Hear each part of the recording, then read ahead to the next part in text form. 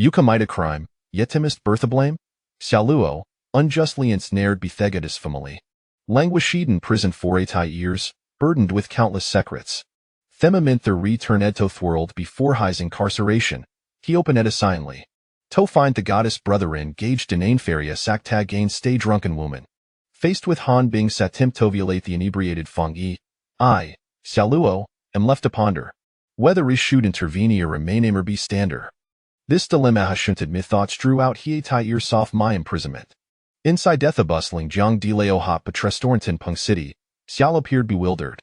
There had hair die outh before him, along with the data broadcasted on the evening news, felt strikingly familiar. 80 years ago, have true liar turned to thought time. Xiao Artre said with exhilaration, nearly erupting Jinto shout. Xiaoluo, Ikladu Avertazettel the Beal stopped a langand hand over your wallet. Han Bing's furious reprimand jolted Xiaoluo back to reality. Han Bing snatched at the wallet, seized the cash, and strode directly towards Finch's Fung. He's is revialing ga predatory hungry kinto a wall fixating on it spree. Sweetheart, you've had to make the drinkle metake you om. Han Bing hoisted Feng Yanto his back and stealthily exited hot pot restaurant. Xiaoluo's expression darkened as a discreet le followed. At Minghu Park in Pung City, Xiaoluo trailed Han Bing, witnessing him disfong. Yianto thicket before ingesting a blue Palan tearing Fuman's shirt apart. Instead of intervening immediately, Xiaoluo discreet lie recorded heen tire incident in his phone. Recalling Gis past life, remembered that after Han Bing assaulted Feng.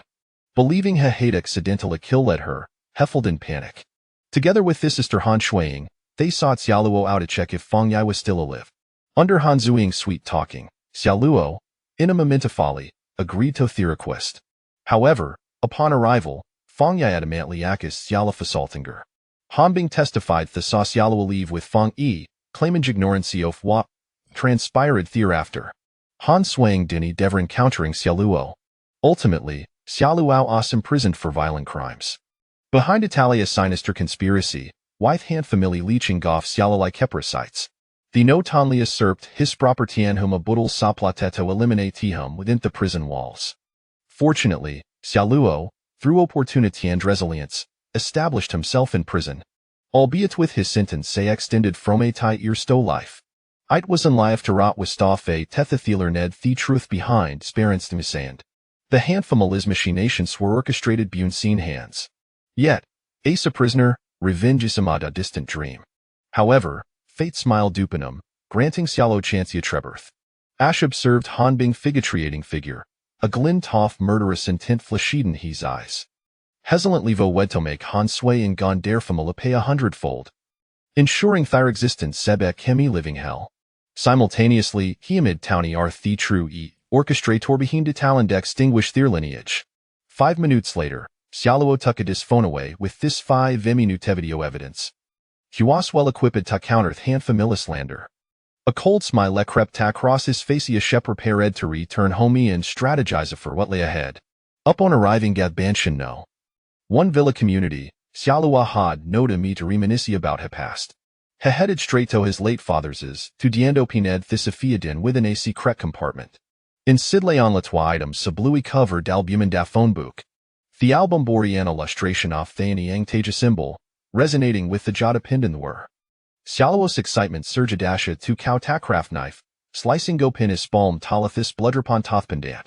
Ida manateta radiant glow, swift limergen jinto hishes to formataji sim bulba for vanishing. Xiaoloful tajerjafin tin scener guy flood thruffhum, a cyphaware bingern. Hurry mimbered the tin his past life, merging with the pindon the din hansadis, physical ability is threefold. Now, reborn, he amid not on lifer revenge butyl so town, covered secret soft heap and dantan the album. He opened the album, discover in intricate motion diagram sand incantations. Final eye understanding he had been unable to advancestring Thinius previous life. Ultimately, his gaze settled on Thefany number of Jokayanki and in the phone book. This gold dan stunning goddess detective from the southwest had personally in Xiaoluo to prison in Hispus life. Now, Xiaoluo oin tin dead to turn hieranto, his ponto executa, his vengeance against Han family. Xiaoluo smiled coldly goddess detective, you did natade main me past life in Thysone, Ishalmakaya submitum. Chapter 2. The enigmatic goddess detective Xiaoluo picked up his phone and dialed Zhou Qianqian's number. After a brief pause, the call connected. "Hello, who is this?" came Zhou Qianqian's voice, laced with impatience, as it was nearly 1 in the morning and she should have been asleep. It was only natural for her to be displeased at being awakened at such an hour. Xia Luo began, "Captain Zhou? I am Xia Yu's son, Xia." However, before he could finish his sentence, Zhou Qianqian abruptly hung up the call. Xia Luo frowned, a flicker of anger igniting within him. He dialed her number again, but it rang only once before being cut off once more. His irritation surged. Attempting again, he was met with the message, "Sorry. The number you have dialed is switched off." Fury flared within Xia Luo. He opened WeChat, added a contact, and successfully found Zhou Qianqian's account. He appended a note. "Vile woman, I give you 2 minutes to return my call, or I will not hesitate to inform your father's nemesis, Zhou Jianren, to dig up the first-floor restroom of the Law Enforcement Bureau in Pengcheng." Xia Luo was convinced that Zhou Qianqian had merely activated airplane mode and was not truly unreachable, as modern smartphones made it much easier to silence calls than to power off entirely. As he had anticipated, within a minute, Zhou Qianqian's call came through. Upon answering, her tone was unexpectedly gentle, tinged with barely contained anger, creating a disconcerting atmosphere. "Xia Luo, why are you calling so late? Is there something you need?" Xia Luo, irritated by her condescending tone, replied, "I have matters to discuss with you. I expect you to prepare a deluxe room at the 7 Days Hotel within 20 minutes. Do not attempt any tricks, or you shall bear the consequences." With a cold smirk, Xia Luo ended the call, then took a quick shower before heading out into the hazy night. A smile crept across his face as he mused. It seems this will be a busy evening. Meanwhile, Zhou Qianqian jolted upright in bed, her body electrified as if by a powerful jolt. She hastily dressed and rushed out the door, her heart racing. Seemingly lodged in her throat, on the surface, Zhou Qianqian was a heroic goddess detective, the daughter of a high-ranking official in the Law Enforcement Bureau of Pengcheng. Yet, 4 years prior, she had taken the lives of 2 individuals. She believed that the most perilous places were also the safest. She had concealed their bodies beneath the restroom of the bureau. Zhou Qianqian had initially thought she could evade detection, but she was gravely mistaken. The Zhou Jianren Xia Luo mentioned was her father's archrival in the bureau. Should this information come to light, not only would her life be forfeit, but her father's as well. How could Xia Luo, an orphan just 18 years old and freshly graduated from high school, possibly know about this? Panic surged within Zhou Qianqian as she quickened her pace. She realized that moving the bodies would be futile. Given that the bureau was staffed 24 hours a day, to destroy the evidence, excavating the bodies from the restroom would create too much commotion. It was utterly impossible. All she could do now was wait and see what Xia Luo wanted. At the 7 Days Hotel in Pengcheng, in a luxurious deluxe room, Xia Luo sat on the bed, sizing up the woman before him. She was tall, with an alluring figure and delicate features, her icy demeanor enhancing her striking beauty. It was none other than Zhou Qianqian. With a frosty expression, she regarded Xia Luo, attempting to maintain her composure, though her voice remained cool. "You are Xia Luo, the son of Xia Yu." Xia Luo, exuding an air of leisure, opened a pack of cigarettes, expertly lit one, inhaled deeply, and exhaled. His gaze unapologetically roamed over Zhou Qianqian. "No wonder you are renowned as the enchanting goddess detective of Pengcheng.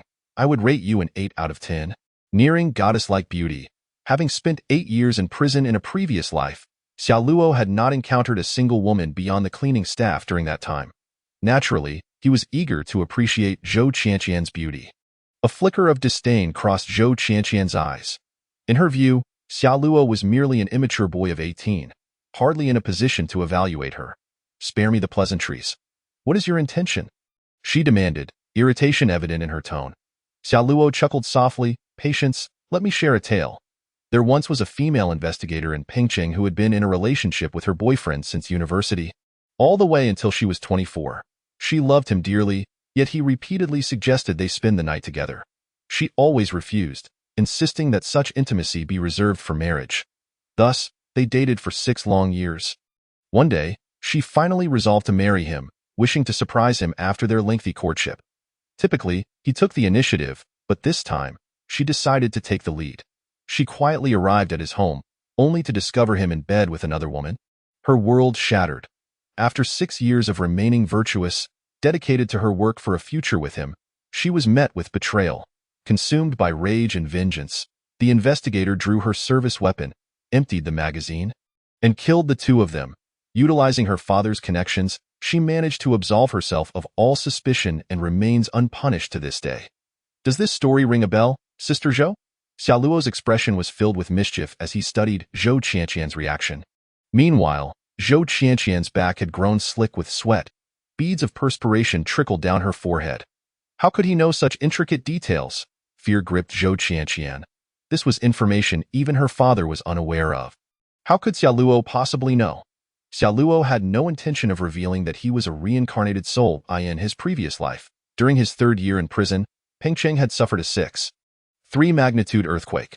Although there were no casualties, the restroom of the Law Enforcement Bureau was rendered unusable. At that time, Zhou Qianqian and her father had been transferred away from Pengcheng, oblivious to the events unfolding. While the restroom was being repaired, the buried remains Zhou Qianqian had concealed were discovered. Alongside several bullets, a cursory investigation would reveal that the bullets belonged to her service weapon. Thus, the truth came to light. Zhou Qianqian's father fell from grace due to charges of conspiracy, landing in the same prison as Xiaoluo. Zhou Qianqian was sentenced to death for murder. What do you want? Zhou Qianqian was now thoroughly panicked. Acutely aware of the dire consequences should this information be disclosed. Xiaoluo smiled lightly. It's quite simple. Be my woman. From now on, you will do as I say, as long as you comply. I assure you that this matter will remain forever sealed within my lips. You. Zhou Qianqian was taken aback, her expression one of shock. She faintly recalled Xiaoluo from a previous dinner invitation extended by her father to his family. At that time, Xiaoluo had been an awkward middle schooler. Yet now, he had the audacity to threaten her, demanding she become his woman. Xiaoluo patted the bed. Come here and sit, with a sullen expression. Zhou Qianqian clenched her teeth but slowly approached him. Just then, she suddenly struck, brandishing a taser she had prepared in advance, aiming it at Xiaoluo. Having anticipated the worst, she resolved that if negotiations failed, she had no qualms about eliminating him. After all, if she were to kill one, what was one more? A flicker of ferocity flashed in Xiaoluo's eyes as he swiftly caught Zhou Qianqian's wrist and twisted it. Ah! Zhou Qianqian cried out in pain as the taser clattered to the ground. You wretched woman, are you seeking death? Xiaoluo roared, retaliating with a fierce slap. The resounding crack echoed as he struck her face, sending Zhou Qianqian sprawling onto the bed, disoriented and blood trickling from her lips. Xiaoluo's anger surged. Had it not been for the enhancements from the Yin-Yang Jade, amplifying his abilities threefold, he would have truly fallen for Zhou Qianqian's ploy. As she attempted to rise and retaliate, Xiaoluo seized her by the neck, lifting her effortlessly as if she were a mere chick. Zhou Qianqian felt a wave of suffocation, her eyes wide with terror. She noted Xiaoluo's robust physique, the muscles of his arms defined, radiating explosive strength. In that moment, she realized that he was not someone she could contend with. Xiaoluo glared fiercely at Zhou Qianqian. I come to you with sincerity, and you dare to plot against me? My patience is limited. Here is your final opportunity. I will release you, and you must promise not to attempt any tricks. If you agree, blink once. If not, I will contact your father's nemesis immediately. In fear, Zhou Qianqian blinked. Xiaoluo then released her, and she fell breathlessly onto the bed, her face flushed and gasping for air. Xiaoluo showed no hint of gentleness, his voice cold as he commanded, crawl over here. I am averse to coercing others. You may refuse, yet the consequences of such a refusal should be clear to you. Chapter 3. The Prelude to Vengeance. At this moment, Zhou Qianqian wore a face of hesitation, her heart in turmoil, biting her lip until it bled. Observing Zhou Qianqian's unwilling demeanor, Xiaoluo's patience had completely evaporated. If you are unwilling, I shall take my leave. With those words, Xiaoluo rose, ready to depart. In that instant, Zhou Qianqian was thrown into a panic. Should Xiaoluo step beyond that door, she would be engulfed by endless darkness. No! The thought of imprisonment, a death sentence, her father implicated, and the disintegration of her family filled her with dread. She dashed in front of Xiaoluo, blocking his path. Zhou Qianqian gazed at Xiaoluo, her face a portrait of grievance, tears glistening as they streaked down her cheeks. Moments later, she crawled before him. 3 hours later, Xiaoluo embraced Zhou Qianqian, a look of satisfaction upon his face as he exhaled a puff of post-coital smoke. Zhou Qianqian, overcome with shame, lowered her gaze. She herself could not comprehend why she had been so resistant. Just moments ago, in her eyes, the youth beside her was a devil clad in handsome features. Yet, she felt an exhilarating pleasure she had never before experienced. That moment, Xiaoluo extinguished his cigarette. "Let me show you something." He reached for his phone, opened the gallery, and played a video. Zhou Qianqian's brow furrowed in confusion as she watched the footage. "Are you not disgusted? How could you show me this?" Xiaoluo remained unfazed, responding calmly, "This was recorded before I came to find you. The red-haired man in the video saw this woman intoxicated and took her away. You already know what transpired next." "What?" Zhou Qianqian's sense of justice was instantly ignited. At her core, she was somewhat of a righteous individual, becoming an enforcer to uphold order and the sanctity of the law. Had she not been overly pure-hearted and subjected to immense provocation, she would not have resorted to gun violence. Anger surged within her. That red-haired scoundrel is the lowest of the low. That is assault. Why did you not intervene? Xiaoluo regarded her with an innocent expression. "Sister Zhou, what are you saying? I am but a powerless, innocent, and foolish recent high school graduate. You yourself stated that this red-haired man is a scoundrel. Just look at his tattooed arms and his brutish demeanor. If I had attempted to intervene, would I not have been beaten to a pulp?" Zhou Qianqian shot him an exasperated glance. "Innocent and foolish? What kind of look was that when you were scanning me earlier? Powerless. I am the captain of the enforcement team, trained professionally. Even 3 grown men would struggle against me. Yet just moments ago, you handled me like a chick." Zhou Qianqian steadied her emotions and inquired, "Now, tell me, what is your purpose in showing me this video?" Xiaoluo smiled slightly. "It's simple. Tomorrow night at 8, you are to go to Banshan No. 1, Villa 606, and apprehend that red-haired man to bring him to the Enforcement Bureau for judgment. Additionally, I need you to assist me in dealing with someone." Upon hearing the initial part, Zhou Qianqian maintained a calm demeanor. But at the conclusion, her brow furrowed. "Xiaoluo, I am an enforcer. I cannot assist you in committing any unlawful acts." Seeing her righteous stance, Xiaoluo couldn't help but chuckle. Why had she not thought this way when she shot her ex-boyfriend and his mistress? Xiaoluo replied with a smirk, "Rest assured, the person I want you to deal with absolutely deserves it. He is." After everything was laid out, Xiaoluo cheerfully donned his clothing and departed. Upon returning to the villa, he couldn't help but reflect. What a busy early morning it had been. He had just stepped out for a moment and was already back, only to be on the move again shortly. As he entered his home, he noticed the muddy footprints in the living room, along with a shattered cup on the floor, and understood that wretched Han Bing had returned. With his heightened senses, Xiaoluo could hear whispers from the second floor in Han Shuiying's bedroom. It seemed that the beast was plotting something. Pretending as if nothing had transpired, he returned to his room and began practicing the movements outlined in the blue manual. Soon, he found his rhythm. Knock, knock, knock. Just then, there was a knock on his door. Xiaoluo smirked coldly. The prelude to vengeance had begun. He activated his phone's recording function and placed it in a corner before opening the door. In walked a vibrant 18-year-old girl, along with a buzzcut man and the red-haired Han Bing. The girl was Han Shuiying, and the buzzcut man was her father, Han Feng, dressed in a pink JK short skirt and a white blouse. Her delicate features and fair skin made her beauty even more pronounced. Xiaoluo couldn't help but think, this little vixen certainly possesses some charm. It's no wonder she had played me for a fool in my past life. As the trio entered the room, Han Shuiying adopted a condescending posture. "Xiaoluo, I need to ask you a favor." Xiaoluo's expression remained indifferent. "Speak. A few hours ago, my brother saw a girl who was drunk, right? You know my brother is always eager to help, so he tried to take her home. However, on the way, she accidentally fell and hit her head. Could you check on her and, if possible, take her to the hospital?" "I refuse." Xiaoluo's expression darkened as he flatly declined, inwardly cursing. "Is this how one asks for help? I will surely make you pay, you." Han Shuiying was taken aback by Xiaoluo's outright rejection. She frowned. "Did you not say you wanted to take me out for a meal and a movie? If you help me with this, I will go with you tomorrow." "Get lost."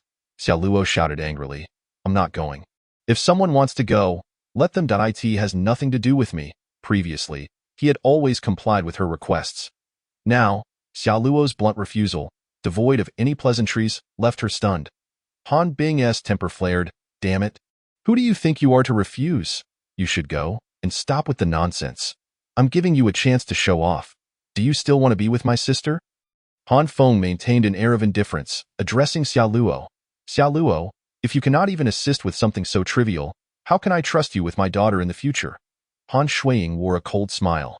Xiao Luo, you better agree quickly. Have you forgotten how my brother dealt with you before? Observing the family's synchronized performance, Xiao Luo sneered, deal with me? Just that useless one. This is your way of asking for help? Get out of here before I lose my temper. Han Bing instantly erupted. You punk, do you think you can act tough? You've been floating around for a few days, haven't you? With that, Han Bing lunged at Xiao Luo, intent on a physical confrontation. Slap, however, as Han Bing attempted to strike. Xiao Luo deftly countered, delivering a powerful slap that sent Han Bing reeling. His features contorted in pain. Half of his face appeared sunken as he collapsed to the ground. Han Bing, nearly losing consciousness from the pain, stared at Xiao Luo in shock, unable to fathom that he had dared to strike him. You, bang! Just as he managed to utter a word, Xiao Luo delivered a heavy kick to his abdomen. Han Bing's body soared through the air, crashing into the corner with a thud. While he spat out a mouthful of blood. Trembling on the floor as he clutched his stomach, Han Feng, witnessing this, yearned to intervene. However, before he could act, he locked eyes with Xiao Luo, momentarily frozen. Xiao Luo's eyes glinted with a fierce intensity, akin to a frigid tempest. Reminiscent of a ferocious beast. Dio, you wish to dance as well? His icy voice echoed through the room, a chilling menace enveloping the Han family, freezing them in place. Han Shuiying and the others stared at Xiao Luo. Seemingly for the first time in 2 years, they truly assessed him. They had never envisioned that the naive and foolish Xiao Luo could be so formidable, clad in a short-sleeved shirt, his muscular frame on display. And standing at a height of 6 feet 2 inches, he towered over them. At that moment, they realized that Xiao Luo had not been unable to defeat Han Bing. Rather, he had simply chosen not to engage. After a prolonged silence, Han Feng managed a forced, awkward smile. It's a misunderstanding, Xiao Luo, just a misunderstanding. Han Shuiying, on the verge of tears, pleaded with a watery gaze. Xiao Luo, I'm so sorry. I was too hasty. I truly need your help. Please, if you assist me, I promise to grant you a small favor tomorrow, okay? Gazing at her pitiful demeanor, Xiao Luo recalled how he had been duped by such an act in his past life. And he would not fall for it again. Don't give me empty promises. If you truly want my assistance, you'd better offer me something tangible right now. If you don't provide me with some real benefits today, not only will I refuse to help, but you all should also leave my home. Han Shuiying forced a smile, albeit strained. Benefits? What benefits do you seek? As long as it is within my capability, I shall do my utmost to satisfy you, Brother Xiao Luo. At this moment, Han Shuiying feigned a frail and pitiful demeanor. However, Xiao Luo was not one to be swayed by such appearances. He turned to Han Feng and Han Bing. The father and son duo, get out of my room, leave Han Shuiying behind. The three were taken aback by his words. What do you intend to do to my daughter? Han Feng asked, his voice trembling with fear. What I choose to do is none of your concern. Did you not request my assistance? If that is the case, then leave my presence at once, or you shall be expelled from my home without delay. Han Feng and Han Bing glared at Xiao Luo, their faces contorted with rage. Shuiying, I apologize. Just consider this as helping your brother. In our Han family, you are the only male heir. With those words, Han Feng supported Han Bing as they exited Xiao Luo's room, their faces filled with indignation and resentment, their teeth clenched. Han Shuiying, meanwhile, closed her eyes in despair. Was her 18 years of innocence destined to be tarnished? Chapter 4. Once again the scapegoat. Shortly thereafter, Han Bing and Han Feng heard Han Shuiying's anguished screams emanating from Xiao Luo's room. That beast. Han Feng roared in fury, attempting to kick down Xiao Luo's door. However, Han Bing restrained him. Dad, don't be impulsive. We are no match for that beast. Did you not see his explosive muscles? Xiao Luo may seem like an honest man, but a man like him when provoked is the most terrifying of all. If you anger him, he could very well kill you, if not for your sake. At least think of me. Upon hearing Han Bing's words, Han Feng halted his advance, though it was merely a pretense. They both understood that if Xiao Luo were to remain unyielding today, their plans would unravel. Their son could very well become a murderer. For now, they needed to placate Xiao Luo. 5 minutes later, Xiao Luo stepped out of the room, appearing quite satisfied. So soon, Han Feng and his son were momentarily stunned. Xiao Luo looked at Han Bing and inquired, Where's that woman? Although Xiaoluo was already aware. He feigned ignorance. Han Bing promptly responded, and Xiaoluo departed. Soon after, Han Shuiying emerged, struggling and visibly pained. Han Feng and Han Bing rushed to her side. Shuiying, what did that man do to you? With a face full of anger, her teeth clenched and her cheeks flushed, Han Shuiying exclaimed, "That scoundrel! He spanked me. I felt as though my rear end might split open." The memory of the earlier incident made her feel as if Xiaoluo had treated her as a foe, showing no mercy whatsoever, akin to a disobedient child receiving a stern reprimand from their family. Han Shuiying found it difficult to sit or lie down comfortably. What? Just that? Han Feng and Han Bing were taken aback. Having presumed that Xiaoluo had committed some heinous act against Han Shuiying, akin to what Han Bing himself might do. Yet, it turned out that Xiaoluo had merely spanked her. Han Shuiying's face flushed with embarrassment, but she felt a wave of relief wash over her. At least her innocence remained intact. As Xiaoluo made his way to Minghu Park, he was in high spirits, feeling quite elated. Earlier, it was not that he wished to take advantage of Han Shuiying, but rather that the time until the drunken Feng Yi regained consciousness was drawing near. To avoid jeopardizing his plans, he simply sought to teach Han Shuiying a brief lesson. The future of both mental and physical torment awaited her. At Minghu Park, beside a cluster of flowers, a disheveled and despairing beauty sat on the ground. Her name being Feng Yi. Two law enforcement officers stood beside her, recording information. Name, age, and place of residence. Feng Yi, with vacant eyes, mechanically responded to their inquiries.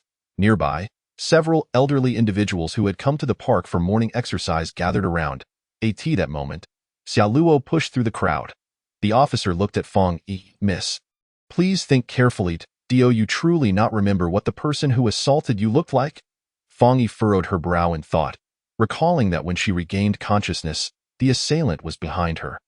Pressing her head down, despite her frantic struggles to turn and see the perpetrator, he had struck her unconscious with a brick from the flower bed.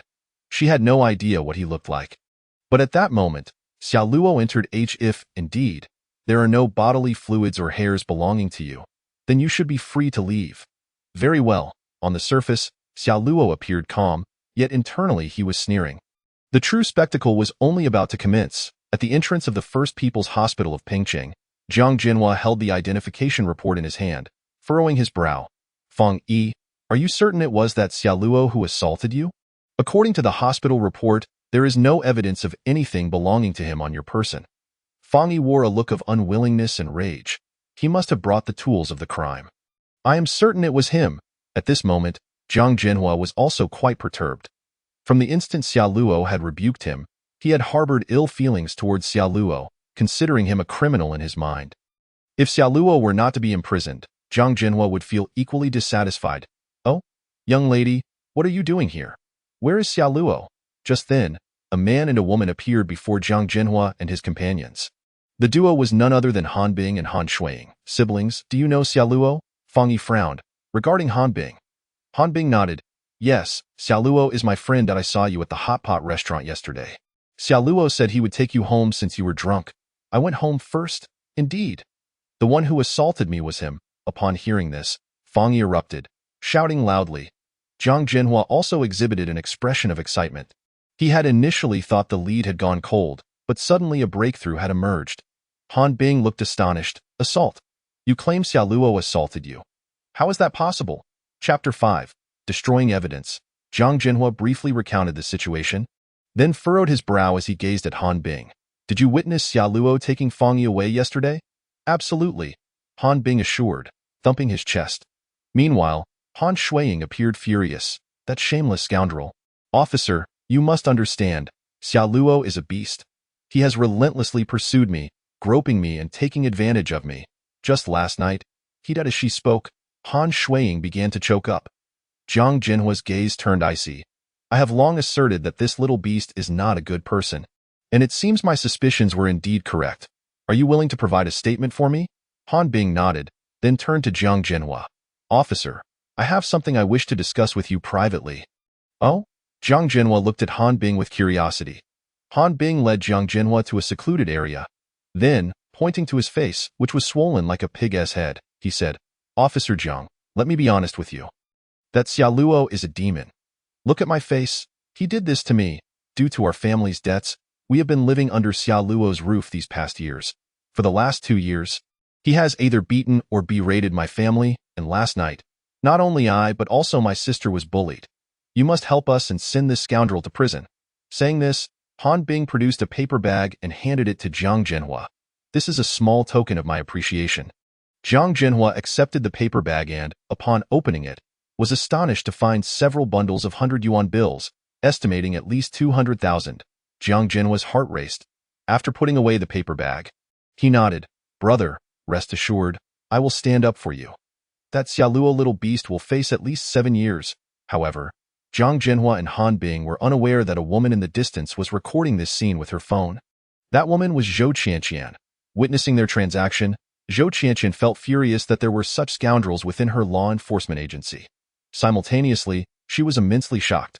Last night, Xia Luo had informed her that Han Bing would bribe Jiang Jinhua, and that Jiang Jinhua would accept the bribe.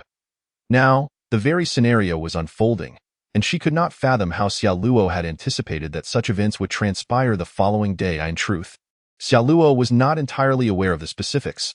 Last night, he had merely instructed Zhou Qianqian to keep an eye on Jiang Jinhua at 3:30 in the afternoon, within the Pingqing Law Enforcement Bureau. Jiang Jinhua stormed into the interrogation room, seething with anger. Officer Wang, witnessing this, inquired curiously. So, what is the scoop? Any leads? Jiang Jinhua wore a cold smirk. You think that just because you didn't leave DNA on Fong Yi, you re in the clear? I'll tell you. I have found a witness who can confirm that you took the intoxicated Fong Yi away. Oh? Officer Wang was taken aback. When he had previously interrogated Xia Luo, he felt that Xia Luo was not lying. Jiang Jinhua's words surprised him. However, Xia Luo remained unperturbed. You're referring to Han Bing, aren't you? Jiang Jinhua sneered. It seems you're quite aware. You'd best confess, as leniency comes with honesty, while resistance brings severity. Han Bing and his sister have already identified you. How long do you intend to keep up this charade? Xia Luo remained unfazed. Instead addressing Officer Wang, I suddenly recalled that I have a video on my phone, documenting the incident where Han Bing's family sought me out to check if Fong Yi was still alive. What? Upon hearing Xia Luo's words, both Officer Wang and Jiang Jinhua were momentarily stunned. Jiang Jinhua, however, grew anxious. Observing Xia Luo's confident demeanor, he realized that if it were indeed Han Bing who assaulted Fong Yi, the situation would be dire. You bastard, if you have evidence, why didn't you present it sooner? Jiang Jinhua demanded loudly. If what Xia Luo said was true, he had just accepted a bribe from a criminal. What if Han Bing, in a moment of despair, turned against him? That would spell disaster for him. Officer Wang was equally speechless. I said, Xia Luo, if you have a video, why didn't you tell us sooner?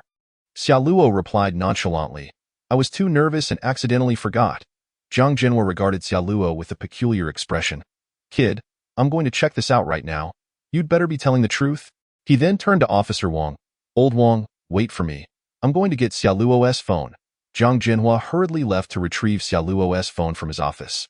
He quickly opened the phone's gallery and found only 2 videos. Point one was of Han Bing's family coaxing Xia Luo to the Minghu Park, and the other was a video of the red-haired Han Bing assaulting Fong Yi.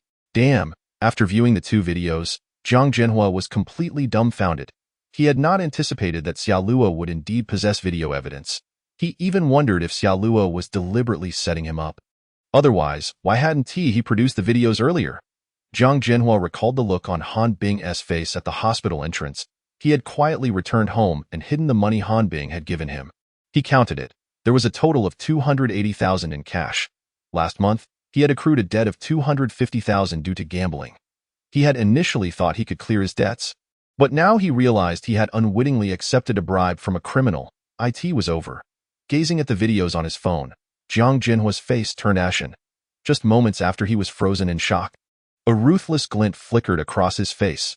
Little beast, don't blame me. You brought this upon yourself by purposely setting me up and withholding evidence. Without a moment's hesitation, Jiang Jinhua directly deleted the videos. 1 minute later, he walked back into the interrogation room with a calm demeanor. Officer Wang curiously asked, Old Jiang, so, was there a video? Jiang Jinhua sneered disdainfully. I almost fell for this scoundrel's trick. There was nothing on his phone. Saying this, Jiang Jinhua handed the phone to Officer Wang, who began to peruse its contents. Jiang Jinhua looked at Xiaoluo. Kid, you really are something, assaulting a drunken woman and toying with public officials. Do you know the consequences?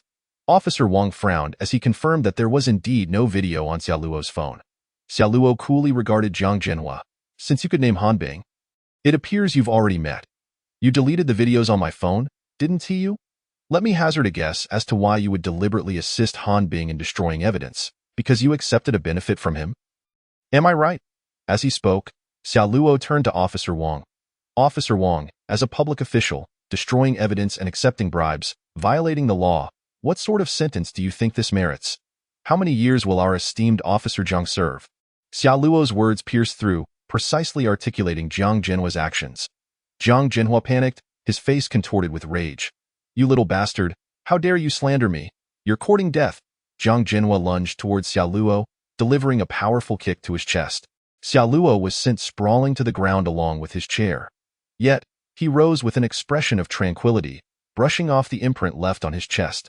Xiaoluo's demeanor remained calm as he gazed at Jiang Jinhua. As if under that gaze, he had no secrets left to conceal. Xiaoluo spoke softly. Now, you've added another charge of assaulting an innocent citizen, Jiang Jinhua. You truly deserve to perish. Beneath that calm tone lay a tempest of fury ready to erupt. Jiang Jinhua was one of the principal accomplices who had previously sent him to prison.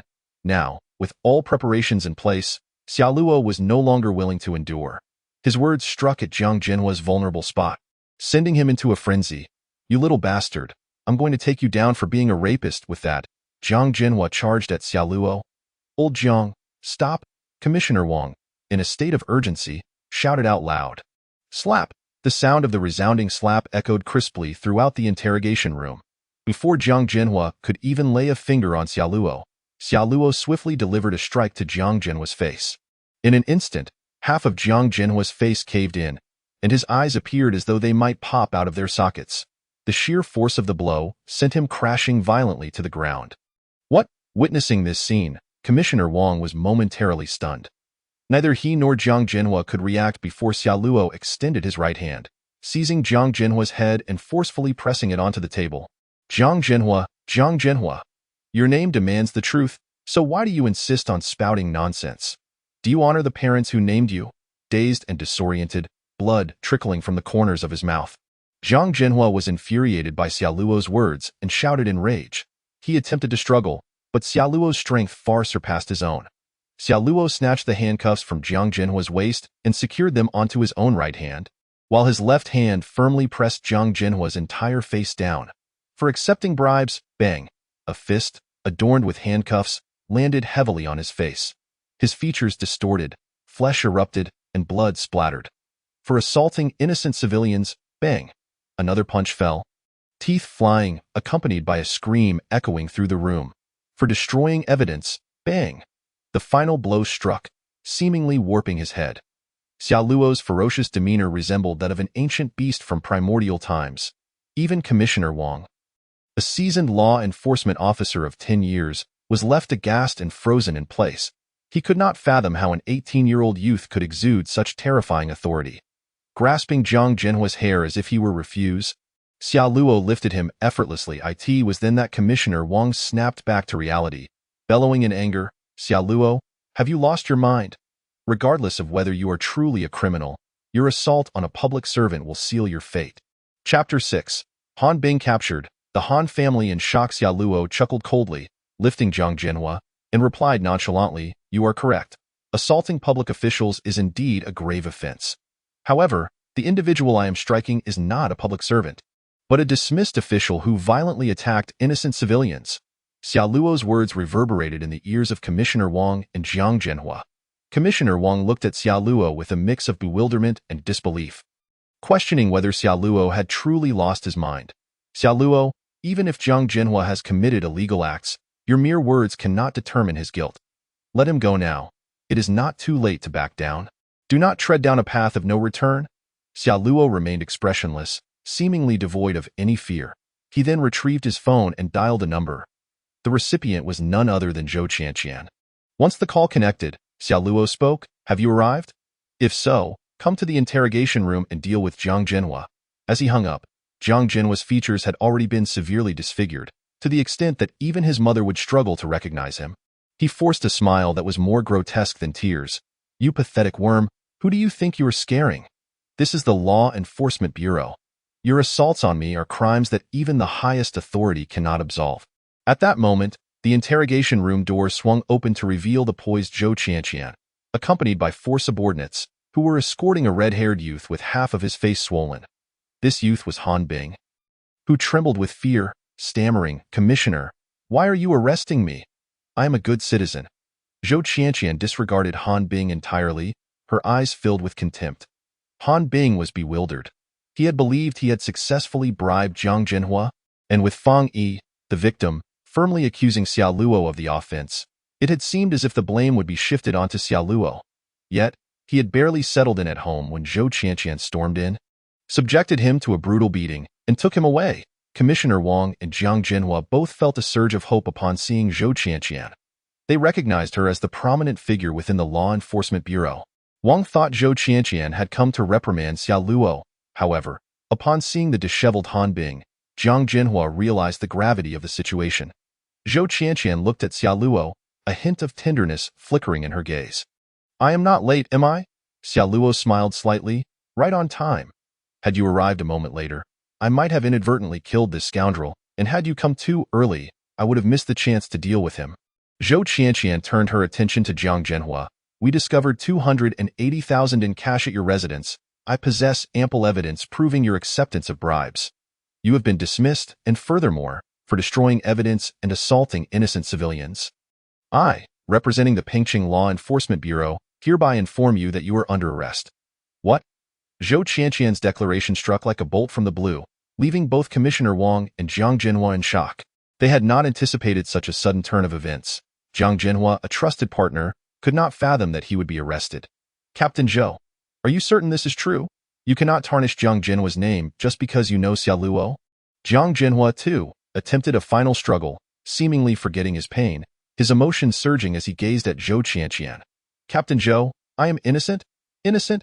Zhou Qianqian scoffed, handing her phone to Commissioner Wang. It contained 3 videos.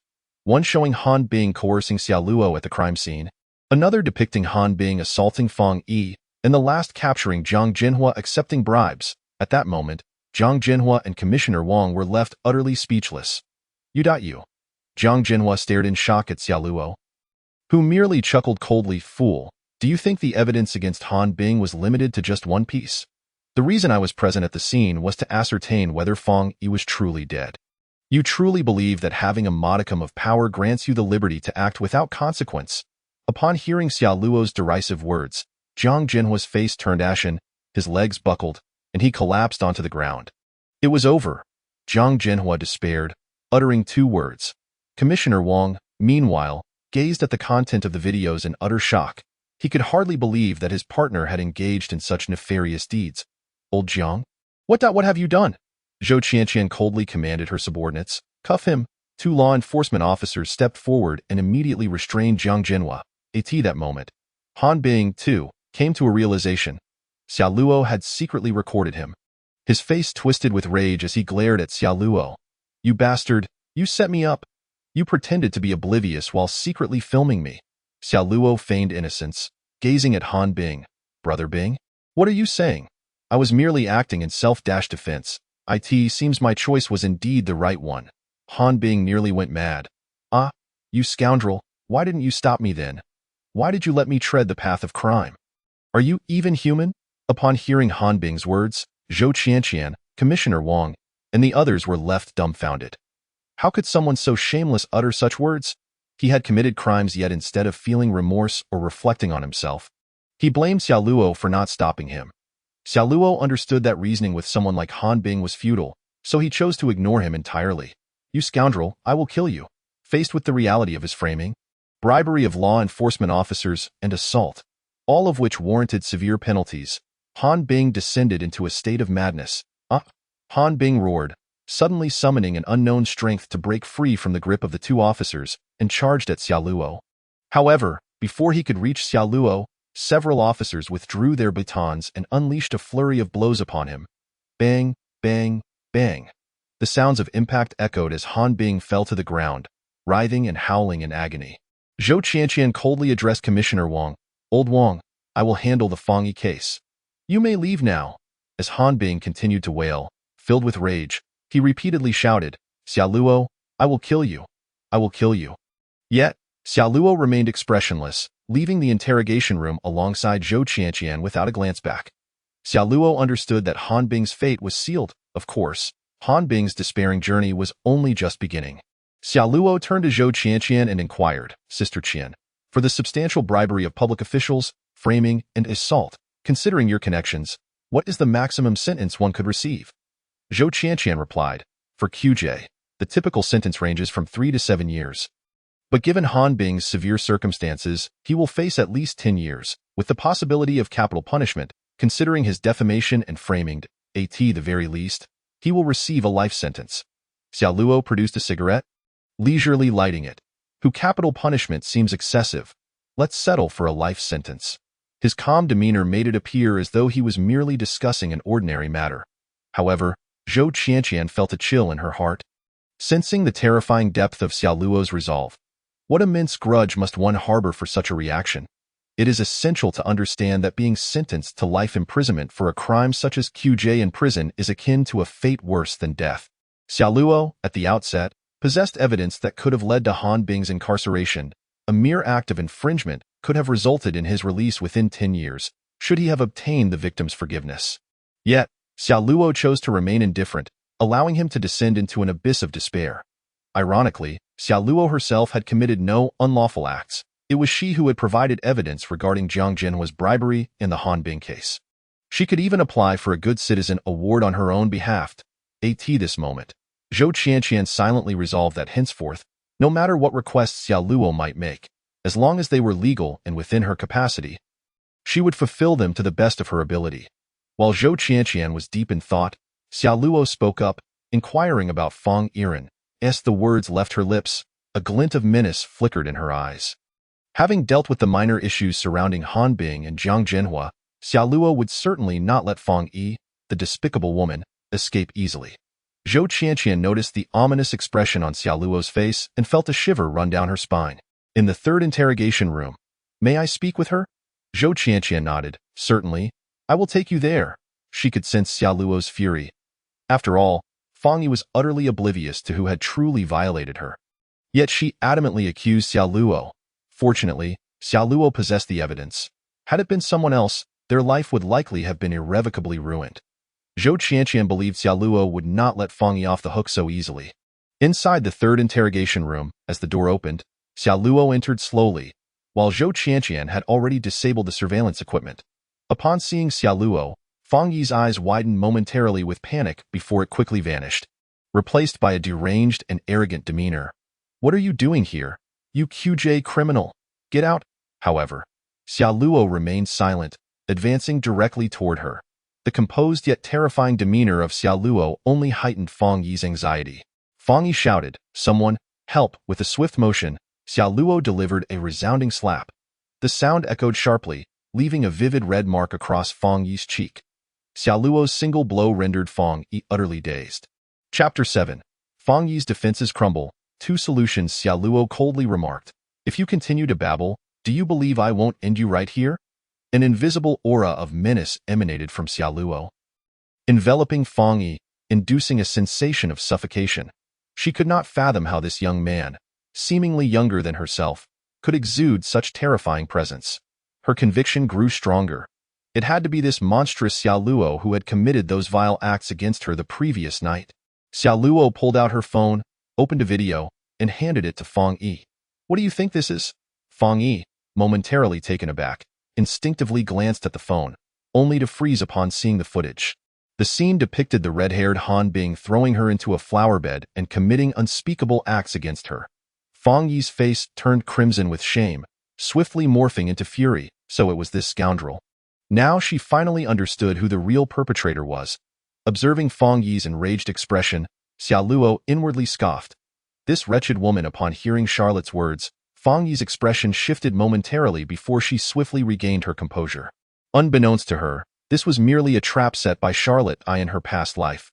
Charlotte had risen to power within the confines of a prison, leveraging various connections to investigate her enemies. including Fong Yi.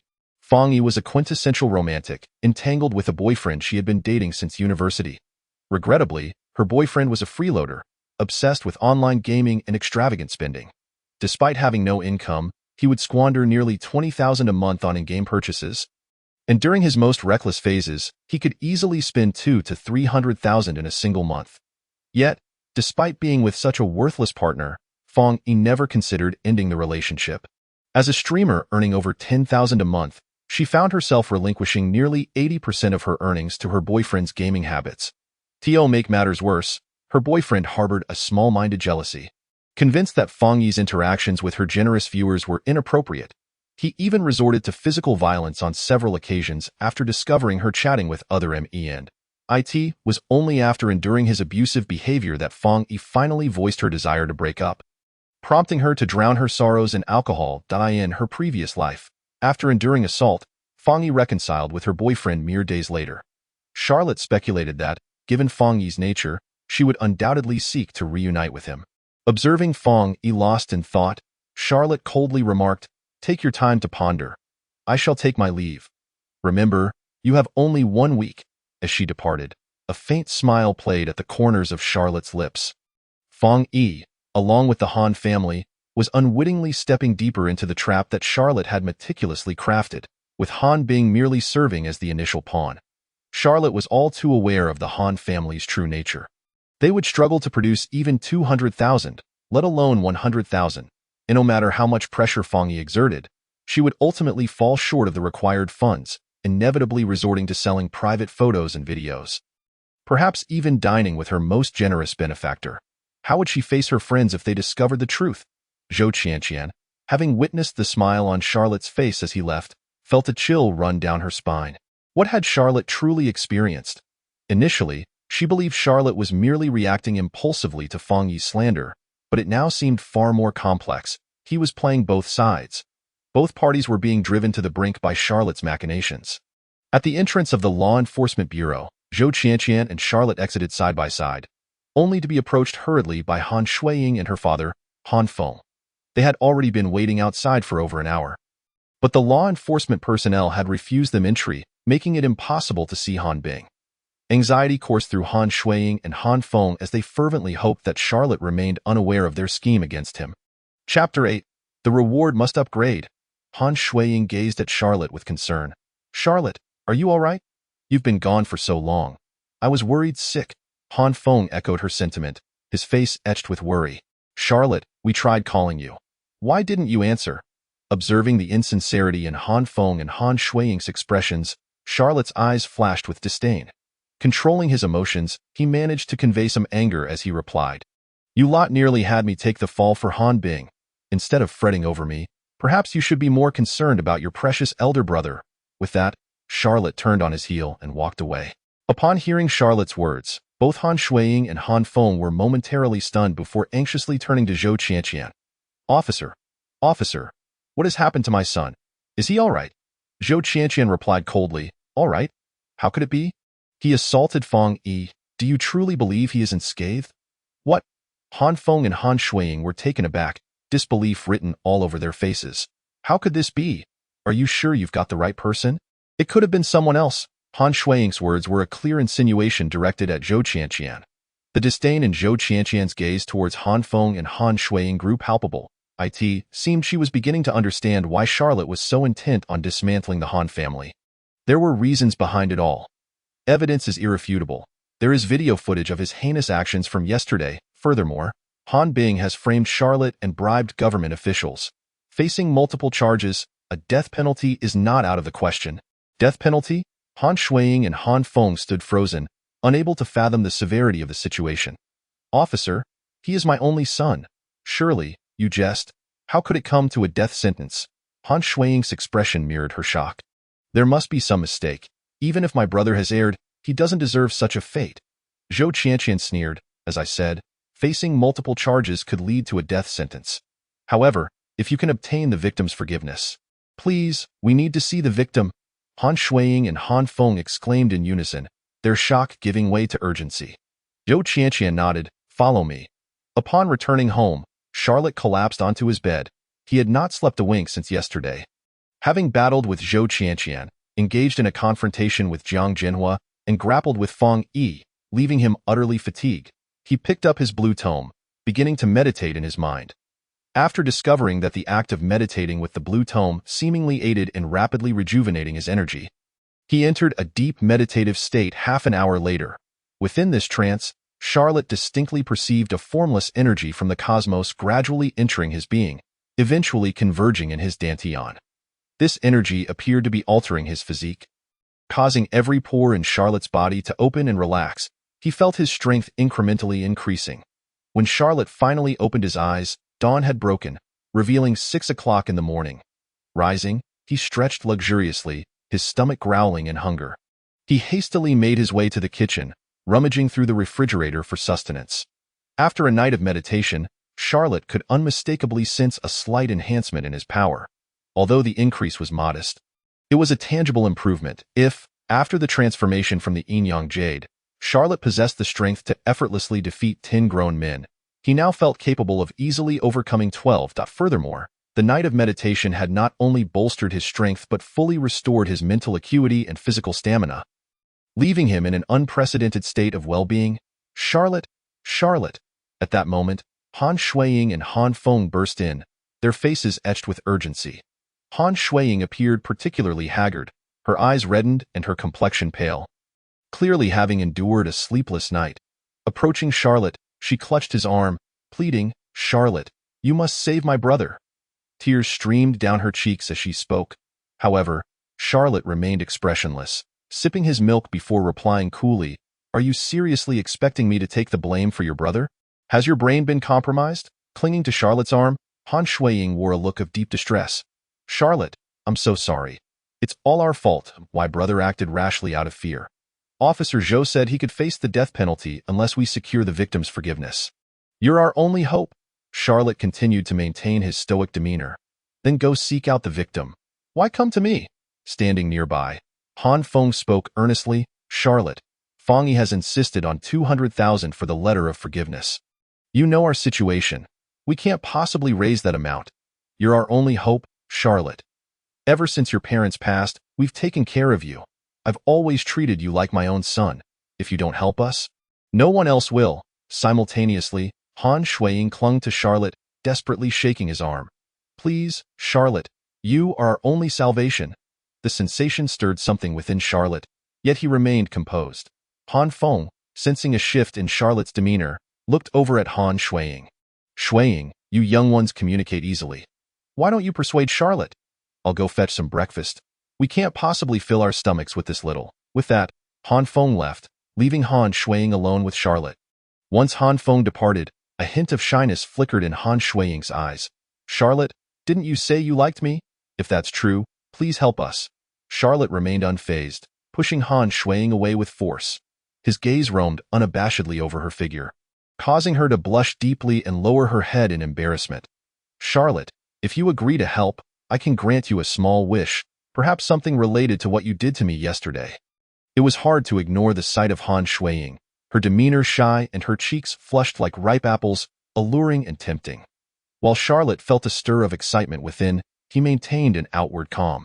"Please refrain from such antics. Yesterday, I merely gave you a playful slap on the backside, and today you seek my assistance? The reward must be elevated." "Upgrade?" Han Shuiying was momentarily taken aback. Just yesterday, Xia Luo had struck her, and she had yet to recover. Wouldn't an upgrade lead to her own demise? However, whilst Han Shuiying was lost in her thoughts, Xia Luo commanded, "Go, bring forth your black thigh-high socks, white thigh-high socks, JK outfit, and show them to me." "What?" Han Shuiying responded, bewildered, as she initially thought Xia Luo intended to strike her again. Was it truly that simple? Xia Luo frowned, unwilling. "Of course not. I am willing. Just wait for me." With that, Han Shuiying dashed back to her room. Xia Luo smirked, "Simple? How could it possibly be simple? Do you think I am so easily satisfied?" Chapter 9. Countless variables before long, Han Shuiying emerged, her face flushed. Adorned in a white shirt, blue JK skirt, and black thigh-high socks, Xia Luo, in his previous life, had entertained countless fantasies about Han Shuiying. This time, he intended to make those fantasies a reality. As soon as Han Shuiying stepped before Xia Luo, He pulled her into his embrace. An hour later, Xiaoluo exited, thoroughly satisfied, glancing back at the bashful Han Shuiying. I will go think of a solution for you. Await my news. Han Shuiying, her cheeks aflame, nodded hesitantly. The earlier scene replayed in her mind, and Xiaoluo's voice echoed relentlessly. Your delicate feet are commendable. Assist me with a massage. Your hands are so tender, you understand. After Xiaoluo departed, Han Shuiying furrowed her brow. How infuriating! This fellow was becoming increasingly audacious. While her purity was preserved this time, she couldn't help but wonder if there would be a next time. After leaving, Xiaoluo did not head to the bank, but instead made his way to a securities company in Pingcheng. This time, he had the opportunity to win over Han Shuiying. Yet, he remained cautious. After all, Han Shuiying was one of his most significant targets, and he intended to savor the experience slowly. If she were to discover that he had been toying with her from the start, it would surely shatter her. In Pingcheng, at Sihai Securities, Xiaoluo took a number and prepared to open an account. His purpose for visiting was straightforward. First, to open an account and purchase stocks to make a profit. Second, to seek someone. Xiaoluo opened his phone, gazing at the balance in his mobile banking account. 10,322,568.00, over 10 million. His expression darkened. His parents had left him with 20 million in savings, yet in just 2.5 years, he had spent nearly 10 million. Of that expenditure, 95 was not for his own benefit. This time, Xiaoluo's goal was simple. Within 2 weeks, he aimed to double his initial capital of 10 million to at least 20 million. If anyone were to learn of Xiaoluo's ambitions, they would undoubtedly deem him insane. However, armed with the knowledge from his past life, Xiaoluo was confident that this 10 million would become the foundation of his burgeoning capital. Only when he amassed sufficient strength would he be entitled to uncover the true culprit behind his parents' demise and avenge them. The Han family was merely an appetizer. As he waited, Xiaoluo received a notification from Douyin regarding a live broadcast by a favored streamer. The streamer you follow, Z, has started a live broadcast. Xiaoluo's eyes lit up. Fong Yi was finally going live. He had long since followed Fong Yi on Douyin. To ensure Fong Yi experienced despair. Watching her live stream was an essential step. Upon opening Douyin, he beheld Fong Yi in the live stream, presenting herself as a mature and alluring woman. Clad in a white short-sleeved top, adorned with a black bunny headpiece, a black skirt and black stockings, her cascading waves of hair accentuated her exquisite features. Enhanced by filters, her beauty approached an 8.5 rating, leaving even Xiaoluo somewhat exhilarated. If it weren't for the fact that Fong Yi had been sullied by Han Bing's revolting touch, Xiaoluo might have been tempted to give her a proper lesson. At that moment, Fong Yi appeared to have shaken off the shadows of her previous trauma, the viewer count fluctuating between 20 and 30. Do not be deceived by the seemingly modest numbers. In a small city like Pingcheng, a streamer with such a following was indeed exceptional. Previously, others with striking appearances or talents barely attracted 3 to 5 viewers. Making Fong Yi's audience of 20 to 30 quite impressive, Fong Yi, brimming with enthusiasm, addressed her audience. My dear viewers, I sincerely apologize for my absence over the past few days due to family matters. Today, Z will make it up to you with not only an opening dance but also 2 free performances, including the dynamic light wave and the big swing. The chat erupted with excitement. Wow! Z's dynamic light wave and big swing are phenomenal. Typically, one would have to send a plane for Z to perform. Indeed, I was drawn here by Z's dynamic light wave. Hurry, Z, Bayou, Bayou, Bayou. As the music began, Z commenced her opening dance, a flute dance that ignited the audience's fervor. Xiaoluo mused, goodness, Fong Yi's stream is truly electrifying. No wonder her otaku boyfriend constantly suspects her of infidelity. 6666, this is exhilarating. The barrage of comments flowed in. As Fong Yi concluded her dance, she panted, thank you to all the generous viewers for your hearts, and special thanks to Basketball and Chicken for their 100 hearts. And to Chicken Brother. Xiaoluo grinned, now it's my turn to take action. As Fong Yi danced, he had already recharged his account with diamonds totaling 100,000. This was the moment to make his move. Fong Yi flashed a charming smile, brothers. For the next 2 dances, Z will perform in the intermission and at the end of the stream. You all can send Porsche points for dance requests. But for the big swing, you'll need to send planes. Just as Z finished speaking, a dazzling gift effect appeared on the screen. Z was momentarily taken aback as she exclaimed, Thank you to Old Biscuit for the carnival gift. Fong Yi was overwhelmed with excitement. This was the first carnival gift she had received in 6 months of streaming. A single carnival was worth 3,000, netting her at least 1,500 after taxes. Previously, the best gift she had received was a $1,000 rocket, but now she had received Xia Luo's grand gesture. How could she not be elated? Fong Yi instinctively clicked to follow Xia Luo's profile. Noticing his Douyin level, 56, achieving level 56 on Douyin required spending over 1,100,000. In a place like Pingcheng, such a high-level user was exceedingly rare. Why was Xia Luo a level 56 powerhouse? Previously, Han Shuiying had mentioned wanting to become a streamer to earn her college tuition, prompting the infatuated Xia Luo to unwittingly shower her with over 1 million after taxes. That amount barely left her with 500,000. Reflecting on his past actions, Xia Luo felt like a fool. Han Shuiying could have easily taken advantage of him, but instead gallantly had him support her streaming endeavors, resulting in a substantial loss. Before Fong Yi could fully comprehend the situation, the screen was flooded with dazzling effects. Oh my goodness! Fong Yi squealed, as multiple carnivals appeared on the screen, 2, 3, 4, until it finally stopped at 10. Thank you to Old Biscuit for the 10 carnivals. Fong Yi felt as if she were dreaming. 10 carnivals equated to 30,000. Today, she must have encountered a true benefactor. The chat erupted with excitement. Wow, the boss is generous. Is the boss confused? Is the boss a minor who needs legal assistance? Fong Yi eagerly asked, Biscuit brother, is there any dance you'd like to see? Please feel free to request. Observing Fong Yi's ecstatic demeanor, Xia Luo knew she was hooked, and a smile crept onto his lips as he typed. The streamer is quite impressive. I have other matters to attend to. We shall converse next time. With that, Xia Luo exited the live stream while Fong Yi continued to express her gratitude. Xia Luo chuckled softly. Thank your heart out. In a few days, I shall ensure you repay every last bit. With the matter settled, he vanished into the shadows, concealing his accomplishments and name. Fong Yi, brimming with excitement, scrutinized Xia Luo's profile, speculating about the nature of the person behind it. Noting the verification on his profile, she observed that he was merely 19. Could he be a rich second-generation heir? Or perhaps, as some viewers suggested, a minor secretly spending their family's money? However, she quickly dismissed that notion. Meanwhile, Xia Luo had arrived at the securities company, ready to conduct his business. The broker assisting him was a striking young woman in her mid-20s. Clad in a professional skirt, her hair styled in a tidy ponytail. Her figure was quite appealing, reaching a commendable standard of 7.8, making her a noteworthy beauty.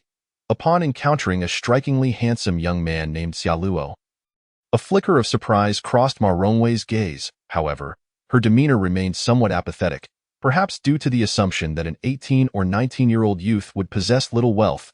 Ma Rongwei, the name of the broker, was in her 3rd month at the securities company, yet her performance had been lackluster throughout this period. Should her results fail to meet expectations this month, she might face unemployment and lose her opportunity for a permanent position. With a faint smile, Ma Rongwei regarded Xia Luo. Sir, how may I assist you? Xia Luo returned her smile with a slight nod. Please help me open an account and deposit 10 million. Pardon? Initially, Ma Rongwei had been somewhat indifferent, but she was instantly taken aback. Xia Luo opened his phone and raised it, pointing to his bank balance. 10 million. Do you comprehend? Upon seeing the figure on the screen, Ma Rongwei's heart raced, her face alight with excitement. Such a transaction was rare, even for seasoned brokers in their city. She rubbed her eyes in disbelief, confirming she was not dreaming. Feeling a rush of warmth, Ma Rongwei instinctively unbuttoned the top 2 buttons of her white shirt, revealing a deep neckline. D-level powerhouse. Xia Luo expressed his astonishment, clearly not expecting to encounter such talent in a small locale. It was said that every time a Porsche was sold, a car salesman lost their job. Similarly, every time a $10 million client appeared at a securities firm, a financial advisor was eliminated. Today, Xia Luo aimed to secure Ma Rongwei as a testament to the truth of this statement. Chapter 10. Capturing the D-cup. Miss Xia Luo chuckled.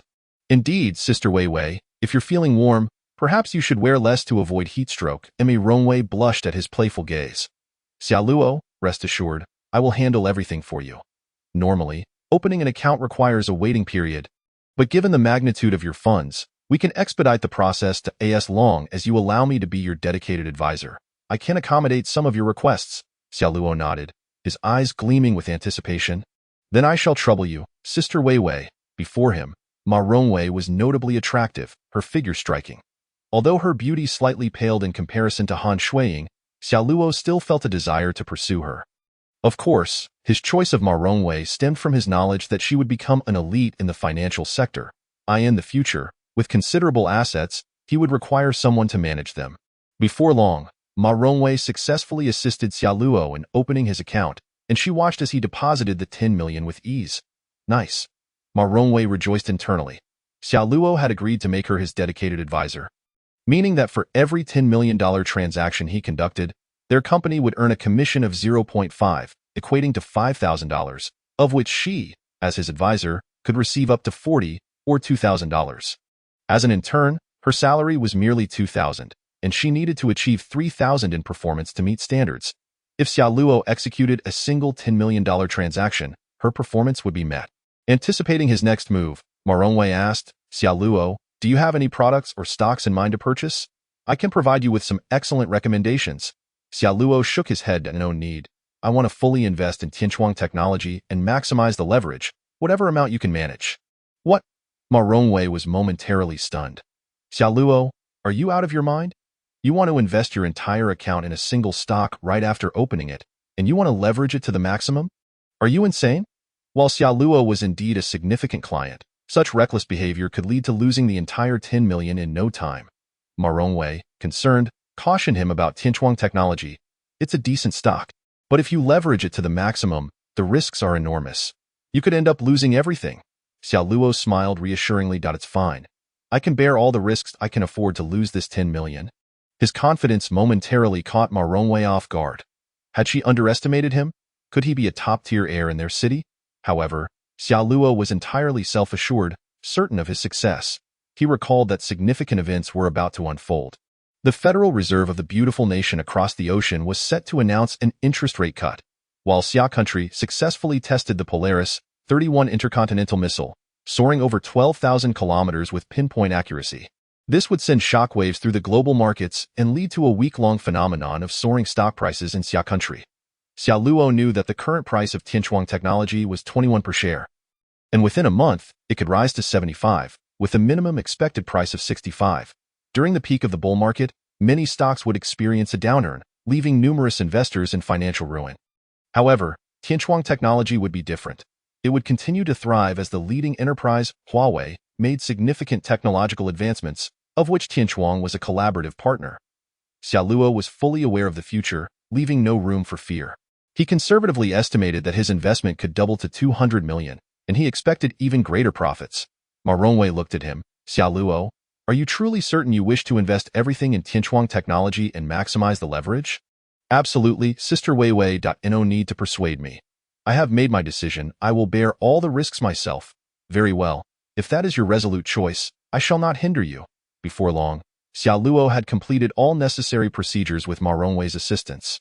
However, he would need to wait until the following day to purchase stocks, as new account users were unable to trade immediately. Ma Rongwei smiled at him. Xiao Luo, it's 11 o'clock. Shall we grab a bite to eat? Sure. At a nearby Western restaurant, Ma Rongwei sat opposite Xiao Luo, her legs crossed, clad in black stockings. She intentionally brushed her foot against Xiao Luo's, inciting a flurry of emotions within him. Yet, he remained composed. He had yet to accomplish the main objective of his visit. Sister Weiwei, I came here today not only to open an investment account, but also for another purpose that requires your assistance. Oh, what is it? Ma Rongwei inquired, her curiosity piqued. Whatever you need, I will gladly help. Xiao Luo replied casually, if a woman named Zhou Yumu comes to your securities firm to open an account, please inform me. She should be around 23 or 24, a recent law school graduate and an intern lawyer. Ma Rongwei nodded, though puzzled. No problem, but what do you need her for? Xiao Luo explained, Zhou Yumu is a top graduate from Southwest University of Political Science and Law and will undoubtedly become an elite in the legal field. It would be beneficial to get to know her. Understanding dawned on Ma Rongwei.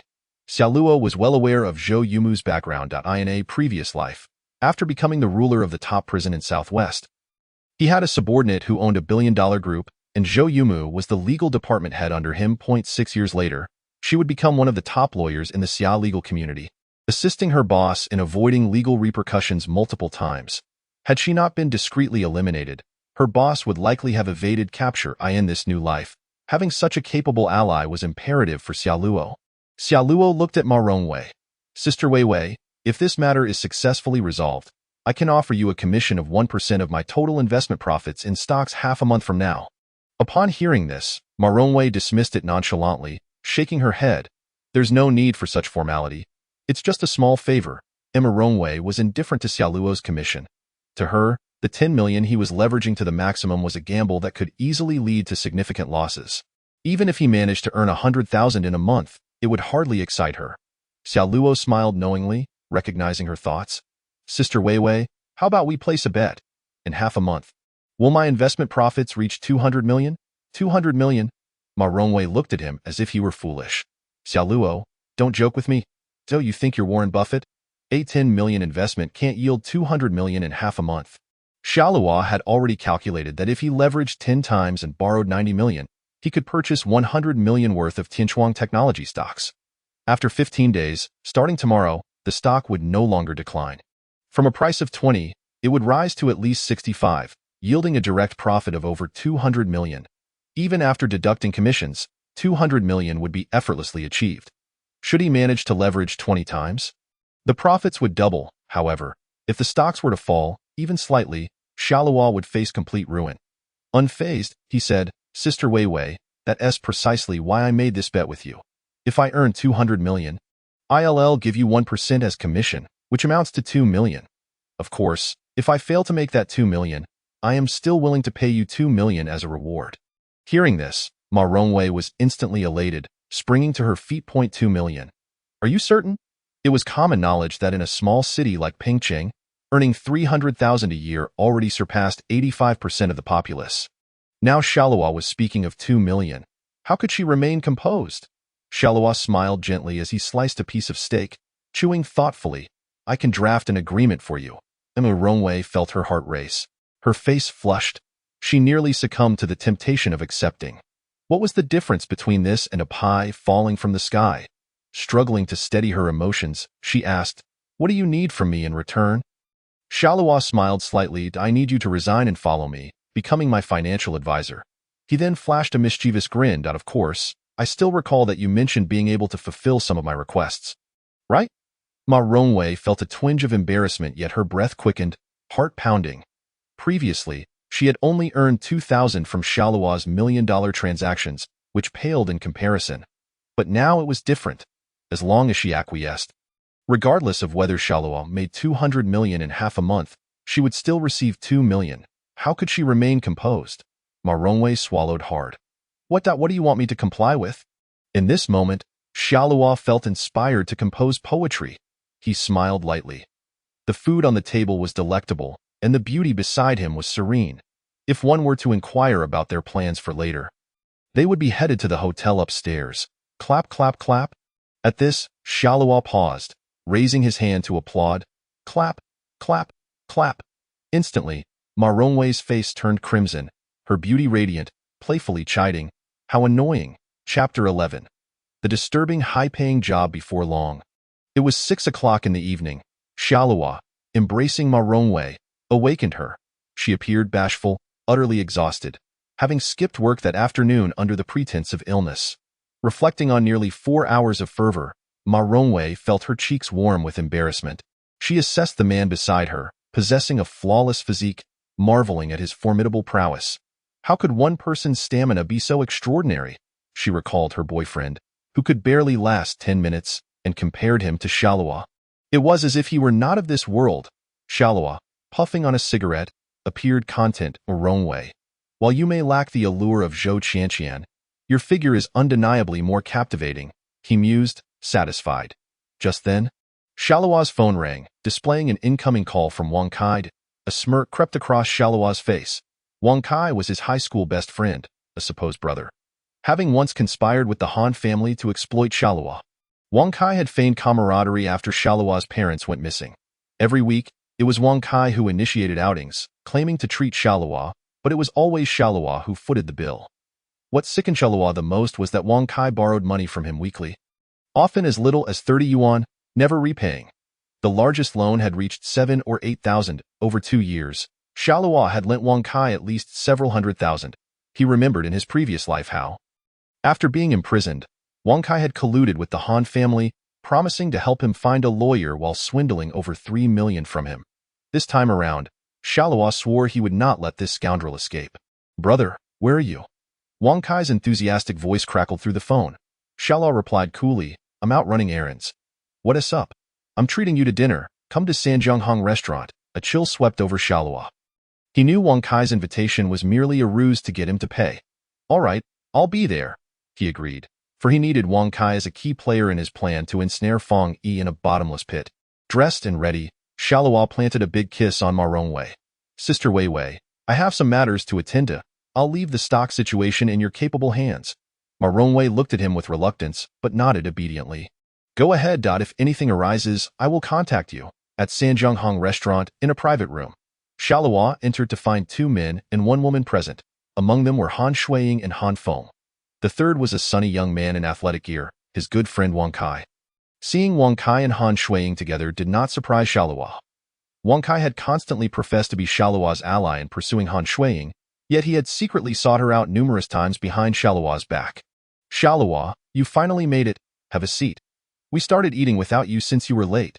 Xiao Luo scoffed. "Do I have a habit of arriving early?"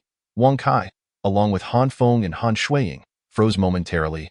Xiao Luo understood that during the call, Wang Kai had likely already ordered. Wang Kai frowned, knowing he viewed Xiao Luo merely as a long-term financial resource, a dog, if one were to speak bluntly. However, Xiao Luo's audacity to speak to him in such a manner irked Wang Kai. Xiao Luo took a seat and coolly stated, "If there's something to discuss, just get to the point." Wang Kai chuckled, "Oh, nothing much. I heard from Han Shuiying that her brother is in trouble. Given our years of friendship, I thought I'd bring you out to brainstorm a solution." Han Shuiying chimed in eagerly, "Yes, Xiao Luo. Haven't you been thinking of a way to help?" "What is the progress?" Xiao Luo replied nonchalantly, "That's 2 million. Not 200. You think it's that easy to acquire? Even withdrawing from the bank requires an appointment." Han Shuiying and Han Feng's faces lit up with excitement. "Xiao Luo, you must help my brother. He is my only sibling. If he is sentenced to death, our Han family will face extinction."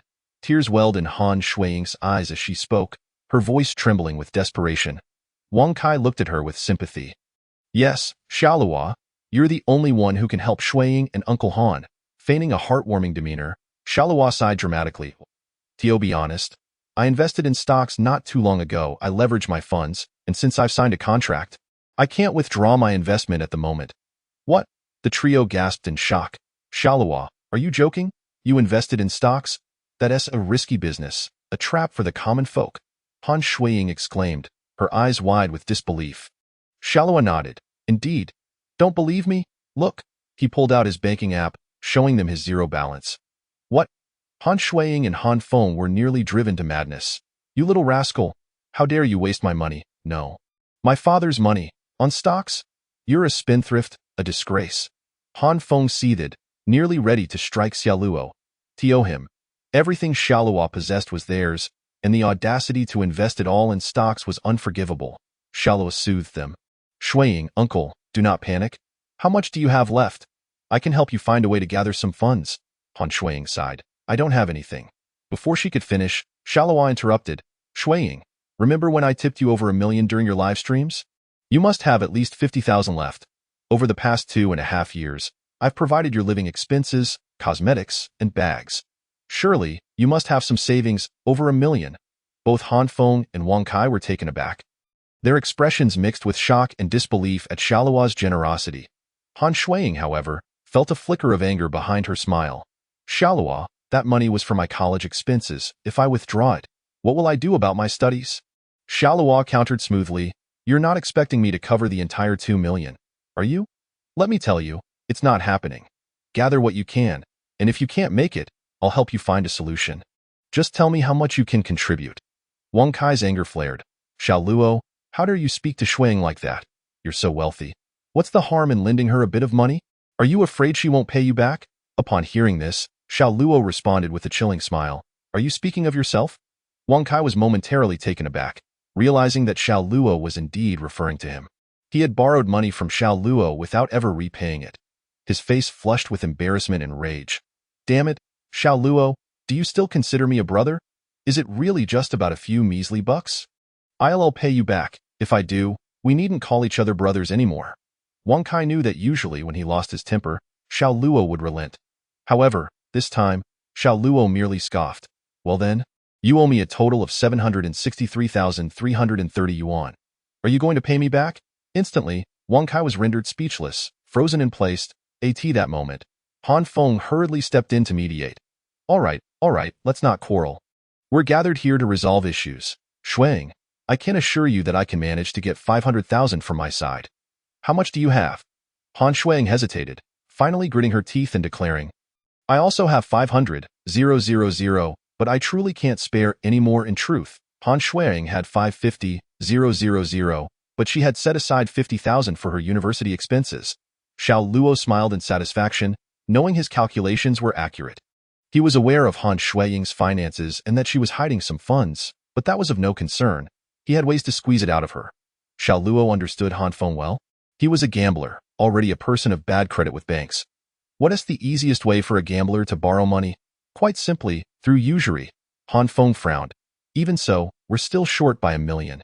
We can hardly scrape that together, Xiao Luo smiled. That's simple, Uncle Han. Are you familiar with Zhang Tianming? Han Feng was taken aback, pondering for a moment. You mean the owner of the largest supermarket in Panchang? Zhang Tianming? Xiao Luo nodded. Exactly. I know he has a job available with a high salary, ranging from 50,000 to 200,000 per day. However, he only hires men.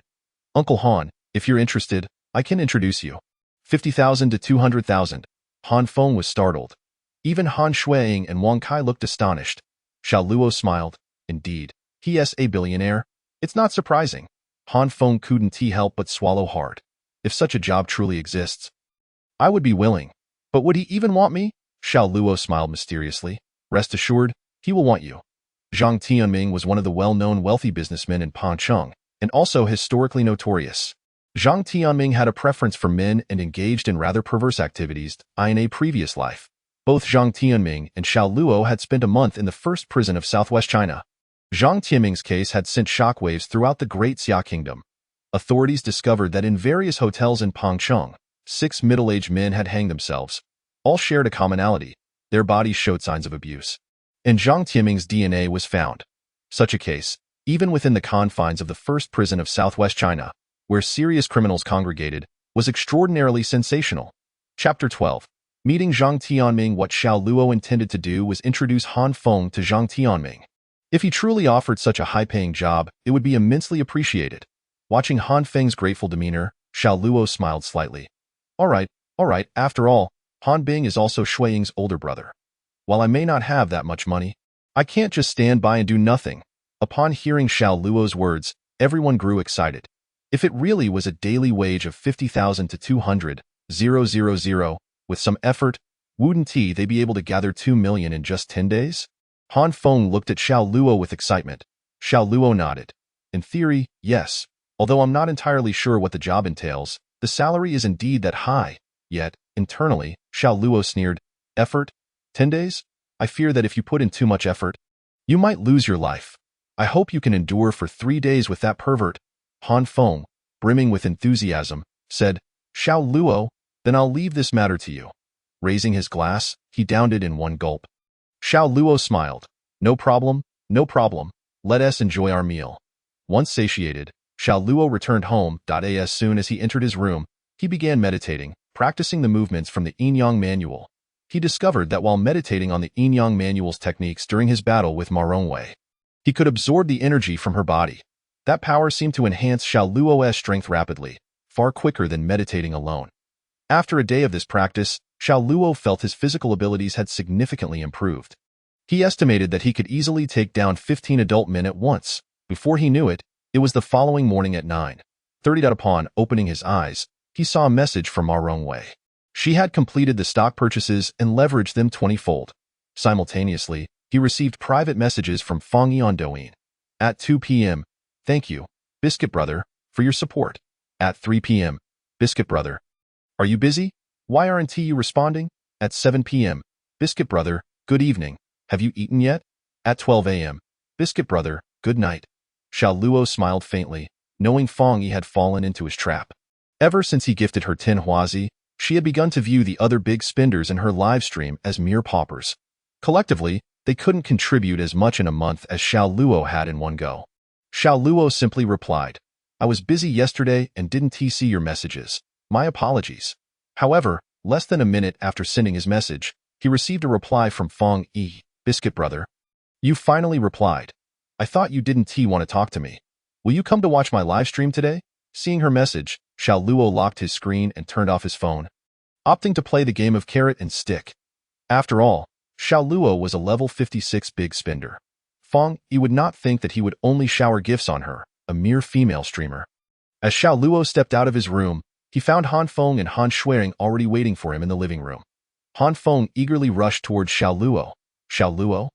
Didn't you say you'd introduce me to Manager Zhang?" Xiao Luo smiled lightly. "Don't worry, I will help you make the connection today." Upon hearing this, both Han Feng and Han Shuang felt relieved. Xiao Luo then turned to Han Shuang, who was still in her pajamas, her hair tousled and messy, and frowned. "Go. Change into a maid outfit for me to see, and don't forget to prepare breakfast." Han Shuang nodded helplessly. Though she was reluctant, she had no choice but to comply since she needed Xiao Luo's assistance. Half an hour later, after finishing breakfast, Xiao Luo playfully smacked Han Shuang's pert backside. "Not bad, not bad. Breakfast prepared by a maid truly has its unique charm. From now on, I expect you to prepare it like today. I'm off." Before Han Shuang could respond, Xiao Luo laughed heartily and left. Han Shuang, her head lowered in shyness, was at a loss for words. Han Feng glared at Xiao Luo's retreating figure. "Shuang, don't worry. Once we gather the funds, we'll make sure that scoundrel Xiao Luo leaves. From now on, if he asks you to do anything, don't oblige him." Han Shuang merely nodded faintly, seemingly less resistant to Xiao Luo's behavior than before. Back in his room, Xiao Luo opened the phone book left by his father and found Zhang Tianming's number. He dialed the number and soon a middle-aged man's voice came through. "Hello," Xiao Luo calmly replied. "Is this Zhang Tianming?" The voice on the other end responded. "Yes, who is this?" "Hello, Manager Zhang. I apologize for disturbing you so early. I heard you're looking for male servants, so I thought I'd give you a call to inquire." Upon hearing Xiao Luo's words, the man's tone revealed impatience. "Young man, from your voice? You sound quite young. I'm sorry, but I only hire those over 30. If there is nothing else, I'll hang up." Xiao Luo was well aware that Zhang Tianming was an absolute pervert. He preferred men aged between 30 and 45. He had previously stated that younger individuals were too timid and not open-minded enough, while older ones were too frail. As Zhang Tianming was about to hang up, Xiao Luo coldly interjected, "Zhang Tianming, since I have your number, I also know about your sordid activities. For instance, last month at Rongguang Hotel, a man committed suicide by hanging." Upon hearing Xiao Luo's words, Zhang Tianming fell silent. After a long pause, he finally asked, "How much do you want?" Xiao Luo replied leisurely, "Manager Zhang, why talk about money? Discussing money is such a mood killer. I merely wish to find a job through a mutual acquaintance." Zhang Tianming fell silent for a moment before saying, "How about this? At 6:30 this afternoon, at the Tianxiang building, we shall discuss matters in detail." All right. With that, Xiao Luo hung up the phone. He then leisurely picked up his own mobile device and opened Douyin. Indeed, Fong Yi's livestream had commenced. As before, Xiao Luo entered the live room and casually tossed 10 huazi. The excited Fong Yi let out a joyful scream. At 6:30 that afternoon, within a private room at Tianxiang building, Xiao Luo took his seat with an air of nonchalance. Opposite him sat a middle-aged man adorned with gold-rimmed glasses, clad in a suit, exuding an air of sophistication. Flanking him were two burly bodyguards. This man was none other than Zhang Tianming, the notorious psychopath who had brutally murdered 6 middle-aged men. According to the timeline, at this moment, at least 4 individuals had already met their demise at his hands. Chapter 13. An eye for an eye. Following the original timeline, it would take Zhang Tianming at least another 2 weeks before he would strike again. However, this time was different, for in Xiao Luo's plan, Han Feng was to become the next victim. In a sense, Xiao Luo had indirectly saved 2 individuals. Upon seeing Xiao Luo, Zhang Tianming was momentarily taken aback. Although he had sensed Xiao Luo's youth during their phone conversation, he had not anticipated him to be so youthful. At first glance, Xiao Luo appeared to be no more than 18 or 19 years of age. A look of disdain flickered in Zhang Tianming's eyes. He thought that it would be an effortless task to subdue a young man like Xiao Luo. Zhang Tianming gazed at Xiao Luo and inquired, "So, young man, where did you acquire my contact information?"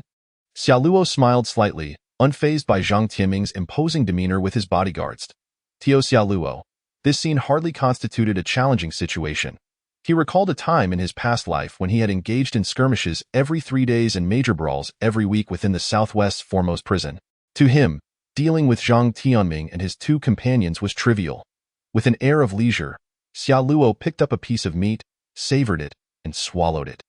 After taking a sip of tea, he spoke nonchalantly, "Uncle Zhang, it seems that affluent individuals tend to forget matters easily. My father, Xia Yu, has met you before.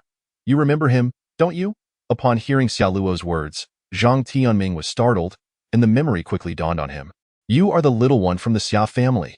Surprise mingled with a hint of contempt in Zhang Tianming's gaze. Initially, he believed Xiaoluo's calm demeanor was indicative of some backing or support.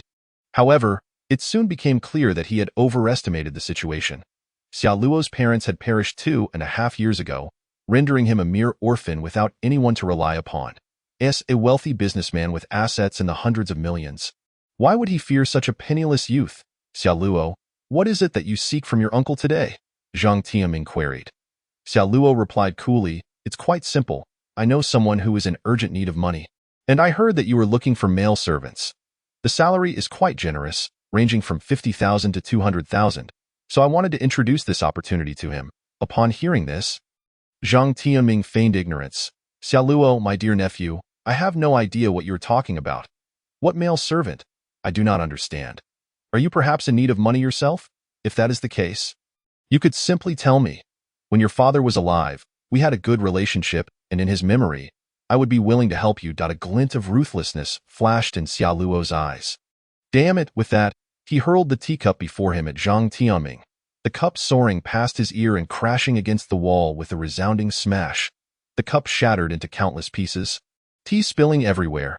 "Stop pretending, Zhang Tianming. Don't think for a moment that I am unaware of your illicit dealings. Let us not forget, last month, the man who hanged himself at the Rongguang Hotel was previously reported missing from the Tianquan Villa Hotel. Shall I remind you of their current whereabouts? Furthermore, some items hidden in your supermarket warehouse appear to be contraband. Shall I assist you in locating them?" Zhang Tianming was instantly taken aback, his heart racing. A flash of murderous intent flickered in his eyes. He realized that these were his closely guarded secrets. If any of them were to be exposed, he would find himself in a pitiful predicament. But how did Xiaoluo know? How could he be so well informed? However, Zhang Tianming quickly regained his composure. So what if he knew? Xiaoluo was an orphan, a mere 18-year-old youth. For him to silence Xiaoluo would be an effortless task.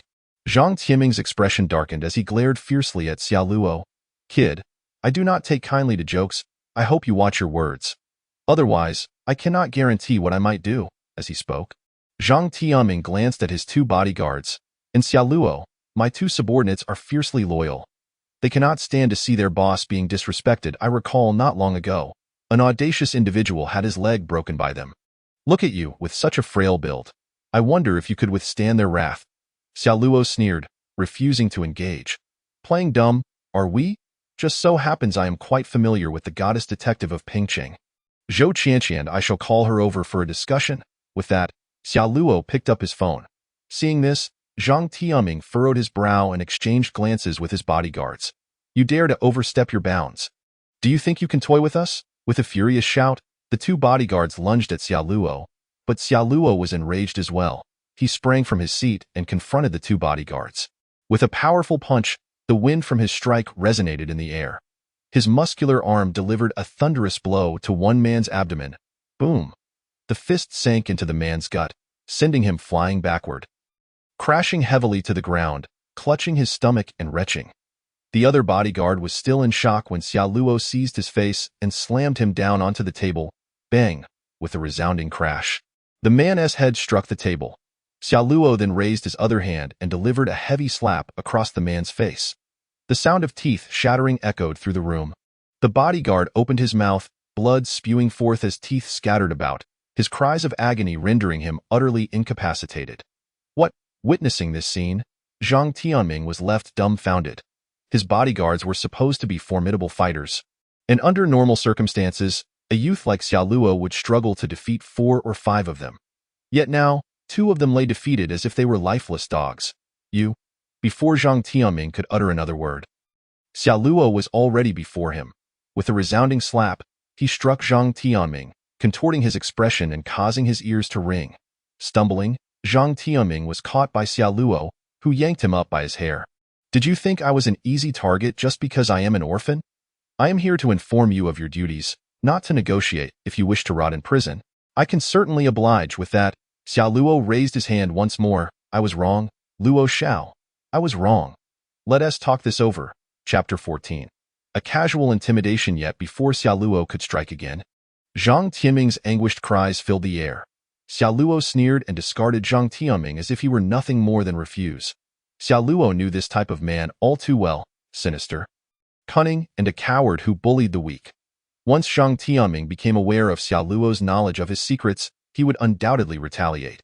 For someone like him, it was sufficient for Xiao Luo to demonstrate that he could be even more ruthless and vicious. Xiao Luo retrieved his phone and dialed Zhou Qianqian's number. Tianxiang Building, room 666, come here in 20 minutes. With that, Xiao Luo ended the call and coldly regarded Zhang Tianming. Old fool, do you truly believe that your two useless subordinates can intimidate me? I am here to discuss business, and you should know your own worth. Understand that if you provoke me, I can easily bring about your ruin and ensure you rot in prison. You should feel fortunate that I am still willing to sit here and converse with you. Who is truly overstepping their bounds? The fierce aura emanating from Xiao Luo was akin to an invisible steel blade, as though it could pierce through Zhang Tianming's very skin. Not only Zhang Tianming, but even his bodyguards were rendered motionless, unable to comprehend how such a mere 18-year-old youth could exude such a terrifying presence. Zhang Tianming nodded repeatedly, akin to a chick pecking at grain. You are right, Luo Xiao. I was ungrateful. Please grant me another chance. At this moment, Zhang Tianming realized that Xiao Luo was not the fragile little chick he had imagined, but rather someone who could easily manipulate him. Xiao Luo simply nodded, returned to his seat, and took a sip of his drink. However, just as he entered, Xiao Luo spat out all the wine, splattering Zhang Tianming's face in the process. Xiao Luo glared fiercely at Zhang Tianming, exclaiming, "What kind of terrible wine is this? Is this what you offer to entertain me?" Zhang Tianming repeatedly apologized, completely devoid of any temper. Yes, you are right, young Master Luo. He then turned to one of his bodyguards. What are you waiting for? Go fetch a few bottles of Feitian Matai for young Master Luo. At this command, the bodyguard, ignoring his own discomfort, scrambled to fetch the wine. Xiao Luo nodded in satisfaction. Now we can discuss the matter I mentioned earlier, shall we? Zhang Tianming nodded. Young Master Luo, what do you wish to say? Xiao Luo continued. It is about my father's former driver, Han Feng. After my father passed away, Han Feng and his family moved into my home, taking advantage of our hospitality. Soon, Xiao Luo recounted the situation of Han Feng's family and the issue of Han Bing needing 2 million due to a crime. Zhang Tianming finally understood. He had initially thought Xiao Luo wanted Han Feng to come work for him, but it was clear now that Xiao Luo intended to use him as a means to punish Han Feng. Xiao Luo said nonchalantly, Uncle Zhou, do not treat Han Feng any differently just because he knows me. Train him as you would your male servants, and if you can intensify the training, the harder the better. 3 or 4 days of training should suffice. Perhaps 50 or 60,000 would be reasonable? Zhang Tianming nodded. Rest assured, young Master Luo, this is but a trivial matter for me. Meanwhile, Xiao Luo had already calculated that Han Shuiying could produce 500,000, and Han Feng had borrowed another 500,000 from loan sharks. That made 1 million in total, and with Zhang Tianming's resources, he could manage another 50 to 60,000. The remaining balance would be left for Feng Yi to worry about. At this moment, Zhang Tianming expressed some concern. Young Master Luo, my training methods can be rather harsh, and I fear Han Feng may not withstand the pressure. Xiao Luo chuckled coldly. If he can't handle it, then that's just unfortunate for him. Do you even care? You've already trained 4 to death. Whether one more dies or not, it's all the same. Do you really have a choice? Upon hearing Xiao Luo's words, Zhang Tianming awkwardly laughed. You are indeed right, young Master Luo. However, now that Xiao Luo had spoken, he felt free to unleash his methods without hesitation. Just then, Zhang Tianming's bodyguard rushed in, carrying 5 bottles of Mutai. He poured drinks for Zhang Tianming and Xiao Luo, who, at that moment, was no longer the arrogant figure he had been earlier, but rather akin to a junior companion to Xiao Luo. Less than 20 minutes later, a strikingly beautiful woman entered the private room. Upon seeing her, Xiao Luo's face broke into a smile. Sister Qian, Come and sit here, Captain Zhou. Upon seeing Zhou Qianqian, Zhang Tianming was equally astonished. When Xia Luo had mentioned inviting Zhou Qianqian, Zhang Tianming had thought it was merely a jest. However, it was evident now that it was no mere bluff. Zhou Qianqian blushed upon seeing Xia Luo, and it was undeniable that she had missed him during the day they had not met. As soon as Zhou Qianqian approached Xia Luo, he pulled her onto his lap. "Sister Qian, did you miss me?" Xia Luo looked at Zhou Qianqian with a mischievous grin. Zhou Qianqian's cheeks flushed, yet she attempted to maintain a serious demeanor. "Let go of me. There are others present." Xia Luo laughed and released her, not forgetting to give her a playful pat on the backside. Witnessing this, Zhang Tianming broke out in a cold sweat.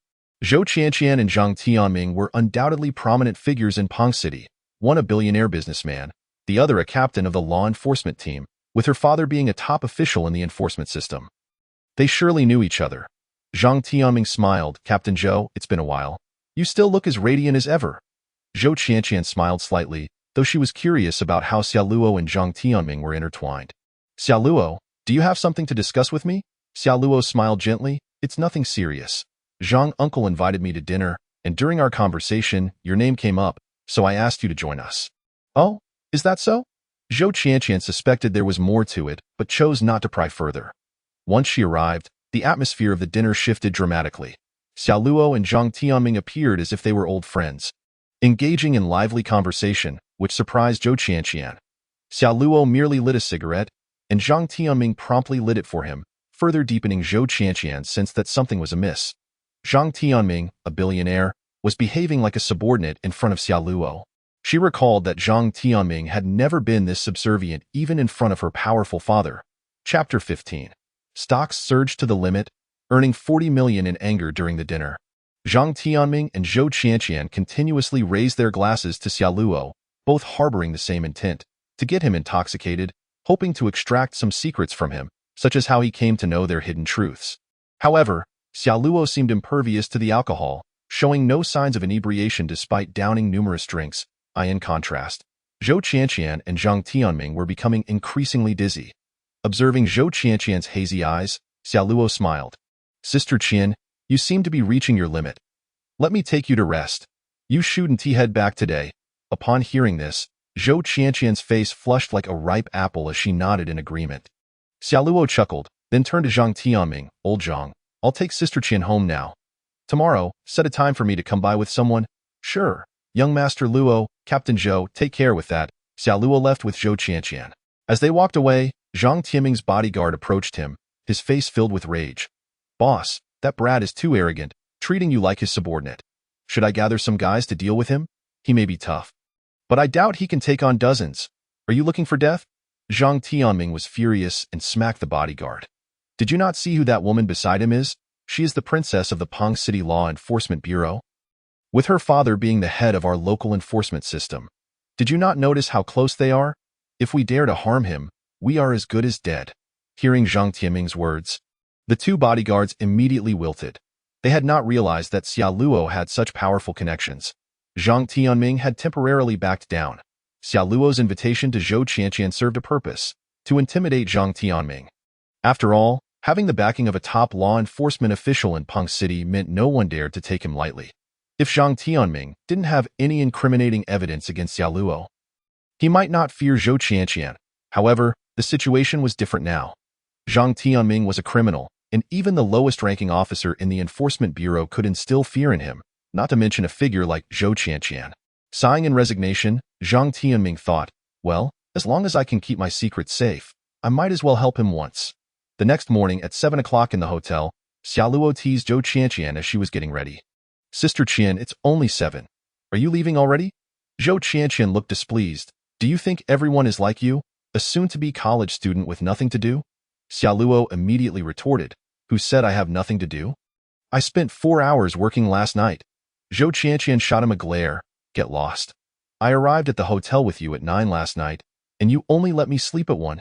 My legs are still shaking. Did you even think that I have work today? How dare you bring it up?" Seeing Zhou Qianqian getting a bit angry, Xia Luo realized that since his body had been altered by the Yin-Yang Jade, he had indeed pushed her to her limits. Feeling a pang of guilt, he said, "Sister Qian, to make it up to you, how about I offer you a favor?" Zhou Qianqian looked at him curiously. What kind of favor? Do you remember a few months ago when a man was found hanged at Rongguang Hotel? His body had remnants of someone else's belongings.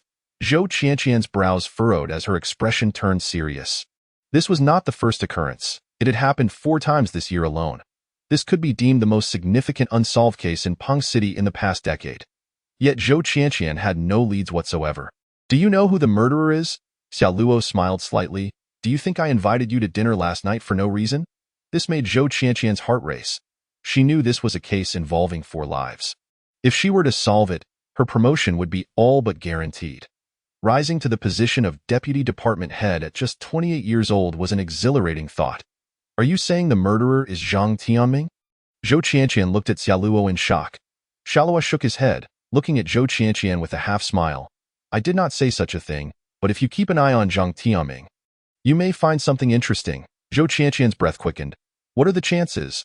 After contemplating for a moment, Xiaoluo replied. It's about 80 to 90% likely. Xiaoluo, if this case can be solved, I will definitely thank you properly. As she spoke, Zhou Qianqian excitedly kissed Xiaoluo on the cheek. Xiaoluo chuckled, leisurely smoking a cigarette while scrolling through his phone. Indeed, upon opening his phone, a myriad of messages greeted him. Han Shuiying. Xiaoluo, are you coming back tonight? How did your discussion with Boss Zhang go? Xiaoluo, I've left some food for you on the table. If you haven't eaten, just heat it up when you return. You can wake me up, and I'll help you warm it. Then came a message from Douyin. Brother Biscuit, are you busy again? Ignoring me again. Brother Biscuit, I'm done with my live stream. Xiaoluo nodded in satisfaction. Everything was proceeding according to his plan. After Zhou Qianqian left, Xiaoluo slept until 9:30 in the morning when a phone call roused him. Upon answering, the excited voice of Ma Rongwei came through. We VE struck gold. Xiaoluo, your stocks have hit the ceiling. Yesterday, the beautiful country announced a rate cut. The stock market surged, with thousands of stocks hitting their limits. The stocks you purchased have risen by 20% over yesterday and today, and with your leverage, you've already made over 40 million. Can you believe it? In response, Xiaoluo merely acknowledged her with indifference. After all, this outcome was entirely within his expectations and hardly warranted excitement. Oh? Your reaction is quite unexpected. Ma Rongwei exclaimed. Xiaoluo, you've made over 40 million, not just 40. Xiaoluo replied calmly. Wei, don't get too excited. Have you forgotten my goal? It's at least 200 million, or even 400 to 500 million. This is just the beginning. I'll hold on to these stocks for now. The real show is yet to come. Hearing this, Ma Rongwei finally calmed down. Could it be that Xiaoluo was indeed on track to earn at least 200 million? Did he truly possess some inside information? Chapter 16. Fang Yi takes the bait. Second perspective. Ma Rongwei, struggling to maintain her composure, said, Xiaoluo, if you decide to sell your stocks, let me know at any time. Xiaoluo smiled faintly. Rest assured, let the bullets fly for a while. This is merely the beginning. Then, Xiaoluo instructed Ma Rongwei to inform him immediately if she encountered Zhou Yumu. After hanging up, Xiaoluo opened Douyin, where Fang Yi had already been streaming for a while. Upon seeing Xiaoluo enter the live stream, Fang Yi, whose mood had been rather subdued, instantly became animated. Welcome, my dear brother Biscuit, to my live stream. Good morning. Today, Fang Yi wore a form-fitting red sweater and a black bodycon skirt, complemented by black thigh-high stockings with red trim, her figure exuding allure. Seeing that he had no pressing matters this morning, Xiaoluo decided to chat leisurely with Ma Rongwei. Without hesitation, he generously gifted 10 huazi. With a flurry of animations on screen, Fang Yi's eyes sparkled with admiration and joy as she exclaimed, Thank you for the 10 huazi. Brother Biscuit, I adore you. The chat was filled with lamentations from viewers. Another quality girl is about to fall. What a foolish boss. The comments flooded in. Fang Yi cheerfully asked, Brother Biscuit, would you like to see a dance? I can perform the DZ dance, the big swing, or the train. Whatever you desire. However, Xiaoluo calmly typed. Not particularly interested. Just continue your usual stream. A flicker of disappointment crossed Fang Yi's eyes, eyeing her view. A wealthy patron like Xiaoluo surely wouldn't be showering gifts on just one female streamer. She needed to ensure he remained captivated by her. With this thought, Fang Yi began to send private messages while streaming. Soon, Xiaoluo received a message from her. Brother Biscuit, do you really have no requests? You've sent 30 huazi to Z over the past 3 days. Xiaoluo deliberately delayed his response, taking a few minutes before replying. I'm tired of the big swing. Why not show me some exclusive photos or videos that the viewers can't see?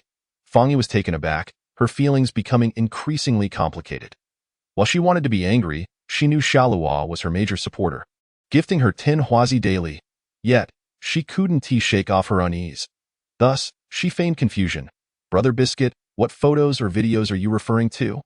After a few minutes, Xiaoluo responded. For example, some intimate and private videos of yours. Or you could add me on QQ and give me a second perspective, allowing me to see more than others. This caught Fang Yi in a dilemma. She didn't know how to respond. She wanted to refuse, but feared offending Xiaoluo. On the other hand, what if his request was too excessive? As she hesitated, Xiaoluo pressed. What are you hesitating over? I'm not asking for anything too scandalous. It's just a second perspective. I like you, which is why I'm reaching out. But that doesn't mean I'm desperate for you. If you're unwilling, just say so, and I won't pester you. This statement flustered Fang Yi completely. With a sudden resolve, especially given her urgent financial needs, she thought to herself that amidst the calm demeanor, an invisible pressure and dominance lingered, making Han Feng acutely aware of the immense weight upon him. With a faint smile, he said, Not at all, Xiaoluo, I merely harbor some concerns about Zhang Tianming's potential displeasure. Xiaoluo, maintaining her serene expression, replied, I have already discussed it with Zhang Tianming. He instructed me to bring you along. Simply follow my lead. Han Feng nodded and proceeded towards the Shanshui Villa, a magnificent mansion atop the mountain. Along the way, anxiety gnawed at Han Feng. Xiaoluo, do you know what kind of work Mr. Zhang requires? Xiaoluo shook her head that I am unaware, as I am not the one seeking employment. Han Feng expressed his worries. Will he accept me? Xiaoluo reassured him, Rest assured, Zhang Tianming owes me a favor. He assured me that as long as you are willing, you will be hired. With Xiaoluo's guarantee, Han Feng's apprehensions began to dissipate. Xiaoluo was indeed aware of the specifics of the job, yet she had no intention of sharing the truth with Han Feng. As for whether Zhang Tianming would employ Han Feng, it was a certainty, even without Xiaoluo acting as an intermediary. Han Feng, having learned of this opportunity, knew that if he approached Zhang Tianming directly, he would be accepted. It had previously been mentioned that Zhang Tianming preferred male servants aged between 30 and 45. Han Feng, at the age of 41, was undeniably an attractive middle-aged man, a fact evidenced by the beauty of his daughter, Han Shuiying. Soon enough, Xiaoluo and Han Feng arrived at the entrance of Zhang Tianming's villa. Gazing at the opulent mansion, Han Feng marveled at the wealth of the billionaire. While Xiaoluo's villa, spanning 720 square meters, was quite impressive, it paled in comparison to Zhang Tianming's estate. Han Feng increasingly believed that Zhang Tianming could indeed offer a job with a daily wage ranging from 50,000 to 200,000. Upon reaching the villa's entrance, the grand doors swung open. In the living room, Zhang Tianming sat on the central sofa, flanked by 2 bodyguards. He regarded Xiaoluo with an impassive expression. You have arrived? After all, Xiaoluo and Zhang Tianming could not appear overly familiar. Xiaoluo respectfully stated, Uncle Zhang, I have brought the person. Zhang Tianming nodded, scrutinizing Han Feng with an inscrutable expression. Internally, however, he felt a surge of joy. Just yesterday, he had feared that Xiaoluo might present him with an undesirable candidate. It seemed he had worried unnecessarily. Observing Han Feng, who stood at 1.8 meters tall with a crew cut and a refined face, Zhang Tianming was quite pleased. All right, I will speak with Mr. Han. Xiaoluo, you may step outside and wait. Xiaoluo nodded, very well, I shall take my leave. Once Xiaoluo exited, Han Feng's anxiety intensified. Zhang Tianming spoke in a calm tone. Xiaoluo mentioned I was seeking to hire someone with a daily wage of 50 to 200,000, and she said you were in need of money? Han Feng cautiously responded. Yes, that is correct, Mr. Zhang. I sincerely hope you can offer me this position. Zhang Tianming chuckled lightly. Do not be in such a rush, I must say. Your qualifications are rather impressive, but you must first be willing to accept the job. Huh? Han Feng looked at Zhang Tianming in confusion. Zhang Tianming continued, Let me explain the nature of the work in simple terms. I require you to be my male servant. What? A male servant? Han Feng was taken aback. After a moment, he asked, Do you mean a butler, responsible for cleaning and managing your daily needs? Zhang Tianming scoffed. No. You must be mistaken. You think you can earn 50 to 200,000 for mere tasks like that? Han Feng grew increasingly anxious. Then what exactly does it entail? Swallowing hard, he awaited an answer. Zhang Tianming handed him a tablet. Inside, you will find 3 videos detailing your potential duties. The first is for a junior male servant. offering a daily wage of 50,000. The second is for a mid-level male servant at 100,000. The third, a senior male servant, offers 200,000. Have a look and see if you can accept it. If so, you can start today. Feeling a surge of apprehension, Han Feng clicked on the video for the junior male servant. The screen displayed a handsome middle-aged man, bound and being beaten by Zhang Tianming. Han Feng was left utterly bewildered. After watching, he, against his better judgment, clicked on the second and third videos. The content was so grotesque that it left Han Feng trembling. Even the viewers on screen found it disturbing. So, can you do it? Zhang Tianming inquired. Han Feng found himself torn. Was he truly expected to endure such intensity? Zhang Tianming, sensing his hesitation, pressed, either you can do it, or you cannot. If you can't, leave and do not waste my time. Do you not realize that a daily wage of 50,000 is unheard of, even in major cities? Why hesitate? 50,000 a day translates to 150,000 a month. Work for 2 months. And you could retire? Indeed, Zhang Tianming's words struck a chord with Han Feng. The prospect of earning such an amount was enticing. He could settle his debts and assist Han Bing in securing a letter of understanding. With determination, Han Feng resolved, I will do it. However, Mr. Zhang, I would like to start with the junior position. I fear I may not endure the higher intensity. Zhang Tianming smiled slightly. Very well, as long as you are certain. Let us head upstairs. With that, Zhang Tianming rose, prompting Han Feng to follow with a racing heart. By 4 in the afternoon. Han Feng emerged from the villa, visibly exhausted and limping. Xia Luo, having waited for him, greeted him. Chapter 18. Dare to play the game, dare to face you. Despite his fatigue, Han Feng felt elated. He had secured a sum of 50,000. Initially, the experience had been painful, but it later seemed quite bearable. Han Feng mused, remarkably, money is so easily earned. Tomorrow, I shall attempt the 100,000 position. If I can handle that, the 200,000 should be manageable. The thought of earning 200,000 a day, totaling 6 million a month, ignited a sense of financial freedom within him. Han Feng's excitement bubbled over, and he began to hum a tune. Your tears, fragile yet laced with sorrow. Xia Luo inquired, how did it go? Uncle Han? Was the work satisfactory?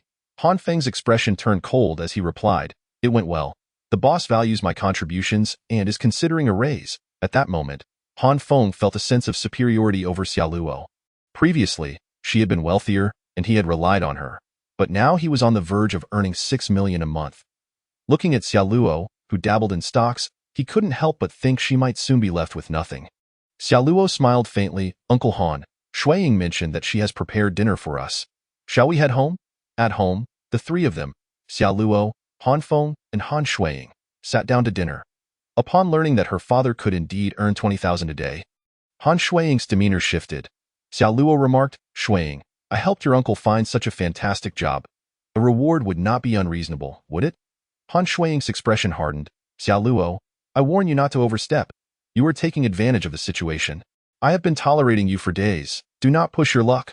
My brother's fate remains uncertain. We can discuss rewards later. Han Feng nodded in agreement indeed. Xia Luo, do not be greedy. Hurry and wash the dishes. Tonight's dinner was prepared by Shuiying.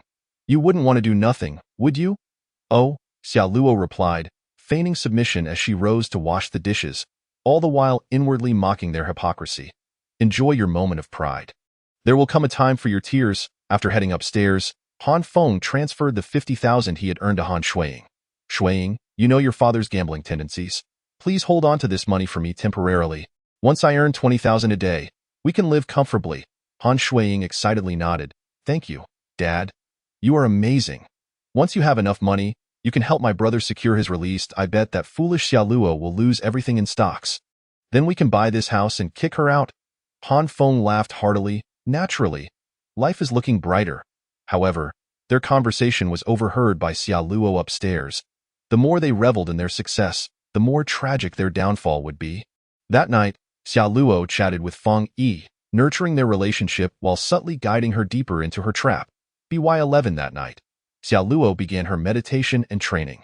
The next morning arrived, and as before, she was awakened by a call from Ma Rongwei. Prices have surged. Xia Luo, your stocks have risen yet again. The market just opened today, and they have reached the limit once more. Do you realize? You have made over 20 million, nearly 25 million. Yet, Xiao Luo remains unfazed, calm as ever. Rest assured, they will continue to rise. On the other end of the line, Ma Rongwei is perplexed by Xiao Luo's unwavering confidence. Xiao Luo's stocks have hit the limit for 3 consecutive days. Does he not fear a downturn? Nevertheless, Xiao Luo maintains his composure, seemingly indifferent. Well then, you needn't report to me every time your stocks hit the limit. I purchased them at 20. Let's discuss when they reach 50. With that, Xiao Luo hung up the phone. Based on the intelligence from his previous life, he knows his stocks could soar to 75. Currently, they have merely appreciated by 30%. Today, Xiao Luo feels it is time to execute the next step of his plan. Perhaps due to Han Feng's newfound wealth, Han Shuang did not prepare breakfast for Xiao Luo. After ordering a meal, he awaited Feng Yi's livestream. As usual, at 10 in the morning, Feng Yi began her broadcast. Unlike before, Xiao Luo did not gift her 10 huazi, but only 1. Feng Yi immediately grew anxious. For just days prior, Xiao Luo had been gifting her 10 huazi daily. She quickly messaged him. Old biscuit brother, you seem a bit disinterested today? Xiao Luo replied, I've watched you for several days. It's become stale, and I feel indifferent. Ziyi, if you could provide me with some enticing private videos or photos, I might consider gifting you more huazi. This left Feng Yi in a quandary. After all, Xiao Luo was the one asking for 2 million, while she needed the same amount from Han Shuang and Han Feng. If the father and daughter duo couldn't come up with the funds, she would have to cover it herself. Thus, Feng Yi was in urgent need of money. Ultimately, she couldn't resist inquiring, what kind of photos and videos do you want? Observing her hesitation on the screen, Xiao Luo smirked and replied, very simple, just some private photos. The content mustn't be less revealing than yesterday's second-angle shot. Upon hearing this, Feng Yi quickly responded, those kinds of photos and videos can only be shown to my boyfriend. Biscuit brother, please make another request. I can't betray him. Xiao Luo found it amusing. Just yesterday, Feng Yi had shared a second-angle view with him. Yet now she claimed she couldn't betray her boyfriend. Xiao Luo remained unperturbed. So loyal? Huh? What does your boyfriend do? Is he so exceptional that he deserves your unwavering fidelity? Feng Yi awkwardly replied, though he isn't as outstanding as you, just a gaming enthusiast, I love him dearly and cannot betray him. Xiao Luo retorted, I'm merely asking for photos and videos, not suggesting you cheat. If he's not as remarkable as I am, why are you so concerned? If he dares to play games today, he might well strike you tomorrow. Why do you treat him so well? What's wrong with sending me some photos and videos? Xiao Luo's words, though somewhat absurd, struck a chord with Feng Yi. She thought to herself, Xiao Luo was indeed right. Chapter 19. Exhausted Han Feng. Feng Yi's boyfriend was just like that. Initially, he only played games. However, when Feng Yi refused to give him money for in-game purchases, his temper would flare. Feng Yi had even been suspected of cheating and had been beaten by him several times. Xiao Luo's words hit too close to home. Feng Yi steeled herself. I'm just sending a few photos and videos. It's not cheating. Besides, Biscuit Brother has a point. Why do I treat him so well? Fine, Biscuit Brother. If you gift me 10 huazi, I will send them to you right away. Xiao Luo smiled triumphantly. Without hesitation, he sent 10 huazi. Feng Yi excitedly thanked him. Thank you, Biscuit Brother, for the huazi. Meanwhile, the viewers in the live stream were despairing. No chance now. No chance. RZE is being taken away by the Big Brother. Indeed, this Big Brother had gifted 10 huazi for 4 consecutive days. They truly had no opportunity now to, as expected. After the huazi were sent, Feng Yi quickly ended her stream. Soon, she sent Xiao Luo several videos and a dozen photos. Looking at the images and videos, Xiao Luo smirked. Now, with both the second-angle views and the videos in hand, all that's left is to meet in person. Xiao Luo was utterly confident that Feng Yi was on the verge of succumbing. All he needed to do was gift her a little each day to keep her interested. When she could no longer gather the funds, she would undoubtedly think of him. At that point, Xiao Luo was certain Feng Yi would agree to meet in person. Of course, he had already planned who would substitute him for that meeting, his good friend Wang Kai. Wang Kai was also an extremely lecherous man. If he went on a date with Feng Yi, he would surely not refuse. Now, when a Big Brother arranges a meeting with a streamer, everyone knows what's about to unfold. Once he relayed this information to Feng Yi's boyfriend, the story would become riveting. By noon, Xiao Luo received a message from Zhang Tianming, stating that Han Feng had come to see him. This time, Han Feng had opted for a job paying 100,000.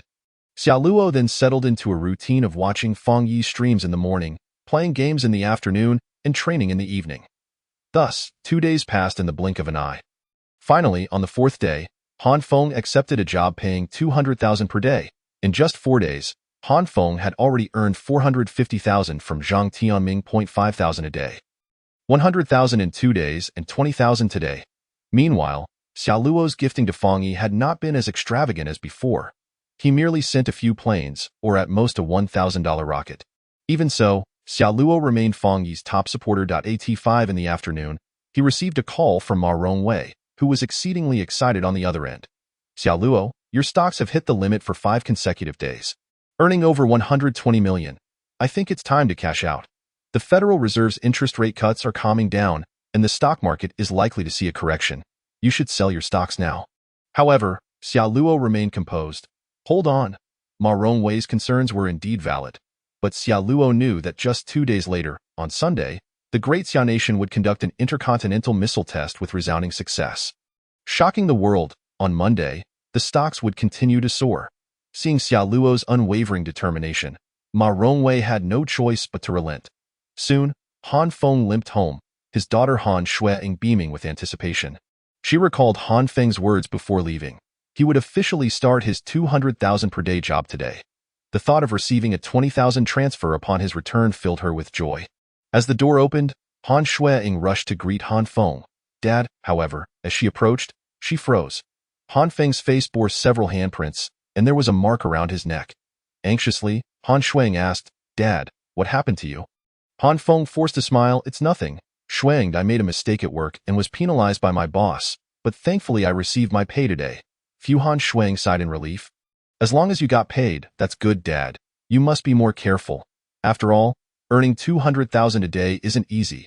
Upon hearing this, a flicker of anger crossed Han Feng's eyes.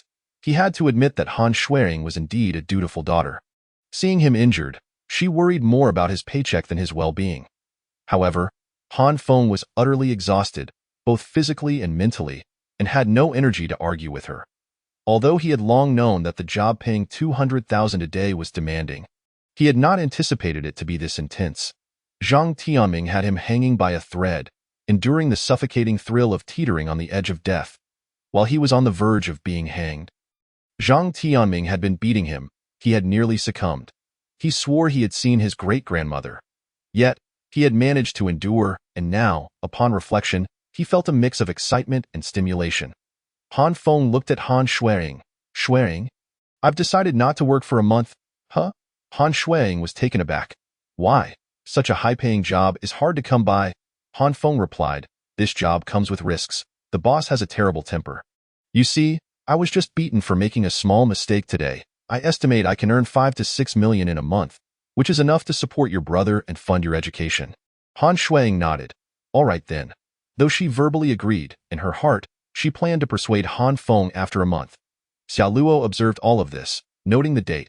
According to his previous life, the day Zhang Tianming would cause the 5th death was merely 2 days away. Xiao Luo sneered inwardly.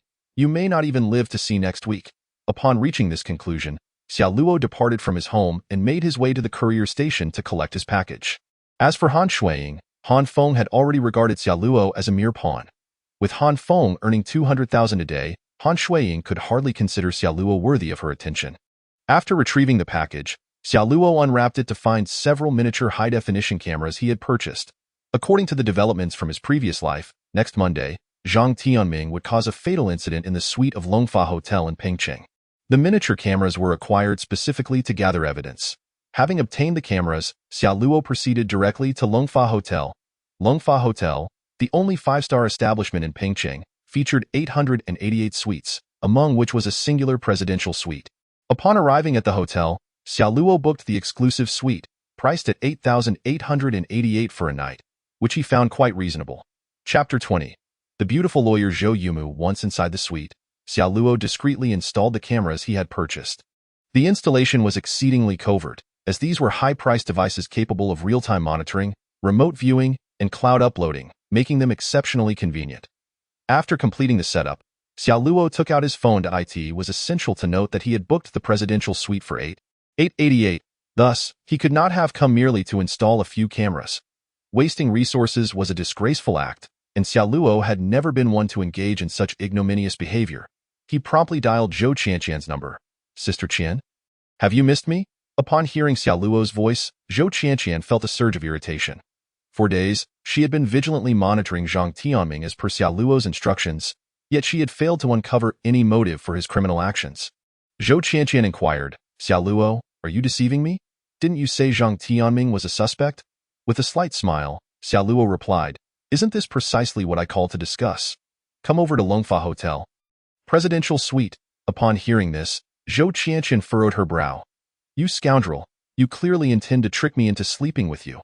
I'm not that naive. Growing impatient, Xia Luo retorted, enough with the nonsense, hurry over.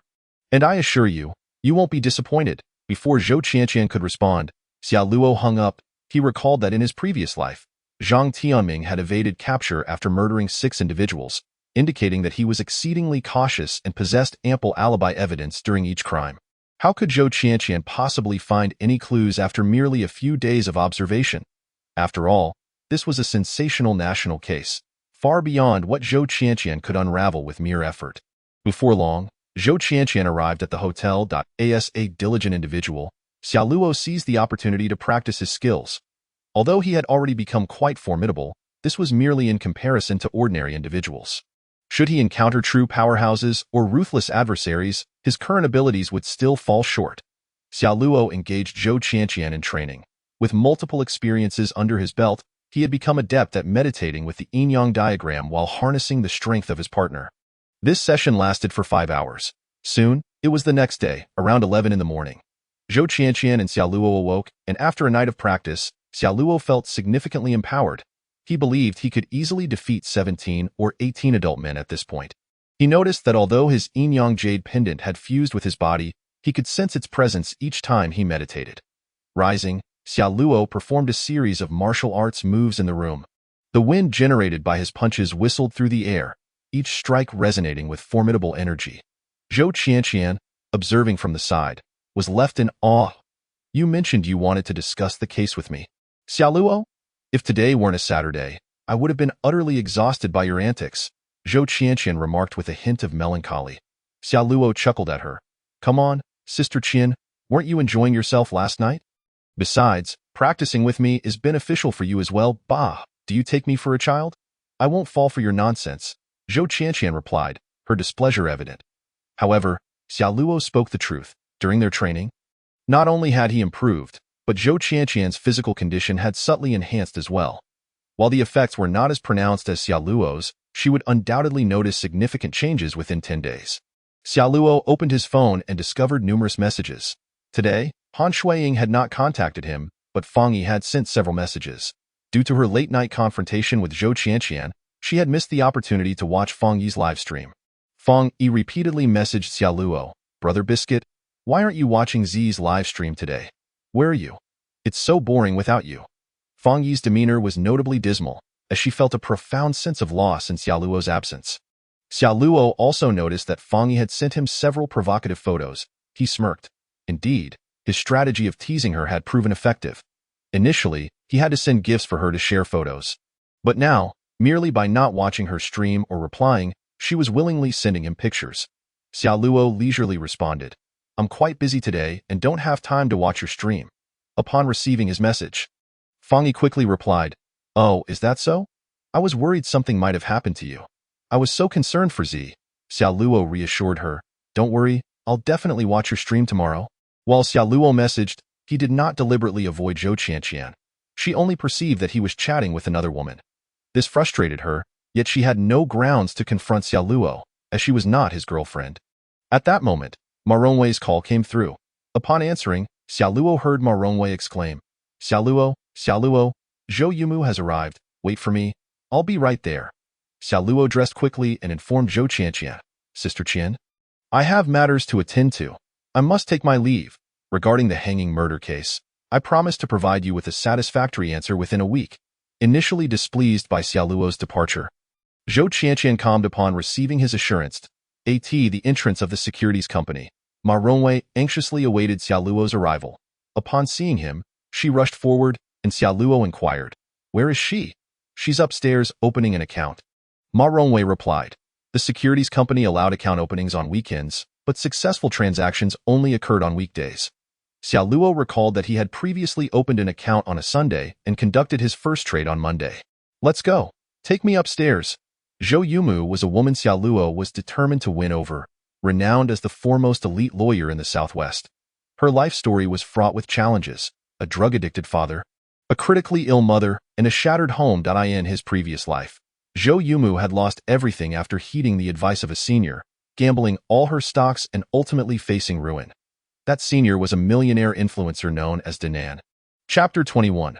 The stock market rises again. A bull market approaches. Danan proclaimed that the stock market in Daxia was on the brink of an unprecedented bull market, with indices poised to soar beyond 4,200 points.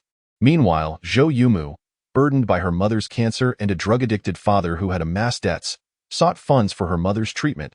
In a desperate bid, she mortgaged her home and borrowed extensively, amassing 1,500,000 to gamble in the stock market.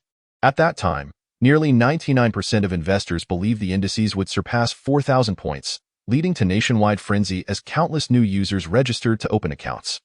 Consequently, the account opening process was delayed, extending from a single business day to at least 3. While waiting to open her account, Zhou Yumu anxiously watched as her selected stocks skyrocketed daily, her anxiety mounting. Finally, when the index reached 3,600 points, Zhou Yumu entered the market, investing all her funds and leveraging. However, within an hour, the market corrected and her stocks plummeted. The stock market descended into chaos, leaving countless investors bankrupt. Zhou Yumu was left in utter despair, not only failing to recover but also accruing insurmountable debt. In a moment of hopelessness, Zhou Yumu attempted to take her own life by jumping from a building but miraculously survived, suffering grave injuries. She was rescued by a wealthy admirer from her university who not only healed her but also funded her mother's treatment and helped her settle all debts. This wealthy individual, with assets worth billions, subsequently employed Zhou Yumu as his legal counsel, relying on her to navigate numerous risks and extricate him from various legal predicaments. However, this also led to her making numerous enemies, ultimately resulting in her assassination, leaving her lifeless in the wilderness. As for how Xiao Luo became aware of it, it was due to the assistance provided by Zhou Yumu to a wealthy heir, who, after Zhou Yumu's demise, was incarcerated and became Xiao Luo's subordinate. Life in prison, inherently monotonous, led Xiao Luo to relish listening to his underlings recount tales from the outside world. The affluent heir had often lamented that had it not been for Zhou Yumu's death, he would never have faced imprisonment, lamenting the loss of his 100 billion assets. How could Xiao Luo possibly ignore such a formidable lawyer? Within the securities firm, Xiao Luo's gaze fell upon a strikingly beautiful woman, approximately 23 or 24 years old, who was in the process of opening an account. She wore a crisp white short-sleeved shirt paired with a black skirt and high heels, embodying the essence of a career-driven woman. Sitting in the securities company, she stood out like a crane among chickens, causing Xiao Luo to swallow hard upon noticing her. This woman was none other than Zhou Yumu, whose beauty surpassed even that of Zhou Qianqian. In terms of physique, she rivaled Ma Rongwei, and Xiao Luo could easily rate her a 9 out of 10. Indeed, she was the first 9-point goddess he encountered since his rebirth, aside from Han Shuiying. Of course, Han Shuiying merely matched a score of 9, while Zhou Yumu undoubtedly reached 9.1 or 9.2, excelling in her aura, having already stepped into the workforce, exuding a more mature demeanor compared to the 18-year-old Han Shuiying. Ma Rongwei, with a curious glance, asked Xiao Luo, "Are you going to approach her?" Xiao Luo smiled gently, responding, "No need. I only require her information." At this moment, Xiao Luo would not engage in any direct interaction with Zhou Yumu. She had already resolved to make money in the stock market. Should Xiao Luo approach her now to advise against entering the market or suggest an alternative stock, Zhou Yumu would likely either perceive him as deranged or think he was attempting to flirt, trying to show off before her. Thus, Xiao Luo only needed to gather information about Zhou Yumu, such as her usual whereabouts and home address. When her stocks plummeted, at her most desperate moment, that would be the opportune time to act. Though this approach might seem somewhat despicable, there was no other way to earn Zhou Yumu's loyalty. Providing timely assistance is always more effective than mere embellishments. Xiao Luo also felt assured of Zhou Yumu's character. Otherwise, in his previous life, she would not have repeatedly defended her boss, fully aware of his criminal activities, ultimately resulting in her tragic demise. After Zhou Yumu departed, Xiao Luo followed her at a distance. needing to ascertain where she frequented, her workplace, and her residence. After all, his previous knowledge of Zhou Yumu was limited.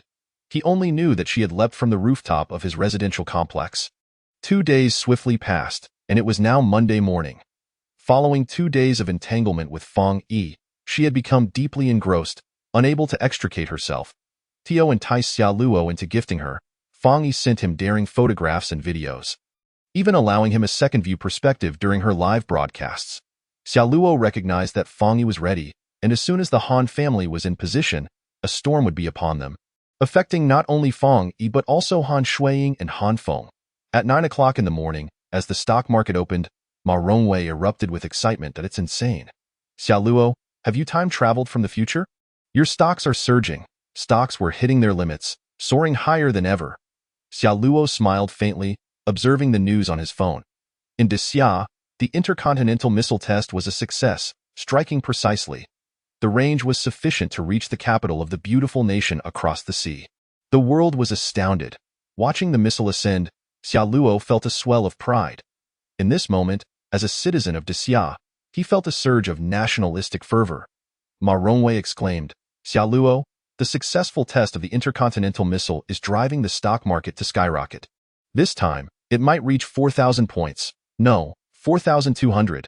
At this juncture, Ma Rongwei was finally convinced, realizing that Xia Luo's predictions were accurate. Previously, when he mentioned earning 200 million, it had been an understatement. This wave would yield at least 400 million. Given that Xia Luo had promised her a 1% commission, that amounted to 4 million. Xia Luo reassured Ma Rongwei, stating that everything was as anticipated and nothing warranted boasting. Today was a significant day, for today, Zhang Tianming would claim a fifth life. Han Feng stood at the doorway, his expression one of solemnity. Although he had previously accepted a 200,000 job, which he found thrilling, the pain he felt then was no jest. Han Feng continuously steeled himself, whispering, Come on, Han Feng, you can do this. Happiness awaits you. Then, he opened the door, striding forth, reflecting, the wind is howling, and the water is cold. A brave man departs, leaving behind withered flowers. Dad, you can do it, Han Shuiying shouted. Han Feng marched forward, waving goodbye. Chapter 22. Han Feng's narrow escape. Standing by the window, watching Han Feng depart, a smile crept across Xia Luo's lips.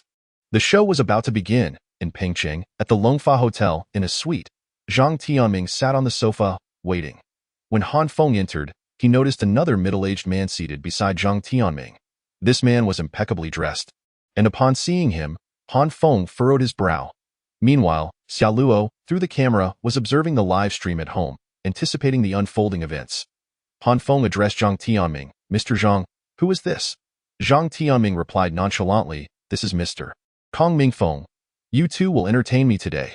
Rest assured, you won't lose a dime.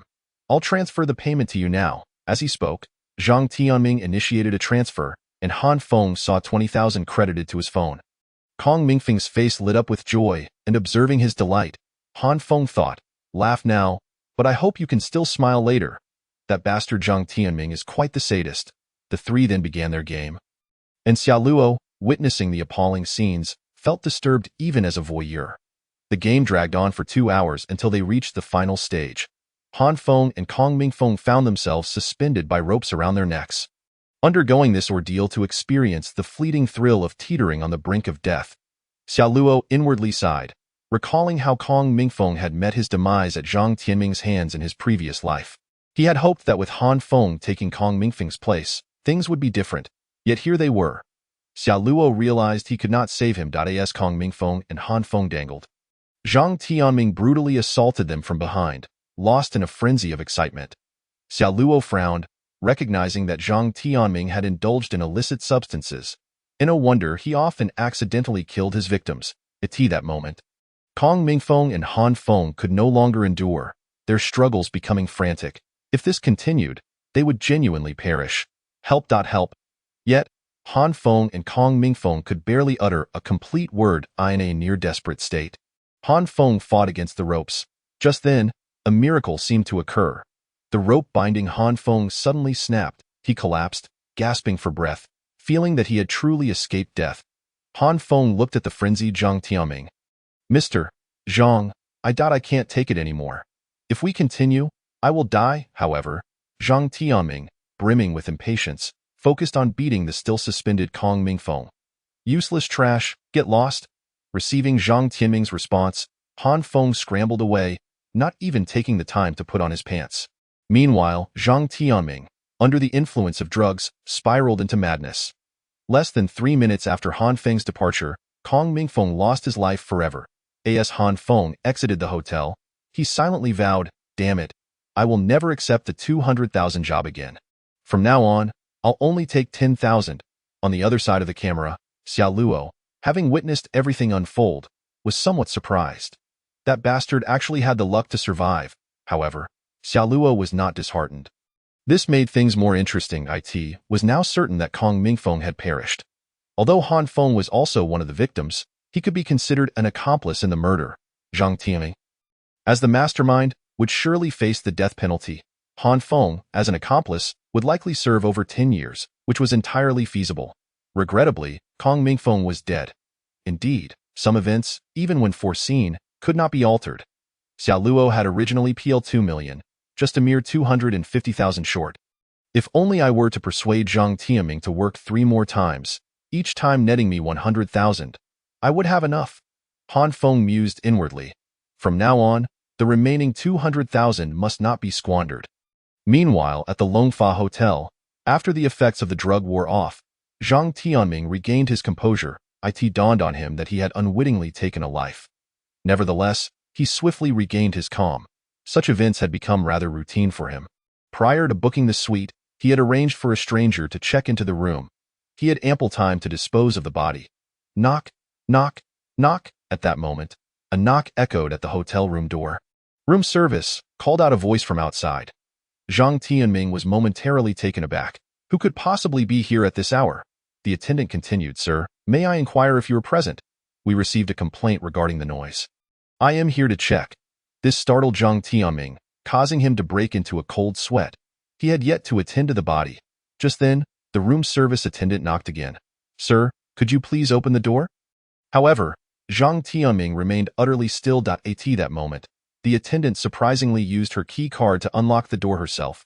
Furious, Zhang Tianming seethed. How dare she intrude? Yet, as the attendant entered the suite, Zhang Tianming quickly hid in the bathroom. The attendant stepped in, observing the smug expressions of Han Feng and his daughter Han Shuiying. Xia Luo revealed a cold smirk. The show was about to commence. Chapter 24. A Cataclysmic Revelation. Public Humiliation. At this moment, Han Feng and Han Shuiying were still engaged in jovial conversation with the guests in the banquet hall, utterly oblivious to the impending danger closing in on them. Just then, a strikingly poised female enforcer, accompanied by 7 law enforcement officers, entered the banquet hall. The leading enforcer was none other than Zhou Qianqian. Zhou Qianqian and her companions wore solemn expressions, exuding an air of lethal intent as they strode purposefully into the hall. The powerful aura emanating from them weighed heavily on the attendees, instilling an undeniable sense of trepidation, even among those who had committed no wrongdoing. "Captain Zhou?" Upon spotting Zhou Qianqian, both Han Feng and Han Shuiying were momentarily taken aback. Zhou Qianqian was indeed an old acquaintance, having been responsible for the case involving Han Bing. Zhou Qianqian approached the table where Han Feng and Han Shuiying sat. Han Shuiying smiled and said, "Isn't this Captain Zhou? What brings you here?" However, Zhou Qianqian dismissed Han Shuiying entirely, not even sparing her a glance, her gaze fixed sternly upon Han Feng. "Mr. Han Feng, you are implicated in a case of abuse and murder. I hereby formally inform you that you are under arrest." Zhou Qianqian's voice was stern, resonating clearly throughout the banquet hall. The previously lively atmosphere fell into an immediate silence. The air seemed to solidify, as if time itself had come to a halt. All eyes were fixed on Han Feng, and the sound of a pin dropping could be heard. After several breaths, Han Feng and Han Shuiying finally regained their composure. Panic surged through Han Feng. "Impossible! Absolutely impossible! How could I possibly be connected to a murder case? Captain Zhou, you must be mistaken. There must be some misunderstanding." Han Shuiying, equally astonished, could hardly believe her ears. "Captain Zhou, you must have made an error. My father is an honest man. How could he possibly be involved in a murder case?" The expressions of Han Feng and Han Shuiying grew increasingly agitated. Particularly Han Feng, whose entire being trembled with anxiety. His face flushed with indignation, he vehemently denied the allegations. Zhou Qianqian merely smiled coldly. Han Feng, if I have come to find you, it is because I possess ample evidence. That's preposterous, Han Feng retorted. I am a good person. How could I be linked to a murder? Despite having recently endured the most exhilarating experiences of his life, he had never engaged in anything so vile as murder. Zhou Qianqian regarded Han Feng with unwavering seriousness. You refuse to admit it? You must know Zhang Tianming, correct? At the mention of Zhang Tianming, a chill ran through Han Feng, an ominous premonition rising from the depths of his being. Zhang Tianming, what has happened to him?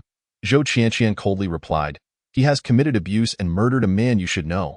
The victim's name was Kong Mingfeng, and you are his accomplice. What? Abuse? Murder? The shocking revelations left the crowd in stunned silence, their faces a tableau of disbelief as they turned to Han Feng. In an instant, Han Feng's defenses crumbled. That is impossible. I have nothing to do with this. I was completely unaware. Zhang Tianming paid me to participate in his games. I was merely a participant. What? He paid you? Abuse and murder? I thought it was strange how you earned millions a month. Turns out it was something so depraved. At that moment, someone from the crowd exclaimed, What the hell? Is it really that twisted? What is going on? Instantly, the banquet hall erupted into chaos, faces filled with shock and disbelief. The voice that had spoken was none other than Xia Luo, who had deliberately lowered his tone to blend into the crowd. Abuse? Murder? Payment? These keywords struck Han Shuiying like invisible hammers to her chest, leaving her dazed and her mind in a whirl. The surrounding classmates and teachers regarded Han Shuiying and Han Feng with expressions of incredulity. No, I did not. I did not commit murder. I am not an accomplice, Shuiying. You must believe me. Han Feng shouted desperately, refusing to accept the reality. Zhou Qianqian sneered, still not admitting it. If you remain obstinate, I shall show you the evidence. Zhou Qianqian produced her work tablet and opened a video. In it appeared three middle-aged men, one of whom was Han Feng himself. They were engaged in activities that defy description. Simply put, as Zhou Qianqian had stated, abuse and murder. The attendees were aghast, their values shattered as they witnessed the video. What the hell? This is too much to bear. It's utterly revolting. I need to cleanse my eyes. Amidst the crowd, someone began to wail in horror. Meanwhile, Han Shuiying felt as though she had been struck by lightning, standing frozen in place. So this was how her father's wealth was acquired? Han Feng, consumed by anxiety, faced public disgrace, but it was Han Shuiying who found it most unbearable. Despite her materialistic tendencies, she valued her reputation far more. Otherwise, she would not have encouraged Han Feng to flaunt his wealth even before the understanding fee was gathered. Now, with such a catastrophic revelation exposed before the public, Han Shuiying felt as if she wanted to dig a hole and hide. No, it's not like that. It was Zhang Tianming, that bastard. He paid me to participate in these games. I am not the murderer. Zhou Qianqian, however, merely laughed coldly. All three of you are participants in the abuse games. The video is quite clear. During the hanging, the victim Kong Mingfeng initially refused, yet you persuaded him, claiming you had already tried it. Your repeated encouragement ultimately led to his demise. You are not merely a participant. You incited him. You are indeed an accomplice, and the evidence is irrefutable. Han Feng stood frozen. Realizing the truth, he had never imagined that Kong Mingfeng would die. Now, he felt a deep regret, recalling how he had urged Kong Mingfeng on that fateful day. Chapter 25. The collapse of the Han family as they felt the piercing gazes directed at them from all sides. Han Shuiying and Han Feng experienced a stinging sensation on their skin, akin to being pricked by needles. They never seek the reasons within themselves. If he were willing to live honestly and with integrity, how could he have fallen to such a dismal fate? Han Feng charged wildly towards Xia Luo, launching an attack. Xia Luo, with a look of disdain, swiftly countered with a slap. Instantly, the sound of the strike echoed, and his arm seemed to elongate, transforming into a whip that struck Han Feng's face with tremendous force. The terrifying impact left half of Han Feng's face indented. In an instant, Han Feng's eyes became strikingly clear. It was only through the jolt of pain that he realized Xia Luo was not someone he could bully. With a sharp crack, Han Feng's body tilted and crashed heavily to the ground. Teeth scattered, and half of his face swelled grotesquely, resembling that of a pig. Just as Han Feng fell, several enforcers rushed out, pinning him down and dragging him away. Zhou Qianqian glanced at Xiao Luo but exchanged no words with him. Instead, she turned to Han Feng and said, Han Feng, you and your son truly deserve your fate. Your son committed QJ against women, bribed public officials, and conspired against Xiao Luo. You wanted Xiao Luo to take the blame. And yet you, as a father, shift the blame onto him. What does this have to do with Xiao Luo? She then looked at the surrounding crowd. My apologies for interrupting your meal. With that, she took Han Feng and her people away. Meanwhile, Xiao Luo feigned a look of deep sorrow. The classmates, parents, and teachers around him looked at Xiao Luo with expressions of sympathy. They had not anticipated that Zhou Qianqian would reveal such explosive news before leaving. Han Shuiying's brother had actually committed such beastly acts and expected Xiao Luo to bear the consequences. Xiao Luo's high school homeroom teacher approached him, embracing him tightly. Xiao Luo, we once thought you were fortunate. Though you lost your parents, you had the Han family to look after you. Now it seems we were mistaken. You have truly suffered these years. Upon hearing the teacher's words, the surrounding crowd expressed their agreement. To expect Xiao Luo to take the blame, to be seen as an accomplice to murder, and then to blame him. Wasn't that bullying a mere orphan? Such a person, in everyone's eyes, was nothing short of a scoundrel. And even that term failed to capture his repulsiveness. As the murmurs of the crowd reached her ears, Han Shuiying stood frozen, her mind a cacophony of chaos. Everything felt so absurd, especially as she recalled how her father had earned his money, now exposed to her classmates and teachers. Even the fact that her brother had conspired against Xiao Luo had come to light. Han Shuiying felt as though she could never face anyone again, destined to live amidst the mockery and scorn of others. Suddenly, like a madwoman, Han Shuiying bolted from the banquet hall.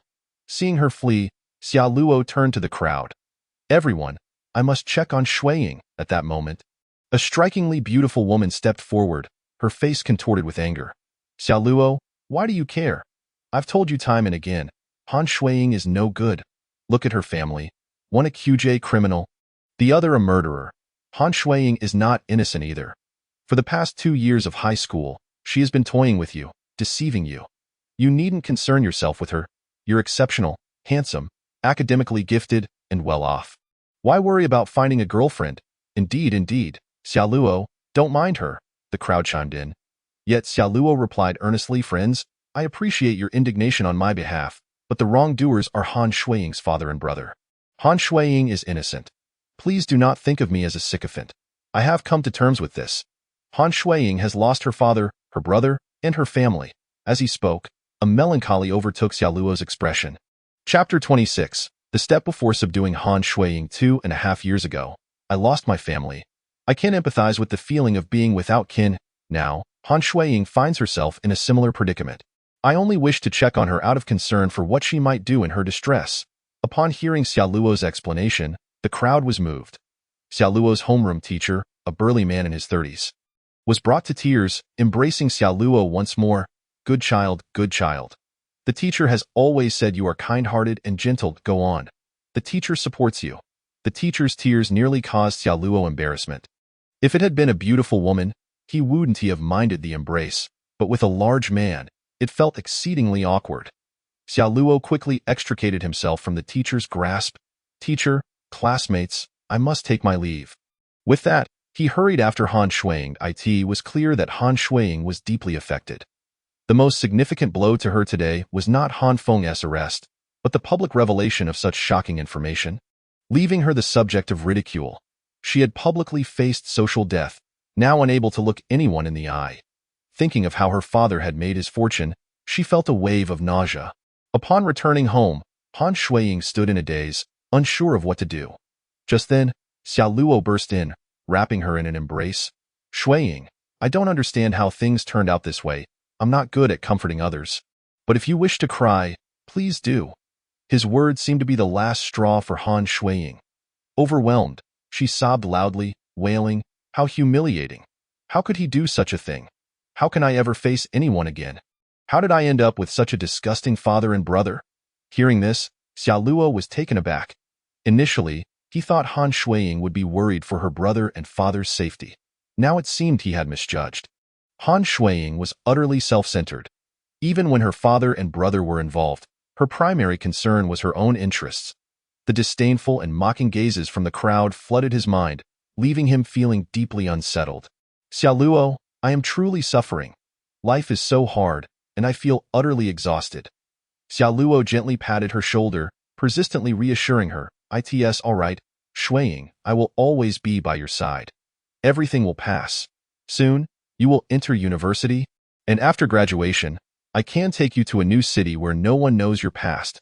These words, Han Shuiying's spirits lifted somewhat. It indeed seemed like a reasonable solution. Yet she lamented, "But I can't bear to leave my friends and classmates here. I suddenly feel so weary and burdened." Internally, Xiaoluo scoffed. "This is what you call suffering and exhaustion?" If Xiaoluo were to tell Han Shuiying that she had purchased a car, that her brother's reparations were still $1 million short, and that half of her current wealth was borrowed from high-interest loans, would she still feel the same? But Xiaoluo refrained from voicing these thoughts. If he did, how could he allow Han Shuiying to experience her pain? He continued to comfort her gently. After she cried herself to sleep in his embrace, he gazed at her delicate features, feeling a surge of excitement. However, Xiaoluo still did not rush to claim her. It would be meaningless to pursue a girl in tears, her makeup ruined. He had ample opportunities to play the long game with Han Shuiying. After escorting her back to her room, he returned to his own quarters to meditate and practice. Meanwhile, he checked his phone, noting a message with photos from Feng Yi. Now that Han Feng was incarcerated, it was time for Feng Yi to face her reckoning. As for Han Shuiying, Xiaoluo had no intention of throwing her to the wolves just yet. She still held value for him, as a means to draw out his adversaries, particularly her mother. All of this stemmed from the knowledge Xiaoluo had gained during his reign as a dominant figure in prison. After divorcing Han Feng, Han Shuiying's mother had become involved with a powerful underground figure in the provincial capital, becoming his mistress. The suggestion for the Han family to move in with Xiaoluo had originated from Han Shuiying's mother, who intended for her daughter to toy with and exploit Xiaoluo. Thus, Han Shuiying still had her utility, and Xiaoluo would ensure her safety for the time being. Everything he had orchestrated thus far was merely the final step before subduing her. Before long, Thursday arrived. After rising, Xiaoluo received his usual call from Aronwei. In addition to discussing stock matters, she had another piece of news. Zhou Yumu had successfully opened an account and transferred 150,000 into it. However, as a new ordinary user, she would need to wait one business day before trading. Everything was progressing according to Xiaoluo's plan. Just as he finished washing up, there was a knock at the door. "Xiaoluo, are you awake?" "Yes, I'm up. There's something you need," he replied. Han Shuiying gently said, "Xiaoluo, I have prepared breakfast for you. Please come out and eat." As Xiaoluo opened the door, he was greeted by the sight of Han Shuiying, who had already done her makeup and was waiting for him. Today, she donned a blue maid outfit, her legs adorned with white stockings, her face a picture of shyness as she gazed at Xiaoluo. He recognized that her ensemble was bought during her live stream. With a bashful look, Han Shuiying urged, "Xiaoluo, let us have breakfast." Yesterday, Han Shuiying had come to realize that with the absence of her father and brother, the only person she could rely on was Xiaoluo. Therefore, she resolved not to let Xiaoluo develop any feelings of aversion towards her. Naturally, she had dressed in a manner that she believed would please him. Even taking the initiative to prepare breakfast, as Xiaoluo beheld the bashful Han Shuiying, a wave of warmth surged within him. "What to eat for breakfast? First, I shall indulge in you." With that, Xiaoluo swept Han Shuiying into his arms and tossed her onto the bed. "Ah!" she exclaimed in surprise, yet she made no move to resist. An hour later, with a face flushed with shyness, Han Shuiying sat at the dining table with Xiaoluo, sharing a meal. She had expected that Xiaoluo might take the final step today, but it seemed she had overthought things. She could not fathom how he was able to restrain himself. Chapter 27. The arrogant Feng Yi. In truth, Xiaoluo too had nearly succumbed to the temptation of claiming Han Shuiying.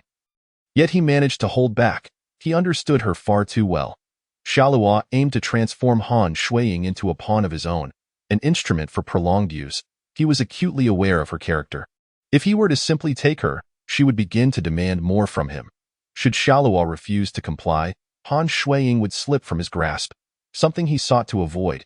He needed to bind her, to make her aware that their relationship was transactional. Xiaoluo was no longer a lovesick fool. If Han Shuiying wished to gain anything from him, she must pay the price. Moreover, this transaction was to be a long-term arrangement.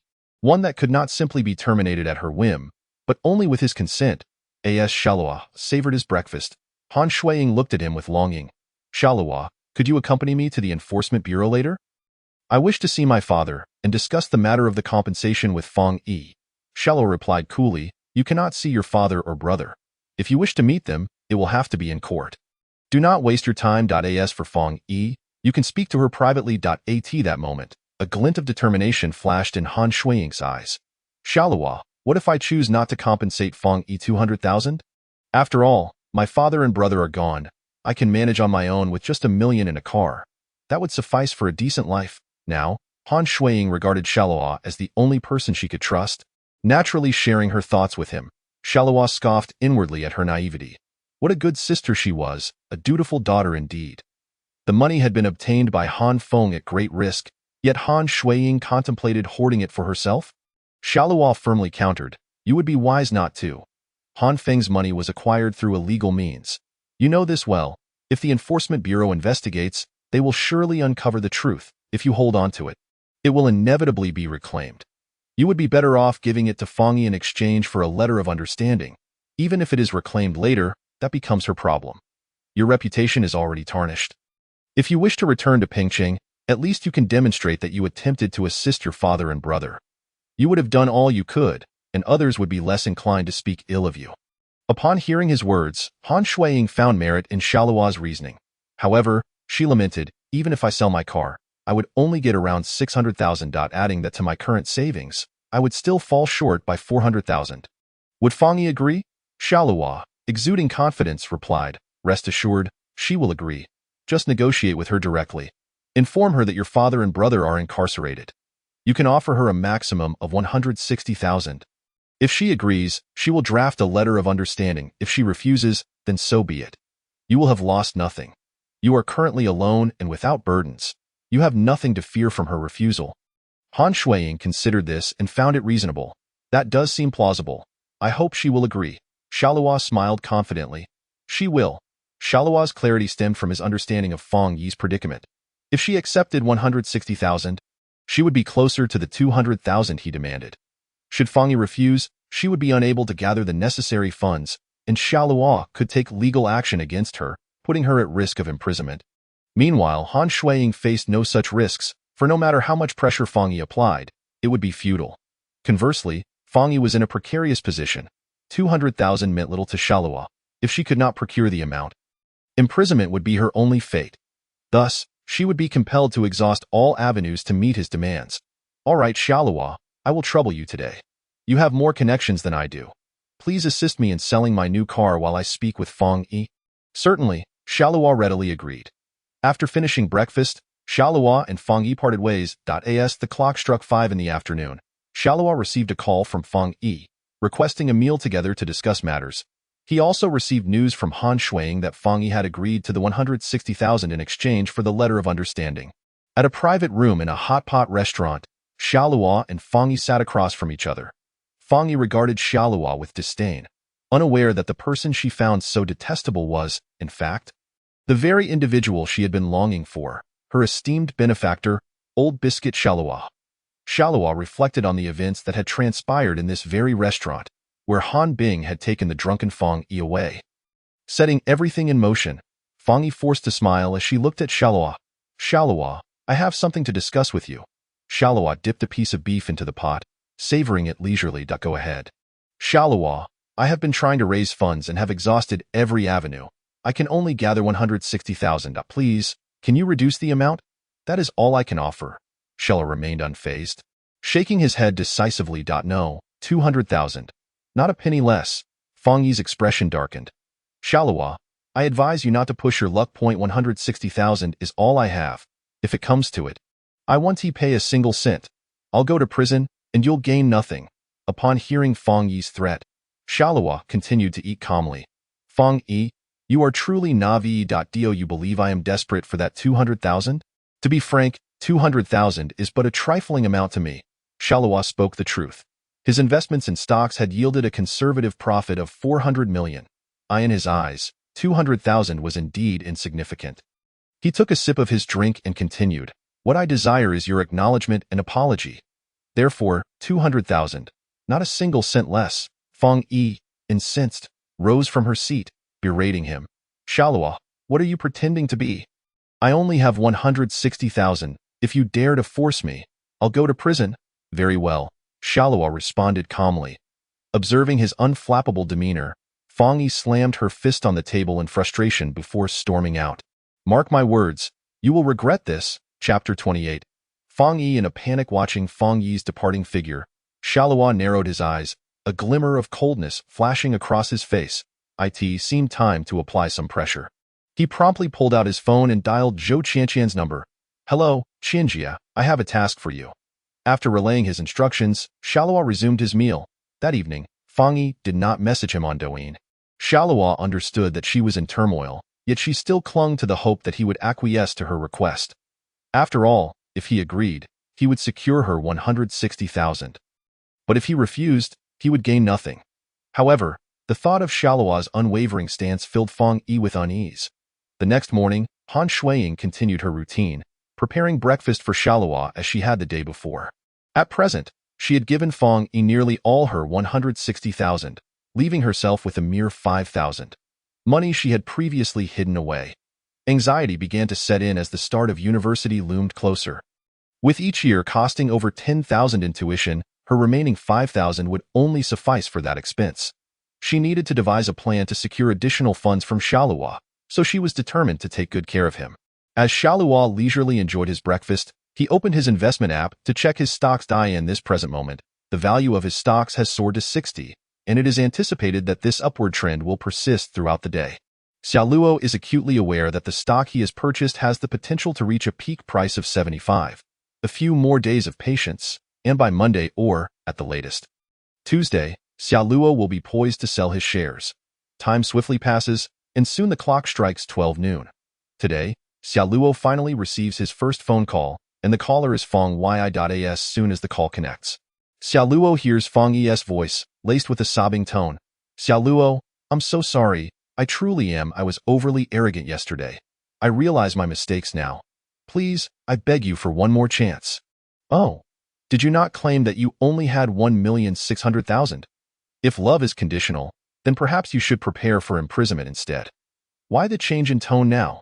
Upon hearing Xiaoluo's words, Fang Yi's teeth grind in frustration. Yesterday, she believed Xiaoluo to be merely greedy, intentionally putting on a show of bravado, confident that he would acquiesce to her demand for 1,600,000. However, this morning she comprehends her error. As she was preparing for her makeup live stream, Zhou Qianqian arrived with a group to take her away. Zhou Qianqian made it abundantly clear that Xiaoluo is adamant about a 2 million settlement fee. Upon hearing Zhou Qianqian's words, Fang Yi maintains her defiant demeanor. Yet, Zhou Qianqian merely smirks coldly. Miss Fang Yi, do you truly believe Xiaoluo is in need of money? His demand for 2 million is merely a reflection of your need for an apology. Once you present the 2 million, he will accept nothing for himself. All will be donated to charity, directly to our official account, never touching his hands. This sum will be used to support impoverished children in mountainous regions with their educational expenses. I am here to ascertain your position. If you agree to the settlement fee, we can resolve this privately. If you refuse, and Xiaoluo chooses to take you to court, imprisonment will undoubtedly follow. What? Upon hearing Zhou Qianqian's words, Fang Yi's complexion pales dramatically. She never anticipated that Xiaoluo would play such a trump card. Initially, she thought Xiaoluo was merely trying to scare her into compliance. But now she realizes the gravity of her miscalculation. If she cannot muster the 2 million, she is indeed facing prison time. Filled with dread, Fang Yi returns home, only to redial Xiaoluo's number. Xiaoluo smiles faintly. It appears that Miss Fang Yi has come to understand that I am no longer particularly concerned about that 2 million. Am I? With a choked voice, Fang Yi pleads. I see my mistakes now. Xiaoluo, did I beg you? Grant me one more week. I will find a way to gather the money. I promise. Hearing her desperate plea, Xiaoluo chuckles softly. Very well. I hope you can maintain this attitude in the coming days. Remember, this is your final week. By next Friday at the latest. If you cannot gather the funds, you are already aware of the consequences. With that, he hangs up the phone, now awaiting Fang Yi's next move. As expected, by evening, Fang Yi messages Xiaoluo on Douyin. Brother Biscuit, are you there? Xiaoluo deliberately waits a moment before responding. At this point, Fang Yi has placed all her hopes on her top supporter, Old Biscuit, who, over the past week, has gifted her tens of thousands. She has meticulously calculated her finances. She has 1,600,000 from Han Shuiying, and her live streaming earnings have amounted to over 70,000. With an additional 30,000 in savings, she has a total of 1,700,000, still falling short of the 2 million Xiaoluo demands by 300,000. She gets straight to the point. Brother Biscuit, could you lend me 300,000? I'm in urgent need, and if you help me, I will forever remember your kindness. Fang Yi sends a voice message, believing that her top supporter is her last hope. Listening to her voice, Xiaoluo scoffs coldly and types back. 300,000 is mere pocket change to me, I have it. However, why should I lend it to you? What benefit would I derive from it? Upon reading Xiaoluo's message, Fang Yi becomes elated. Since her top supporter has not outright refused, there is still hope. Brother Biscuit, I implore you, if you lend me the money, I will fulfill any request you have for videos or photos. Xiaoluo quickly replies, let us not go down that road. Haven't I seen enough of your photos and videos? I'm no longer interested. Let us discuss something else. Fang Yi's heart skips a beat, sensing the implication, yet she feigns ignorance. Brother, what do you want then? Xiaoluo responds directly. Come out and spend one night with me, and I will lend you 300,000. What? Fang Yi's heart races. Her hands trembling, brother. Isn't that request a bit excessive? Xiaoluo replies calmly, I am not coercing you. If you're willing, then spend one night with me, and I'll lend you the money. If you refuse, so be it. Do you truly believe that my generosity in gifting you so many presents stems solely from my enjoyment of your live streams and conversations? Fang Yi is torn. Brother, but I have a boyfriend. I cannot betray him. Xiaoluo scoffs dismissively, why do you care about such a boyfriend? He only plays games and offers no assistance. The mere fact that you have turned to me indicates he is incapable of helping you. At a time like this, you still prioritize your useless boyfriend. If he dares to play games now, he will dare to hit you later. If he hits you, he will abandon you. Is he worth it? Ask yourself. Fang Yi is left speechless, her mind racing. Each time Xiaoluo mentions that her boyfriend will hit her, it strikes a painful chord within her, perhaps because he speaks the truth, and the reality is indeed harsh. Observing Fang Yi's silence, Xiaoluo states, in any case, I've made myself clear. If you are willing to spend one night with me, then the 300,000 will be yours. Think carefully. Can your boyfriend offer you that amount? With that, Xiaoluo shuts his phone, leaving Fang Yi to wrestle with her thoughts, until later in the evening that she messages again. Brother Biscuit, may I have 2 days to consider? Xiaoluo remains unresponsive. Soon, Monday morning arrives, and Xiaoluo is awakened by the ringing of Ma Rongwei's phone. Xiaoluo, it's gone crazy. The stocks have skyrocketed. In just 10 minutes of trading, the market index has surged over 3,600 points. Your stocks have risen from 21 to 65 in 12 days. Xiaoluo smiles faintly, maintaining his composure, for he had anticipated this outcome. At 65, having purchased at 21, his investments have more than tripled. This means that should he choose to sell now, he stands to gain over 400 million. Xiaoluo inquires, and what of Zhou Yumu? It is known that Xiaoluo has tasked Ma Rongwei with keeping tabs on Zhou Yumu. Ma Rongwei replies, her stocks bought on Friday have also hit a peak, but the upward momentum is not as vigorous. With only a 4% increase, she hasn't made much yet, but it's expected to peak soon. Xiaoluo smiles and shakes his head, that's not possible. The market is about to plummet.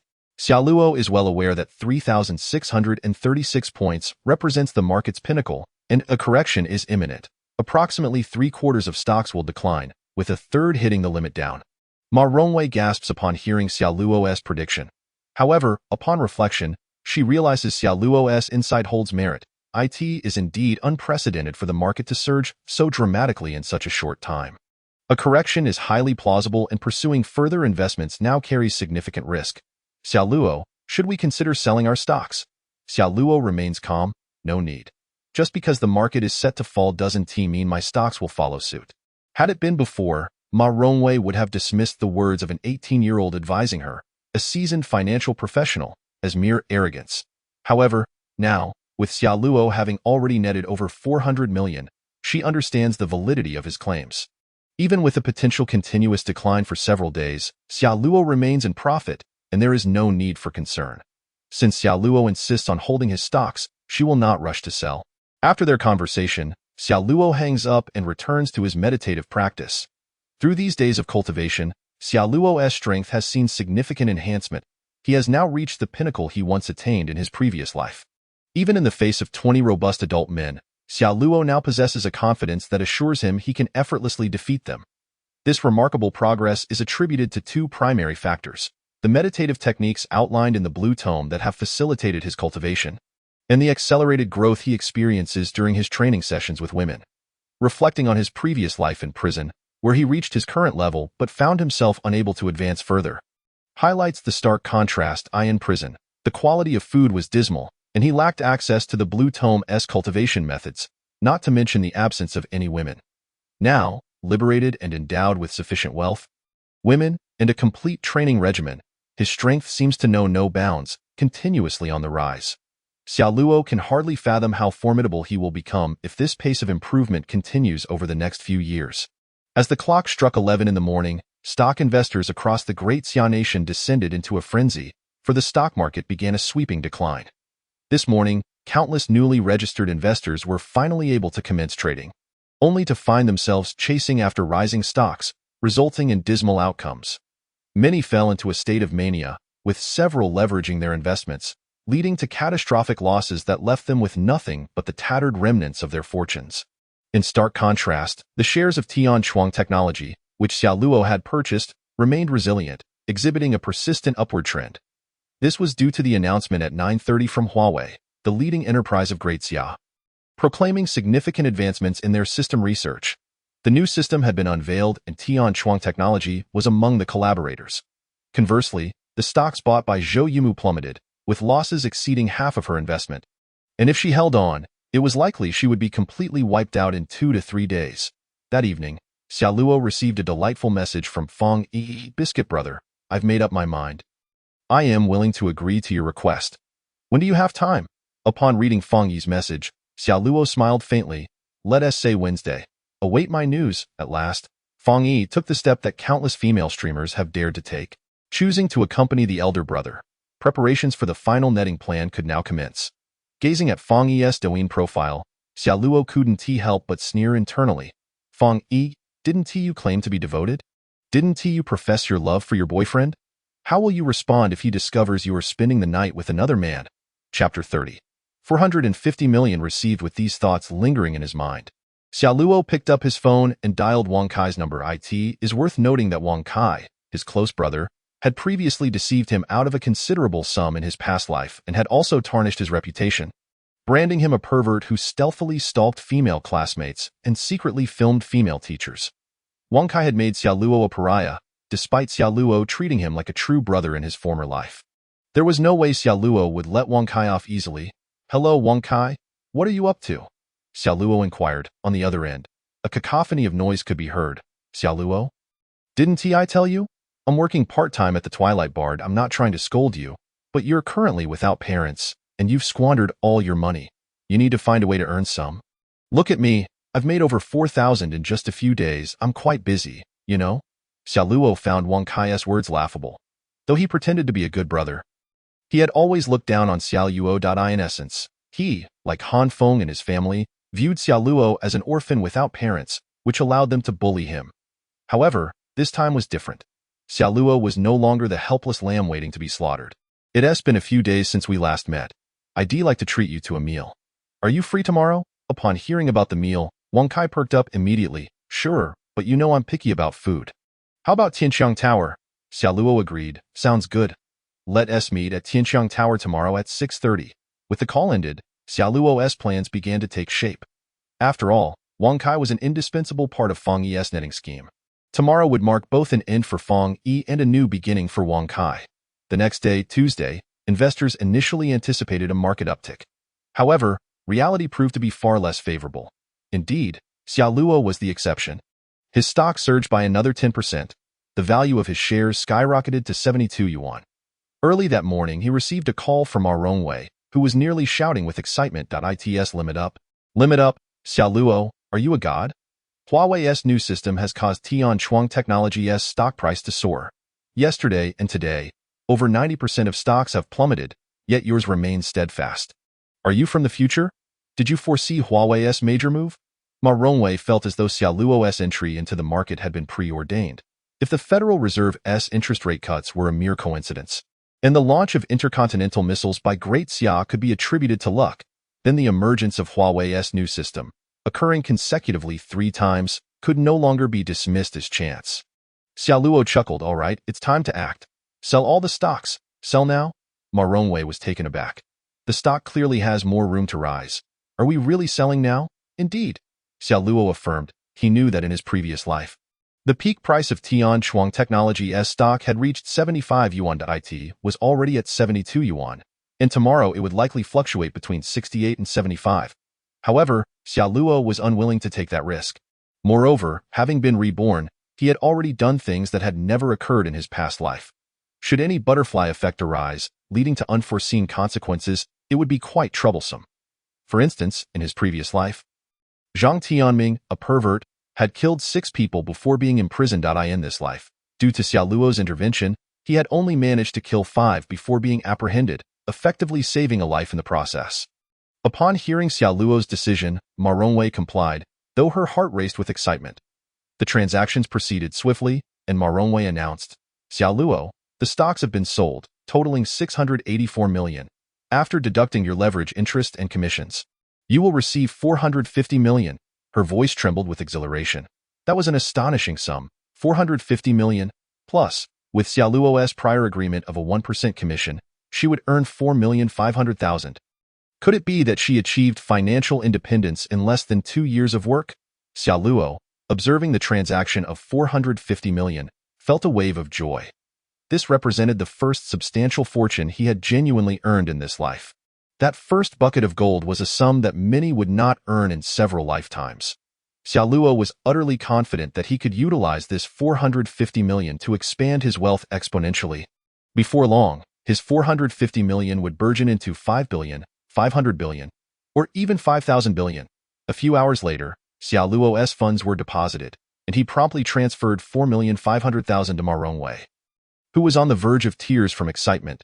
By the way, Xiaoluo, I need to tell you something else.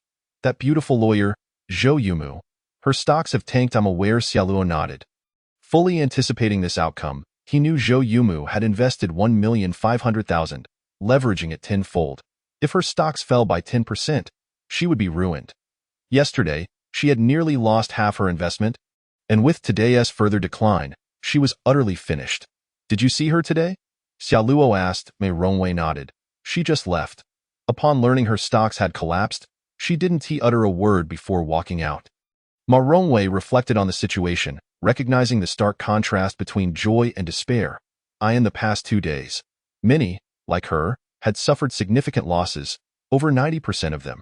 Yet, Xiaoluo had risen above them, successfully amassing a staggering 450 million. Xiaoluo recalled that in his previous life, Zhou Yumu had chosen to leap from a building upon discovering her stock losses. Tian High Garden, a quaint old residential complex in Pingcheng, was where the beautiful lawyer Zhou Yumu resided. The tallest building stood 7 stories high. In his former life, Zhou Yumu had climbed to the rooftop to jump, but during her fall, she was first obstructed by a 5th-floor balcony curtain and then landed on a large tree below, which broke her fall, resulting in only a broken leg and unconsciousness. She had been found by her boss 3 days later in the hospital. If this life unfolded similarly to the last, Zhou Yumu might very well choose to jump again. Chapter 31. Confession to Zhou Yumu. It's important to note that her family's house had already been mortgaged, leaving her with nothing. Moreover, Zhou Yumu's father owed over 1 million in gambling debts. If loan sharks came demanding repayment, Zhou Yumu would find it impossible to face the consequences. Originally, the sum of 1,500,000 would have sufficed for Zhou Yumu's mother to opt for the most basic treatment available in the hospital.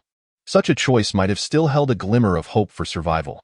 Yet, she chose to invest in stocks, harboring dreams of a miraculous turnaround, wishing to earn millions in one fell swoop. Xiaoluo stood alone beneath the residential complex where Zhou Yumu resided, and it wasn't long before he spotted her. A slender, exquisitely beautiful woman, she walked in, appearing utterly lost and despondent. Her eyes were vacant, her complexion pallid, as if all hope had drained from her life.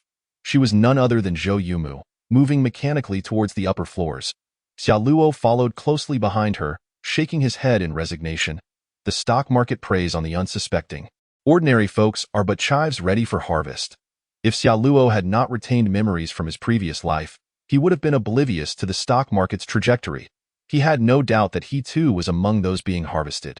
Opening his phone, he noticed a text notification from the bank confirming that funds had been credited to his securities account. Without a moment's hesitation, he deleted the securities app from his device, vowing never to engage with it again. Xiaoluo continued to trail Zhou Yumu, who remained blissfully unaware of his presence. All she knew was that her world had collapsed, her existence had lost all color, rendering her life seemingly unnecessary. Soon, she arrived at the rooftop, stepping towards the edge in a whisper. She spoke to herself, gazing ahead with no trace of fear, only despair for life. Mom, forgive me. I am an unfilial daughter. I shall wait for you below, and we will reunite then. With that, Zhou Yumu took a step off the ledge. Suddenly, a strong arm reached out, catching her as she fell. Zhou Yumu froze, unable to comprehend what had just happened as she was pulled back up. Upon regaining her footing, she realized that the one who had saved her was a handsome young man, standing at 6 feet 2 inches tall, exuding a radiant charm. It was Xiaoluo. Having undergone a transformative experience through the practices of Yin-Yang Jade and the Yin-Yang Manual, Xiaoluo was no longer an ordinary individual. His appearance and demeanor surpassed that of the average person.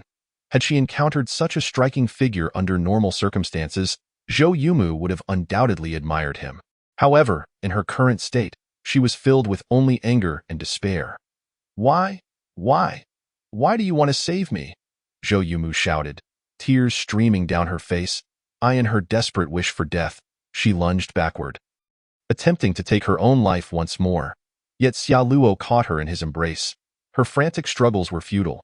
Zhou Yumu fought fiercely, her fists pummeling Xiaoluo, but to him, her blows felt no different than a gentle massage. Why do you stop me from dying? Do I not even have the right to end my own life? Zhou Yumu cried. Sister Mu, there are still countless beautiful things in this world. Why must you seek to end your life? Think of your family, consider your bright future. Upon hearing Xiaoluo's words, Zhou Yumu let out a primal scream. Feeling even more inclined towards death, she thought of her family, her father, who had fled after accumulating debts, and her mother, stricken with cancer, who would soon succumb without treatment. She had mortgaged her home. Her savings from the past 2 years were gone, and her future appeared bleak. Did she even possess a future? Zhou Yumu struggled fiercely against Xiaoluo, pleading, "Let me go. Do not stop me. I want to die." Observing Zhou Yumu's frantic demeanor, Xiaoluo felt a wave of awkwardness wash over him, realizing he had misspoken. In the midst of her struggles, he grasped her face and leaned in for a deep kiss. The once mad Zhou Yumu was momentarily stunned, as if an electric current coursed through her. At 23, she was still an innocent woman who had never had a boyfriend. This was her first kiss. Although she felt a flicker of anger and wanted to resist, she quickly surrendered, thinking that if she were to die, she at least wanted to experience a kiss before departing this world. After a brief moment, Xiaoluo released her, and Zhou Yumu's cheeks flushed with a soft pink hue. Although she had calmed somewhat, her desire for death remained unwavering. Xiaoluo spoke first. Zhou Yumu, I like you. From the moment I laid eyes on you at the securities company last week, I was captivated. I vowed to win your heart. Regardless of what has transpired, I will not allow you to die. Upon hearing Xiaoluo's declaration, Zhou Yumu was momentarily taken aback. Had anyone else spoken such words, she would have felt a twinge of disgust. Yet, the man before her was undeniably handsome, his demeanor genuinely appealing. It is said that when an ordinary or unattractive person professes love, it feels greasy, whereas a handsome man's confession appears heartfelt. Zhou Yumu felt a stir of emotion. Yet she could only muster a resigned smile. Little brother, you are merely caught up in a moment of impulse. You've seen me only a couple of times. You hardly know me. Do you understand my current predicament? Being with me will not bring you happiness. It will only drag you down. Zhou Yumu attempted to dissuade Xiaoluo. However, he merely smiled calmly. Is it not true that your mother is gravely ill and requires a substantial sum for treatment? That your mortgaged house and stock market losses have left you in dire straits? That your father owes money to loan sharks? I am fully aware of your challenges. Confidence shone in Xiaoluo's eyes as he spoke with authority. I will cover your mother's medical expenses. I will compensate for your stock losses. I will settle your family's debts, and you, without my permission, shall not die. Zhou Yumu trembled slightly, feeling a surge of warmth envelop her. This stranger she had just met seemed to comprehend her situation entirely. His professed affection for her was not a mere whim. In the face of her desperate circumstances, Zhou Yumu felt a wave of emotion wash over her. It was only natural to be moved when encountering such a handsome man who pulled her back from the brink and spoke such words. Thank you, young man, but my situation is far more dire than you can imagine. Your kindness is appreciated, yet assisting me may only drag you into the mire. Zhou Yumu lamented, realizing she needed at least 5 million to extricate herself from her predicament. For someone in Pengcheng, a small town where the average salary barely reached 5,000, 5 million was an astronomical figure, an amount most would never accumulate in a lifetime. Determination flickered in Xiaoluo's eyes. If asked 2 weeks prior, he would have struggled to produce 5 million, but that was no longer the case.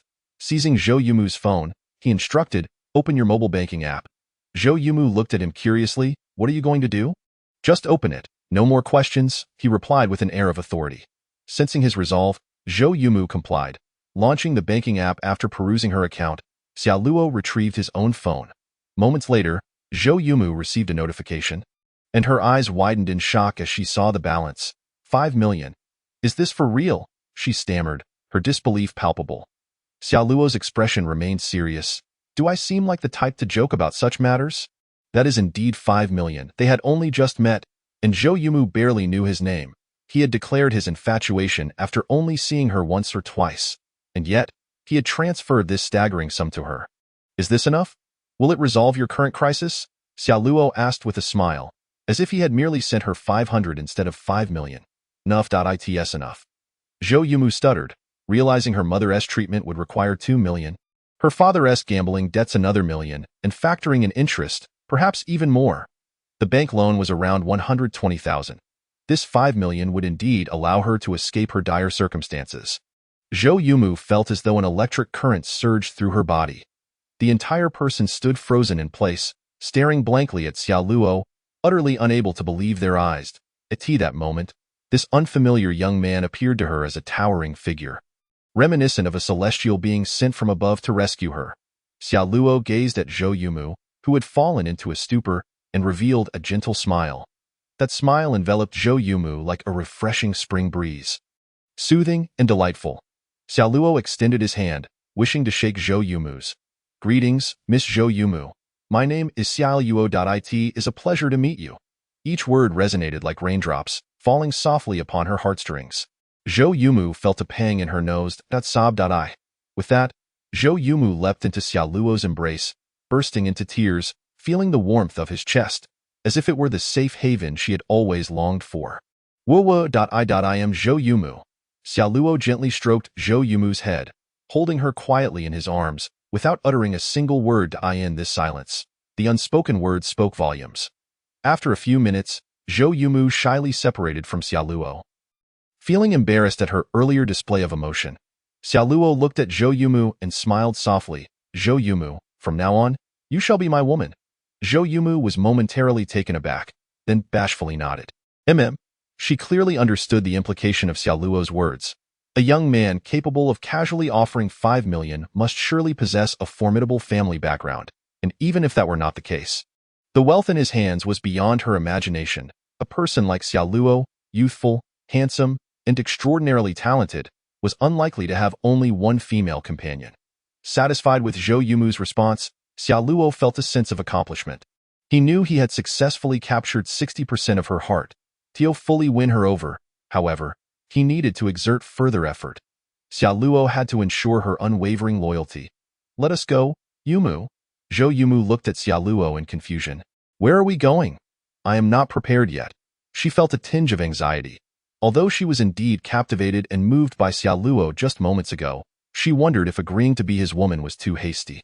After all, she was still an untouched flower, completely unprepared.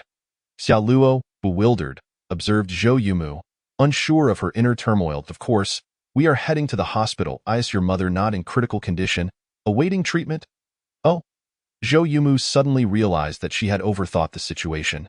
At Pengcheng, in the office of her mother Wang Lihua's attending physician, the doctor looked at Zhou Yumu and said, "Miss Zhou, you have finally arrived. We have found a matching bone marrow donor for your mother. As long as you settle the fees, we can proceed with the transplant at any time." Zhou Yumu nodded. Yes, doctor, I will go pay now." However, at that moment, Xiaoluo interjected. "Wait." Xiaoluo inquired, "Doctor, may I ask, after a successful transplant, how many years can my aunt expect to live, and what will the outcome be?" The doctor replied, "Our success rate for the procedure is quite high, over 90%. However, it is difficult to predict life expectancy. We can guarantee at least 1 year, but less than 10 out of course. A very small number of individuals may survive for over 10 years post-transplant." Chapter 33. The meeting of two women. Xiaoluo nodded. "So, are there no alternative treatment options? I recall your aunt is only 46 this year. Even if the surgery is successful, her time may be limited. What is the point of that?" The attending physician sighed helplessly. "I have mentioned this before. There are indeed other options. The current plan involves standard treatment, bone marrow transplant, surgery, bed fees, and medications, which totals approximately 1,500,000. The doctor continued. "There is also a second treatment method, which combines bone marrow transplant with our special medication. However, the special medication is quite expensive, 50,000 per course, and requires continuous use. Just the medication alone would cost 10,000 a month. This approach can guarantee the patient survives over 10 years. But it is essentially a process of purchasing medication. It all depends on your willingness. Then there is the final option, which very few can afford." "Oh? Please elaborate." Xiaoluo's eyes gleamed with interest. The doctor explained. "The last option is to go to our provincial capital's specialized clinic, which has professional equipment and injections. They specialize in treating this condition, but their fees are exorbitant, 3 million a month. The effectiveness is remarkable. Full recovery can be achieved within 3 months, at most 10 months, ensuring survival up to 65 years, provided there are no unexpected complications." Upon hearing this option, Xiaoluo nodded. Having reached a decision, Zhou Yumu said, "Xiaoluo, let us proceed with the surgery for my mother first. Afterward, we can buy the special medication for her. Living for 10 years is still quite good." Zhou Yumu believed that as long as the surgery succeeded, she could find a way to earn money for her mother's special medication. "No, we shall opt for treatment at the specialized clinic," Xiaoluo declared decisively, without a hint of hesitation. He turned to the doctor and asked, "Doctor, how do we gain access to the specialized facility in the provincial capital?" The doctor appeared somewhat surprised. "Sir, are you truly considering going to the provincial capital? The monthly fee there is 3 million. If luck is not on your side, it may take 10 months for full recovery. If you are certain, we can assist in making arrangements. That clinic collaborates with our country's top-tier hospitals. Once payment is made, the patient can be transferred within 24 hours. I am certain I will pay 30 million in one go, and any adjustments can be made afterward, correct?" "What?" Upon hearing Xiaoluo's words, both Zhou Yumu and the attending physician were taken aback. The notion of producing 30 million in one breath was astonishing. Neither Zhou Yumu nor the doctor had ever encountered such a situation. The attending physician's demeanor towards Xiaoluo shifted dramatically to one of warmth, personally leading him to settle the payment. Meanwhile, Zhou Yumu seemed to want to say something to Xiaoluo, tugging at his sleeve. Xiaoluo, however, before Zhou Yumu could finish her thought, Xiaoluo interrupted. "All right, since there is a better treatment option available, allowing your aunt to live like a normal person, why would we not choose it? Money is meant to be spent in times like this." Zhou Yumu's eyes brimmed with tears, overwhelmed by emotion, her gaze shimmering with unshed tears. After Xiaoluo completed the transaction, signing the necessary documents fluidly, both Zhou Yumu and the attending physician were left in shocked. In all their years, they had never witnessed someone spend 30 million in a single transaction. "Xiaoluo!" Zhou Yumu exclaimed excitedly, realizing at that moment that this man truly cared for her. "He loves me." Zhou Yumu's heart raced, for this was the singular reason she had longed for. Otherwise, which man would invest such a fortune for a woman he had just met? Zhou Yumu was certain Xiaoluo was not deceiving her. She could sell every organ in her body and still not reach 5 million, let alone 35 million. Thus, she could only convince herself, he truly loves me. Yet, Xiaoluo was acutely aware of Zhou Yumu's value. She was destined to be one of the elite in the legal realm, undefeated in her career. With her presence, Xiaoluo could sidestep countless risks. This was something worth far more than any sum of 35 million. Soon, it was 9 o'clock in the evening, and the advanced nursing staff from the medical facility in the provincial capital had arrived to transport Zhou Yumu's mother. They would reach their destination tonight and could arrange for treatment first thing in the morning. Zhou Yumu lingered because many matters remained unresolved in Pingcheng. Once everything was settled, she would naturally accompany her mother to the provincial capital. Watching her mother depart, Zhou Yumu felt an overwhelming sense of reflection. She realized that this single day had taken her through the depths of despair to soaring heights of hope, akin to falling into hell only to ascend to paradise. All thanks to the young man beside her.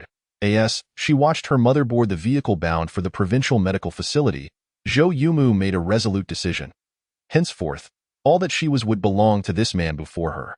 No matter what demands Xia Luo made, even if he asked her to die, she would comply without hesitation. Zhou Yumu turned to Xia Luo, her curiosity piqued. Xia Luo, where to now? Xia Luo smiled slightly. We shall go to my home. Zhou Yumu's face flushed, shyly glancing at Xia Luo. Is that appropriate? With a teasing smile, Xia Luo remarked, what's the matter? Is Sister Yumu unwilling? Zhou Yumu's face flushed even more intensely. I am willing. Upon arriving at the Xia family's villa, Xia Luo brought Zhou Yumu home. Xia Luo, you're back. I've prepared dinner and was just waiting for you, exclaimed Han Shuiying, bursting forth with excitement.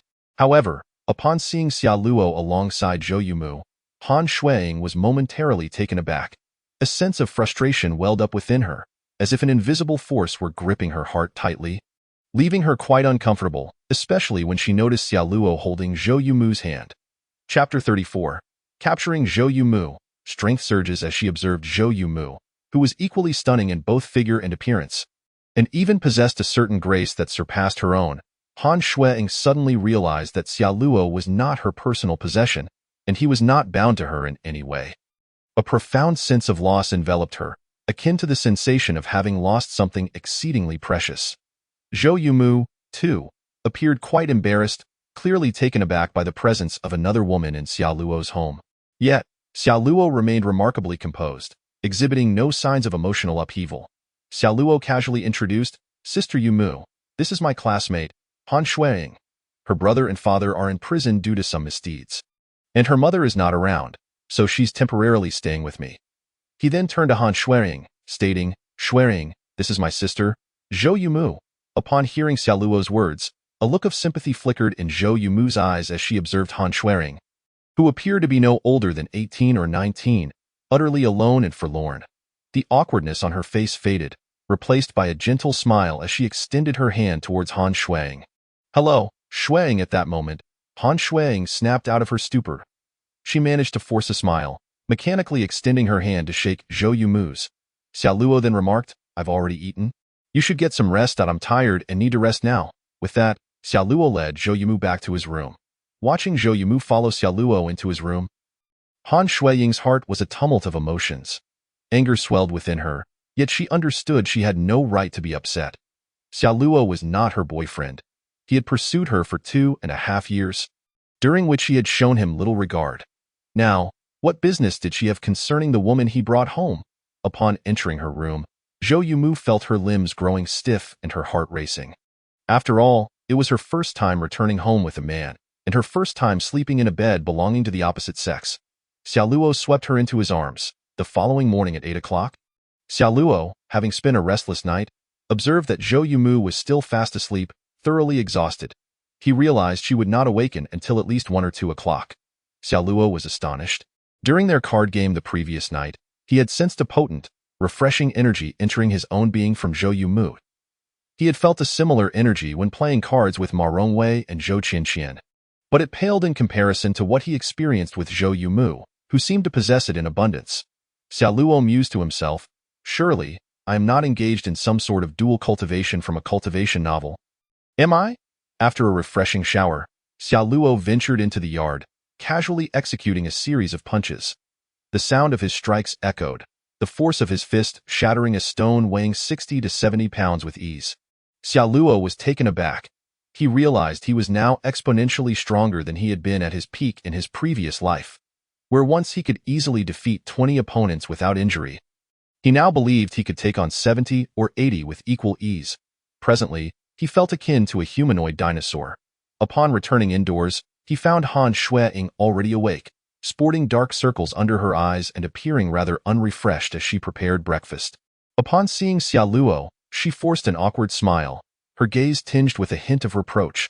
Xia Luo, I've prepared breakfast for you. It will be ready in half an hour. Xia Luo nodded in acknowledgement before retreating to his room. Han Shuang felt a surge of anger. The noise from Xia Luo and Zhou Yumu the previous night had been so loud that it had kept her from sleeping well. A thought began to form in her mind.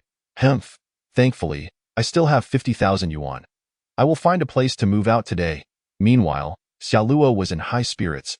He had successfully won over Zhou Yumu, and Ma Rongwei had also completely submitted to him.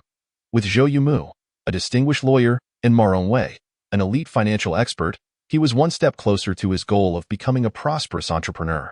Next on his agenda was to resolve Zhou Yumu's loan shark issues and deal with the troublesome duo, Fang Yi and Wang Kai. At 1:30 in the afternoon, Zhou Yumu awoke to find Xia Luo waiting for her.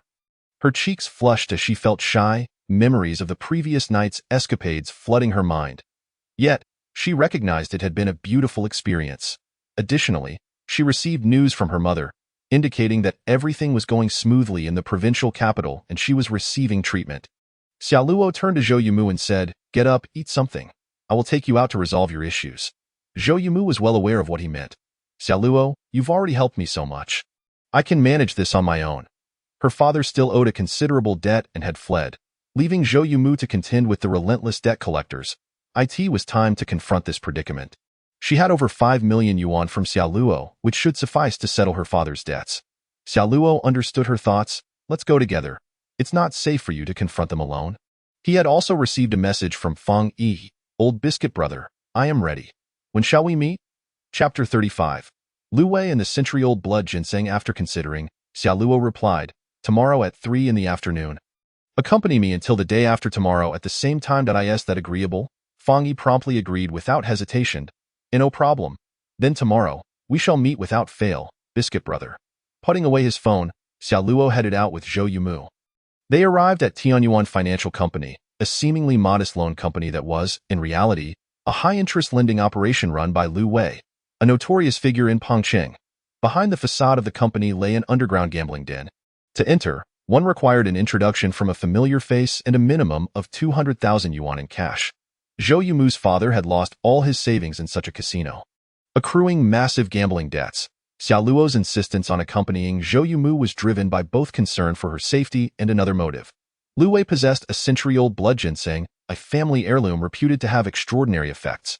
Consuming it could not only enhance physical strength but also extend one's lifespan by a decade. This ginseng was Lu Wei's most prized possession.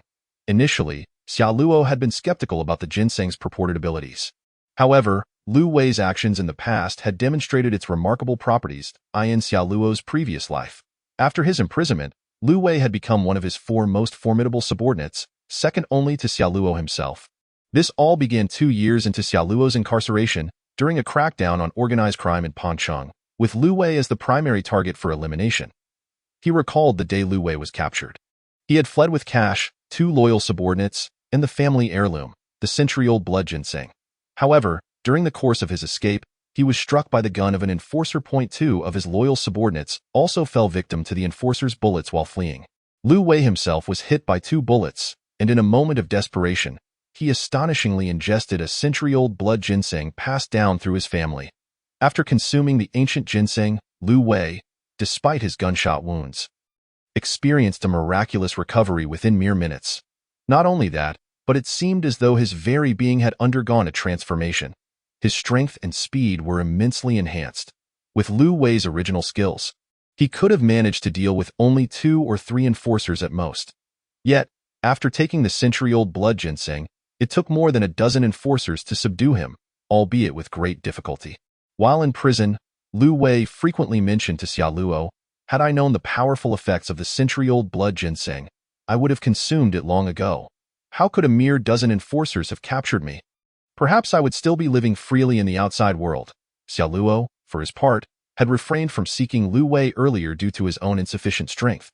Xia Luo was well aware of Lu Wei's background. As the most formidable local power in Pengcheng, he possessed assets nearing 100 million and commanded over 100 subordinates. Just days prior, Although Xiao Luo had the combat prowess to take on 17 or 18 opponents single-handedly, he still felt inadequate in the face of Lu Wei. However, things had changed. Now, Xiao Luo believed he could easily defeat 70 or 80 adversaries alone. Even against over 100, he could prevail, risking injury or even serious harm. Naturally, Xiao Luo was determined to seek out Lu Wei, for he hoped that after consuming the century-old blood ginseng, his strength would surge even further. In the office of Tanyuan Financial Company, Xiao Luo lounged confidently on the sofa, while Zhou Yumu followed closely at his side. Lu Wei sat in his office chair, furrowing his brow as he scrutinized Xiao Luo. The latter wore an air of nonchalance, gazing at Lu Wei as if he were merely a junior. Unbeknownst to him, an overwhelming aura of menace enveloped Lu Wei, rendering his breath labored. Lu Wei frowned, astonished. The youth before him was merely 18 or 19 years old, yet he exuded immense pressure. If one were to describe Xiao Luo's presence, it would be akin to a lethal energy, an essence formed from years of bloodshed and accumulated violence. At that moment, Lu Wei's gaze shifted to Zhou Yumu. On several occasions, he had been tempted to take action against her. But he had restrained himself, recognizing her status as a lawyer from a well-regarded firm in Pingqing. Now, with Zhou Yumu presenting herself, his interest was temporarily piqued, though Xiao Luo's presence diminished it. Zhou lawyer, it has been quite some time. I previously extended an invitation for you to visit, and yet you declined. What prompted you to come today? Zhou Yumu replied coldly, Mr. Lu, I am here to repay my father's debt. With that, she produced a suitcase and opened it. 1 million. Every penny accounted for. Please verify it. Lu Wei picked up a bundle of cash, glanced through it, and then smiled slightly. Miss Zhou, this 1 million is insufficient. What do you mean? Didn't my father borrow just 1 million? Lu Wei chuckled, Miss Zhou. It seems you do not understand the rules of our trade. In our line of work, borrowing 100 translates to repaying 120. Thus, if your father borrowed 800,000, he must return 1 million. If he had repaid it within the same month, it would indeed be 1 million, but it has now been 10 months. According to interest, the amount owed is 6,190,000. However, seeing as you are a young lady and it has not been easy for you, how about you repay me 6 million instead? What do you say? Such exorbitant interest. Why don't you just rob a bank? Zhou Yumu exclaimed, taken aback by Lu Wei's words. From 800,000 to 6 million within a year. This seemed outrageous. Lu Wei, rather than showing anger, merely laughed. Robbery? Where would the profits be in that compared to our business? As he spoke, Lu Wei pulled out a contract and tossed it onto Zhou Yumu's desk. Read it carefully. This is the contract your father signed, in black and white, mutually agreed upon. My patience has its limits. If the debt is not settled today, do not blame me for the consequences. As his cold words echoed through the office, a dozen burly men surged into the room, transforming the atmosphere into one of palpable tension. Hostile glares were cast at Xiao Luo and Zhou Yumu. Yet Xiao Luo remained unfazed, wearing a calm and composed expression. Meeting Lu Wei's gaze, the two locked eyes, and Lu Wei couldn't help but shudder. The intensity of Xiao Luo's stare was truly fearsome. If one were to describe it, it was an unsettling calmness, devoid of any sign of emotional fluctuation, as if he were a creature entirely detached from human sentiment. The invisible aura of menace pierced Lu Wei's heart like a shard of ice. Reminiscent of his previous life when Lu Wei had been nothing more than a pet before Xiao Luo in this life, Lu Wei's strength had not yet grown, and it could be said that Xiao Luo inherently countered him. In that instant, Lu Wei felt akin to a mouse facing a cat. Xiao Luo spoke softly, Mr. Lu, are you sure you wish to engage in conflict with me? His tranquil tone ignited a flicker of panic in Lu Wei's eyes.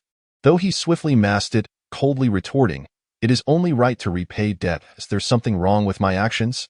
If you are unwilling to repay, do I not have the right to employ certain special measures? Xiao Luo's demeanor remained steady as he replied, did I ever say we were unwilling to repay? Lu Wei paused, realizing he had no desire to escalate matters with Xiao Luo. Oh? Lu Wei looked at Xiao Luo with confusion, while Zhou Yumu, feeling uncomfortable, interjected, Xiao Luo, this is clearly usury, not protected by the law at all. I can repay him 1 million, and that should suffice. I will call the police. I do not believe he dares to take action against us. Despite her fear, Zhou Yumu maintained a facade of strength. As a lawyer, she understood that repaying Lu Wei 1 million was already a generous concession. Should she choose to sue him, She would not only be exempt from paying interest, but could also reclaim the principal, as the contract would be deemed void and unprotected by law. Zhou Yumu opted to settle the debt to avoid provoking Lu Wei and his men. Xiao Luo, however, merely smiled and assured her. "It is quite all right." He then turned to Lu Wei. "What is your account number? I will transfer the funds to you immediately." Lu Wei nodded, gazing at Xiao Luo with a measure of curiosity. Could this seemingly youthful individual truly manage to produce such a substantial sum? With a hint of skepticism, Lu Wei provided his account details. In less than a minute, Lu Wei received a notification confirming the transaction. Zhou Yumu's expression was a complex blend of emotions, gratitude, guilt, and resentment. She felt touched by Xiao Luo's readiness to assist without hesitation, yet guilty for having known him for such a short time while he had spent a staggering 40 million on her. Her resentment stemmed from the knowledge that the exorbitant interest did not need to be repaid. "Xiao Luo, your money isn't just falling from the sky. How can you be so generous?" Xiao Luo smiled softly. "It's no trouble at all. I have my own plans." A glint of coldness flashed in his eyes. Now that Lu Wei had received over 500 million from him, Xiao Luo would soon ensure that Lu Wei repaid him tenfold, principal and interest included. Lu Wei, having received the funds, broke into a broad smile, as if he had encountered a long-lost friend. "Little brother, you truly are refreshing. I find you quite agreeable. You are now my friend. Should you ever find yourself in trouble, do not hesitate to reach out to me. I shall certainly assist you." Lu Wei understood that Xiao Luo's effortless production of over 500 million indicated he was no ordinary individual. Forming an alliance with Xiao Luo could only bring benefits. "While there is no need for assistance, I have heard that Mr. Lu has an intriguing establishment. Would you be willing to show me around?" Upon hearing Xiao Luo's words, Lu Wei's eyes lit up with excitement. In his view, Xiao Luo was a veritable cash cow, and he had been contemplating bringing Xiao Luo to his establishment for some time. To his surprise, Xiao Luo had offered himself up willingly. "Haha, little brother, since you've already asked, I will certainly oblige. Let us go. I shall personally take you to see." Meanwhile, Zhou Yumu's eyes betrayed a hint of concern. Zhou Yumu was acutely aware that Xiao Luo intended to venture into the casino, and the purpose of such a visit was glaringly obvious. It was essential to remember that her own father had succumbed to the vice of gambling, which had precipitated her current plight. Zhou Yumu was loath to witness Xiao Luo tread the same treacherous path as her father. Nevertheless, Xiao Luo placed a reassuring hand on Zhou Yumu's shoulder, signaling that all was well. He understood that the century-old blood ginseng was a treasured heirloom of the Lu family. Unless Xiao Luo could offer a sum exceeding 1 billion, it was inconceivable that Lu Wei would part with it. Thus, to coax Lu Wei into relinquishing the ginseng, certain unconventional methods would need to be employed. Lu Wei guided Xiao Luo and Zhou Yumu into the elevator, ascending to the pinnacle of the skyscraper. They proceeded towards the central chambers and soon found themselves within a lavishly appointed private casino, sprawling over approximately 500 square meters, filled to the brim with nearly all the professional gamblers from Pengcheng. Xiao Luo surveyed the casino, noting that despite its modest size, it was replete with every imaginable game: slot machines, fishing games, baccarat, blackjack, and dice games. The gamblers within were engrossed in their pursuits, the air resounding with their enthusiastic shouts. At that moment, a cacophony of curses erupted from the casino. "Damn you, Zhou Tianhao! How dare you cheat!" A dull thud reverberated through the air as a middle-aged man crashed heavily to the ground. Disheveled and gaunt, he was missing an arm. "Dad!" Upon spotting the one-armed man, Zhou Yumu froze, her voice filled with astonishment. Chapter 37. The eccentric father hearing Zhou Yumu's voice, the one-armed man turned, his excitement palpable. "Don't hit me! Don't hit me! My daughter and son-in-law are here. They will help me repay the debt. Please don't harm me." At that moment, a burly, bald man with a menacing demeanor approached Lu Wei. This man, known as Vulture, coldly stated, "Boss, Zhou Tianhao is nothing but a scoundrel. He dares to cheat. What was the wager?" Lu Wei's expression darkened as he inquired, "How much?" 100,000. Lu Wei nodded in acknowledgement. Just then, Zhou Tianhao, filled with fervor, rushed towards Xiao Luo. "Son-in-law. You must be my son-in-law, Xiao Luo. How wonderful!" Xiao Luo furrowed his brow, scrutinizing Zhou Tianhao, while Zhou Yumu's eyes brimmed with disdain. Zhou Tianhao had lost his arm in a desperate gamble, wagering it when he found himself cornered by his addiction. Yet, rather than reforming, he had only escalated his reckless behavior. Xiao Luo asked, "You know me?" Zhou Tianhao, beaming with excitement, replied, "Of course. This morning, I hadn't eaten in days. So I asked Yumu's mother for some money. To my surprise, she told me that Yumu found a boyfriend who not only covered her hospital fees of several million, but would also help me repay my debts. How could I not come and see for myself?" Zhou Yumu glared at Lu Wei. "Lu Wei, you knew my father was here all along. Why didn't you inform me beforehand?" Lu Wei chuckled. "But I brought you here myself. Didn't I? Isn't that a way of telling you?" Initially, Zhou Tianhao had been detained in the casino, but just 20 minutes prior, Lu Wei's men had received word that his debts had been settled, allowing for his release. However, instead of leaving, Zhou Tianhao had borrowed another 100,000 to gamble again. He wasn't broke. He had simply been unable to contact his family while detained. A flicker of coldness passed through Xia Luo's eyes. It became evident that these gamblers were all scum. None could be deemed honorable. With his wife gravely ill, how could he have the audacity to call her? Now that he was free and his debts cleared, he chose to remain and gamble once more. At that moment, Vulture declared, "Boss, according to casino rules, for cheating, he must either pay us 1 million or forfeit an arm." Zhou Tianhao, unfazed, retorted, "What the hell are you shouting about? Am I unaware of the rules? Can't you see my son-in-law is here? He can cover the 600,000 I owe. What do I need to pay you 1 million for?" Zhou Yumu's eyes burned with rage. If this man were not her father, she would relish the chance to stab him twice. "Xia Luo, let us not concern ourselves with him. Let this scoundrel fend for himself." She then turned to Lu Wei. "Lu Wei, from this moment on, I am no longer Zhou Tianhao's daughter. He is of no relation to me. If he borrows money again, it has nothing to do with me. If you lend him anything more, do not come to me." Upon hearing Zhou Yumu's words, Zhou Tianhao erupted in fury. "You little wretch, I truly wasted my efforts raising you. If it weren't for trying to gather money for your mother's treatment, would I be gambling? I am in danger right now, and you refuse to help me?" He then turned to Xia Luo. "Let me be frank, boy. I am Zhou Yumu's father, and I always will be.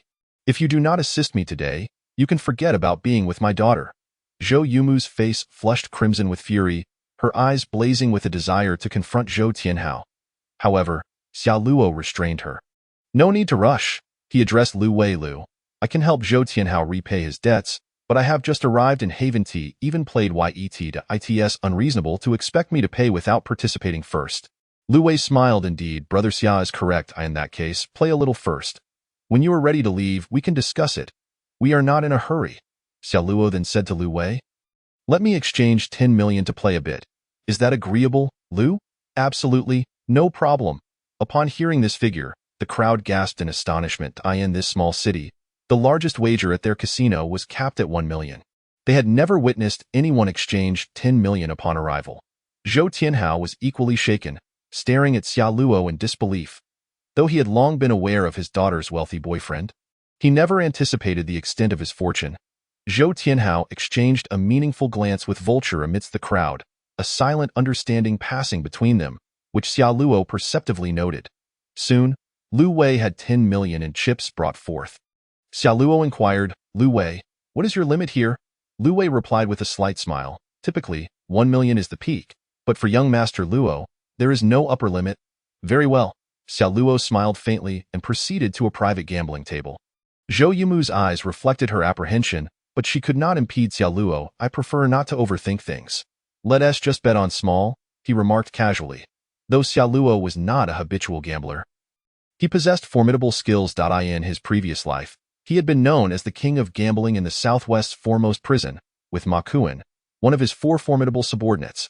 Xia Luo had learned various techniques from Ma Kuan, and his body had been enhanced by the Yin Yang Jade, granting him extraordinary talent.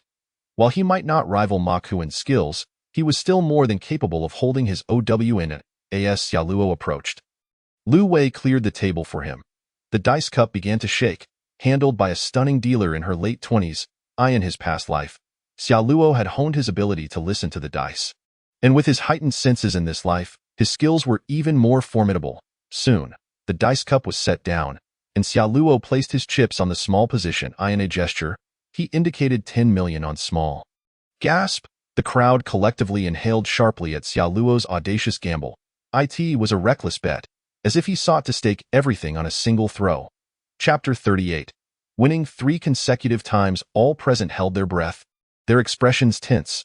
Not just the gamblers, but even Lu Wei, who had amassed over 100 million, was witnessing such a substantial wager for the first time. The atmosphere grew palpably silent as all eyes fixated on the dice cup. At that moment, the beautiful dealer unveiled the results: 1, 3, and 4. Small. What? A wave of shock swept through the crowd, erupting into an uproar. Clearly, no one had anticipated Xiao Luo's stroke of luck, winning 10 million outright. Yet, Xiao Luo remained composed, betraying no hint of emotional fluctuation. For him, this was merely the beginning. Meanwhile, Zhou Yumu wore a worried expression, her concern for Xiao Luo's safety as he amassed such wealth evident in her gaze. Zhou Yumu shook her head helplessly, saying, "Forget it. Once Luo loses his 10 million, let him go." Zhou Yumu understood clearly that this 10 million should serve as a lesson for Luo. She only hoped that he wouldn't, like his father, become ensnared deeper and deeper until he could no longer extricate himself. Luo gazed at the beautiful dealer before him and urged, "Continue." The dealer wore a look of distress as she glanced at Lu Wei, who nodded grimly. Only then did the beautiful dealer resume shaking the dice cup. Meanwhile, Luo appeared utterly relaxed. The moment the cup was set down, he already discerned the numbers: small. What? Upon witnessing this scene, everyone was once again struck with astonishment. Luo had come with the intention of losing 10 million. Otherwise, why would he wager all his chips? At that moment, beads of sweat began to trickle down the dealer's forehead. "Open," Luo urged. The dealer trembled, fearful of the consequences. If she lost, it would mean a staggering 30 million loss for the casino. Observing her hesitation, Lu Wei grit his teeth and commanded, "Open." With Lu Wei's words, the dealer ceased her vacillation and decisively revealed the dice cup. 2, 2, 3. Small. Another victory. The crowd erupted, their breaths nearly stolen, their eyes gleaming with madness. They had not anticipated Luo's luck to soar to such heights. Luo smiled slightly. Next up, 40 million. At this moment, Lu Wei stepped forward. "Luo, wait a moment." He then turned to the bald vulture. "Bring Mr. Sun out." The vulture nodded, and shortly thereafter, a bearded man of approximately 50 years emerged. Upon seeing this man, Lu Wei respectfully stated, "Mr. Sun Fan, I appreciate your assistance." This is Sun Fan? Interest flickered in Luo's eyes. In his previous life, he had heard Lu Wei speak of a master cheat residing in his casino, named Sun Fan, who ranked among the top 20 in the Southwest. Though not on par with Sun Fan, he was still formidable. However, Luo was unconcerned.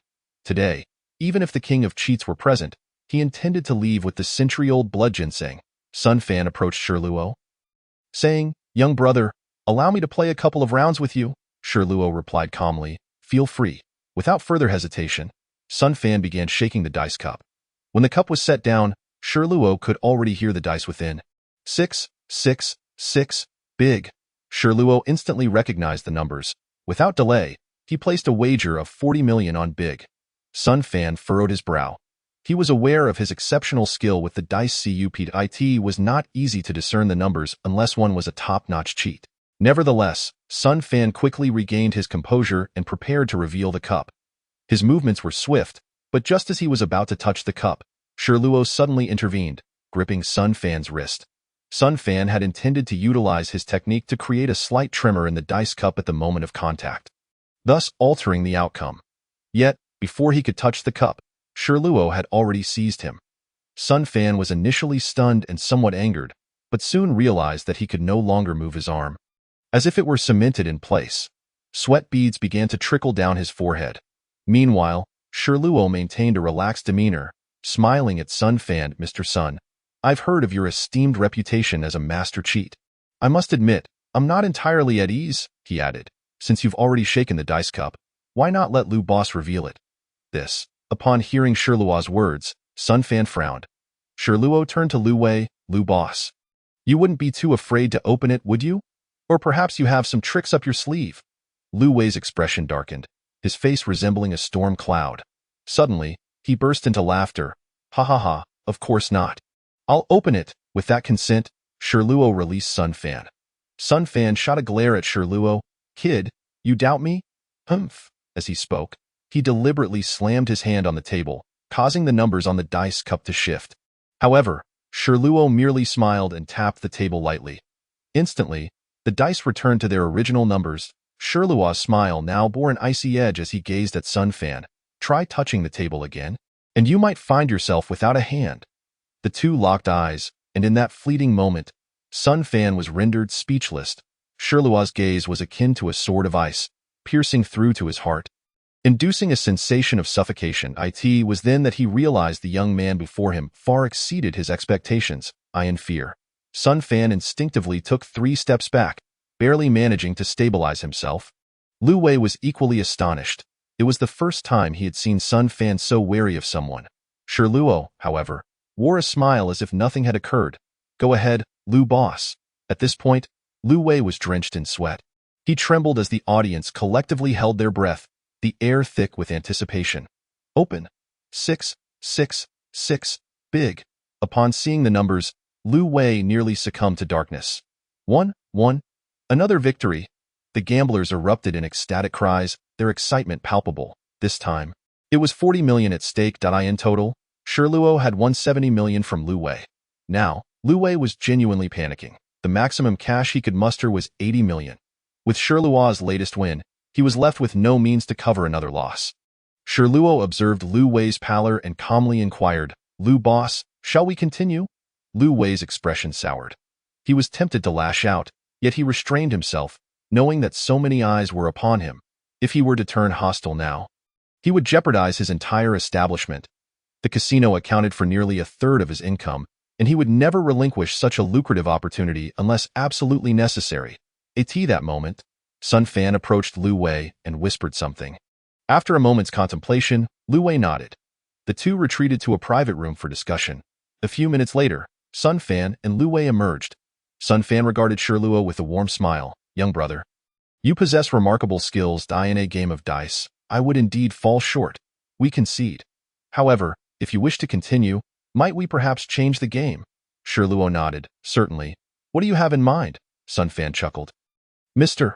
Shirluo, how about we engage in a more unconventional game? Oh, please elaborate. Shirluo maintained his calm demeanor. Sun Fan produced a wine glass and a piece of tissue paper, dampening the paper and affixing it to the rim of the glass. Sealing it, he then placed a die in the center of the tissue. Sun Fan smiled slightly. This game is simple. I have 2 lighters, and we will take turns igniting the tissue paper atop the wine glass. You may extinguish the flames at will. As the tissue burns, its support will diminish. Whoever causes the die to fall into the glass while burning it will lose. Of course, it must be ignited with an external flame, as it presents a greater challenge. What do you think? The audience was electrified upon hearing the rules. Winning or losing would hinge entirely on skill and timing in extinguishing the flames while managing the die's precarious position. Everyone eagerly awaited Shirluo's response, unsure if he would accept. Absolutely. Without a hint of hesitation, Shirluo agreed to the challenge. Sun Fan understood that in a standard card or dice game, he would undoubtedly lose. He had already perceived Shirluo's superior prowess. Thus, he had to propose an alternative wager. Lu Wei laughed heartily. In that case, let us raise the stakes. This time, let's wager 200 million. The winner takes all. Very well. Zhou Tianhao and Zhou Yumu watched in stunned silence, their hearts racing as if they might leap from their chests. Since Shirluo is our guest, shall we allow him to go first? Charlotte nodded, picking up the lighter and directly igniting the napkin atop the wine glass. The flames danced, yet Charlotte remained utterly composed, observing the napkin's gradual combustion. Those present held their breath, not daring to exhale. As the napkin burned down to a third, Charlotte gently blew. Whoosh, the flames extinguished, and the dice remained steadfast atop the napkin, not a single one falling. Why turn? Sun Fan chuckled, igniting the napkin. The flames roared. But Sun Fan exhibited no signs of distress. Meanwhile, Lu Wei trembled beside him. Sun Fan maintained his smile as the napkin dwindled to a quarter, the dice perilously close to toppling. Whoosh, Sun Fan blew lightly, extinguishing the flames while the dice teetered but did not fall. Charlotte continued, relighting the napkin, which curled and burned ferociously in mere moments. The tension was palpable as the napkin blazed and the dice swayed, threatening to drop, yet, with a gentle puff, Charlotte not only stabilized the dice but also quelled the flames. What? The crowd gasped in astonishment, witnessing how the dice, which seemed destined to fall, were miraculously blown back into place. The flames extinguished. Victory! Zhou Tianhao shouted in excitement.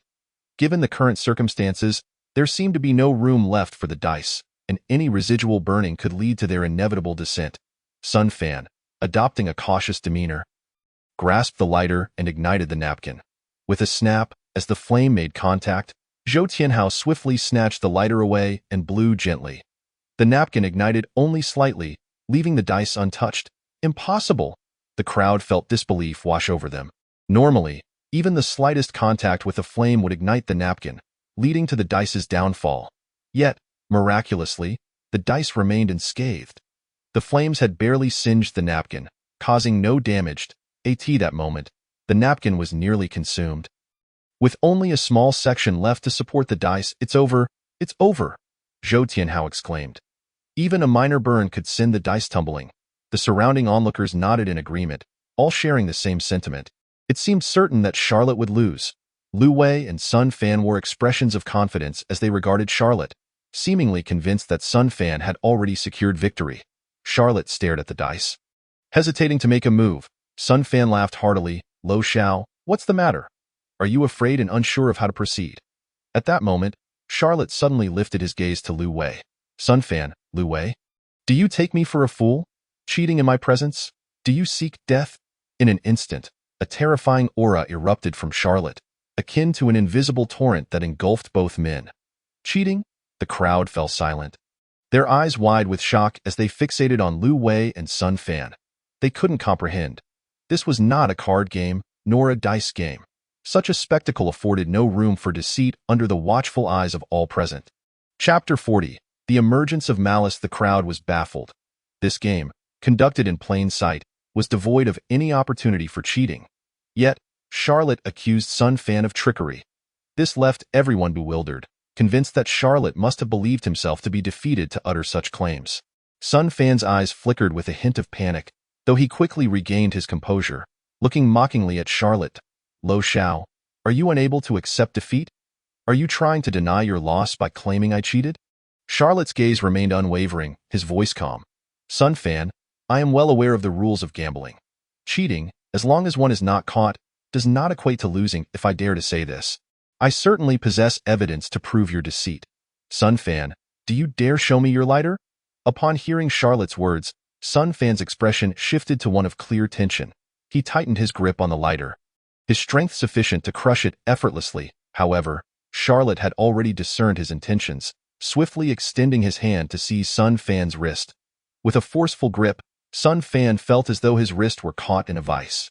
The sound of bones cracking reverberated through the air. Sun Fan could not contain his pain. His wrist and forearm contorted under Charlotte's grasp. The lighter slipped from his hand, clattering to the ground. This spectacle left the crowd in shock, unable to fathom Charlotte's tremendous strength. It appeared as though he had merely held Sun Fan gently, yet he had deformed Sun Fan's forearm. Nonetheless, Charlotte remained composed. Retrieving the fallen lighter. Studying Sun Fan's lighter, Charlotte noted it had two switches. Point one was typical, functioning as a regular lighter, producing genuine flames of considerable heat. The other switch was located on the side. Charlotte smirked, addressing the onlookers. Ladies and gentlemen, observe Sun Fan's lighter. It possesses two switches. The first is the standard one above, while the other is on the side. Upon activating the side switch, a flame flickered into existence. Charlotte calmly stated, this side switch appears to ignite flames, but in fact, it produces no heat whatsoever. He pressed his finger against the flame, confirming its lack of warmth. Who would like to test it? Hearing Charlotte's invitation, Zhou Qianqian stepped forward. I'll try. She placed her finger in the flame, feeling no heat whatsoever. Incredible. It truly has no temperature. The flame is entirely harmless. I'll give it a go too. A man from the crowd approached, placing his own finger in the flame, and was equally astonished to find no warmth. With such a lighter, burning a napkin, even once, 10 times, or even 1,000 times, victory is assured. Charlotte continued to hold Sun Fan's lighter, directing it toward the napkin supporting the dice. However, the flame-like appearance emitted no heat, rendering it incapable of igniting the napkin. Lu Wei's expression darkened ominously, as if he were on the verge of dripping with malice. He had not anticipated that Charlotte would easily uncover Sun Fan's scheme. Charlotte coldly regarded Lu Wei. Lu, your integrity is lacking. How can you expect anyone to gamble here in the future? Indeed, Lu, you owe us an explanation. Could it be that I've lost tens of thousands in recent days due to the deceit of your establishment? Lu Wei's countenance grew increasingly grim, while Sun Fan writhed in agony, clutching his injured arm. At that moment, Lu Wei roared in fury, suddenly erupting with murderous intent.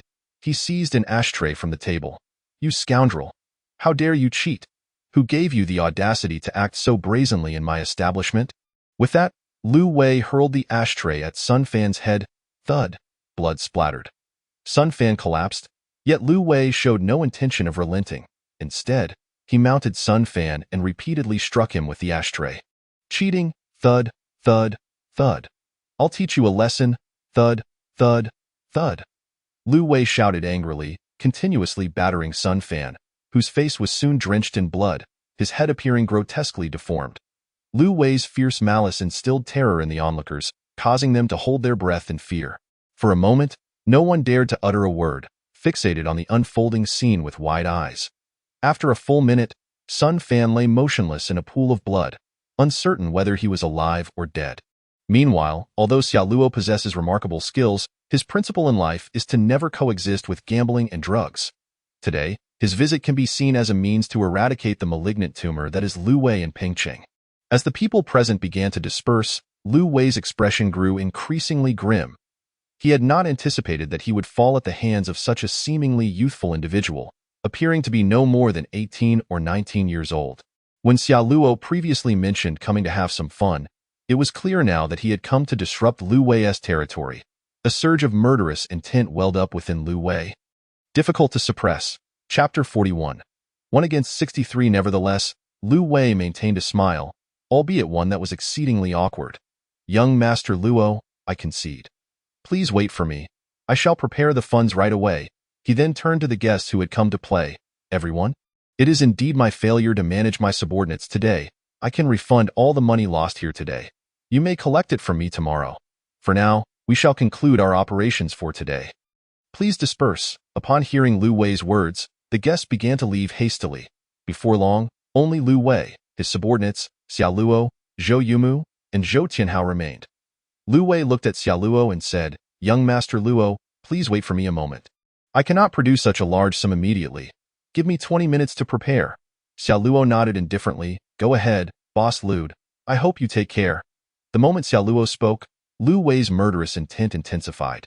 Little did he know, Xiaoluo was merely offering Lu Wei a chance. Xiaoluo was acutely aware of Lu Wei's financial standing. Lu Wei's cash amounted to around 70 to 80 million. And with his various assets, it totaled just under 2 billion. Yet, in this brief period, Lu Wei had lost a staggering 270 million to Xiaoluo. If Lu Wei did not procure funds from the precious century-old blood ginseng, even selling everything he owned would not suffice. However, Xiaoluo remained composed, leisurely seated on the sofa, patiently awaiting Lu Wei's return. Zhou Yumu, feeling anxious, asked, Xiaoluo, do you think Lu Wei will default? Xiaoluo smiled slightly. It is possible. This money was never from legitimate channels, and I did not truly expect to receive it. Yet Zhou Tianhao interjected, no way, that's 270 million. Such an amount could sustain us for a lifetime. However, Xiaoluo and Zhou Yumu dismissed Zhou Tianhao's concerns entirely. Time swiftly passed, and soon 20 minutes had elapsed. Suddenly, a cacophony of chaotic footsteps echoed from the corridor. Moments later, a throng of individuals rushed in, each adorned in elaborate tattoos and bearing menacing visages, wielding various weapons. Some brandished steel pipes while others clutched machetes, glaring fiercely at the trio of Xiaoluo, Zhou Yumu, and Zhou Tianhao. Witnessing this scene, Zhou Yumu and Zhou Tianhao turned pale, their hearts racing. They immediately realized that Lu Wei clearly intended to default on his debts. Upon seeing these individuals, Xiaoluo merely smiled coldly. Indeed, as Xiaoluo had anticipated. The moment Lu Wei departed, it was evident that he had no intention of settling his debts in no time. The group encircled Xiaoluo, Zhou Tianhao, and Zhou Yumu. Yet, Xiaoluo remained unfazed, observing them with a calm demeanor. 1.2.3. Xiaoluo counted slowly, seemingly unconcerned about the impending danger. 63. Soon, he had counted a total of 63 individuals. Xiaoluo knew that Lu Wei had approximately 100 subordinates, and gathering over 60 of them in just 20 minutes was no small feat. However, Lu Wei believed that these 63 would be sufficient to deal with Xiao Luo in Lu Wei's office. He sat at his desk, watching the surveillance footage on his computer, his eyes gleaming with cold malice.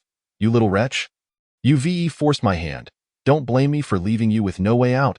Lu Wei recognized that Xiao Luo possessed some skills. Otherwise, he wouldn't have easily broken Sun Fan's arm. Yet, no matter how formidable Xiao Luo was, could he truly stand against dozens of men? Satisfaction filled Lu Wei as he closed his computer, feeling no need to witness the outcome, confident that Xiao Luo was doomed. At that moment, a figure emerged from the crowd, Vulture, who looked at Xiao Luo with mocking amusement, as if viewing a lamb destined for slaughter. Xiao Luo, seated on the sofa, calmly inquired, "What do you intend to do?" Vulture approached, wielding a machete, and taunted, "Guess." His tone dripped with sarcasm. Xiao Luo, however, remained undeterred, continuing to gaze at Vulture. "Where is Lu Wei?" Vulture maintained his mocking smile. "Guess." Xiao Luo furrowed his brow, irritation bubbling within him. He pressed on. "Is Lu Wei planning to default?" Vulture stepped closer, placing his machete against Xiao Luo's throat. "You want me to guess?" In a flash, Xiao Luo exploded, delivering a fierce slap. The air crackled with the force of his strike. Slap! Before Vulture could finish his taunt, Xiao Luo's hand made contact, sending Vulture flying. His face caved in from the sheer power of the blow, and he was propelled several meters back, crashing to the ground and rolling over multiple times before coming to a stop. Unconscious. What? The onlookers stood in stunned silence, unable to comprehend the spectacle before them. Was it truly possible for someone to possess such immense strength? Vulture had been sent flying, his face utterly disfigured. After a brief moment of shock, Lu Wei's subordinates snapped back to reality. "Kill him," one shouted, and the remaining 62 surged towards Xiao Luo. However, Xiao Luo had already moved, like a human-shaped behemoth, charging into the fray. 4 men were caught off guard and sent sprawling by the force of his onslaught. Xiao Luo unleashed a flurry of punches, each strike infused with tremendous strength. Boom. One punch landed on an individual's chest, instantly caving it in. Boom. Another struck a man squarely in the face, causing his features to implode. The air filled with the sounds of their anguished cries. Meanwhile, Zhou Tianhao and Zhou Yumu stood by, utterly bewildered. Chapter 42. The blood ginseng secured this was nothing short of a living, breathing, human-sized Tyrannosaurus. Zhou Yumu had previously thought Xiao Luo to be a beastly figure in bed, but he never imagined that he would also exhibit such ferocity in combat. In less than 2 minutes, Xiao Luo had dispatched all 63 attackers, leaving them writhing in pain on the ground. With an expression devoid of emotion, Xiao Luo seized Vulture by the collar, lifting him effortlessly. Vulture, filled with terror and blood streaming from his mouth, stammered, "I thought I was wrong." Xiao Luo coldly demanded, "Where is Lu Wei?" Vulture trembled. "He's in the office." With that, Xiao Luo dragged Vulture along as if he were mere refuse. In the office, Lu Wei lit a cigarette. Glancing at his secretary, Shao Li, "Do we have any plans for tonight? If not, let us go out for dinner." As he spoke, Lu Wei playfully slapped Shao Li's behind, not forgetting to squeeze a handful. Just then, with a resounding crash, the office door splintered, and a figure hurtled in, crashing onto the coffee table, which shattered into pieces. "What is happening?" Lu Wei and his secretary gasped, staring in shock at the intruder. A bald man stood before them, his features grotesquely contorted, blood seeping from his mouth as he trembled. "Boss, it's me, Vulture." Lu Wei stared in disbelief, shocked to see him so gravely injured. If not for Vulture's voice, Lu Wei would hardly recognize him. "Are you seeking death?" A calm voice echoed, drawing Lu Wei's attention. Xiao Luo entered, flanked by Zhou Yumu and Zhou Tianhao. "You?" Upon seeing Xiao Luo, Lu Wei's pupils dilated in shock. Realizing he had not expected Xiao Luo to arrive unscathed. "What are you doing here? Where are my men?" Xiao Luo regarded Lu Wei with a hint of mockery in his gaze. "Guess," as he stepped closer. Fear flickered in Lu Wei's eyes. "Do not come any closer," Lu Wei shouted desperately, but Xiao Luo paid him no mind as he slowly advanced. Lu Wei trembled all over, his heart gripped by an overwhelming fear of death as he gazed upon Xiao Luo's impassive face. It was this utter lack of emotional response that sent chills down his spine, as if an invisible hand were constricting his throat. leaving him gasping for breath. "You bastard!" Lu Wei roared, pulling a handgun from his drawer and aiming it at Xia Luo. "If you take one more step, I will shoot." Yet, Xia Luo continued his approach. "Stop right there, you bastard." Lu Wei's face contorted in rage, his complexion flushed, veins bulging from his forehead as he bellowed. However, Xia Luo remained indifferent to his threats. "You bastard!" Lu Wei shouted again, pulling the trigger. Bang! In an instant, Xia Luo sidestepped effortlessly, evading the bullet. Splatter! Blood sprayed forth. Ah! Xia Luo had evaded the bullet, but it struck Zhou Tianhao, who was behind him. Zhou Tianhao was hit in the chest and fell to the ground, wailing in agony. "How is this possible?" Lu Wei yelled in disbelief. Just as he prepared to pull the trigger again, Xia Luo seized Lu Wei's wrist and twisted it with force. Crack! Ah! Lu Wei screamed in pain as the gun fell from his grasp, only for Xia Luo to catch it deftly. Despair washed over Lu Wei, his eyes reflecting a mix of horror and disbelief as he regarded Xia Luo, akin to gazing upon a monster. He had never encountered someone who could dodge bullets before. Yet, the truth was that Xia Luo had not dodged the bullet, but rather Lu Wei himself. After undergoing transformation through the Yin-Yang Jade and rigorous training, Xia Luo's reflexes had surpassed that of an average person by tenfold. In that fleeting moment before Lu Wei pulled the trigger, Xia Luo had accurately timed his evasion, allowing him to evade the bullet itself. Additionally, Xia Luo sensed that he was beginning to perceive the trajectory of the bullet. With further enhancement of his abilities, truly dodging bullets might not remain an impossibility. Bang! Before Lu Wei could comprehend the situation, Xia Luo unleashed a powerful punch to his abdomen. Xia Luo's fist sank deeply into Lu Wei's gut. Wow! Lu Wei coughed up blood and stumbled backward. Xia Luo swiftly pressed Lu Wei's face down onto the table. Wielding the gun, he struck Lu Wei's head with the butt of the firearm. Bang! Blood gushed forth. "You intend to renege on your debts, do you?" Bang! The words barely left his lips before he struck again. "You sent someone to kill me, did you?" Bang! Lu Wei's skull cracked open. "You think you can shoot me?"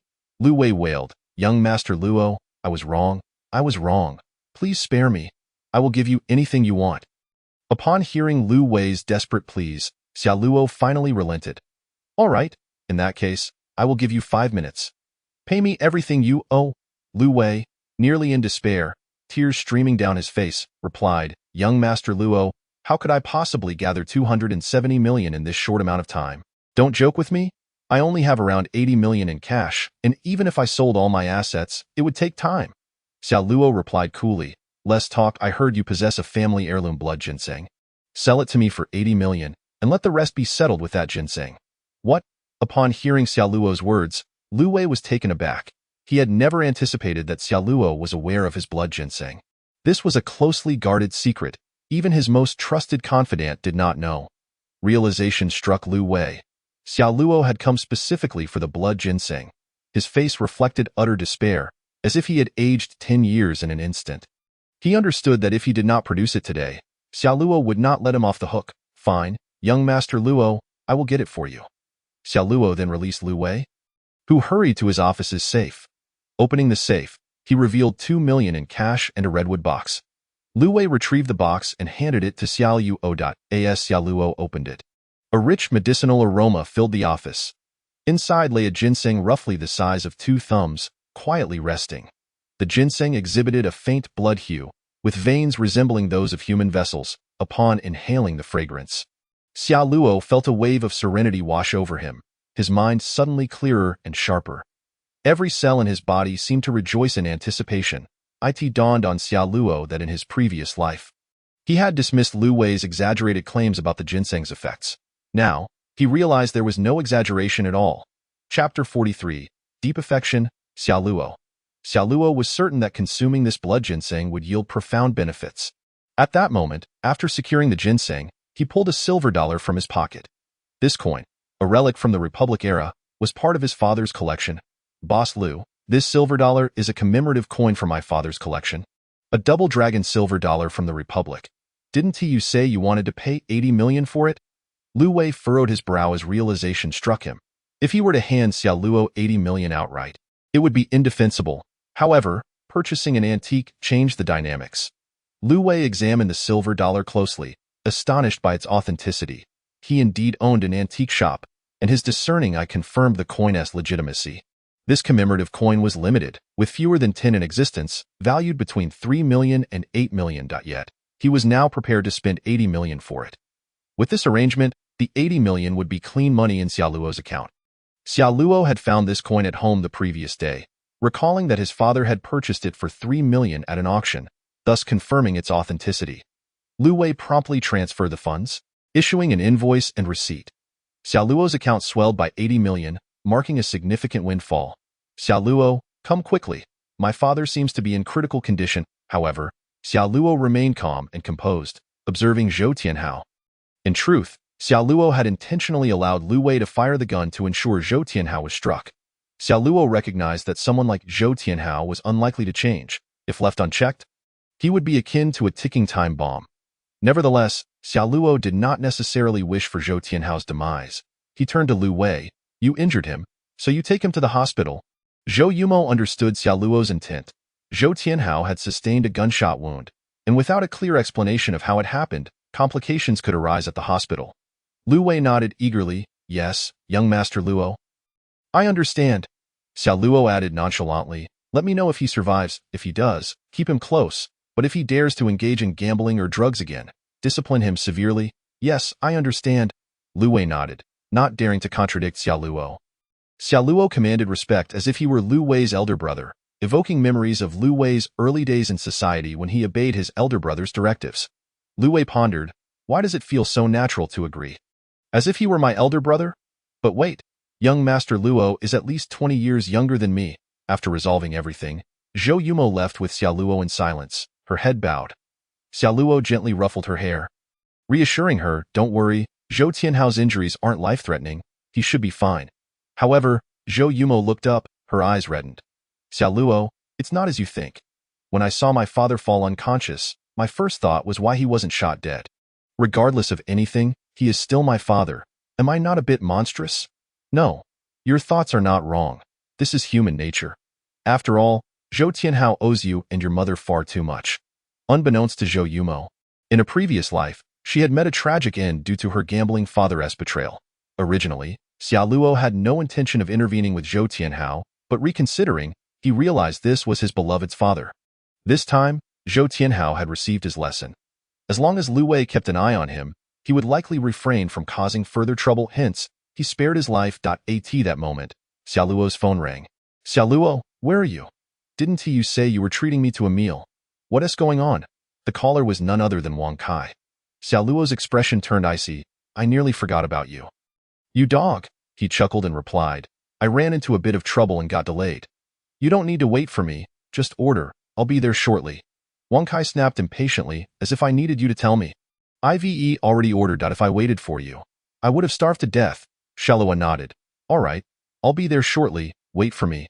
Upon entering the private room 888 at Tianxiang Tower, Xiaoluo immediately spotted Wang Kai, his gaze flickering with a hint of coldness. This scoundrel truly knows how to flaunt himself. I invited him to dinner, yet here he is, surrounded not only by his own presence, but also by his parents. His cousin, his younger sister, his grandparents, his aunt, and her husband. Damn it. The table is laden with extravagant dishes. Australian lobsters, king crabs, caviar, foie gras, wild mushrooms, and roe deer meat, all ordered by him. Wang Kai, that rascal, seizes every opportunity to drag me down with him. Witnessing this entire family flaunting their lavish feast, Xiaoluo's anger boiled. Just you wait, you scoundrel, tomorrow you'll pay for this. Wang Kai, casting a glance at Xiaoluo, remarked, why are you so slow? Hurry up and eat. Xiaoluo settled beside Wang Kai, who had already ordered over a dozen bottles of Maotai and numerous packs of Zhonghua cigarettes. Upon seeing Xiaoluo take his seat, Wang Kai's father, Wang Luan, chuckled heartily. Ah, Xiaoluo has arrived. We've already eaten, so we won't disturb your gathering. We'll take our leave now. As he spoke, he handed the Zhonghua cigarettes and Maotai to Wang Kai's aunt, and the group departed with joy. Xiaoluo had grown accustomed to Wang Kai's antics. This was his usual behavior. Whenever invited to dinner, he would summon a large crowd, and after feasting, he would shamelessly take the leftover cigarettes and alcohol. Xiaoluo picked up his phone and opened Fang Yi's Douyin profile. Sigh, he lamented helplessly. Hearing Xiaoluo's sigh, Wang Kai, puzzled, asked, What's wrong, my good brother? Xiaoluo replied. I actually called you here today to discuss something important. What is it? Just tell me, if I can help. I certainly want tea refuse. Wang Kai encouraged. Xiaoluo continued. You see, I've been chatting with a female streamer recently and have sent her quite a few gifts. She even sent me numerous videos and photos and has invited me to meet offline, claiming she can fulfill all my desires. But you know, I can't get past that mental block. I am the most devoted in Pingqing. If I meet the streamer offline, how can I face Han Shuiying? I only love Han Shuiying. My first time must be with her. How can I betray her? Xiaoluo, heartbroken, downed the contents of his glass in one gulp. Chapter 44. Securing Han Shuiying's blood. The terrifying power of the drug. Upon hearing Xiaoluo's words, the corners of Wang Kai's mouth twitched. He desperately wanted to stand up and slap Xiaoluo, as he seriously suspected that Xiaoluo was merely showing off in front of him. If not for the fact that he was waiting for Xiaoluo to settle the bill, he might have just walked away. Jealousy filled Wang Kai's eyes as he asked, Xiaoluo, what does that female streamer look like? If she is not attractive, you should reconsider, especially since you claim to love Han Shuiying so much. Xiaoluo wasted no time, pulling out his phone to show Wang Kai Fong Yi's Douyin profile. See for yourself, this is the streamer I mentioned. She has sent me plenty of photos and videos in private messages. Wang Kai, with a puzzled expression, began to browse through Fong Yi's profile and videos. He saw clips of her dressed in alluring outfits, some as Christmas beauties, others in sexy bunny girl costumes, and yet more in youthful JK schoolgirl attire. Each video garnered thousands, even tens of thousands of likes. Han Shuiying felt as though a current of electricity surged through her body, leaving her in a state of delightful numbness. In an instant, she was rendered weak, her gaze towards Xiaoluo becoming increasingly dazed. Before long, Xiaoluo had her completely under his control, and the room echoed with the sound of their card game. Time passed swiftly, and by 9:30 the next morning, Xiaoluo awoke to find Han Shuiying lying beside him, utterly unclothed. He noticed that her features appeared even more exquisite, her skin remarkably fair and delicate. Moreover, Xiaoluo had shattered his own record for card playing. He and Han Shuiying had been engrossed in their game from 10 o'clock the previous night until 5 in the morning. Despite having encountered her great-grandmother multiple times during the night, a mysterious force had pulled her back each time. Xiaoluo never anticipated that he would win over Han Shuiying in such a manner. He had realized yesterday that playing cards with her was indeed beneficial. He had been nourished by the power of the century-old ginseng, resulting in mutual strengthening. After taking a shower, Xiaoluo emerged feeling not the slightest bit fatigued, but rather invigorated. He possessed an extraordinary sense of perception, as if he could distinctly sense every movement within a radius of several dozen meters without needing to see. Most astonishingly, he could feel the yin-yang jade fused within his chest, and a peculiar energy had manifested in the area of his lower abdomen. Gazing into the mirror, he was taken aback to find himself even more handsome, with perfectly proportioned features devoid of any flaws.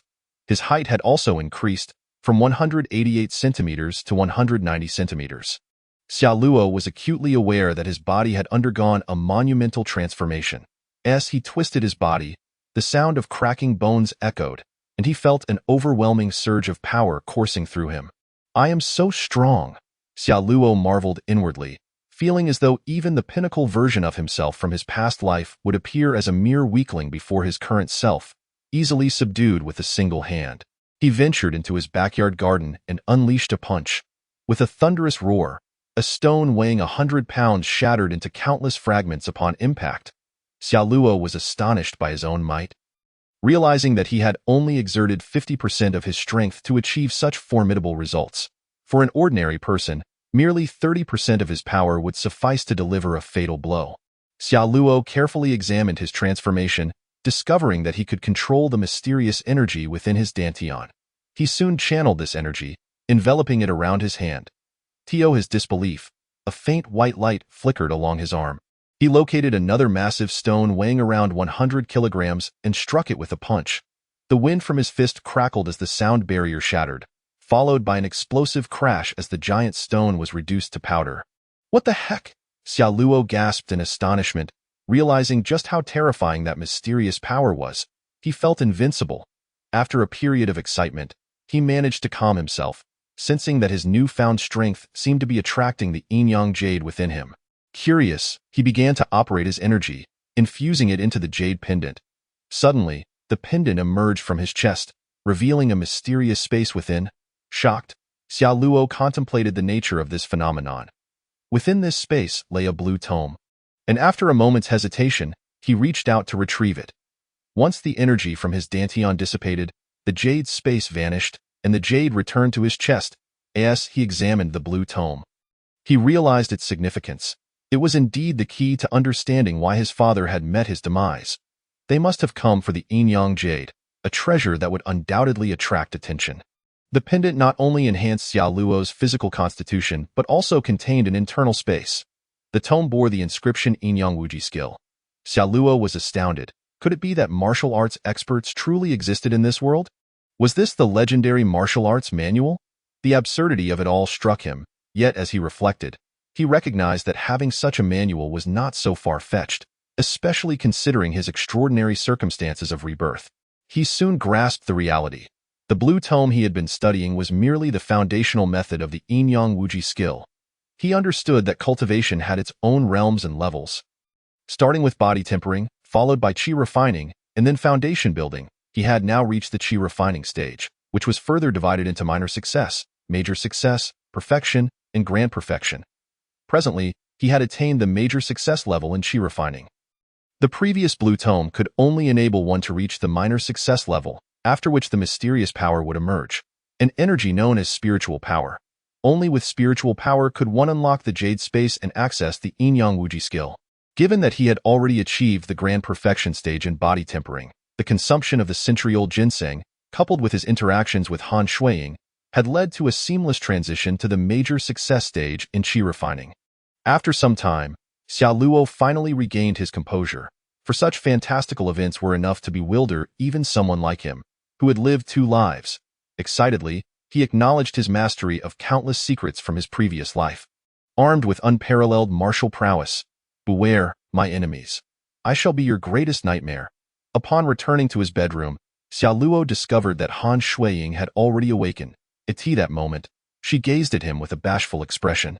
Xiao Luo, you were quite naughty last night. Han Shuiying's face resembled a perfectly ripe peach, irresistibly alluring. She had not anticipated surrendering herself to Xiao Luo so unwittingly. However, she could not deny the joy she had experienced the previous night. Xiao Luo chuckled, am I bad? Don't you like it?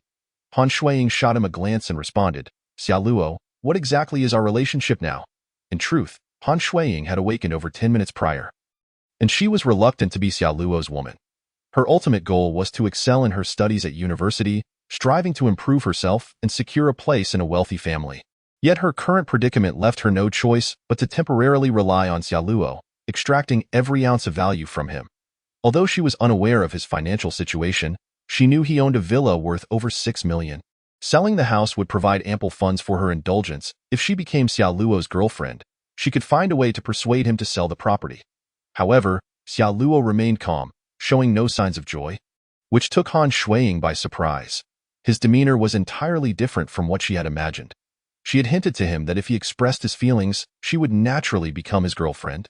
Hadn't he already shown affection towards her? Now that the devoted suitor had finally achieved his desire, shouldn't he be thrilled? Yet, Xiao Luo merely replied, what else could our relationship be? High school classmates, roommates, friends. Hearing his words, Han Shuiying stood up abruptly, glaring at him in anger. Xiao Luo, are you even a man? Don't you know what you did to me last night? I need you to sever ties with that woman named Zhou immediately and be with me instead. Understand? Sorry, but I must decline. Xiao Luo replied without a moment's hesitation. What? Han Shuiying fumed, you beast. Are you even human? After what you did to me, you think you can just walk away? Xiao Luo replied coolly. Did I force you? Weren't you quite happy last night? Han Shuiying, what kind of shameless person are you? Don't pretend in front of me. You only showed me kindness because you were left with no other options. You wanted to maintain a flirtation with me because Han Feng and Han Bing were imprisoned, and you were contemplating fleeing with 160,000. You've always cared about yourself, not them. You want me to be your boyfriend just to exploit me. Dio, you really think I would allow that? Stunned, Han Shuiying realized that Xiao Luo had seen through her so thoroughly. To be honest, while she had enjoyed herself last night, she harbored no genuine feelings for Xiao Luo. If a high-quality, top-tier rich second generation were to express a willingness to date me with the prospect of marriage, I would unhesitatingly kick Xiaoluo to the curb. Han Shuiying, in a fit of rage, glared at Xiaoluo and shouted, Xiaoluo, I'm giving you one last chance. Break up with that flirtatious woman surnamed Zhou, or I will report you for QJ. Don't forget, I have connections with your organization. Xiaoluo chuckled. Oh, really? Back to this again?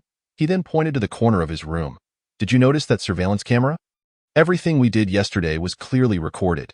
You never once refused, and you even said countless times that you wanted to continue. Go ahead, report me. I'll just countersue you for false accusations, even if you're not imprisoned for long. Don't expect to attend university. Your life will be ruined. Without a prestigious university degree, how will you marry into a wealthy family? What about your dreams? In that instant, Han Shuiying was taken aback, realizing that Xiaoluo had her firmly in his grip. How could you have set up surveillance? Xiaoluo smirked. Do you think I don't know what kind of people your family is? Last time, you deliberately set me up. How could I not be prepared? Han Shuiying, I admit you still have a certain allure, and since you've laid your cards on the table, I shall do the same. If you wish to receive my assistance or live with me in the future, you must obediently be my card partner. If you refuse, I'll give you half a day to leave my house. Han Shuiying was utterly flabbergasted. She had initially thought that after spending the night with Xiaoluo, she could easily manipulate him, but now she found herself the one being manipulated. Han Shuiying's eyes turned red, and soon tears began to well up, falling like pearls, her demeanor pitiful. Xiaoluo, please don't treat me this way. I was wrong, Xiaoluo coldly replied. Cut the theatrics. Didn't you hear me clearly? Either be my card partner or leave. Han Shuiying stammered. Xiaoluo, can you give me 2 days to think it over? Please don't kick me out. I beg you. Upon seeing Han Shuiying yielding, Xiaoluo finally smiled. 2 days it is, but I'm quite irritable right now, so crawl over to me. Han Shuiying's face flushed. Xiaoluo, I'm not feeling well after playing cards for so long last night, Xiaoluo replied coldly. I know, which is why I want you to crawl over. Hasn't your skill improved tremendously during this period? Han Shuiying looked helpless. An hour later, she was already in the kitchen preparing lunch for Xiaoluo. Xiaoluo, with a look of delight, felt invigorated. Indeed, good fortune invigorates the spirit. These past few days had been splendid. He had just secured Zhou Yumu, acquired a century-old ginseng, and now had Han Shuiying, his power escalating tremendously. Today, too, was a fortuitous day. After all, he had laid a trap for Fang Yi for 2 weeks, and she would fall into it today. It was time to reap the rewards. Just then, Xiaoluo noticed a message from Wang Kai. Bro, I'm feeling a bit nervous. Do you think Ziyi suspects me? Don't worry, finish your meal and come find me. I'll take you there. Just remember the key points I told you. Don't slip up, and there will be no issues. All right, bro. I'm on my way. Wang Kai was filled with anticipation. He didn't even finish his meal and immediately hailed a cab to Xiaoluo's place. Xiaoluo glanced at the message and put down his phone. Today was a day to celebrate. The end of Fang Yi, the tragic beginning for Wang Kai. Chapter 47. A meeting with online friends. Boundless passion filled with excitement, Wang Kai soon arrived at Xiaoluo's house. He heard the doorbell ring and looked at Han Shuiying. Open the door. Han Shuiying nodded, appearing exceptionally docile, completely shedding her previous haughty demeanor. Upon opening the door, Wang Kai was greeted by Han Shuiying, and in that moment of eye contact, he felt an electric shock coursing through his body. At that moment, Han Shuiying was donned in a black maid-s short dress, black thigh-high stockings, and light makeup. Her delicate feet adorned with cute cartoon slippers made her appear as if she had stepped out of an anime as a stunning maid. Wang Kai couldn't help but swallow hard. His heart racing. Wang Kai, why are you dressed like this? Han Shuiying asked awkwardly, knowing it was all at Xiaoluo's behest, and she had no choice but to comply. Unsure how to explain to Wang Kai, she quickly changed the subject. I need to wash the dishes. Xiaoluo is waiting for you in the living room. Come in. Wang Kai nodded, following Han Shuiying into the living room. There, Xiaoluo was leisurely browsing Douyin. Just moments ago, he had finalized arrangements with Fang Yi that if they met by noon the next day, he would lend her 300,000. Now, he was just waiting for Xiaoluo to take Wang Kai to meet Fang Yi in person. Upon seeing Wang Kai arrive, Xiaoluo smiled slightly and put away his phone. You're here? I'll go change. Wait a moment. Wang Kai, already impatient, nodded eagerly. Go ahead. Soon, Xiaoluo came downstairs in a new outfit and approached Han Shuiying. Smack! Xiaoluo playfully slapped Han Shuiying on the backside, then pinched it hard. Han Shuiying was startled by Xiaoluo's actions. Xiaoluo smiled slightly. Han Shuiying, think carefully about what I told you. And remember to give me an answer soon. With newfound confidence, Xiaoluo knew that by nightfall, Han Shuiying would surely comply with his demands. Hearing this, Han Shuiying lowered her head and reluctantly nodded. I understand. What? Wang Kai, witnessing this scene, was utterly shocked, his eyes nearly popping out of their sockets. Was this truly the same Han Shuiying who had once looked down on Xiaoluo? The one who treated him like a mere lapdog? However, Xiaoluo snapped Wang Kai out of his stupor. Let us go. Why are you still standing there? Wang Kai, still in a daze, nodded, but jealousy surged within him. Xiaoluo had slapped Han Shuiying's backside, and he wanted to do the same. Soon, Wang Kai and Xiaoluo arrived at Starbucks, the agreed meeting spot for Xiaoluo and Fang Yi. Their method of meeting was simple. Wang Kai would just find Fang Yi while holding a rose. Although this approach seemed a bit kitsch, Fang Yi would recognize it immediately. As expected, it wasn't too long before Xiaoluo and Wang Kai spotted a beautiful girl in her 20s sitting alone in a corner of Starbucks. Today, Fang Yi wore a simple gray-fitted dress, white calf-length socks, and white sneakers, her figure accentuating her tall and alluring appearance, exuding a pure and elegant vibe. Although she didn't appear as stunning as during her live streams, she was still undeniably attractive, easily scoring an 8.5. Xiaoluo pointed from a distance at Wang Kai. That's her. Go on. Wang Kai, filled with excitement, felt his heart racing. Fang Yi had become somewhat of a rare beauty in Pingcheng. Among the people he knew, only Han Shuiying was slightly more attractive than her. Bro, I'm going. Xiaoluo laughed heartily. No need to be polite. I've booked the presidential suite at Nandu Hotel in your name. Just take her there. He then pulled out a box of blue pills from his pocket. Remember to take these. Enjoy yourself. I've already gifted her hundreds of thousands, so make sure to make the most of it for your brother. Clearly taken aback by Xiaoluo's thoughtfulness, Wang Kai looked at him, tears brimming in his eyes. Xiaoluo, thank you. A brother today is a brother for life. You are everything to me. Xiaoluo laughed. Haha, since you've said that, I certainly won't let you down. As long as I have something to eat. Everyone shares, bro. I'm off, Wang Kai exclaimed, unable to contain his excitement. Xiaoluo observed discreetly as Wang Kai approached Fang Yi. They exchanged names, and upon seeing Wang Kai, Fang Yi showed a hint of delight. After all, Wang Kai was only 18. While he didn't possess Xiaoluo's striking looks, he was still a sunny young man. Among the boys in their high school class, Wang Kai was the second most attractive after Xiaoluo. Originally, Fang Yi had expected her top supporter to be a middle-aged man with a potbelly. But seeing Wang Kai's youthful appearance, she realized he was only 18 or 19, even younger than her. Knowing she could earn 300,000 just by spending a day with him, she felt she was getting a great deal. For 300,000, once she gathered 2 million as a settlement fee, she could easily meet Wang Kai a few more times and achieve financial freedom.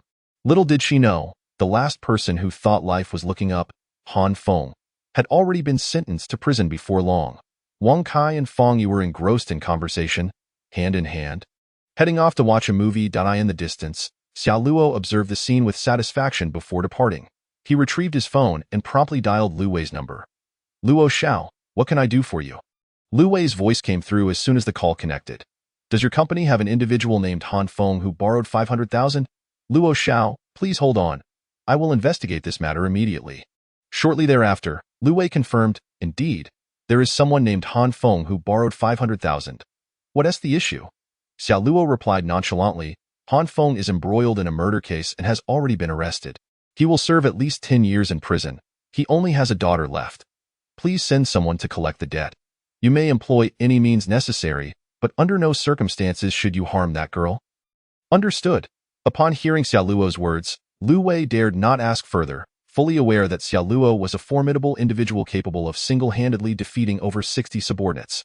After watching a movie, Fang Yi and Wang Kai had dinner and proceeded to the room Xiaoluo had prepared for them.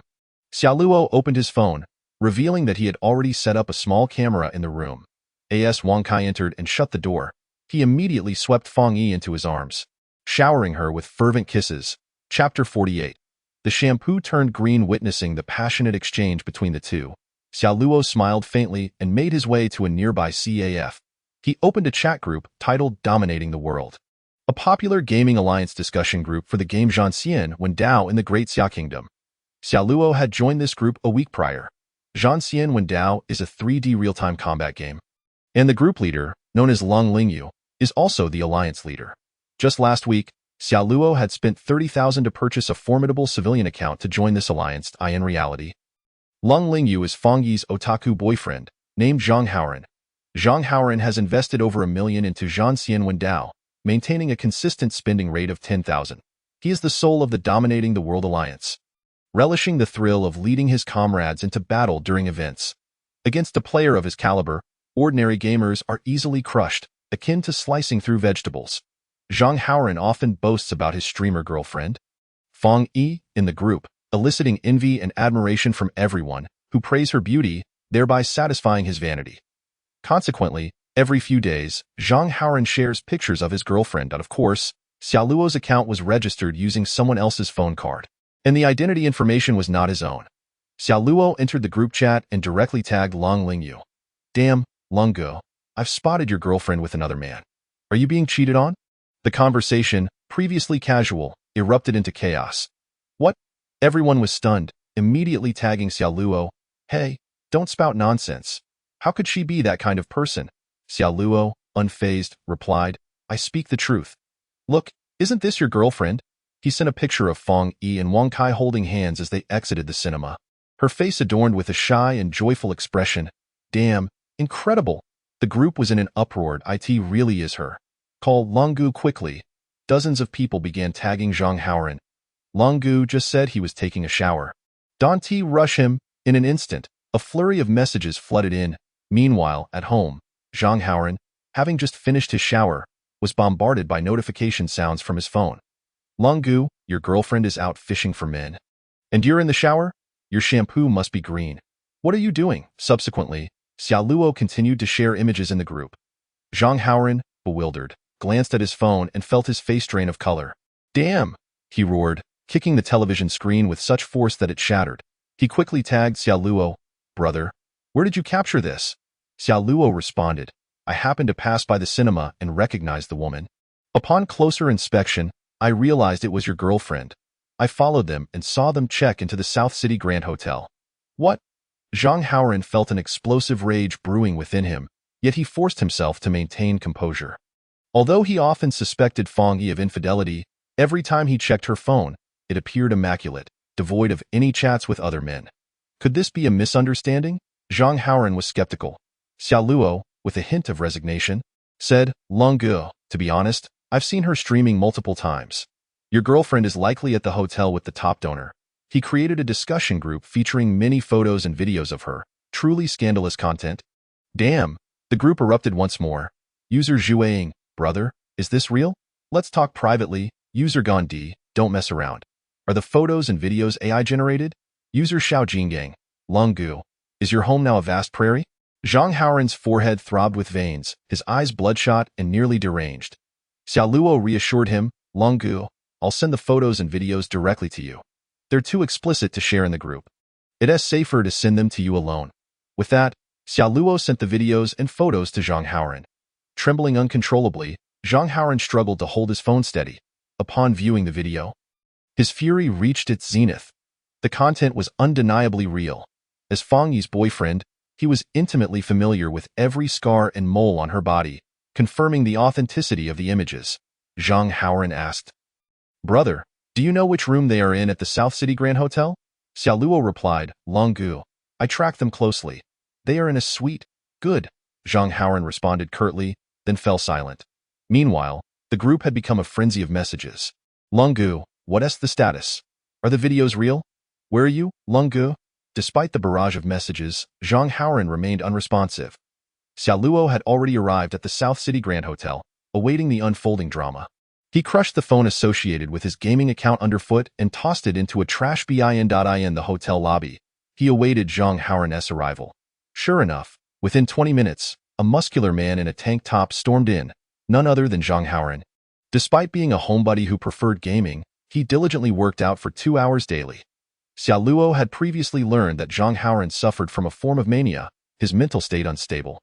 His gaming passion stemmed from his inability to control his rage. During battles with his alliance, he could unleash his pin-up desires. If Fang Yi tried to deter him from gaming, she would be met with violence. Chapter 49. Confrontation at the scene. Zhang Haoran, his face dark and ominous, looked as if he might explode. He soon arrived at the suite door, where he distinctly heard Fang Yi's voice emanating from within. Damn it! Zhang Haoran seethed. Fang Yi was his live-in girlfriend, sharing a bed with him for 3 years. There was no way he could mistake her voice. He fought to suppress his fury, thudding heavily on the door. He knocked forcefully, yet the sounds from within continued unabated. Zhang Haoran's murderous intent intensified, bloodshot eyes betraying his rising rage. He pounded the door with renewed vigor, this time using all his strength. The sounds inside abruptly ceased. Who is it? Wang Kai's voice rang out from the room. Sir, your takeout has arrived, stunned Fang Yi asked. You ordered takeout? Wang Kai chuckled. Didn't I order you a few pairs of stockings to wear for me? You should go answer the door. I'm a bit busy right now. Fang Yi blushed. Brother Wang Kai. You're quite the joker with that. She stood up, donned her bathrobe, and approached the door as she opened it. She locked eyes with Zhang Haoran, who stood at the threshold. Fang Yi's body trembled as if she had encountered the most terrifying sight in the world. The entire being was frozen in place, heart racing as if on the brink of suffocation. Fang Yi, is it truly you? Zhang Haoran nearly bellowed, his expression one of utter hysteria. In an instant, Fang Yi was thrown into a state of panic, her countenance marred by distress. Zhang Haoran, allow me to explain. I shall explain to you. You insufferable wretch! Zhang Haoran thundered in anger, lifting his foot and delivering a heavy kick to Fang Yi's abdomen. Ah! Fang Yi cried out in agony, propelled backward to crash forcefully against the wall behind her. Writhing in pain, she clutched her stomach and sank to the ground.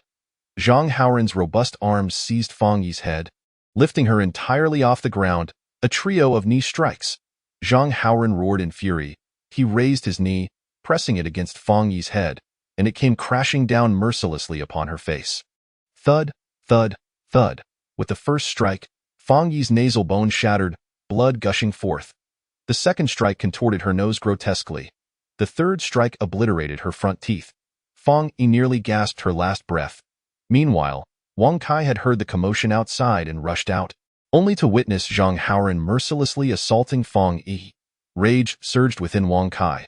Although he was not as imposing as Zhang Haoran, he had once been a member of the basketball team. Standing at 6 feet tall, he was far from feeble. Damn it all! Wang Kai seethed, seizing the ashtray from the table and charging at Zhang Haoran. Bang! Wang Kai struck Zhang Haoran's head with tremendous force. Meanwhile, Xia Luo observed the unfolding drama through the video feed, thoroughly entertained. How intriguing, how intriguing! Yet, Zhang Haoran's volatility raised concerns. Would he inadvertently kill them? Xia Luo had underestimated Zhang Haoran's fighting prowess. After being struck by the hefty ashtray, Zhang Haoran's head split open, blood spraying forth. Clutching his head in agony, he was met with Wang Kai's relentless fists crashing down upon him. Zhang Haoran's fury escalated, yet he found himself powerless to resist. He was forced to retreat repeatedly until he began to flee. The two men became entwined in a chaotic struggle within the confines of the suite, with Wang Kai lifting a chair and bringing it down hard upon Zhang Haoran's head, disorienting him to the point of collapse. How dare you? Wang Kai pressed his advantage, continuing to pummel Zhang Haoran, whose frustration mounted. Were it not for Wang Kai's ambush, he would not have been reduced to such a pitiful state. At that moment, Fang Yi regained her composure and rushed in front of Wang Kai, shouting, "Stop! Cease this immediately, do not continue to fight." Yet Wang Kai was too enraged to heed her pleas, relentlessly striking Zhang Haoran. After all, just as he and Fang Yi were enjoying themselves, this scoundrel had barged in and disrupted their revelry. Not only that, but he had assaulted his woman. How could he tolerate such an affront? But in that very instant, Fang Yi wrapped her arms around Wang Kai from behind, restraining his movements, which inadvertently granted Zhang Haoran a moment to breathe. Driven nearly to madness, Zhang Haoran howled like a beast. "I will annihilate you two shameless lovers." With a deafening roar, Zhang Haoran charged at Wang Kai, crashing into him with tremendous force. Wang Kai lost his balance, falling backward. However, Fang Yi stood directly behind him. And at that moment of his fall, bang! The sound echoed as Fang Yi's head struck the corner of the coffee table with brutal force, a portion of her skull caving in. She collapsed to the ground. Instantly silenced, in an instant, the room was engulfed in an eerie stillness. Wang Kai stood frozen, placing his hand at Fang Yi's nose. There was no breath. This, Zhang Haoran, who had been in a frenzy moments before, suddenly snapped back to awareness. "Quick, call for an ambulance," Zhang Haoran shouted desperately. Meanwhile, Xia Luo, having witnessed the entire scene through the camera, wore a look of astonishment. Initially, Xia Luo had anticipated that Zhang Haoran would deliver a severe beating to Fang Yi, and he had been inciting Zhang Haoran to leak her private photos to ruin her reputation. Yet, the turn of events had surpassed his expectations. Could it be that Fang Yi would truly perish? However, considering the circumstances, it seemed highly plausible. Both Zhang Haoran and Wang Kai were 6 feet tall, their combined weight exceeding 280 pounds. The sudden impact, coupled with the strike to the back of the head, posed a significant risk of fatality. Soon, the ambulance arrived, whisking Fang Yi away for emergency treatment in the hospital. Wang Kai and Zhang Haoran had scarcely been present for a few minutes before they were apprehended by law enforcement. Xia Luo remained unperturbed, realizing he would have to wait until the following day for the outcome. However, he was certain that this time, regardless of the circumstances, Fang Yi, Wang Kai, and Zhang Haoran would all face dire consequences. Although Wang Kai was not the primary instigator of Fang Yi's injuries, he could not absolve himself of responsibility. The outcome was not what Xia Luo had anticipated, yet he was entirely willing to accept it. Just as Xia Luo was lost in the thrill of vengeance, the phone call from Han Shuiying interrupted his thoughts. As soon as he answered, he heard Han Shuiying's desperate plea. "Xia Luo, return quickly. Save me. Hurry." Chapter 50. I am willing to be your card partner. The moment Han Shuiying's voice faded, the call was abruptly terminated. However, Xia Luo remained unfazed, for he had already deduced the situation. The Summer family villa. 5 or 6 thugs were blocking the entrance, violently pounding on the door. "Open the door, you little harlot, or we shall not hesitate to show you our wrath." The leader, a man adorned with a dragon tattoo on his arm, appeared to be in his late 20s, his countenance menacing. Meanwhile, Han Shuiying trembled in fear, hiding within the confines of the house, too terrified to venture outside. "Who are you? What do you want with me?" Han Shuiying shouted. The tattooed man coldly retorted, "Damn it, we are your creditors. Your father borrowed 50,000 from us, and I have come to collect the debt. If my father borrowed money, why not seek him out directly? Why come to me? Damn it, do you think we are unaware that your father is in prison? If we do not come to you for repayment, then to whom shall we turn?"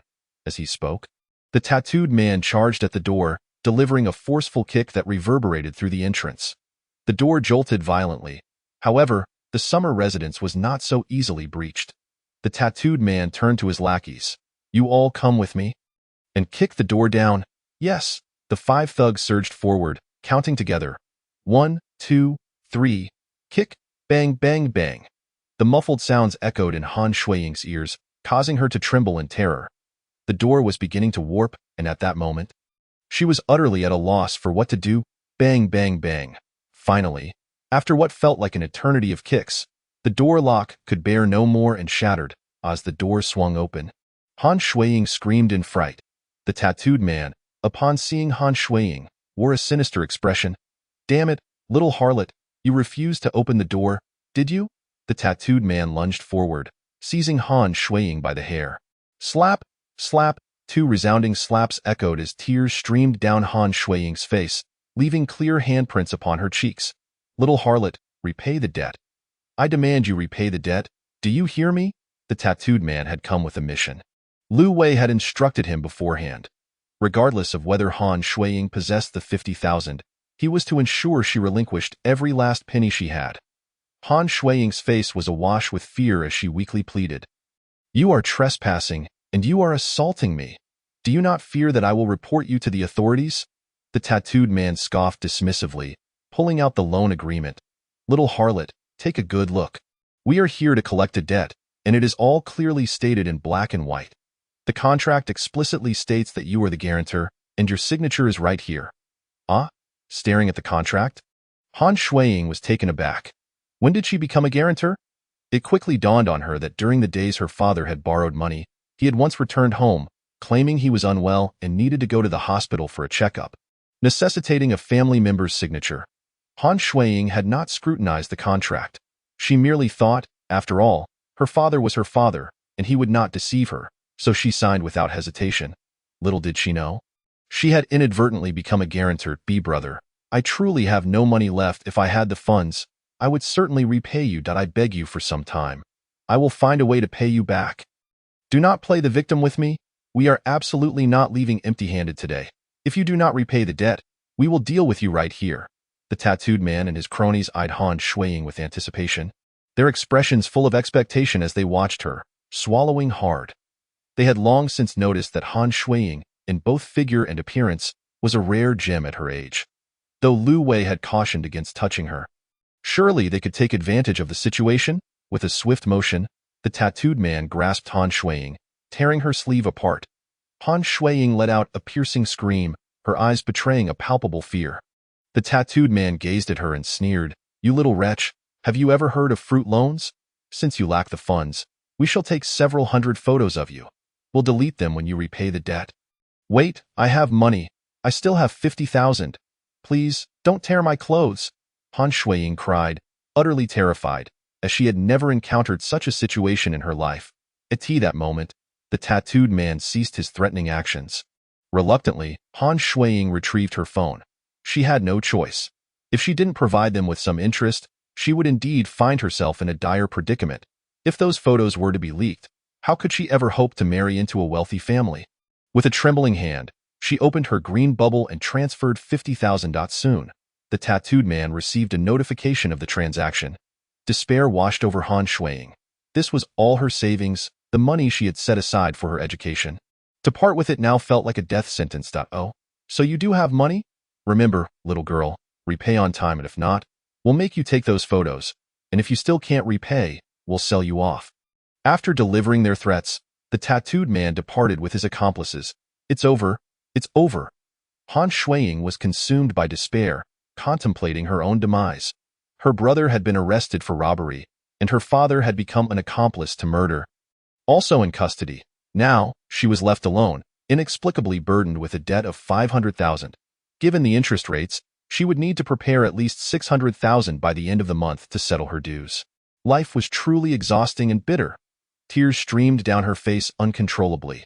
Just then, Xia Luo returned home and found Han Shuiying, her face streaked with tears.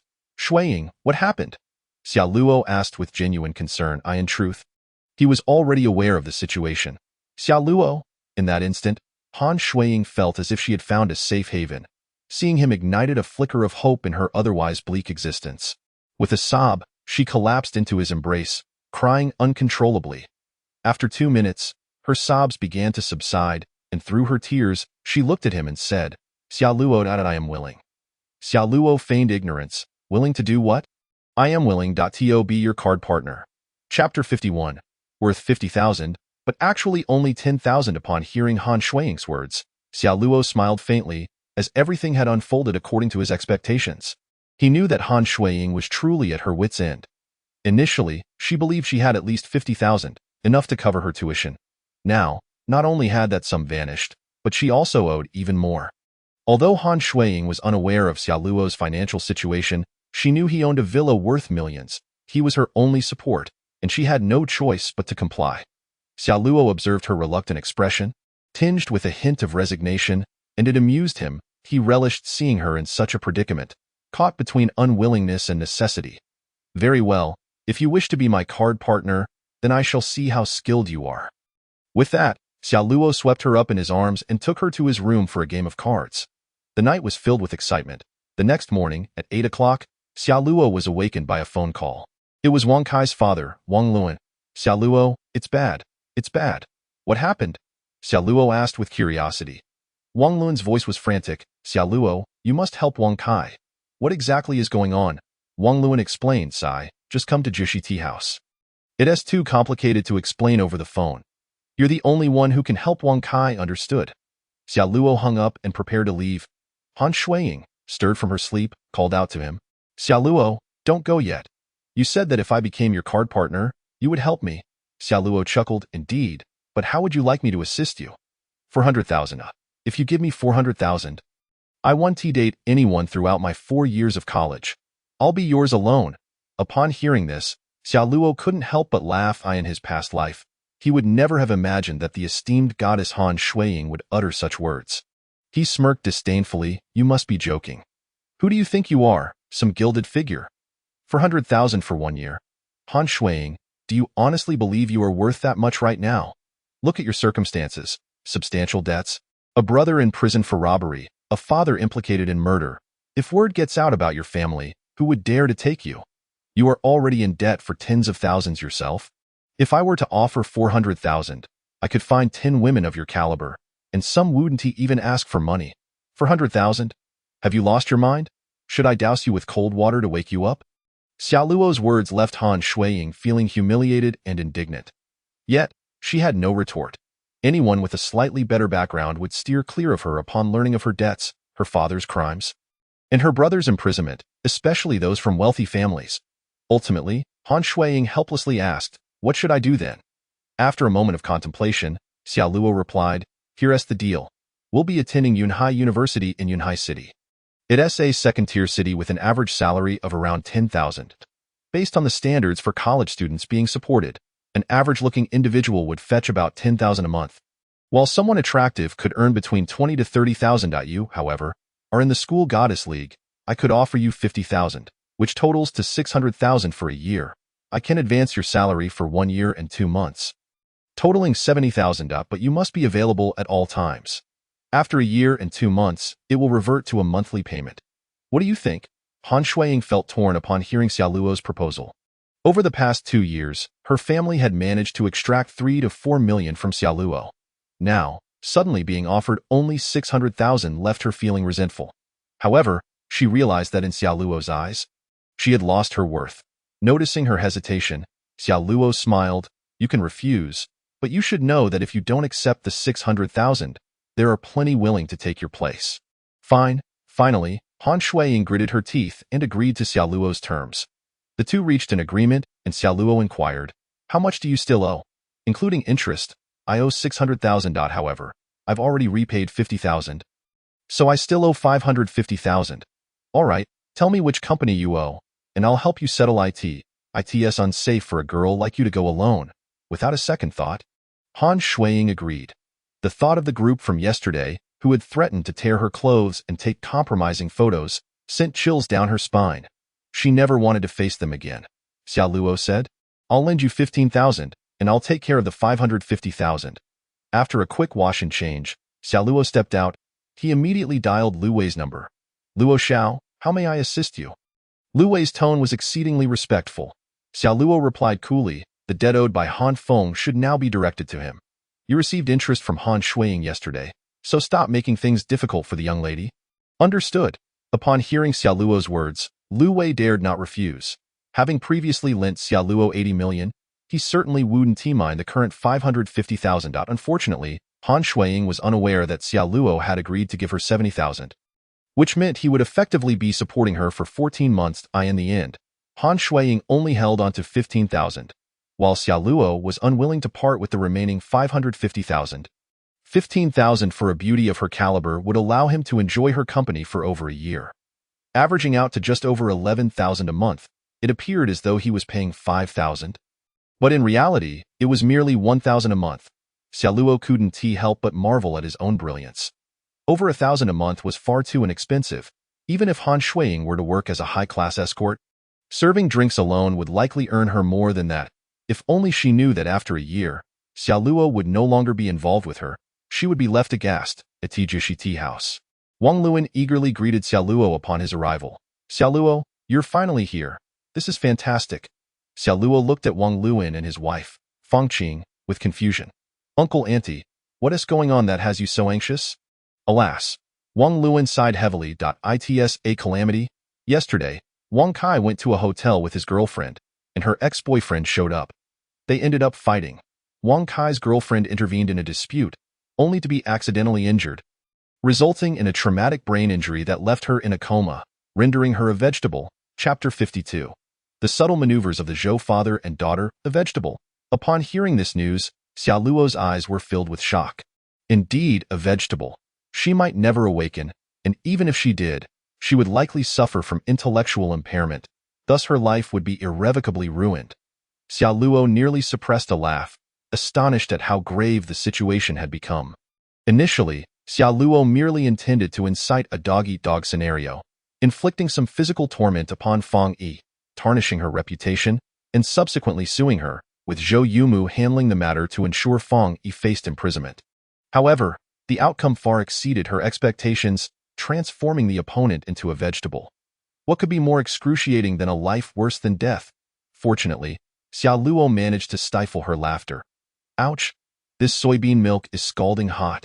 Just as the corners of Xiao Luo's mouth began to curl upwards, she exclaimed in surprise. Observing her reaction, Wang Luan and Fang Qing exchanged glances, initially registering a flicker of disdain, which quickly morphed into urgency. Xiao Luo?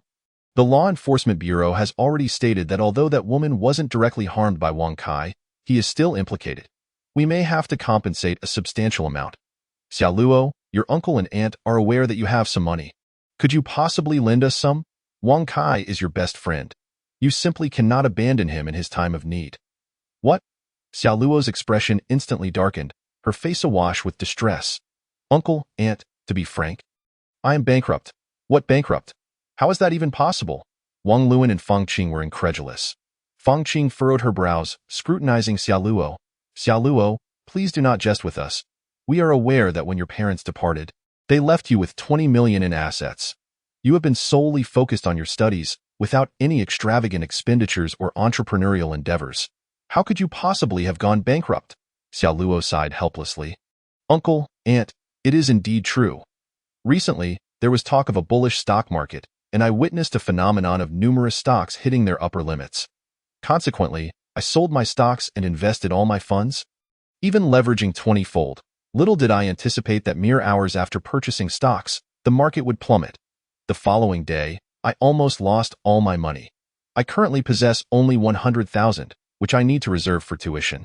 Surely you cannot expect me to gain university admission and then not attend. What? Upon hearing Xiao Luo's words, Wang Luan and Fang Qing were utterly astonished. Yet, they persisted in their disbelief. Xiao Luo? Wang Luan is your best brother. Your uncle and aunt have long regarded you as their own son. Recall how often we invited you to dine with us during your high school years? A flash of anger crossed Xiao Luo's eyes. These two were audacious enough to bring this up.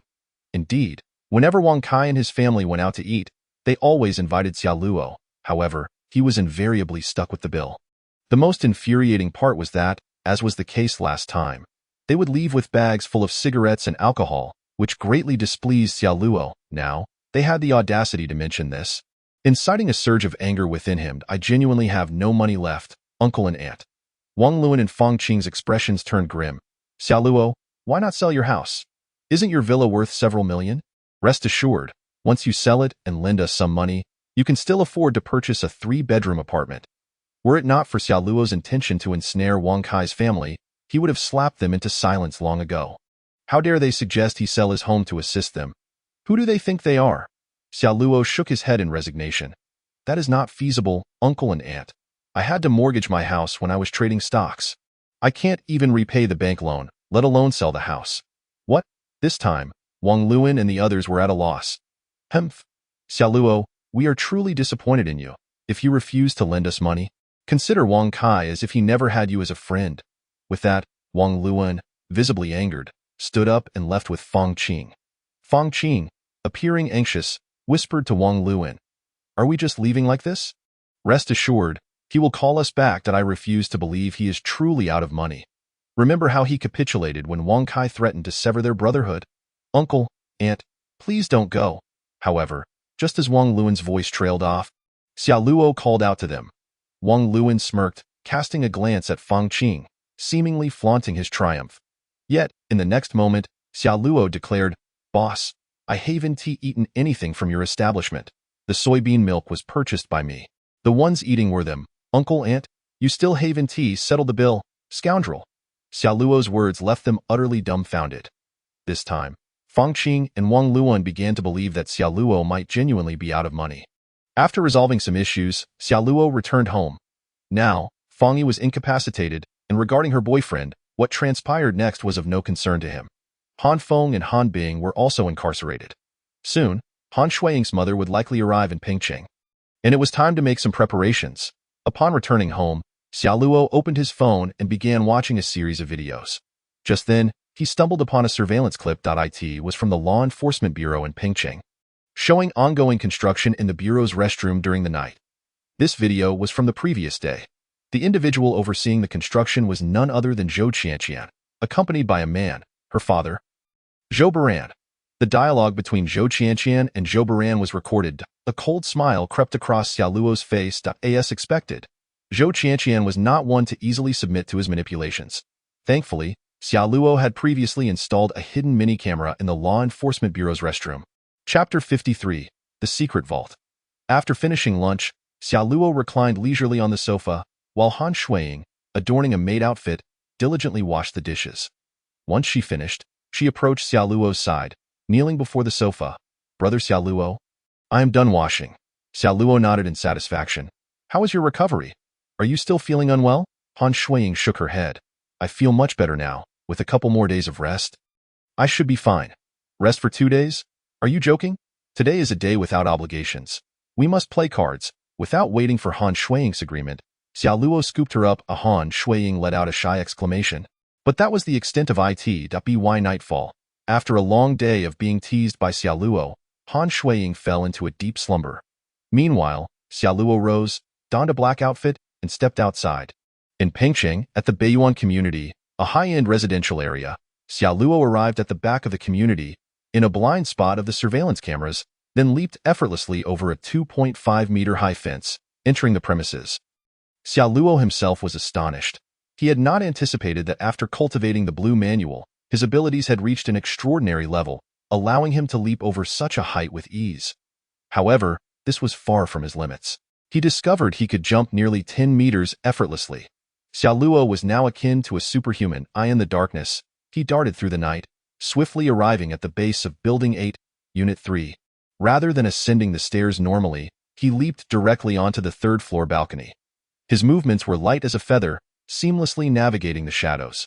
Next, he ascended to the 6th floor, ultimately reaching the balcony of Unit 802. There, he noticed that the balcony door was secured with a lock. From his backpack, Xia Luo retrieved a screwdriver and a piece of wire. He possessed formidable lockpicking skills, having learned from his past life in prison.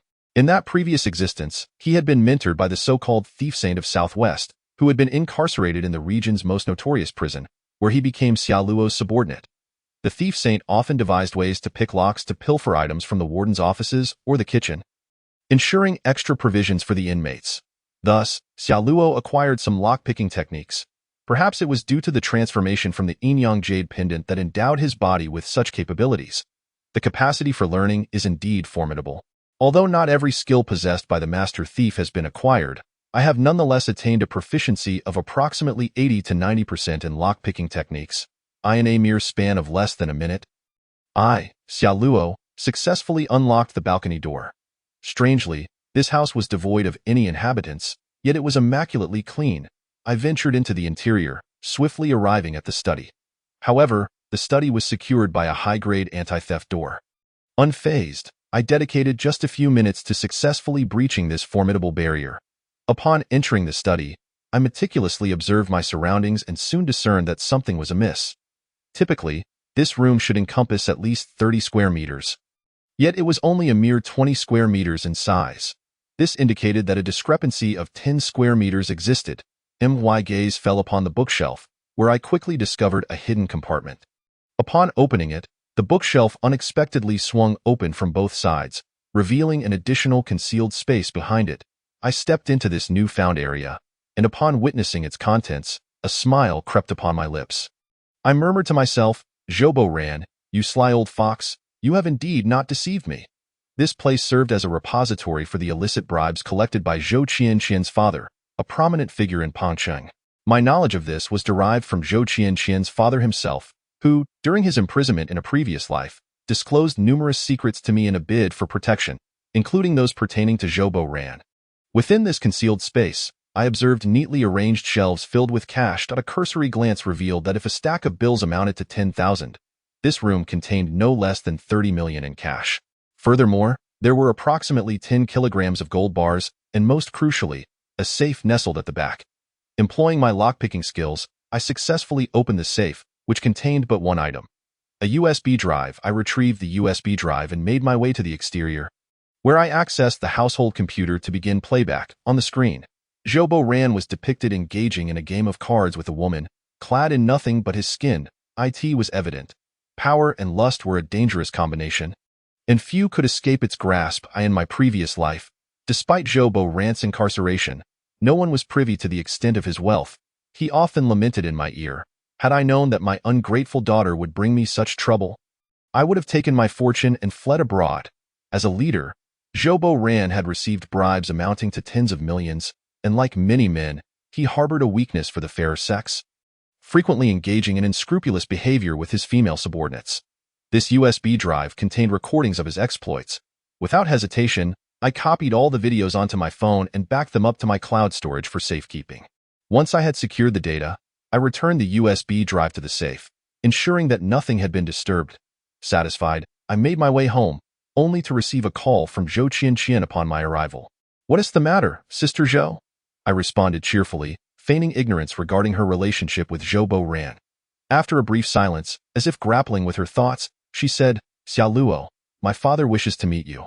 He would like to invite you to dinner at Qinshan Manor tomorrow." "Very well," I replied without a moment's hesitation. Zhou Qianqian appeared somewhat taken aback, clearly not expecting my prompt agreement. "Xiaoluo? My father can be quite difficult to get along with. As you know, if you're not prepared, you are free to decline. We can arrange another time when you're ready. What do you think?" Chapter 54. You are not worthy of him. "It's all right. I've been wanting to meet Uncle for some time. Since he has taken the initiative to invite me, I shall go and see him. One must face such matters sooner or later. There is no time like the present. Wouldn't you agree?"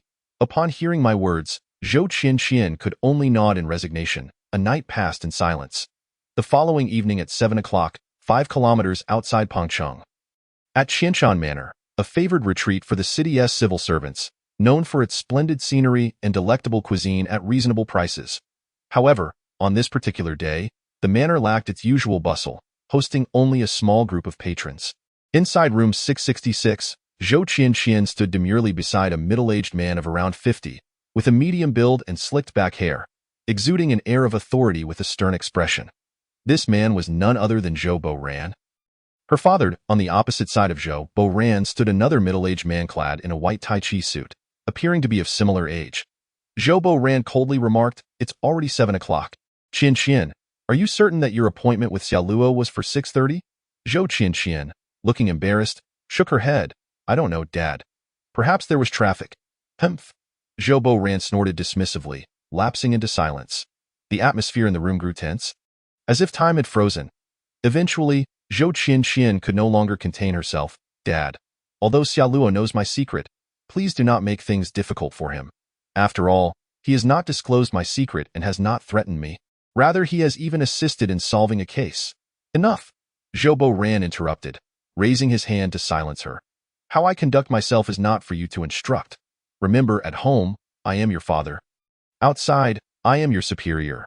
What I choose to do is beyond your purview. Do you understand?" Upon hearing Zhou Boran's words, Zhou Qianqian nodded in resignation. In truth, to some extent, her greatest fear was her father. Zhou Boran had recently sensed that Zhou Qianqian was behaving differently. Perhaps the inherent pressure of their father-daughter bond had finally compelled her to reveal Xiaoluo's identity. To Zhou Qianqian, while Xiaoluo was indeed formidable, he paled in comparison to her father. That moment, a young man, around 18 or 19, entered the room. "I'm here, Sister Qian. Did you miss me?" His words shattered the somber atmosphere. And this young man was none other than Xiaoluo.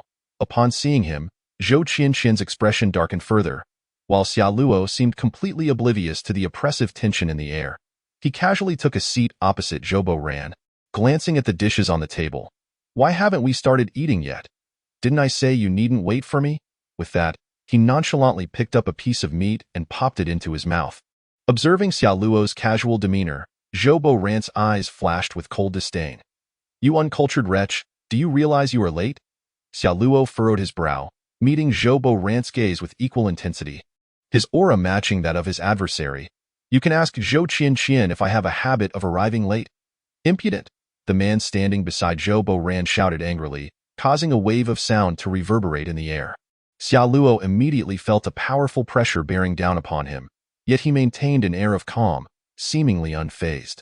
Tell me, are you here to fight or to discuss matters? If it's a fight, then let us get on with it. If it's a discussion, just say what you need to. Xiaoluo's composed demeanor took Zhou Boran by surprise. It was well known that the man beside him, Uncle Li, was the martial arts chief instructor of the Pengcheng Law Enforcement Agency, having trained since the age of 10 and ranked among the top 5 in the city. The average youth would have been quaking in fear under such intimidating presence. Yet Xiaoluo remained unfazed. Zhou Boran could only wonder whether Xiaoluo possessed genuine confidence or was merely putting on a brave front. Zhou Boran spoke up, "All right, Lao Li, hold your horses. Let me have a word with this young man." With that, his gaze fell upon Xiaoluo. Xiaoluo remained utterly relaxed, savoring his meal with a leisurely air, showering praises on the delectable dishes. Having heard tales of Qinshan Manor's delicious and affordable cuisine, he was evidently not disappointed. Zhou Boran cast a cold stare at Xiaoluo. "Listen here, brat, I'll be blunt. Get out of our Pengcheng, and I demand your solemn promise to never associate with my daughter again. I don't care what you think you know. You should understand that your little tricks hold no sway over me. The matter of you assisting my daughter in solving a case, consider it my gratitude. However, you've also threatened her, so we're even now. From this point forward, do not ever appear in my daughter's vicinity again. You are unworthy of her." Clearly, Zhou Boran believed that Xiaoluo had taken a fancy to Zhou Qianqian due to her beauty and family background, aiming to climb the social ladder. At this, Xiaoluo unexpectedly spewed his tea. Ha ha ha, he erupted into laughter, looking at the father and daughter duo with palpable derision. "You think I'm unworthy of her?" Zhou Boran nodded coldly, suppressing his fury. "Indeed." Chapter 55. Are you worthy now? Xiaoluo laughed even harder. "It seems you've mistaken the situation, Zhou Boran. Do you honestly believe your daughter is some kind of treasure? Unworthy of her? What a joke. Do you think I'm professing my love for her? To put it delicately, she is merely one of my women. To put it bluntly, she is akin to a pet dog I keep. I command her to bite, and she must comply. If she disobeys, I can easily dispose of her. Unworthy of her? Nonsense. Preposterous." In an instant, Xiaoluo's words ignited fury in Zhou Qianqian, Zhou Boran, and Lao Li. They were taken aback by Xiaoluo's audacity. Yet, Xiaoluo spoke the truth. Zhou Qianqian had willingly thrown herself into prison in her previous life without any substantial evidence against him. Xiaoluo had shown her mercy by not completely ruining her. The notion of making Zhou Qianqian his girlfriend was laughable. The women in Xiaoluo's life currently consisted of Han Shuiying, Zhou Qianqian, Zhou Yumu, and Ma Rongwei. However, there was a hierarchy among them. At the top was Zhou Yumu, excelling in beauty, figure, and character. More importantly, she possessed formidable capabilities and unwavering loyalty to Xiaoluo. Zhou Yumu was undoubtedly his perfect match, a true T0 level. Next was Ma Rongwei. As long as she didn't betray him, he would treat her well. If she chose to leave, Xiaoluo would wish her well, categorizing her as T1. Following her were T2 level women, mere playthings, insignificant and not worthy of emotional investment, akin to fleeting shadows. Then came T3 level, represented by Zhou Qianqian, someone who had wronged him yet held utilitarian value. Such individuals were mere tools, bound to follow his commands without betrayal, or face dire consequences. Lastly, at T4 level was Han Shuiying, whom Xiaoluo intended to torment relentlessly, ensuring she lived in perpetual agony until her final moments. "You wretched scoundrel, are you courting death?" Bang! Lao Li slammed his palm down on the table, shattering it to splinters, spilling drinks everywhere. Yet, Zhou Qianqian clung tightly to Lao Li. "Uncle Li, please don't harm Xiaoluo. He is just young and reckless. Don't take his words to heart." Zhou Qianqian believed she had done nothing wrong to Xiaoluo, dismissing his earlier words as mere anger. However, had she known that Xiaoluo had been reborn and was aware of her past actions, her perspective would surely have shifted. Zhou Boran's expression darkened ominously, as if he were about to burst with rage. "You little wretch, do you even comprehend your words? Do you think I'm unaware of your audacity? I assure you, we tidied up the mess in the Enforcement Bureau's restroom." Zhou Boran seemed to await Xiaoluo's astonishment. However, Xiaoluo remained unfazed, his expression calm, devoid of the anticipated reaction. "Oh, I'm aware. I saw it all on the surveillance footage." With that, Xiaoluo pulled out his phone and opened the video. "What? Zhou Qianqian, Zhou Boran, and Lao Li were all taken aback by the footage. They hadn't anticipated that Xiao Luo had installed hidden cameras in the Enforcement Bureau's restroom. Zhou Baran's expression turned icy. His gaze fixed on Xiao Luo with malevolence. "You brat, hand over your phone, or face the consequences." Lao Li glared at Xiao Luo. "I'll count to 3. Hand over the phone." Zhou Qianqian was torn. Worried for Xiao Luo while wanting to retrieve his phone, she anxiously pleaded, "Xiao Luo, just give them your phone. Uncle Li is the head martial instructor of our Enforcement Bureau. He is incredibly strong, and he could harm you." Xiao Luo, however, wore a derisive expression. "This trash thinks he is worthy?" At his words, Lao Li's anger surged. He had served as the chief instructor for a decade without anyone daring to disrespect him so brazenly. "You re-asking for death?" With a roar, Lao Li lunged forward, breaking free from Zhou Qianqian's grasp. He stepped forward, delivering a powerful stomp that shattered the floor beneath him, causing the entire room to tremble. Subsequently, he unleashed a punch aimed at Xiao Luo, the wind from his strike howling through the AI art. As Lao Li's fist descended, Zhou Qianqian shook her head in resignation, while Zhou Baran wore a look of schadenfreude at this moment. Zhou Baran did not forget to threaten Xiao Luo. However, Xiao Luo remained remarkably composed and unperturbed, gazing at Zhou Baran with an air of tranquility. "The leaders of the enforcement system? What of it? If I so desire, I can render you powerless at any moment." Upon hearing Xiao Luo's brazen declaration, Zhou Baran was momentarily taken aback, suspecting that Xiao Luo was intent on eliminating him. Yet, he quickly regained his composure. "Xiao Luo, I admit I underestimated you earlier, but do not let it inflate your arrogance. Should you dare to kill me today, I assure you, you will meet a most untimely demise." Nevertheless, Xiao Luo showed no concern, regarding Zhou Baran as if he were a fool. "Ha ha ha," Xiao Luo scoffed. "Zhou Baran, you truly overestimate yourself in my eyes. You and your daughter are nothing more than dogs. If I wish to ruin you, I wouldn't need to kill you. I could easily make your life a living hell with that." Xiao Luo raised his other hand and, with a resounding slap, struck Zhou Baran twice, leaving his face swollen and disheveled. He then discarded Zhou Baran to the ground like refuse. Witnessing this scene, Zhou Qianqian was left dumbfounded, while Zhou Baran's face turned crimson with rage, veins bulging on his forehead. He felt utterly humiliated. As the head of the Enforcement Bureau and a man of over 50 years, he had been slapped in the face by a mere 18 or 19-year-old. The embarrassment was profound, reducing him to a state of utter disgrace. "You dare to strike me." Yet before he could finish, Xiao Luo interrupted, "Indeed, I struck you." Another 2 slaps landed with a sharp sound, leaving Zhou Baran in a daze. For decades, he had never endured such indignity. However, before Zhou Baran could fully unleash his fury, Xiao Luo placed his phone before him. "Zhou Baran, you are truly impressive. The highest salary in our Pingqing Enforcement Bureau is no more than 20,000 a month. Yet you possess several tens of millions, with dozens of gold bars. Care to enlighten me on the source of your wealth?" Previously seething with frustration, Zhou Baran's demeanor instantly deflated like a punctured balloon. His face betraying a flicker of panic and astonishment. Struggling to maintain his composure, he inquired, "What did you say? Tens of millions? Gold bars?"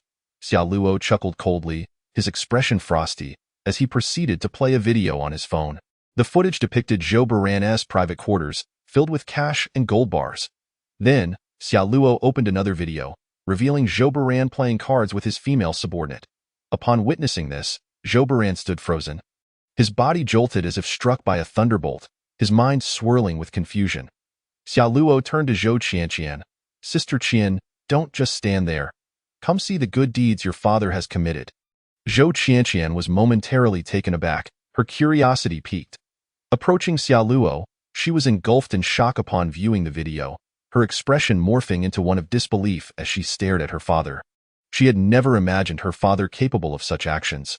What astonished her even more was the realization that Xiao Luo had her father firmly in his grasp, just as he had her.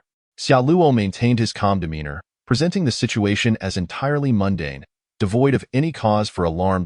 "Why, dear leader Zhou, you are quite the robust individual. I've reviewed 137 videos, 137 female subordinates. Remarkable indeed." Listening to Xiao Luo's sarcastic remarks, Zhou Baran found himself devoid of any retort. The anger that had once filled his eyes was replaced with clarity and a forced smile. Young Master Luo, it's all a misunderstanding. Truly, a great flood has swept through the Dragon King's temple. Everything is a misunderstanding. Xiao Luo smiled slightly. Oh? Did you not just claim I was unworthy of Zhou Qianqian? Does that still hold true? No, I merely misspoke. I meant that Zhou Qianqian is unworthy of young Master Luo. A slip of the tongue, truly. At this moment, Zhou Baran was acutely aware of Xiao Luo's unfathomable depth. He possessed immense power and held the key to his greatest secret. Chapter 57. Understanding martial arts. It was evident that if Xiao Luo wished for Zhou Baran's demise, he would not need to lift a finger. Simply releasing the contents of those videos would cast him into an abyss. Xiao Luo was not someone Zhou Baran could afford to offend. Zhou Baran looked at Xiao Luo with an expression of sycophancy, akin to a subordinate before his superior. Zhou Qianqian was engulfed in a tempest of emotions, unable to calm the storm within. She recalled the last time her father had displayed such a fawning smile. It was during a meeting with provincial leaders. Yet, it was only natural, given that their secrets were now in Xiao Luo's possession. He could easily plunge them both into irreparable ruin at his whim. Initially, Zhou Qianqian had thought Xiao Luo's visit would be akin to a lamb entering a tiger's den. But it appeared that they were the lambs, while Xiao Luo was the tiger. Xiao Luo spoke with nonchalance. I want to waste time. Tell me, is Zhou Qianqian my dog? Zhou Baran, with a face full of ingratiating smiles, replied, Yes, young Master Luo, you are absolutely correct. At that moment, Zhou Baran regretted his actions profoundly. Xiao Luo had never intended to engage with him, yet he had foolishly presented himself. Xiao Luo extended his hand, striking Zhou Baran's face. This is it. I relish your obsequiousness, so do maintain it. Zhou Baran dared not harbor any resentment, nodding vigorously as if pecking at rice. Young Master Luo is right. Young Master Luo is right. Xiao Luo surveyed the scattered food and drink on the floor, his eyes reflecting regret. What a pity, truly a pity. I am still hungry, and so much food has gone to waste. Zhou Baran immediately instructed Zhou Qianqian. Qianqian, hurry and summon the waiter to bring a new spread. Let us switch to another private room. Zhou Qianqian nodded and left the room. Meanwhile, Xiao Luo settled onto the sofa, a cigarette dangling from his mouth. Zhou Baran, ever attentive, produced his lighter and ignited it for Xiao Luo. At that moment, the unconscious instructor Li happened to awaken. Witnessing this scene, he was struck with astonishment, as if in a dream. This was the leader of his enforcement system, now reduced to a lackey before an 18-year-old youth, igniting his cigarette, an inconceivable sight. Awake! Xiao Luo regarded Instructor Li with disdain, mocking him. Were it anyone else who dared to look at him like that, Instructor Li would certainly retaliate. Yet, before Xiao Luo, he felt utterly powerless. He vividly recalled how his full-force punch had struck Xiao Luo's forehead, causing him no harm while he himself had been utterly defeated. Xiao Luo was undeniably beyond his reach. Instructor Li addressed Xiao Luo. I never anticipated such a young master of martial arts emerging from our humble Pengqing. Today, I concede in full admiration. Subsequently, he turned to Zhou Baran. Leader, this young man has become a master of martial arts at 18. His future is boundless. We were mistaken. He is indeed worthy of the young lady, however. Upon hearing Instructor Li's words, Zhou Baran felt no joy. His comments felt like a slap in the face. The issue was no longer whether Xiao Luo was worthy of Zhou Qianqian. Rather, both Zhou Qianqian and himself were reduced to mere dogs to be commanded by Xiao Luo. Master of martial arts? What does that even mean? Xiao Luo inquired, puzzled, as this term was one he had never encountered in either his past or present life. Instructor Li replied, Your strength is formidable. You must have trained in martial arts from a young age. You don't even know what a master of martial arts is. Xiao Luo shook his head. I am hearing this term for the first time. Just then, Zhou Qianqian returned to the private room, where preparations for new dishes were underway. Let us go. We'll eat and chat. Xiao Luo nodded, and the four of them moved to the adjacent room. Xiao Luo appeared relaxed, enjoying the meal, while Zhou Baran acted like a subordinate, dutifully pouring drinks and lighting Xiao Luo's cigarettes. Xiao Luo turned to Instructor Li and asked, So, what exactly is a master of martial arts?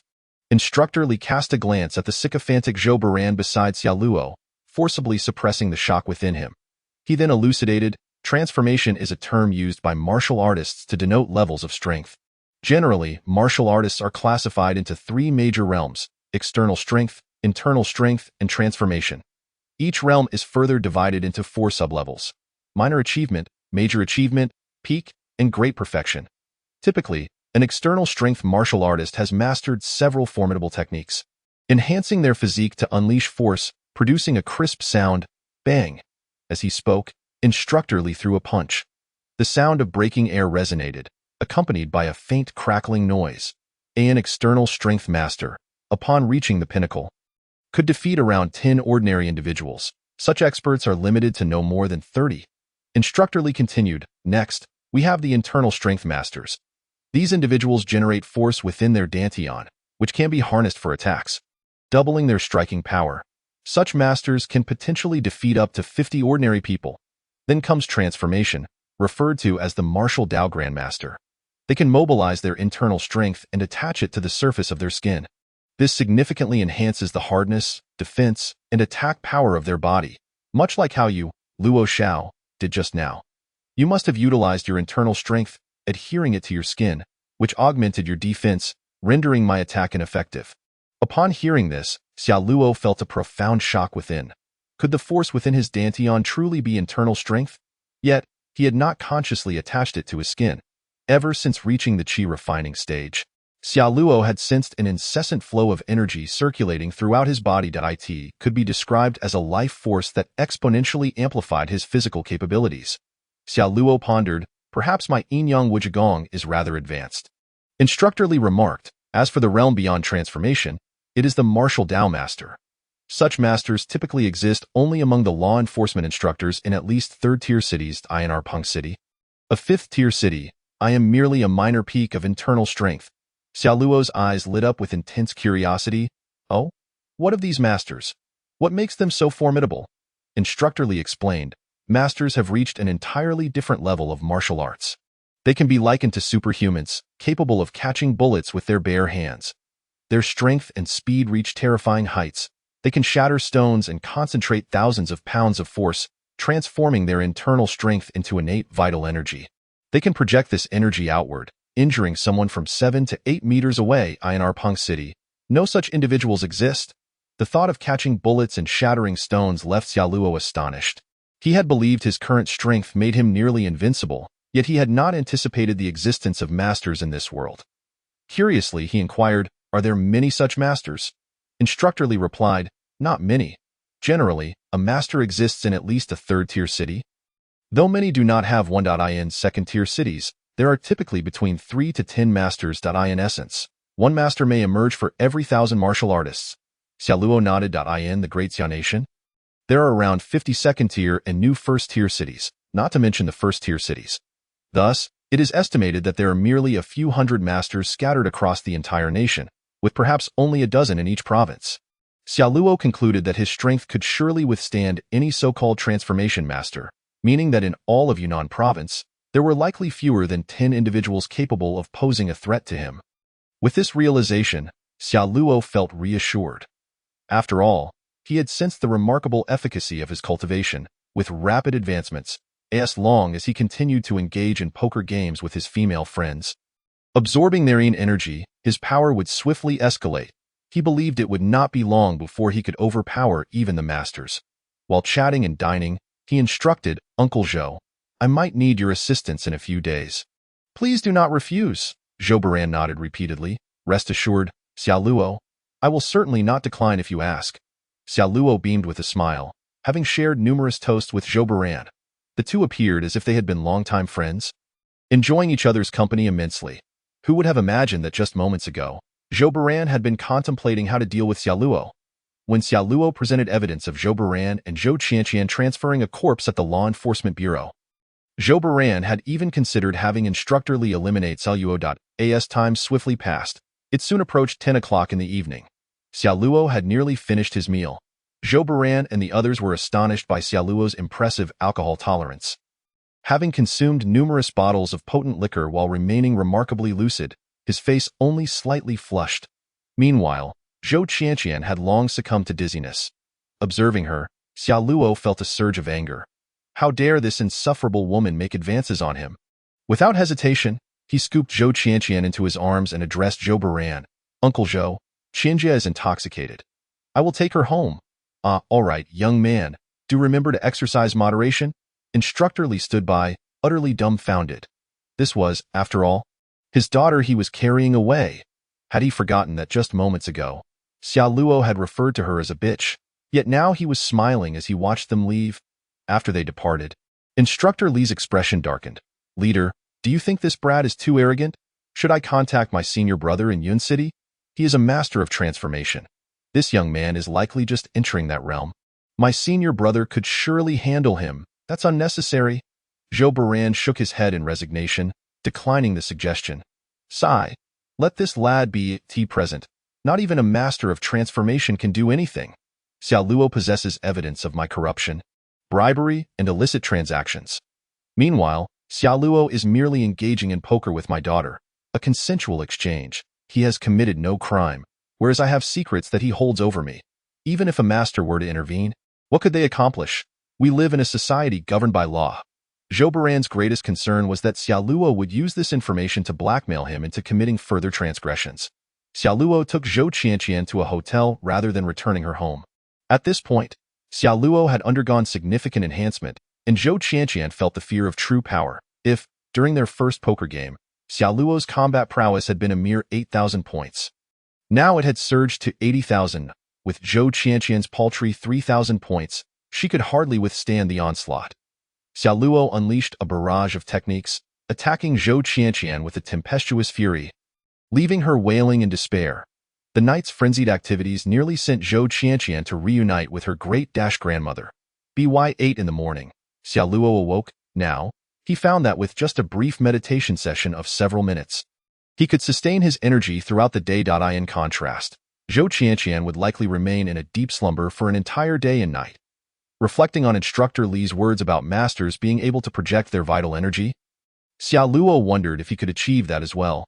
Focusing the energy within him, he concentrated it onto his fingertips. He distinctly observed a faint blue glow emanating from his finger. With a flick of his finger, a sphere of energy shot forth with astonishing speed, shattering the sound barrier. Bang! The energy sphere penetrated the hotel wall, leaving a dent in the corridor's wall before vanishing. Wow! Xiao Luo was astounded. Instructor Li had mentioned that masters could project energy to injure someone from 7 to 8 meters away. Yet based on the distance his energy sphere had traveled, it could easily reach 100 meters. The power was comparable to that of a bullet. Xiao Luo mused, could it be that my current strength surpasses that of a transformation master and aligns more with that of a martial Dao master? In the subsequent chapter, he would demand compensation. Zhou Yumu has temporarily departed from Pingcheng, heading instead to Yunhai City, where her mother is receiving treatment. After a few days, upon her return, Zhou Yumu's call elicited a gentle smile from Xiao Luo. Zhou Yumu is indeed the most beautiful woman Xiao Luo has encountered in his lifetime, and she is also unwaveringly loyal to him. After a few days apart, Xiao Luo found himself missing Zhou Yumu more than he anticipated. What's wrong, Sister Yu? Xiao Luo answered the call, expecting to hear Zhou Yumu's cheerful voice. However, he was taken aback by the seriousness in her tone. Xiao Luo, you need to come back quickly. A woman has arrived at your home claiming to be Han Shuiying's mother. She insists that your house belongs to her and wants to kick you out. Oh? The initial happiness on Xiao Luo's face vanished instantly. That's so. Han Shuiying's mother has finally come. Her name is Gao Lan. In a previous life, after her divorce, Gao Lan became the mistress of a local tyrant in Yunhai City. It was she who had encouraged Han Shuiying to approach him, continually showing favor during Xiao Luo's lowest moments, providing warmth and instructing Han Shuiying on how to make Xiao Luo her devoted admirer, exploiting his value. Now that Gao Lan has finally appeared, Xiao Luo would not let this woman slip away easily. Wait for me, I'll be right there. With that, Xiao Luo hung up the phone, glanced at Zhou Qianqian, who was still asleep in bed, dressed quickly, and left.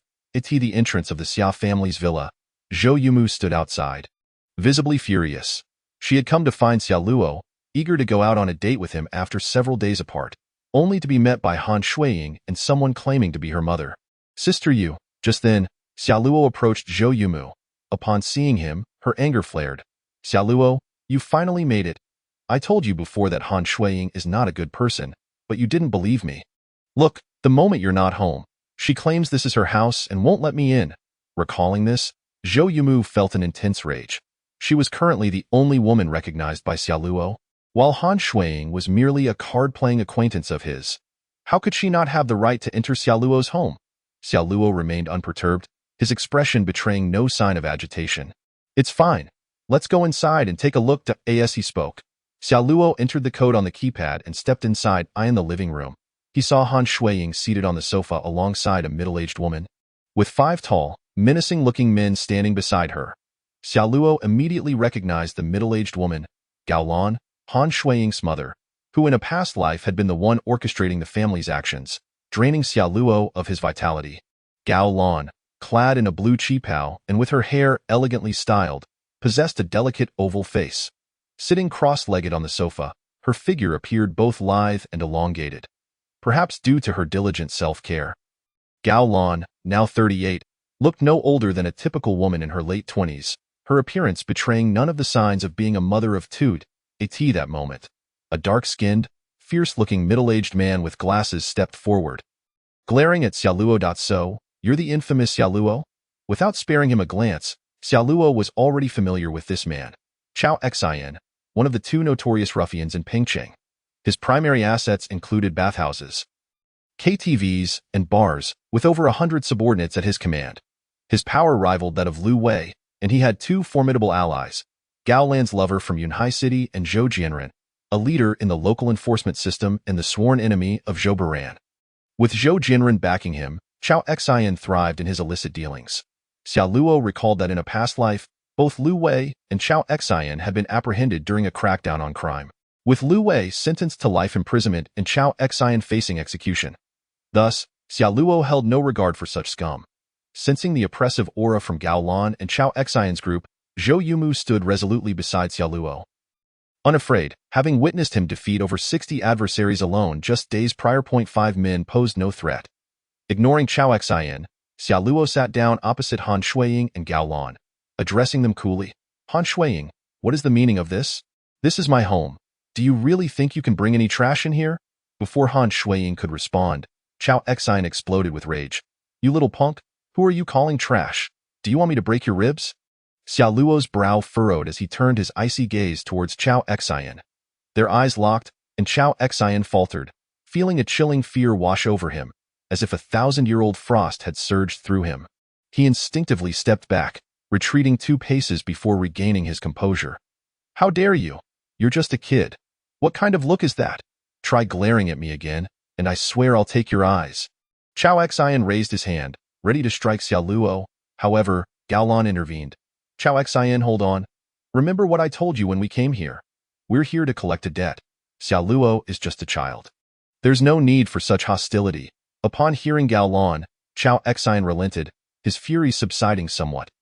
All right, sister-in-law, but if this kid provokes me again, I'll have to break his legs. Gao Lan shook her head in exasperation, then turned to Xiaoluo. Xiaoluo, I've heard about the recent events involving my daughter Shuiying. Indeed, Han Bing committed a crime and wrongly accused you, which was entirely his fault. However, you had evidence all along yet allowed Han Bing to continue his wrongdoing. This is truly unacceptable. Zhou Yumu, hearing Gao Lan's words, couldn't help but laugh in disbelief. She had previously heard Xiaoluo recount the family's misdeeds and felt he had acted justly. Sister, your words are quite humorous. Your son committed a crime, and yet you blame others? Did Xiaoluo compel him to commit sexual assault or bribe law enforcement officials? Gao Lan shook her head. Let us not dwell on that. I don't care about the details. I only know that it is you, Xiaoluo, who has caused my son to remain imprisoned for so long, and you must compensate me today. Xiaoluo smiled, looking at Han Shuiying. Do you feel the same way? Han Shuiying? Han Shuiying hesitated but eventually nodded. Xiaoluo, I think my mother has a point. My brother did commit a crime, but if you had presented the video evidence earlier, he would have faced a lesser charge and served just a few years. Now, because of you, he could be incarcerated for at least 20 years. This indeed seems rather unfair. I believe you should provide us with some form of compensation. Just last night, Gao Lan had sought out Han Shuiying, which surprised her, as they rarely saw each other.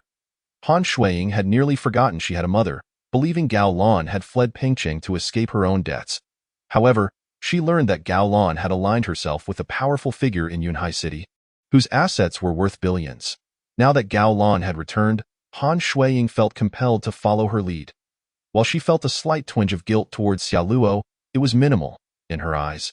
He had already taken her first time, and if he could achieve success, it was already a stroke of luck. Taking some advantage from Xiaoluo seemed inconsequential. Zhou Yumu, upon hearing this, glared furiously at Han Shuiying, ready to rise and slap her. However, Xiaoluo was abruptly seized by Xiaoluo, preventing Zhou Yumu from taking any action. Xiaoluo maintained his composure, his face revealing not a trace of emotional fluctuation. He lit a cigarette, exhaling a wisp of pale smoke. "So, Aunt Gao, how do you propose I compensate you?" Gao Lan replied nonchalantly. "It's quite simple. Originally, my son might have faced a 7-year sentence, but with some maneuvering, it could have been reduced to 5, yet now, due to your actions, he is looking at a minimum of 20 years behind bars. He is a remarkable individual, yet you have squandered 15 years of his life. Let us assume he earns 30,000 a month, which totals 360,000 a year. Over 15 years, that amounts to 5,400,000, adding in compensation for emotional distress. You owe us 6 million. Upon hearing Gao Lan's exorbitant demand, Xiaoluo nearly burst into laughter. With Han Bing's pitiful salary of merely 300 a month, Xiaoluo had already considered himself at a loss. He regarded Gao Lan, recognizing her as a vile person, akin to Han Shuiying. If he did not show them a thing or two, they might genuinely believe him easy to bully. Just as Xiaoluo prepared to rise, Zhou Yumu spoke first. "Fine. 6 million it is." At this proclamation, the room fell into stunned silence. Everyone gaped at Zhou Yumu. Even Xiaoluo was taken aback by her unexpected support. However, Zhou Yumu leaned closer to Xiaoluo and whispered, "Leave this matter to me. You can trust me. All right." Xiaoluo gazed into Zhou Yumu's confident eyes and chose to believe her. He had not made Zhou Yumu his woman merely to serve as a decorative vase. Indeed, he was eager to witness the capabilities of a future legal elite. Gao Lan observed Zhou Yumu and Xiaoluo, stating, "You must understand, we are demanding 6 million, not 600. Xiaoluo, if you cannot produce the sum, you may sell your house to me as repayment. How does that sound?" Xiaoluo shook his head. "No, you want 6 million? Fine. Come back tomorrow to collect it." The onlookers were astonished by Xiaoluo's readiness to comply. Gao Lan smirked icily. "Very well. I hope you are not deceiving me. Otherwise, you will face the consequences." With that, Gao Lan departed with Han Shuiying. As Han Shuiying left, she cast a glance back at Xiaoluo, her eyes betraying a hint of guilt. Xiaoluo found it amusing. How could someone like Han Shuiying feel remorse? Turning to Zhou Yumu, Xiaoluo inquired, "Sister Yu, why did you stop me from teaching them a lesson?" Zhou Yumu smiled slightly. "I recognize your prowess, but we live in a society governed by law, and they clearly have backing. What good would it do to punish them? You cannot kill them, and even if they survive, they could exploit the situation for extortion. Rather than that, let us pursue my approach. Ensure they secure a death sentence. What do you think?" "Oh." Upon hearing this, Xiaoluo's eyes sparkled with keen interest. Chapter 61. Do you wish to progress? Curiously, he asked, "Sister Yu, how do you intend to execute this plan?" Zhou Yumu smiled gently, retrieving her phone. "I recorded your earlier conversation. This will be quite straightforward. Xiaoluo, had you acted against them, they might have accused you of assault. But if you truly prepare 6 million in cash, and they attempt extortion or robbery, particularly with a significant amount, how do you think they would be judged?" Xiaoluo's excitement surged at Zhou Yumu's words. "Sister Yu, you are an expert in this area. Please enlighten me." Zhou Yumu smiled knowingly. That would surely lead to a death sentence. Extortion, robbery, significant amounts, and causing harm, multiple charges. I cannot guarantee more, but I am at least 60% confident they would receive the death penalty. Xiaoluo felt a wave of anticipation. He had faith in Zhou Yumu's expertise. She was truly an elite, and he believed her estimate of 60% was a modest assessment. Xiaoluo suspected she had at least a 90% assurance, as the remaining 10% uncertainty stemmed from the potential protective influence behind Chao Xian. "Sister Yu, it seems I will need another person's assistance to ensure your plan succeeds." With that, Xiaoluo dialed Zhou Baran's number. "Young Master Luo, what can I do for you?" Zhou Baran's respectful tone resonated from the other end of the line.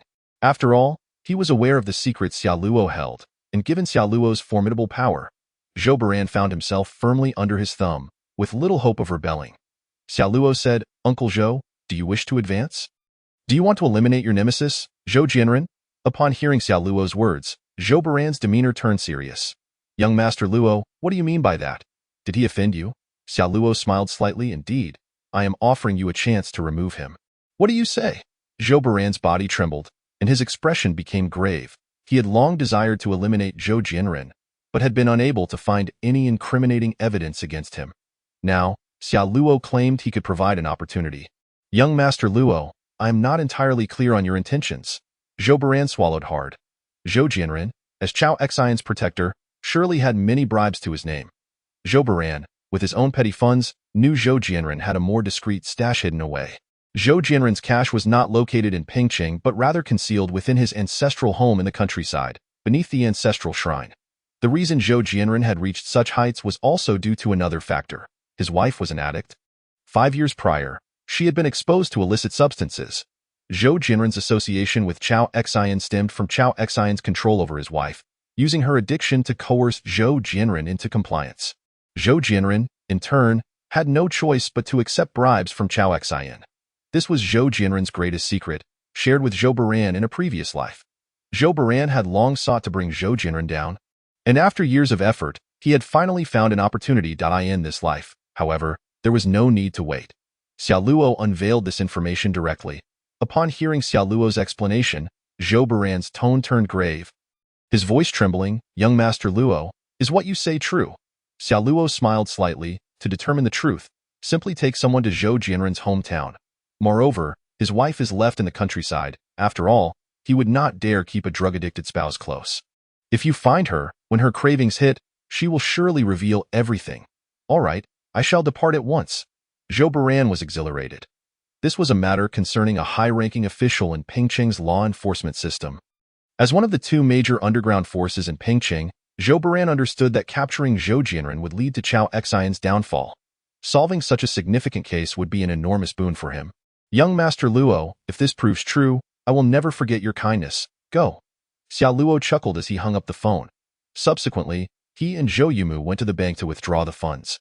Soon after, Xiao Luo returned home with the cash he had withdrawn. Meanwhile, in a private room at Tiangxiangla restaurant in Pingqing, Han Shuiying, Gao Lan, and Chao Xian dined together. At that moment, one of Chao Xian's subordinates approached him. Boss, I've been following that Xiao Luo. He just withdrew some money from the bank. It seems he might actually be able to gather 6 million by tomorrow. Upon hearing this, Chao Xian's eyes widened in surprise. It appeared they had underestimated Xiao Luo. He was indeed capable of amassing such a sum. It seemed 6 million was far from his limit, and they would see if he could produce even more tomorrow. Han Shuiying wore an expression of excitement, tempered by anger. That scoundrel Xiao Luo, how dare he deceive me? He claimed he had no money left, yet now he has produced such a large sum. How infuriating. Gao Lan smiled faintly at Han Shuiying. Do not worry. Your mother is seeking revenge on your behalf. Tomorrow, let Chao Xian and the others teach that rascal Xiao Luo a lesson and extract even more money from him. Absolutely. Han Shuiying's face lit up with anticipation, her previous guilt towards Xiao Luo completely vanishing. In the blink of an eye, the second day arrived. Zhou Yumu remained in slumber, while Xiao Luo had risen early. Despite having played cards for 4 hours the previous night with Zhou Yumu, Xiao Luo appeared invigorated, whereas Zhou Yumu was utterly exhausted. At that moment, Xiao Luo received a phone call from Zhou Baran. Chapter 62. Can we kill him? Young Master Luo? It worked. What you said turned out to be true. We found over 10 million in cash at Zhou Jianren's rural home. Moreover, we got his wife to confess everything.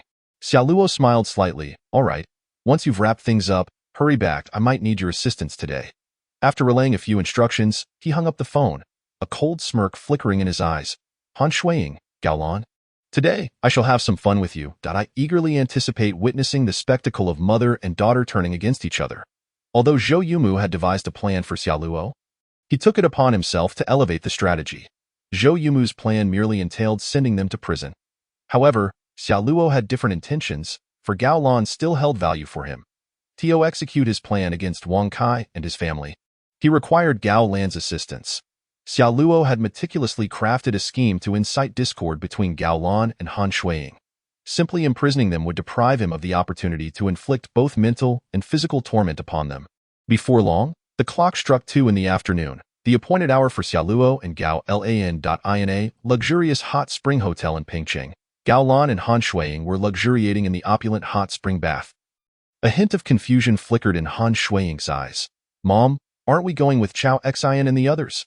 Gao Lan shook her head. No, we shall wait for the money. After all, this sum is substantial. It's not exactly clean money. It's best if it doesn't pass through our hands. Let Chao Xian and his crew bring it back, then we can clean it up and enjoy a little benefit. That way, the two of us can spend this money openly. Upon hearing Gao Lan's words, Han Shuiying gazed at her mother with admiration. Mom, you're amazing. If it weren't for you, I would probably have been bullied to death by that Xiaoluo guy. Gao Lan laughed heartily, raising a glass of red wine from the edge of the hot spring, toasting with Han Shuiying. Meanwhile, at Xiaoluo's residence. Bang, bang, bang. The door was pounded heavily. Outside, Chao Xian's voice rang out. Kid, open the door. We're here to collect the money. Given the 6 million in cash involved, Chao Xian naturally needed to be present himself. Any unexpected events could lead to monumental losses. Yet, Xiaoluo made no move to open the door. Chao Xian furrowed his brow and continued to knock forcefully. Bang, bang, bang. Simultaneously, Chao Xian's lackeys incessantly pressed the doorbell. Yet, Xiaoluo remained obstinately silent. Damn it, boss. I heard someone talking inside. He's deliberately ignoring us. Chao Xian was instantly incensed. Kick the door down? Break it open. However, this had all been meticulously arranged by Xiaoluo and Zhou Yumu. If they forced their way in, the charges against them would undoubtedly be far more severe. Before long, the door was kicked open. Upon entering Xiaoluo's home, Chao Xian and his crew found Xiaoluo and Zhou Yumu staring back at them in sheer terror. Chao Xian was taken aback. Just yesterday, Xiaoluo had been so arrogant, showing no fear of him at all. Why was he so frightened today? Had this brat only now realized the severity of his situation? With that thought, Chao Xian's confidence swelled immensely. He strode up to Xiaoluo, questioning loudly, You little bastard. I told you to open the door. Why aren't you letting us in? Xiaoluo gazed at Chao Xian with a face full of feigned dread. Mr. Chao, I've given it much thought. Everything I have done is lawful. The criminal is Gao Lan's son. Not me. I shouldn't have to repay anything. Your actions, however, are unlawful. So I see no reason to pay you. Damn it, unlawful? Chao Xian roared, lifting his hand and delivering a resounding slap across Xiaoluo's face. Smack! The sound resonated sharply as Xiaoluo's head was sent reeling to the side. Yet, this was all part of Xiaoluo's deliberate act. Otherwise, with his current strength, even if he stood still and allowed them to assault him, he would sustain no harm whatsoever. Talking back to me? I am the law. Now tell me, will you pay or not? Chao Xian demanded, his expression brimming with arrogance. Xiaoluo, maintaining his facade of terror, stammered, damn it. Chao Xian bellowed, kicking Xiaoluo and sending him sprawling to the ground. Only then did Xiaoluo, feigning fear, respond, All right, you can follow me. Before long, Xiaoluo led Chao Xian and his crew to the study on the second floor. There, they beheld a thick stack of cash. Chao Xian grew ecstatic. Take it all. Subsequently, his lackeys began to scoop up the cash. However, Xiaoluo suddenly shouted, Stop, that money is mine. You can't take it with that. He dashed in front of Chao Xian, grabbing his sleeve. Chao Xian was instantly furious. You little punk, are you seeking death? Beat him. With a furious yell, Chao Xian and his lackeys surged forward. Bang, bang, bang. Instantly, fists and feet rained down upon Xiaoluo, leaving imprints all over his body. Pfft. Xiaoluo opened his mouth, blood sprang forth in an exaggerated manner, staining them with crimson. Damn. Everyone was taken aback by Xiaoluo's dramatic display. This was far too theatrical.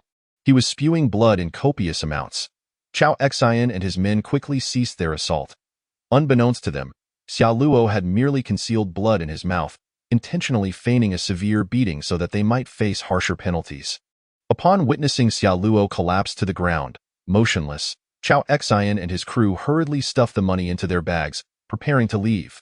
Yet, just as they turned to depart, they noticed that the previously prostrate Xiaoluo was now standing at the doorway, a towel in hand, wiping the blood from his face. Xiaoluo's expression was calm, devoid of any trace of the earlier timidity.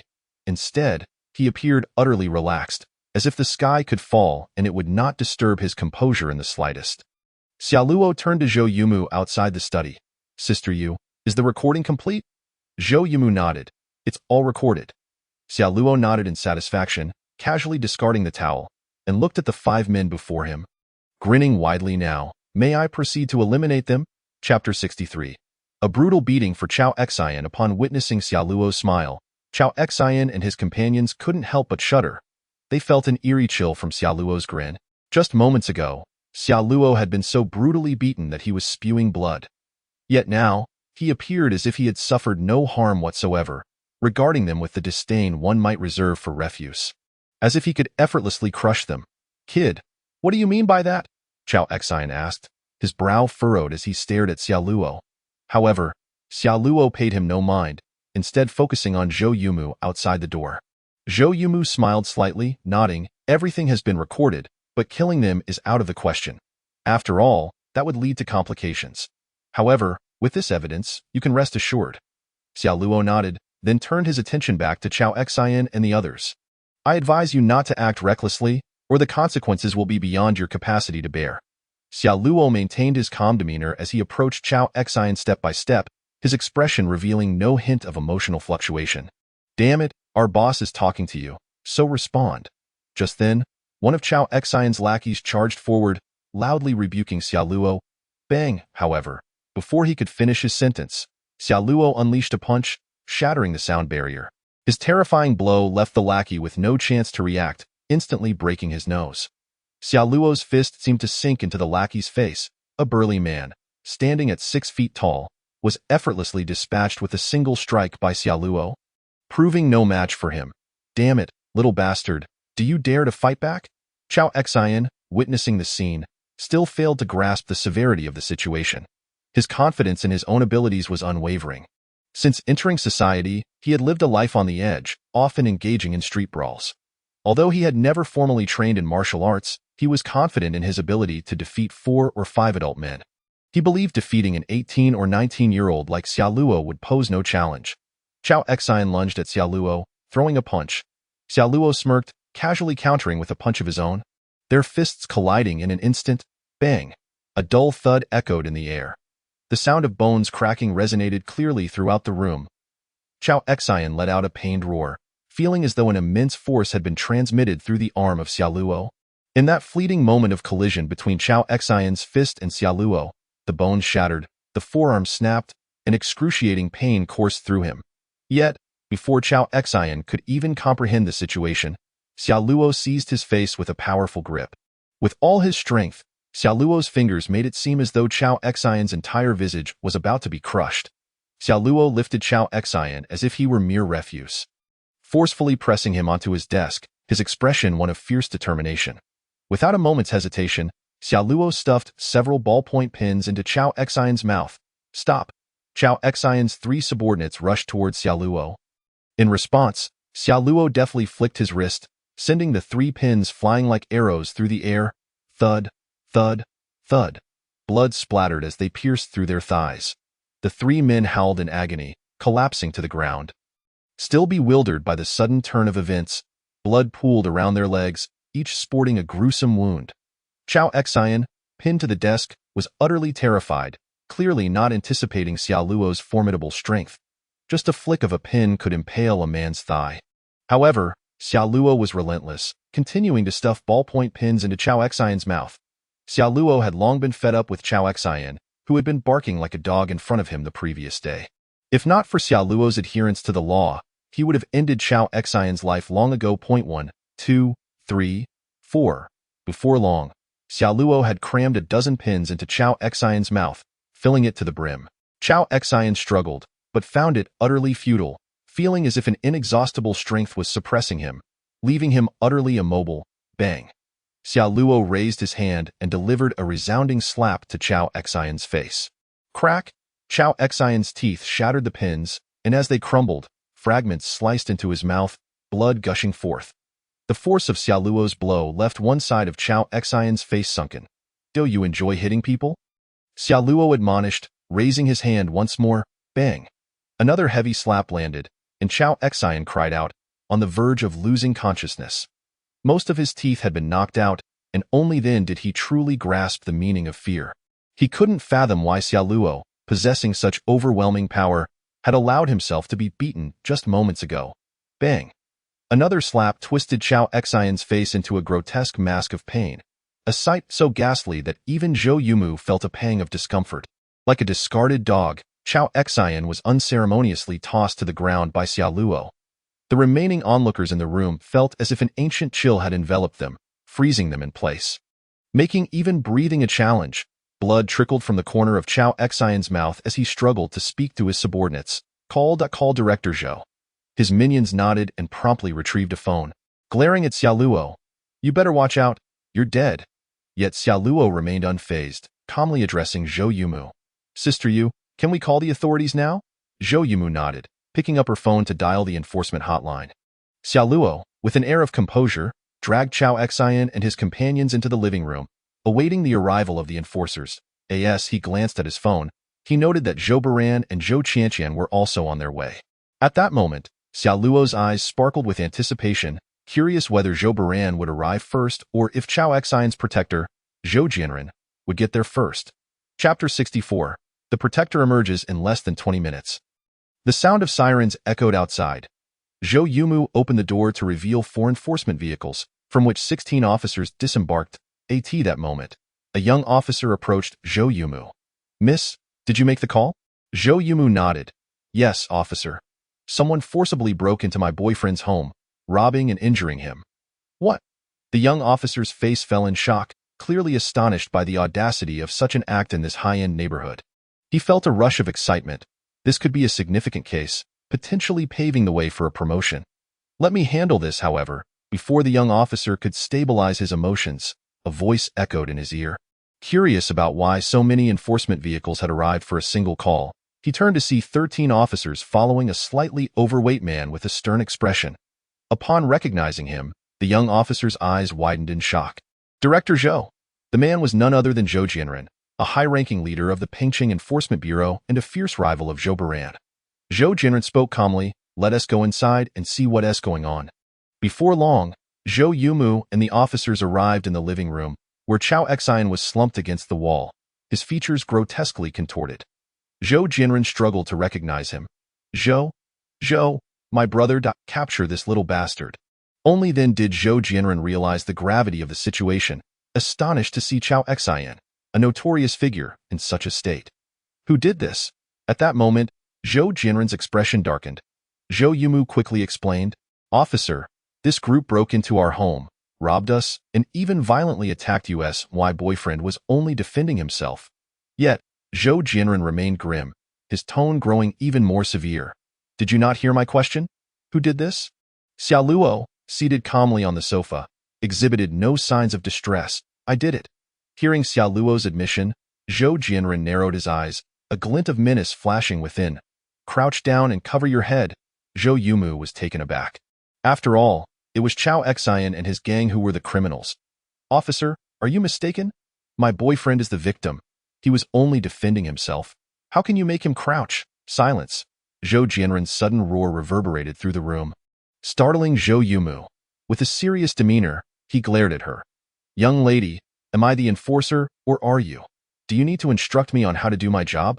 He then turned his fierce gaze toward Xia Luo, commanding, "You, boy, crouch down and do it quickly." Despite Zhou Jianren's orders, Xia Luo remained unmoved, relaxed and intrigued. "So you are Zhou Jianren, Chao Xian's protector." Zhou Jianren's brow furrowed, his eyes narrowing with murderous intent. This accusation, whether true or not, could bring immense trouble for him. Xia Luo's words ignited Zhou Jianren's wrath. "You little punk, spouting nonsense." He then directed the young officer, "Go over there and cuff him." "Yes." The young officer, unable to defy Zhou Jianren's command, approached Xia Luo. "Extend your hands." Xia Luo remained calm, observing the young officer's name tag. "Officer Wang Li, are you certain this procedure is in accordance with regulations? I am the victim here. Do you truly intend to assist Zhou Jianren in harming me? Do you know who lies on the ground? That is Chao Xian, one of the most notorious local tyrants in Pengqing. Do you have any idea how many lives he has ruined through his illicit activities? Are you not concerned that Zhou Jianren's troubles might spill over onto you?" In an instant, Wang Li froze, a flicker of panic crossing his face. As an officer, he was well aware of Chao Xian's notorious reputation. Though he was uncertain of Xia Luo's claims, he couldn't dismiss the possibility that they might be true. Moreover, They were in Xiao Luo's home, while Chao Xian and his gang bore the markings of danger. It is evident that he is not a good person. Rather, he appears to be affiliated with a nefarious force. The very notion that he would seek to apprehend Xiao Luo seems to deviate from established protocols. Wang Li's growing unease intensified as he pondered the situation, realizing that capturing Xiao Luo today was entirely unjustified. Just as Wang Li hesitated, Zhou Jianren erupted in anger. "Cuff him! Did you not hear my orders?" Wang Li remained visibly conflicted, uncertain of how to proceed. At that moment, Zhou Yumu noticed Wang Li's indecision and produced her phone. "Commander, I have just recorded footage of their unlawful intrusion, as well as their violent assault on my boyfriend. The evidence of their robbery is all captured here." "Look," Wang Li furrowed his brow. If this were indeed true, it would suggest serious misconduct on the part of Zhou Jianren, the head of his own law enforcement agency. A sense of justice began to rise within Wang Li. If it were genuine, he could not possibly assist Zhou Jianren as he viewed the footage. His expression darkened further. It was clear that Xiao Luo was indeed the victim. Apprehending him was fundamentally wrong. However, Zhou Jianren's fury escalated. "Wang Li, step aside. If you won't apprehend him, let someone else do it." Wang Li felt an immense pressure but still spoke up. "Commander, the contents of the video are sufficient to prove everything. You should not be arresting Mr. Xiao Luo." Zhou Jianren's brow furrowed. "Oh? Show me the video, if it is genuine. I certainly would not wrongfully accuse an innocent." Wang Li clung to the hope that this leader was not a bad person. He presented the phone, but as Zhou Jianren took it, his countenance darkened ominously. "Wang Li, I now suspect that this Xiao fellow has maliciously assaulted others, causing them severe injuries. I am taking him into custody now. Clear the way." "Commander, you..." Wang Li was taken aback. "The evidence is irrefutable." "How can you say that?" With a sudden movement, Zhou Jianren slammed the phone down onto the ground, shattering the screen and plunging it into darkness. Chapter 65. Is Zhou Jianren captured? Zhou Jianren coldly remarked. "Evidence? What evidence? All I see is this scoundrel injuring 5 individuals." To Zhou Jianren's surprise, Xiao Luo, witnessing this scene, responded not with anger but with laughter. Clapping his hands, "Impressive, truly impressive, Director Zhou. It seems you've just added another charge, destruction of evidence. It appears you are indeed intent on pursuing this path to its bitter end." Zhou Jianren, irritated by Xiao Luo's audacity, felt as though he were being cornered. He issued a command to his subordinates. "Seize him." "Yes." The 2 law enforcement officers approached Xiao Luo menacingly, ready to strike. Xiao Luo spoke calmly. "Have you considered the implications? Zhou Jianren is acting as a shield for criminal elements. He is not protecting an ordinary person, but rather a societal scourge entrenched in vice and corruption. Are you not afraid of the repercussions?" Yet, the 2 officers paid no heed to Xiao Luo's words. One drew his firearm, aiming it at Xiao Luo's head. "You worthless scum, get down and cover your head." Xiao Luo's expression darkened. "You dare point a gun at me? Have you thought this through?" The officer, infuriated, retorted, "Do I care what you think?" He swung the gun violently towards Xiao Luo's head. Bang! A dull thud rang out as a faint mark appeared on Xiao Luo's forehead. Causing no real harm, Xiao Luo remained composed, turning to Zhou Yumu. "Sister Yu, you saw that." He struck first. "The surveillance in my living room captured everything. I merely defended myself." Zhou Yumu, now furious, affirmed, "Indeed, they initiated the attack." The enraged officer, his eyes filled with rage, shouted, "You little brat, do you dare retaliate?" Bang, however, before he could finish, Xiao Luo sprang to his feet and delivered a resounding slap to the officer's face. The force of the blow sent the officer tumbling backward. Thud! He crashed to the ground, blood spilling from his mouth, mingled with teeth. The other officer, witnessing this, shouted in fury, "You little beast, do you dare fight back?" Bang! But before he could finish his sentence, Xiao Luo casually kicked him, sending him crashing into the wall, rendering him unconscious. Before anyone could react, Xiao Luo swiftly moved, his speed astonishing, and within moments stood before Zhou Jianren, delivering a powerful punch. Bang! Zhou Jianren barely registered the movement before Xiao Luo's fist buried deep into his abdomen. It felt as though his insides were being shattered, a tumultuous wave surging within him. He opened his mouth and expelled a torrent of blood. Trembling in agony, he clutched his belly, attempting to kneel before Xiao Luo. Yet, before he could collapse, Xiao Luo seized his hair, lifting him as though he were refuse. "What? The onlookers were stunned, unable to fathom Xia Luo's formidable strength. The usually silent Chao Xian suddenly erupted. You fool. Do you have any idea who he is? He is a high-ranking official in the law enforcement system. If you lay a hand on him, even the King of Heaven cannot save you. Zhou Jianren, racked with pain, gazed at Xia Luo. You little rascal, if you have the guts, kill me. Otherwise, I will ensure you rot in prison. Xia Luo, with a derisive smile, raised his other hand and began to slap Zhou Jianren's face repeatedly. The crisp sound echoed in the air. Zhou Jianren's face turned crimson with humiliation. As a leader in law enforcement, he had never endured such disgrace. Xia Luo taunted, Do you know? I heard similar threats just a few days ago. I slapped his face too, and in the end, he could only bow and apologize. By the way, you know him. His name is Zhou Baran, your colleague. Upon hearing Xia Luo's words, the spectators froze, their expressions shifting from glee to shock. They quickly realized the weight of Xia Luo's statement. They were well aware of who Zhou Baran was, a figure whose position surpassed even Zhou Jianren's. Yet, that very person had been humiliated by Xia Luo. Left with no choice but to apologize, it became apparent that Xia Luo's bravado was not mere bluster. He possessed genuine strength. The realization dawned upon them that they had indeed bitten off more than they could chew. Zhou Jianren struggled to compose himself, striving for calm as he faced Xia Luo. You little brat, do not think you can intimidate me with Zhou Baran. Regardless of your connections, I am still part of the law enforcement system. After injuring so many of my men today, you cannot escape responsibility. However, before Xia Luo could respond, a resounding, powerful voice echoed through the living room. Part of the law enforcement system? Not anymore. Everyone turned in surprise toward the source of the voice. A middle-aged man, flanked by a group of law enforcement officers, entered Xia Luo's home. The forefront was none other than Zhou Baran. Xia Luo had anticipated Zhou Baran's arrival, prompting his decisive action. Director Zhou! The crowd gasped in astonishment, clearly taken aback by Zhou Baran's personal presence. He disregarded Zhou Jianren's men and approached Xia Luo directly, bowing slightly. I apologize, young Master Luo, for my tardiness. What? The onlookers were struck dumb, their minds reeling as if struck by lightning. Silence enveloped the room, time seeming to stand still. Waves of shock surged within them, leaving them unable to recover. This was their superior, now reduced to a humble subordinate, standing beside Xia Luo. As the crowd struggled to process the shocking turn of events, Zhou Baran's expression turned stern as he addressed Zhou Jianren.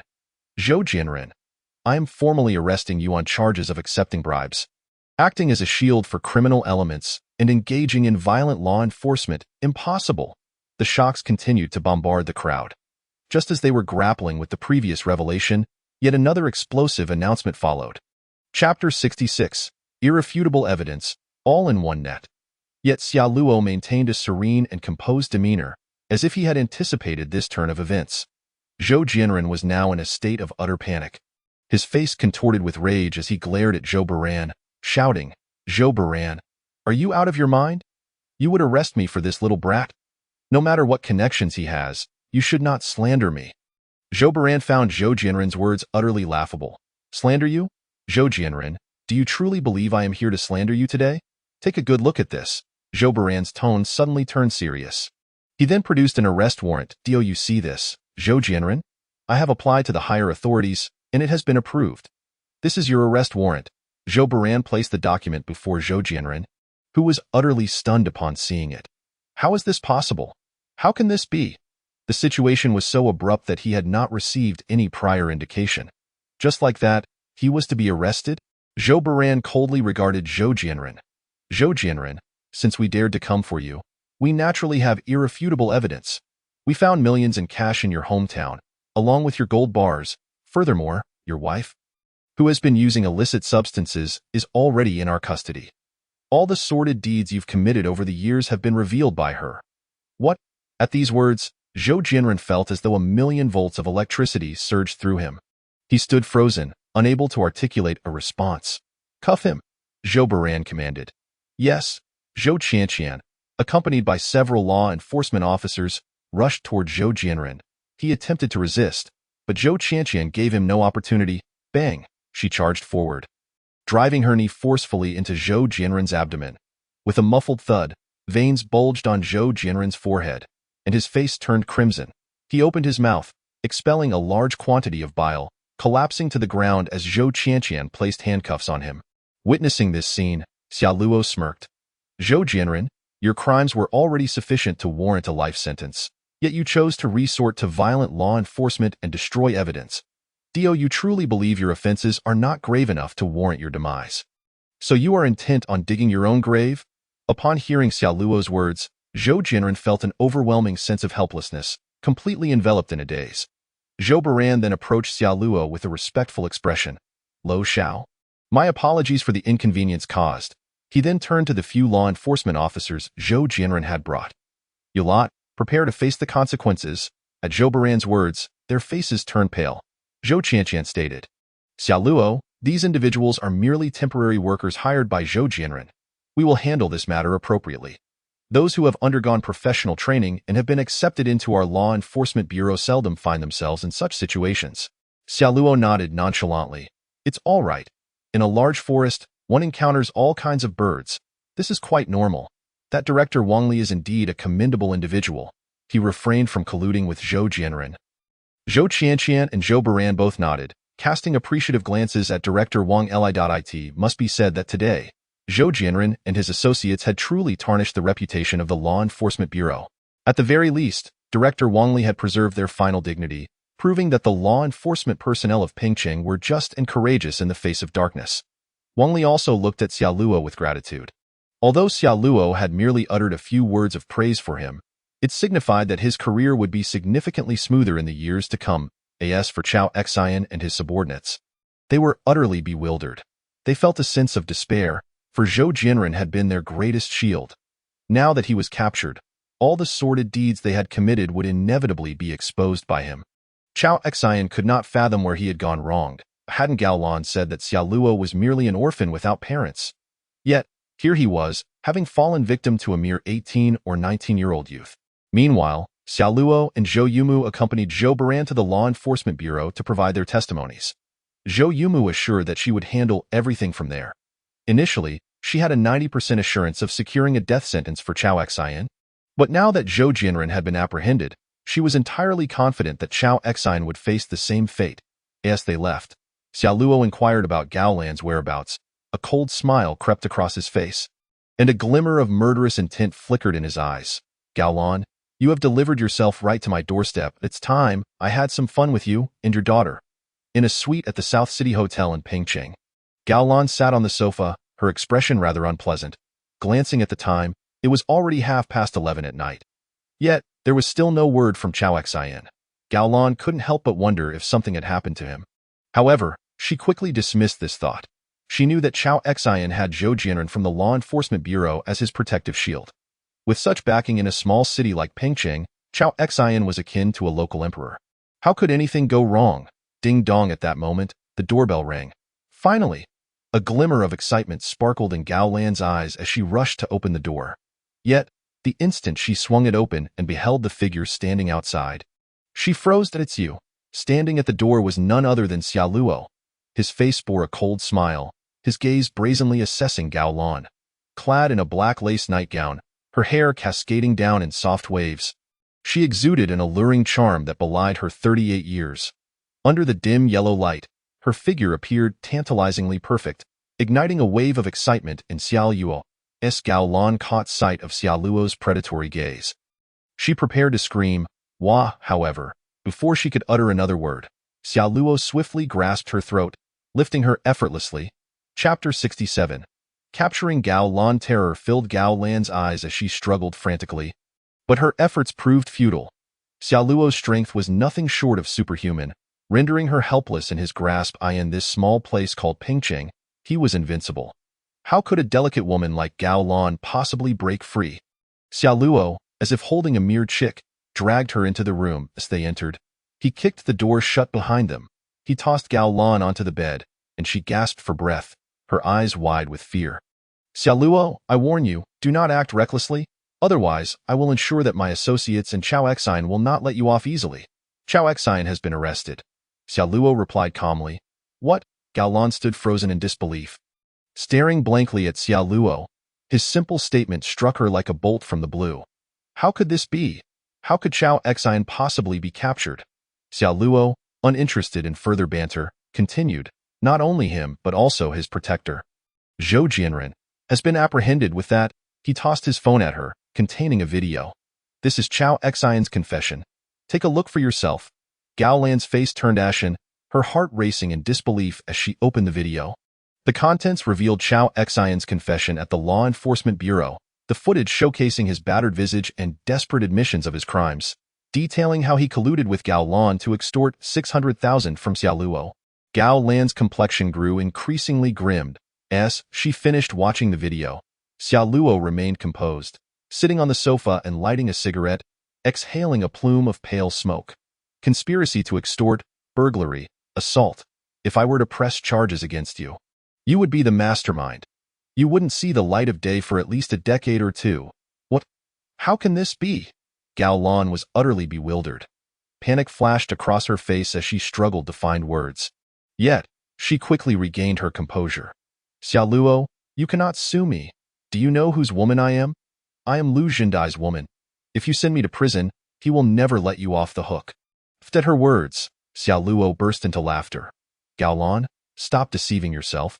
Surely you understand what sort of person he is. He has no shortage of women. There are at least 80 of them. You are merely one among many. In your youth, he may have doted on you. But now? Ask yourself, do you even see him once a month? Lu Xindai, one of the 4 major underworld figures in Yunhai City, was the one who had been keeping Gao Lan. And let me tell you something. Do you recall how your husband, Han Feng, fell into gambling debt? It was Lu Xindai who encouraged him to gamble. Reflect upon the reasons that led you to depart from the Han family. Was it not due to Han Feng's incurrence of an insurmountable debt, coupled with his son's lack of merit, that left you in despair? Yet, consider who truly orchestrated the misfortunes that befell your household. Upon hearing Xiao Luo's words, Gao Lan's body quivered suddenly, her eyes revealing an expression of incredulity. Xiao Luo continued to press the point. Have you considered why? During each instance of peril, Lu Xindai was always there to assist you. Could it be that he deliberately set others upon you, only to emerge later as your savior? Gao Lan's complexion darkened as her thoughts drifted back to years past. Upon reflection, Xiao Luo's assertions indeed held merit. Although Han Feng had a penchant for gambling, he was once able to exercise restraint. However, after his return from Yunhai City, he transformed into a compulsive gambler, eventually amassing debts in the millions, forcing the sale of their home and car. Countless times, creditors had come knocking, demanding repayment. Most harrowing of all was an occasion where she nearly fell victim to a group of men. In her darkest hour, it was Lu Xindai who came to her aid. From that moment forth, Gao Lan was utterly disillusioned with Han Feng and chose to follow Lu Xindai, becoming one of his women. As these memories resurfaced, despair deepened in Gao Lan's expression. Allow me to share an even more disheartening revelation. Do you recall why, no matter where you fled, you were always found? Do you understand? Gao Lan immediately became tense, casting a wary glance at Xiao Luo. She recalled her desperate attempts to evade creditors, yet they always managed to track her down, leaving her perplexed. Xiao Luo smiled slightly. It was because your dear daughter consistently provided Lu Xindai with your whereabouts in secret. Lu Xindai assured Han Shuiying that should she divulge your location, she would receive a reward, and he would not hold Han Feng accountable. What? Gao Lan was utterly shocked, finally grasping why her position had always been exposed. She also understood why the debtors relentlessly pursued her, despite the debts belonging to Han Bing. Moreover, in the wake of Han Feng and Han Bing's imprisonment, Han Shuiying never once sought her mother's assistance. It now seemed evident that it was not that Han Shuiying could not accept her parents' divorce, but rather that she feared reaching out to her. As for how Xiao Luo came to know all this, it was due to a prior existence when Lu Xindai was apprehended and sent to the southwestern prison. During that time, Lu Xindai frequently targeted Xiao Luo, who was his sworn enemy. Ultimately, in a bid for survival, Lu Xindai revealed the secret. The tragic accident that claimed Xiao Luo's parents was no mere coincidence. It was premeditated. The Han family's interactions with Xiao Luo were also orchestrated by Lu Xindai, who had intentionally directed Han Bing to approach her. The individual who manipulated Lu Xindai held a position far superior to him, one that Lu Xindai could not afford to offend. Even now, should Xiao Luo confront that person directly, her safety would not be guaranteed. Gao Lan's complexion turned ashen as she realized that her beloved daughter had effectively delivered her into the arms of another man. Chapter 68. Han Shuiying's Diary. It was hard to believe that Han Shuiying, once merely a middle school student, could commit such acts. Nevertheless, Gao Lan was still hesitant. Xiao Luo, what evidence do you possess? Why should I trust your words? Xiao Luo chuckled confidently. It is quite simple. Han Shuiying possesses a diary that chronicles numerous events. Tomorrow, we shall retrieve the diary and ascertain its authenticity. As for how Xiao Luo came to know this, it stemmed from his prior existence as a devoted admirer of Han Shuiying. Obsessed with her every detail, he sought to understand her character and preferences. On one occasion, while Han Shuiying was away, Xiao Luo clandestinely entered her room and discovered her diary, unveiling her hidden secrets. Yet, as an admirer, Xiao Luo had no intention of exposing Han Shuiying. Upon hearing Xiao Luo's words, Gao Lan fell into a contemplative silence. She had never imagined that her daughter would betray her in such a manner. However, had she not also manipulated Han Shuiying? In her pursuit of Lu Xindai's favor, Gao Lan had covertly encouraged Han Feng and others to infiltrate Xiao Luo's family. Following the tragic accident that befell Xiao Luo's parents, she had even allowed Han Shuiying to leech off Xiao Luo. In a previous life, Xiao Luo had already found himself imprisoned, yet Gao Lan was unyielding, placing a bounty on Xiao Luo's head to have him silenced within the confines of the southwestern prison. Observing Gao Lan's despair, Xiao Luo smirked. Gao Lan, perhaps you should refrain from overthinking matters. Tell me, if I were to summon the authorities to apprehend you right now, how many years would you spend behind bars? No. In that moment, Gao Lan came to a startling realization. Even if she were unwilling to accept it, she had to acknowledge that Lu Xindai was indifferent to her. With Zhou Jianren and Chao Xian now in custody, if she were to encounter trouble, Lu Xindai would undoubtedly abandon her. Just over 30. She had yet to fully save her life. If she were to be imprisoned now, all would be lost. No, Xiao Luo, I was wrong. Please, I beg you, do not let me go to jail. Xiao Luo smiled faintly. Regarding the anxious Gao Lan with a look of disdain, he settled onto the sofa and, with a swift motion, pulled Gao Lan into his embrace. Aunt Lan, we are both parents now, yet you still possess such allure. As he spoke, Xiao Luo's hand caressed Gao Lan's cheek. Her heart raced uncontrollably as she gazed at his devilish smile. If you wish for me to refrain from prosecuting you, it is certainly feasible. Provided you can bring me joy with that. Xiao Luo pressed down on Gao Lan's head. She contemplated resisting but quickly realized her vulnerabilities lay in Xiao Luo's grasp, prompting her to abandon the notion of defiance. Time flew by, and soon an entire night had passed. By noon the next day, Gao Lan awoke, cradling Xiao Luo. She marveled at the young man, nearly 20 years her junior, and felt an overwhelming disbelief that she had shared such intimacy with him. Awakening, Xiao Luo spoke softly, his eyes glimmering with admiration. As women, we become more alluring with age. Indeed, this holds true. It is known that while Han Shuiying would concede defeat after merely 2 hours of playing cards, Gao Lan had held out for 3 hours before showing signs of fatigue and had only surrendered after 6 hours. This was hardly surprising, as Gao Lan had been with Lu Xindai for over a year without any experience. Xiao Luo had merely filled the void in her life. Let us depart. I shall take you back to see if Han Shuiying's diary is still there. Gao Lan, previously languid, suddenly found herself invigorated and sprang from the bed. Before long, Xiao Luo and Gao Lan arrived at Han Shuiying's home. In the preceding days, Han Shuiying had refrained from visiting Xiao Luo's residence without Gao Lan's consent. Shortly thereafter, they entered Han Shuiying's room. Xiao Luo approached the storage cabinet beside her bed, which contained a hidden compartment secured by a lock. Yet, to Xiao Luo, that lock was as inconsequential as a mere decoration, offering no real resistance. He seized the lock and effortlessly opened the compartment, revealing an array of items, including an old, dusty diary that had clearly lain untouched for quite some time. Xiao Luo picked up the diary and handed it to Gao Lan. Here, take a look. This is Han Shuiying's diary. Gao Lan's face darkened as she perused its contents.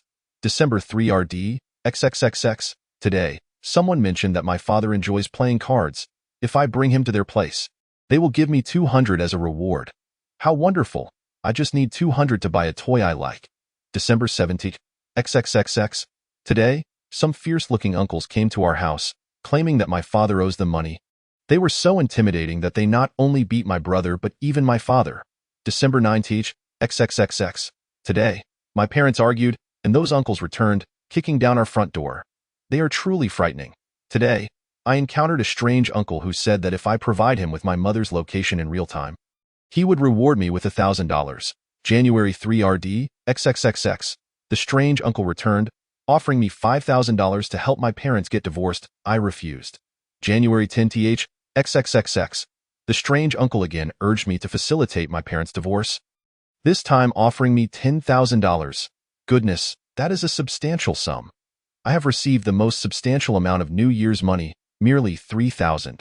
Yet one uncle astonishingly gifted me $10,000. On the 1st of February in the year XXX, that peculiar uncle sought me out once more. I informed him of my mother's whereabouts, which I have done 5 times now, and I have earned $5,000 from this. Fast forward to today, in the year XXX, that strange uncle has presented me with $50,000. $50,000. I have never encountered such a sum before. He instructed me to bring my mother to Minghu Park, but a group of nefarious individuals appeared instead, nearly abducting my mother. Thankfully, the uncle arrived just in time. As Gao Lan perused the entries in the diary, her expression darkened, becoming as grim as a storm cloud ready to burst. Damn it! This wretched girl, an ungrateful daughter. I should have suffocated her at birth. Enraged, Gao Lan hurled the diary away. Chapter 69. Who was supporting whom? Gao Lan's face flushed crimson with fury, her eyes glistening with rage. It was evident that she had never anticipated that her family's descent into the gambling den was orchestrated by Han Shuiying. It was Han Shuiying who had led her family step by step into the abyss. At that time, Han Shuiying was already a 14-year-old girl. There was no way she could be oblivious to the implications of her actions. She knew full well that sending Han Bing to gamble would ruin him. Yet she pushed her father into the depths for a mere 200 yuan. Clearly aware that revealing Gao Lan's location could put her in danger, Han Shuiying still chose to expose it for a paltry 1,000. And now, for 50,000, she sought to devise a plan to divorce Gao Lan from Han Feng. Such an absurd daughter was utterly outrageous. Gao Lan could hardly contain her desire to confront Han Shuiying. Wishing to tear this little vixen's mouth apart, that moment, however, Xiao Luo intervened, grasping Gao Lan's arm. Where do you think you're going? Gao Lan's face twisted with a fierce snarl, as if she might shatter her teeth with rage. Where else but to eliminate that little vixen? Enough of these idle threats. The events have transpired. What can you do now? Are you truly contemplating murder? Do you wish to land yourself in prison? Instead, heed my advice. Let her suffer a little. You torment her psychologically, and I shall handle the physical aspect. Oh? Upon hearing Xiao Luo's words, Gao Lan's eyes sparkled with intrigue. Then tell me, how shall we proceed? Observing Gao Lan's eager anticipation, Xiao Luo couldn't help but smirk inwardly, recognizing the familial bond of treachery. Currently, Han Shuiying regards you as her last hope. She possesses a dwindling sum of over 100,000. First, seize her funds, then lure her out for a surprise. Gao Lan's face brightened with a smile at this suggestion. This is manageable. With that, she forcefully suppressed her fury and retrieved her phone, dialing Han Shuiying's number. Hello, Mom. How are things? Has that Xiao Luo guy come through with the money? Xiao Luo felt a chill at Han Shuiying's words. This scheming girl, who had been a supposed friend for days, displayed such cruelty. Gao Lan replied cheerfully, of course, it's secured, but we've hit a snag and need your assistance. Gao Lan's tone carried a mix of excitement and anxiety, prompting immediate concern from Han Shuiying. What trouble? Gao Lan explained. This 600,000 was obtained through illicit means, and we need Chao Xian and his associates to clean it up. However, they demand a 20% fee, 120,000, and they want the fee up front before they'll assist us. I can only provide 90,000 at the moment. You need to cover the remaining 30,000. What? Han Shuiying was taken aback. Can't they just deduct the fee from the 600,000 and give us 480,000? Gao Lan clarified, it's a bit more complicated. Chao Xian's group encountered some issues and require funds to initiate the project before they can launder the money. They need 120,000 to kickstart it. Otherwise, we won't be able to clean our money. Wait, so we give them 720,000, and they return 600,000? Han Shuiying hesitated. But Mom, I only have 15,000 on hand. I can't come up with 30,000. Gao Lan smiled reassuringly, that's simple enough. You're about to enter university. I have a few online loan apps. Securing 15,000 shouldn't be difficult. You can pay it back in a month. Just temporarily withdraw it for me. When we have the 600,000, I'll give you 230,000. After a moment's deliberation, Han Shuiying agreed. All right, Just tell me how to do it. When Han Shuiying heard that Gao Lan would give her 230,000, her heart raced. She thought, after all, she is my mother. She wouldn't deceive me. Little did she realize, she too was Gao Lan's daughter, having sacrificed Gao Lan for a few thousand, and facilitated a divorce from Han Feng for 50,000. Why would Gao Lan hesitate to deceive her for 15,000? In just a single afternoon, Han Shuiying secured a 15,000 loan online, and combined with her own funds, transferred 30,000 to Gao Lan. Gao Lan promptly sent the 30,000 to Xiao Luo. Xiao Luo, upon receiving the funds, struggled to suppress a laugh. After all, Han Shuiying had promised to be Xiao Luo's card-playing partner for 14 months. Initially, it was a total of 90,000, but after some exchanges, only 15,000 remained with Han Shuiying, which was now handed over to Xiao Luo. 30,000 was mere pocket change for Xiao Luo, whose cash reserves surpassed 500 million. Yet, this 30,000 was extracted from Han Shuiying, making it seem as though Xiao Luo was the one being supported by Han Shuiying. Xiao Luo reveled in the thrill of tormenting Han Shuiying. After receiving the payment, Xiao Luo ordered an extravagant seafood feast and fine wine, totaling over 50,000, delivered to the hotel room. Then, glancing at Gao Lan, he suggested, give Han Shuiying a call. After all, this lavish meal was bought with her money. She ought to join us, Gao Lan nodded. All right. She then dialed Han Shuiying's number. Xiao Luo eagerly anticipated Han Shuiying's arrival at the hotel. He envisioned the moment when she would find Gao Lan with him and realized that the 30,000 was not merely a laundering fee but rather compensation for Xiao Luo's emotional distress, and that her own mother had conspired against her. He could hardly wait for the ensuing drama between mother and daughter. Within half an hour, the doorbell of the suite rang. Xiao Luo opened the door to find Han Shuiying. Her hair in a ponytail, dressed in a gray pleated skirt, black knee-high socks, and black ankle boots. She stood before him, momentarily taken aback. Xiao Luo, what are you doing here? Xiao Luo smiled slightly, replying, Shuiying, I ordered a seafood feast and a vintage 1990 La fight with your money. Come in and join us. Chapter 70. Mother and daughter at odds. Upon hearing Xiao Luo's words, Han Shuiying froze. What seafood feast? What do you mean with my money? Confusion washed over her, accompanied by a gnawing sense of foreboding. Xiao Luo smiled, inviting her in. Inside the room, Gao Lan was equally stunned, not expecting Xiao Luo to be so forthright. She had anticipated some level of discretion. As Han Shuiying entered the suite, she spotted the lavish spread on the table. Yet her appetite vanished, replaced by an overwhelming sense of dread. Xiao Luo, what did you mean by that? What do you mean I bought this seafood feast? Gao Lan cast a guilty glance at Han Shuiying, and an awkward tension enveloped the room. Xiao Luo, however, felt no qualms. The wrongdoing was not his as long as he remained unperturbed. The discomfort belonged to others. Well, earlier, Gao Lan asked Chao Xian to acquire 600,000 from me. Unfortunately, Chao Xian ran into some bad luck. He came to my home and attempted to attack me, and just as luck would have it, the law enforcement officers arrived and apprehended him. Coincidentally, a leader from the law enforcement agency, who was also Chao Xian's protector, got caught as well. Now, Chao Xian's troubles extend beyond mere imprisonment.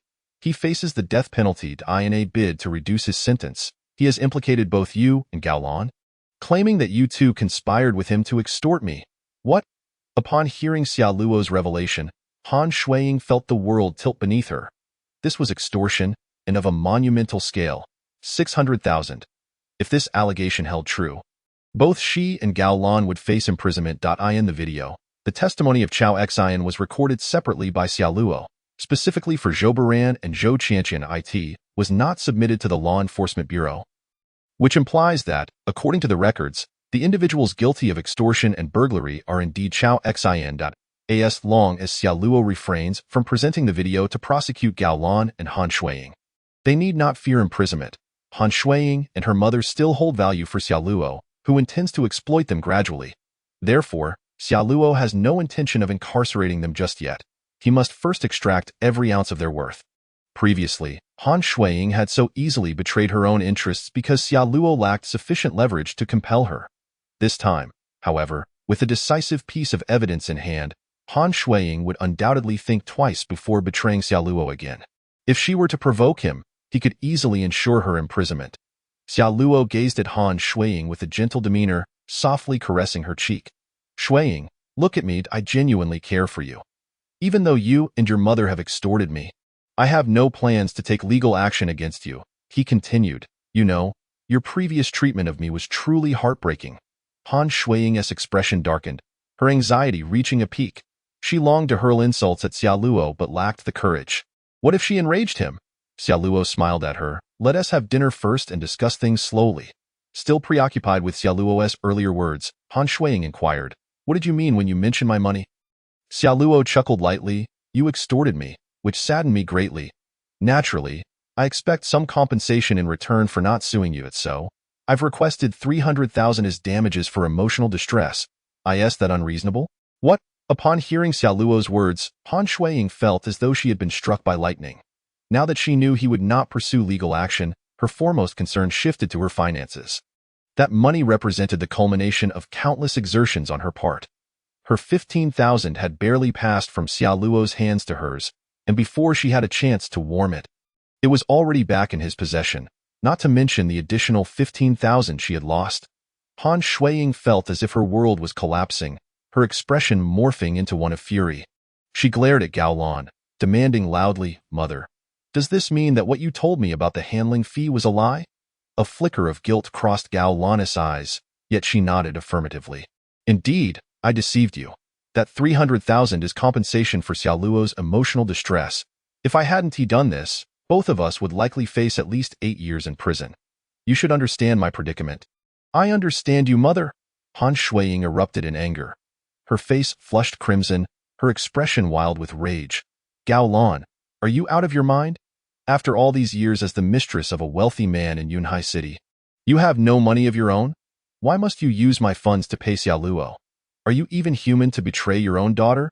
You are truly despicable. Witnessing Han Shuiying's frantic outburst, any remnants of guilt in Gao Lan vanished, replaced by a fury that eclipsed her daughter's. Han Shuiying, you little wretch, how dare you speak to me like that? I did this for your own good. Don't you see that our current situation is a result of your actions? Why do you think your father ended up gambling away in Yunhai City? This revelation struck Han Shuiying like a jolt of electricity, causing her to tremble as her gaze darted away, unsure of how to confront Gao Lan. How could you even accuse me of betrayal when it was you who sold me out to escape your debts? Every time we were on the run, wasn't it you who tipped them off? Gao Lan's words hit Han Shuiying like heavy stones, leaving her utterly stunned. How did you know? Upon seeing Han Shuiying's admission, Gao Lan's anger intensified. You little ingrate, you betrayed your own mother. How dare you accuse me of betraying you? If I had known you were such a treacherous daughter, I would have suffocated you at birth. Chapter 71. The mother and daughter reduced to tools. Han Shuiying, feeling cornered, snapped back. Why are you blaming me? It's your own fault for being a promiscuous woman, leading others to approach me and pressure me to make you divorce my father. You think you're some saint? You little brat, I'll tear your mouth apart.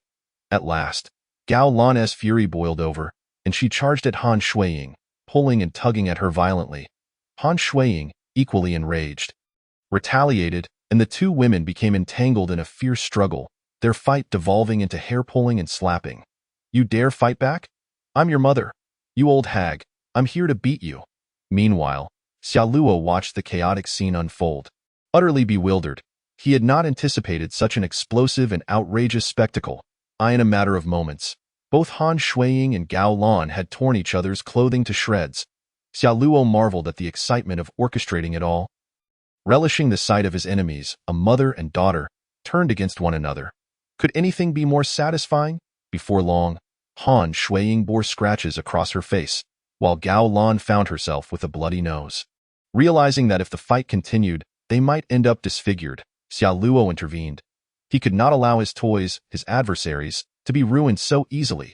He swiftly pulled Han Shuiying to his side. Enough, enough, stop now. You are mother and daughter, after all, he said, embracing Han Shuiying to prevent her from continuing her assault. Xia Luo, let go of me. I want to kill this bitch. Han Shuiying struggled furiously, and Gao Lan's fury surged even higher at her words. You little wretch, I'll make sure you pay for your insolence today. Enough. Xia Luo's voice boomed, reverberating with a terrifying pressure that made both women freeze, fear flickering in their eyes. Dio, you want me to sue you and send you both to prison before you calm down? At his words, Han Shuiying and Gao Lan exchanged glances, their expressions shifting to one of clarity. Xiaoluo spoke earnestly. You both truly misunderstand the nature of your relationship, Aunt Lan, while Han Shuiying may have erred. Consider this. If you hadn't divorced Han Feng, what kind of life would you be leading now? It would certainly be one of suffering. Then, turning to Han Shuiying, he added, Shuiying, do not take my leniency as a license to act recklessly. If it weren't for Aunt Lan compensating me for emotional damages, I would have taken you both to prison today. Hearing Xiaoluo's words, Han Shuiying's face turned pale with panic. The Han family, once a unit of four, mother, father, brother, and sister, had all been imprisoned within a month for various offenses. Such a fate would leave them with no face to live in this world after serving their sentences. Seeing that neither woman had any intention of resuming their fight, Xiaoluo finally declared, All right, let us sit down and enjoy our meal. Gao Lan, seething with rage, shot a venomous glare at Han Shuiying. I can't eat. I'm going to bed with that. She stormed off to the bedroom in a huff. Han Shuiying, however, remained seated, unwilling to leave. She knew that the lavish seafood feast before her had been purchased with her own money.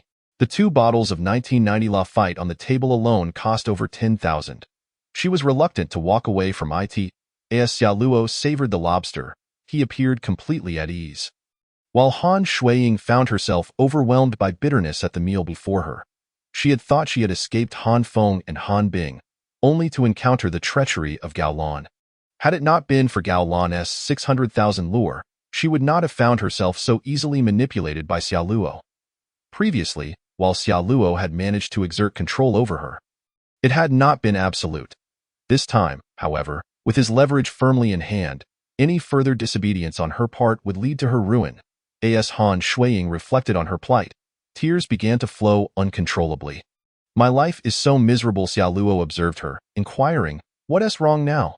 With a face full of grievance, Han Shuiying, tear-streaked, pleaded, Xiaoluo, could you please return my money? I beg you. Xiaoluo nodded, certainly, just as a glimmer of hope appeared on Han Shuiying's face. Xiaoluo continued, but can I file a lawsuit against you? Han Shuiying was momentarily at a loss for words. Xiaoluo spoke softly, Han Shuiying, do you still think of me as the same sycophant I once was? You are now 18, a full-fledged adult, and adults must bear the consequences of their actions. You have extorted me, and it is already a mercy that I have not sent you to prison. Now, you still wish for me to return your money. Does this imply that I, Xiaoluo, should be your victim, your plaything? Do you truly believe I am an orphan, bereft of parents, and thus can be pushed to the brink? Do I harbor any enmity towards you? Xiaoluo's tone suddenly turned grave as he raised his voice, startling Han Shuiying into silence. She sensed that this time, Xiaoluo was genuinely furious. She ought to feel fortunate that she was not imprisoned, and she should not dare to demand anything further. But, Xiaoluo, what about my tuition fees? I am completely broke and still owe 150,000 in online loans. You saw it yourself? That wretched Gao Lan will not care for me. Xiaoluo replied nonchalantly, How about this? I will give you 15,000 each month, and in return, you will be at my beck and call, doing whatever I ask of you. Is that acceptable? What? Han Shuiying was utterly bewildered. 15,000. But my online loan repayment is 13,000 each month. Doesn't that leave me with only 2,000? Xiaoluo coldly remarked, Is 2,000 not sufficient? Do you think you are some kind of wealthy heiress? Besides, you only need to endure 14 months of hardship. After that, once your loans are settled, I will provide you with 50,000 each month. Won't your good days then commence? After a moment of silence, Han Shuiying finally conceded, Fine. I suppose that is the only option left. Observing Han Shuiying's woeful expression, Xiaoluo pulled her into his embrace, tenderly caressing her cheek. Han Shuiying, your betrayal has ignited a fire within me. Now, I need to vent it. Xiaoluo, let us move to another place. That vile Gao Lan is still in there. Stop your prattling. Chapter 72. The next step in progress. With a fierce reprimand, Xiaoluo seized Han Shuiying and began to play cards. Initially, she resisted, but within moments she chose to comply. Meanwhile, Gao Lan, who was in the bedroom, could hear the commotion outside. She felt a wave of annoyance wash over her, yet directed all her ire towards Han Shuiying, thinking to herself, This little hussy has no shame. Does she think I do not exist? Soon, 2.5 hours had passed. Xiaoluo, fueled by resentment towards Han Shuiying, unleashed his full power in a fierce assault. Within that brief span, she was utterly defeated. Gao Lan, still puzzled, recalled her previous encounters with Xia Luo's formidable prowess. Why had he stopped after such a short time? Her curiosity piqued. She stealthily approached the door to eavesdrop on the tumult outside. Just as she reached the door, it swung open, revealing Xia Luo. His gaze predatory as he assessed Gao Lan. With a startled scream, she was swept into his arms. Before long, the bedroom was filled with a cacophony that startled the already sleeping Han Shuiying awake. Furious, she ground her teeth in anger. Wretched, wretched, at your age, still chasing after younger prey. I was right to urge you to divorce my father. Otherwise, who knows how many times he would have been cuckolded over the years. Initially, Han Shuiying felt a twinge of guilt for betraying and backstabbing Gao Lan. However, that feeling had evaporated, replaced by a firm conviction that such a person was unworthy of being her mother. She silently vowed never to acknowledge Gao Lan again, using this incident to sever their mother-daughter bond entirely. Listening to the ruckus from the bedroom, Han Shuiying was exasperated. She hastily dressed and left the hotel suite. The next morning arrived, with Xia Luo embracing Gao Lan beside him. It seemed that his enemies in Pingcheng had mostly been dealt with. Gao Lan and Han Shuiying were now firmly in his grasp. Serving as his instruments. As for his other adversaries, the law enforcers Jiang Jinhua, Han Bing, and Han Feng had all been imprisoned. Zhou Qianqian and Zhou Baran had also become his loyal followers. The only one left was Wang Kai, who would naturally be next in line. To deal with Wang Kai, Xia Luo needed Gao Lan's assistance, as well as to eliminate Lu Zhendai, the local tyrant in Yunhai City who backed Gao Lan. Thus, he had no choice but to utilize her. Xia Luo turned to Gao Lan and inquired, Gao Lan, does Lu Zhendai have a KTV called Shengshi Huihuang registered under your name in Yunhai City? Gao Lan nodded, surprised by Xia Luo's knowledge, for it was not a secret. Yes, why do you ask? Xia Luo continued, is Shengshi Huihuang currently hiring? Is there a wealthy woman there named Zhang Meijiao? From his previous life, Xia Luo had learned from his associates in prison that Shengshi Huihuang was essentially a male model venue, frequented by many affluent women in Yunhai City. The male models there were all over 1.78 meters tall, with looks rated at least a 7.5. Even the waitstaff were strikingly handsome. Gao Lan confirmed, indeed, that Zhang Meijiao is quite wealthy. Her husband is involved in the construction business, a local thug comparable to Lu Zhendai, with assets exceeding 2 billion, making him wealthier than Lu Zhendai. Xia Luo nodded, that's good. Take me to Shengshi Huihuang tomorrow. Sure. Gao Lan did not dare to refuse Xia Luo's request. Subsequently, Xia Luo retrieved his phone. It was time to take action against Wang Kai.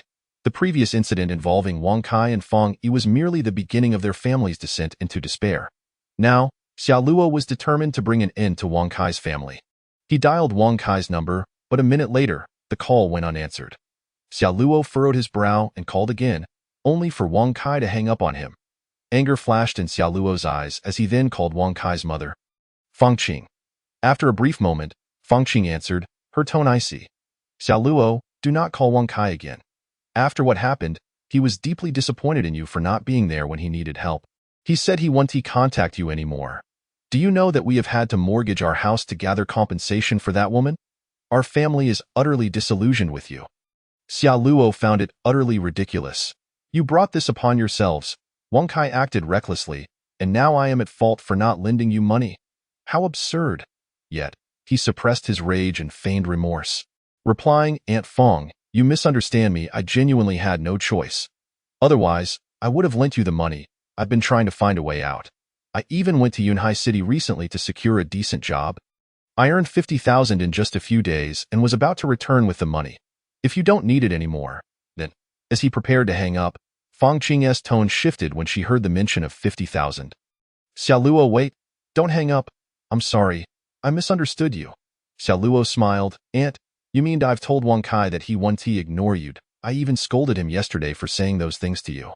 Xia Luo chuckled, well, Aunt, I understand that if I were in his position, feeling abandoned in a moment of need, I would also be disappointed.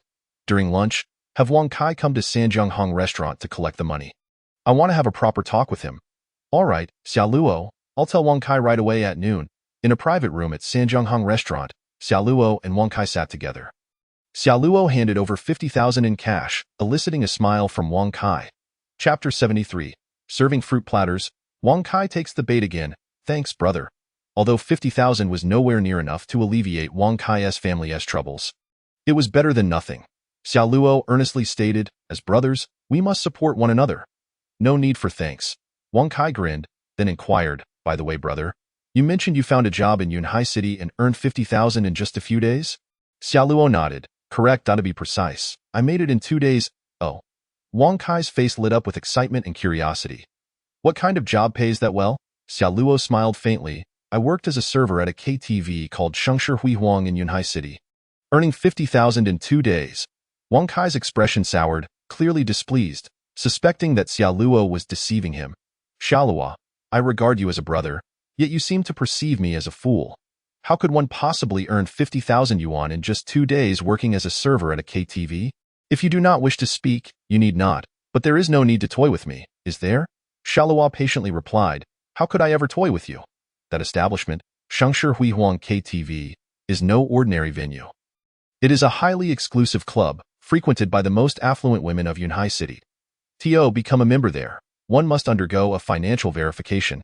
Even ordinary members must prove they have a deposit of 5 million. Furthermore, not everyone can serve there. Oh? Wang Kai immediately sensed that the situation was more complex than he had anticipated. Xiao Luo continued, the requirements for servers at Shengshi Huihuang are quite stringent. Firstly, one must possess an appealing appearance, at least a score of 7.5. Secondly, a minimum height of 1.8 meters is mandated. However, if one's looks are exceptionally striking, the height requirement may be slightly relaxed. I merely serve fruit platters there, yet yesterday a wealthy woman gifted me 30,000 yuan. Isn't that akin to a male model's paradise? Wang Kai suddenly comprehended the gravity of the matter. He looked at Xiao Luo and said, Xiao Luo, you haven't been taken advantage of by a wealthy woman. Have you? Xiao Luo vehemently denied. How could that be? I would never compromise myself for a mere 50,000.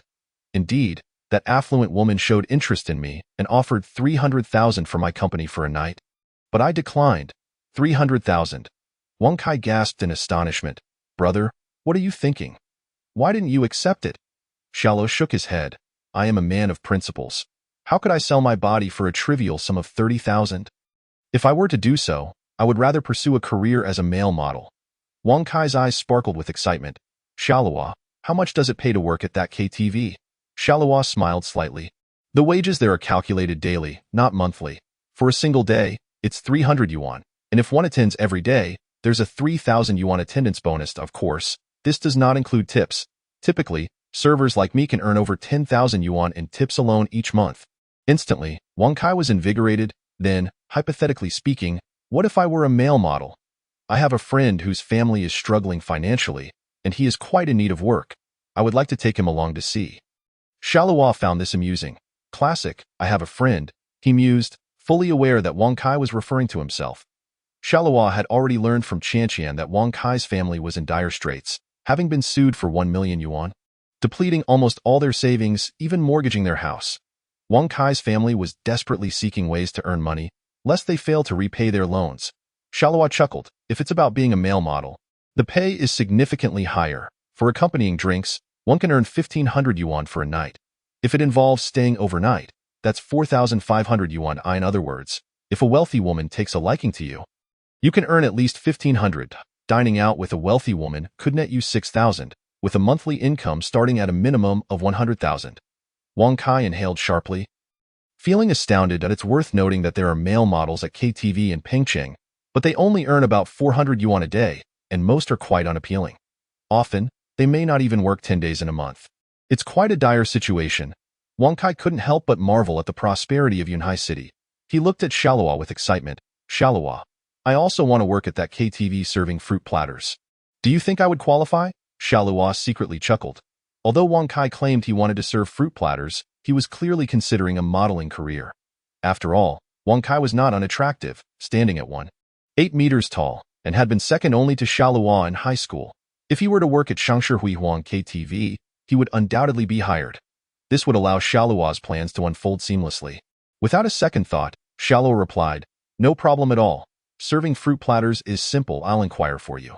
Just give me 2 days, and I promise to provide you with an answer. Upon hearing Xiao Luo's words, Wang Kai's eyes shone with excitement. He raised his glass and downed its contents in one gulp. Brother, I entrust this matter to you. Consider it a small task. Xiao Luo smiled. After their meal, Wang Kai gazed at Xiaoluo.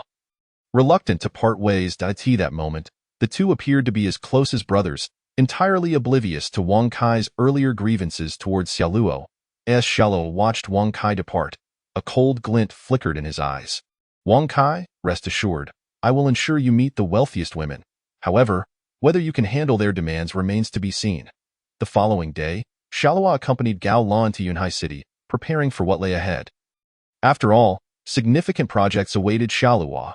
Despite possessing several hundred million, such resources were still insufficient to confront the culprits behind his parents' demise. The true mastermind behind Lu Zhendai was a genuine power player in Yunhai City. Given Xiaoluo's current capabilities, directly defeating that adversary remained a daunting challenge. For Xiaoluo, Yunhai City represented a land of opportunities. As night fell over the Qingshan district, the neon lights flickered vibrantly. At the entrance of an opulent KTV. Xiaoluo and Gao Lan walked in together. This KTV was the high-end establishment owned by Gao Lan, Shangshi Huihuang, a paradise for wealthy women and the abyss into which Wang Kai would soon plunge. As Xiaoluo followed Gao Lan into the club, he observed a line of male models parading through the central hall. Each model was strikingly handsome, standing around 1.8 meters tall, with the oldest among them being merely 26. Xiaoluo understood why the affluent women of Yunhai City were so drawn to this venue. Gao Lan led Xiaoluo to her office, while Shangshi Huihuang appeared to be under Gao Lan's ownership. In reality, Lu Zhendai claimed every month as profits. Gao Lan received a mere salary of 50,000 yuan, yet even that sum surpassed the earnings of 90% of Yunhai City's populace. Xiaoluo opened the computer and examined the customer information for Shangshi Huihuang, his gaze finally resting on two individuals. One was named Zhang Meijiao, the woman who would lead Wang Kai into his downfall. The other was Sun Jiayi, the true target of Xiaoluo's visit. Sun Jiayi was a genuine affluent woman of Yunhai City, her status far surpassing that of Zhang Meijiao, with assets amounting to approximately 7 to 8 billion. During his time in prison, Xiaoluo had learned that the wealthy factions of Yunhai City were roughly categorized into 3 major families and 5 rising clans. The 3 families possessed assets exceeding 200 billion. Having stood the test of time in Yunhai City, characterized as true aristocratic powers, the 5 clans, on the other hand, represented the newly emerged wealthy families of recent decades, each with assets around 100 billion. Xiaoluo was aware that the true culprit behind his parents' deaths was Lu Zhendai, Gao Lan's lover, a figure from one of the 3 major families, with a family fortune of at least 500 billion. If not more, given Xiaoluo's current capabilities, confronting such a powerful adversary was far from feasible. Among the client information on the computer, Sun Jiayi stood as one of the leaders of the 5 prominent families in Yunhai City. Sun Jiayi's situation in Yunhai City was precarious. A year prior, her parents had tragically passed away, leaving the entire Sun family in the hands of this 25-year-old woman. Various factions in Yunhai City eyed her covetously, yet none dared to act against her due to her fiancé, the leader of the Qian family, one of the 3 major families. Xiaoluo had learned from a subordinate of Sun Haonan, while in prison, that it was indeed Sun Haonan who orchestrated the accident leading to his parents' deaths. To confront Sun Haonan, capturing Sun Jiayi was the most effective strategy for Xiaoluo. Today was Saturday, and Xiaoluo was aware that Sun Jiayi frequented Shangshi Huihuang every Saturday, which is why he chose today for his visit to Yunhai City. Xiaoluo turned to Gao Lan and inquired, "Gao Lan, has Sun Jiayi arrived today?" Gao Lan paused, perplexed. Sun Jiayi was one of their major clients, often spending 200,000 to 300,000 upon her visits. How did Xiaoluo know of her? Nevertheless, Gao Lan refrained from asking further and utilized her walkie-talkie to inquire. She just arrived and hasn't yet found anyone to drink with her. Xiaoluo grinned. Perfect timing. Let us go. Today I shall accompany Ms. Sun. Gao Lan nodded and promptly led Xiaoluo towards the private room 666. Upon opening the door, they found a spacious suite occupied by only 3 individuals. On the sofa sat a woman of exquisite features, her skin as fair as snow, exuding an aura of icy elegance. Dressed in a black professional outfit and draped in a coat, her long hair cascading down to her waist. She resembled a goddess from a frozen mountain, evoking a sense of reverence. She was none other than Sun Jiayi, the renowned Ice Queen CEO of Yunhai City. Xiaoluo was immediately captivated by Sun Jiayi. It must be said, in terms of beauty, she surpassed Zhou Yumu, and her poise was even more striking. Flanking Sun Jiayi were 2 burly men with stern expressions. The moment Xiaoluo stepped into the room, He sensed that these bodyguards were anything but ordinary. Their robust vitality and slightly bulging temples revealed their formidable prowess. Xiaoluo's keen perception swept over them, and he discerned that both bodyguards were peak internal force practitioners, akin to Instructor Li from Pingcheng. Such strength would place them among the top 5 fighters in Pingcheng, yet here in the grand metropolis of Yunhai City, they were merely bodyguards. Upon noticing Xiaoluo and Gao Lan's entrance, Sun Jiayi furrowed her brow, displaying her displeasure. Typically, when she arrived, Gao Lan would bring in at least 3 or 4 male models for her selection.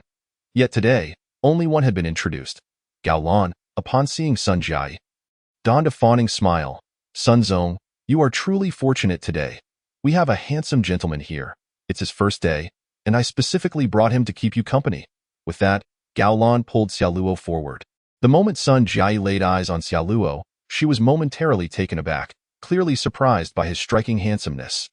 Dressed simply in blue jeans and a white long-sleeve t-shirt, with his hair casually styled, Xiaoluo stood at an impressive height of 1.88 meters, radiating an aura of pristine cleanliness. However, in the face of Sun Jiayi's scrutiny, he wore a faint smile, exuding confidence rather than shyness, and gazed at her with an almost assertive intensity. This stark contrast to his otherwise ethereal demeanor caused Sun Jiayi's cheeks to flush, her heart racing uncontrollably. Seeing Sun Jiayi's reaction, Gao Lan understood that Sun Jiayi was indeed interested in Xiaoluo. So, Sun Zong, do you like him? Sun Jiayi quickly regained her icy composure, replying, not bad, let him stay with me today. You may leave, understood. Gao Lan nodded and promptly exited the private room. Xiaoluo settled beside Sun Jiayi, their bodies nearly touching. The 2 bodyguards frowned at the sight. Kid, you're sitting too close. Yet Sun Jiayi raised her hand to stop them. It's fine. Xiaoluo's sunny smile instantly enveloped Sun Jiayi in a comforting warmth. Reminiscent of a gentle spring breeze, he extended his right hand, saying, Sun Zong, hello. My name is Xiaoluo. A hint of shyness flickered within Sun Jiayi, but her exterior remained composed as she reached out to shake his hand. Xiaoluo displayed gentlemanly politeness, grasping her hand gently while subtly channeling his internal energy into her. Sun Jiayi paused, experiencing a sensation akin to an electric shock. This left her bewildered. Could this truly be the feeling of love at first sight?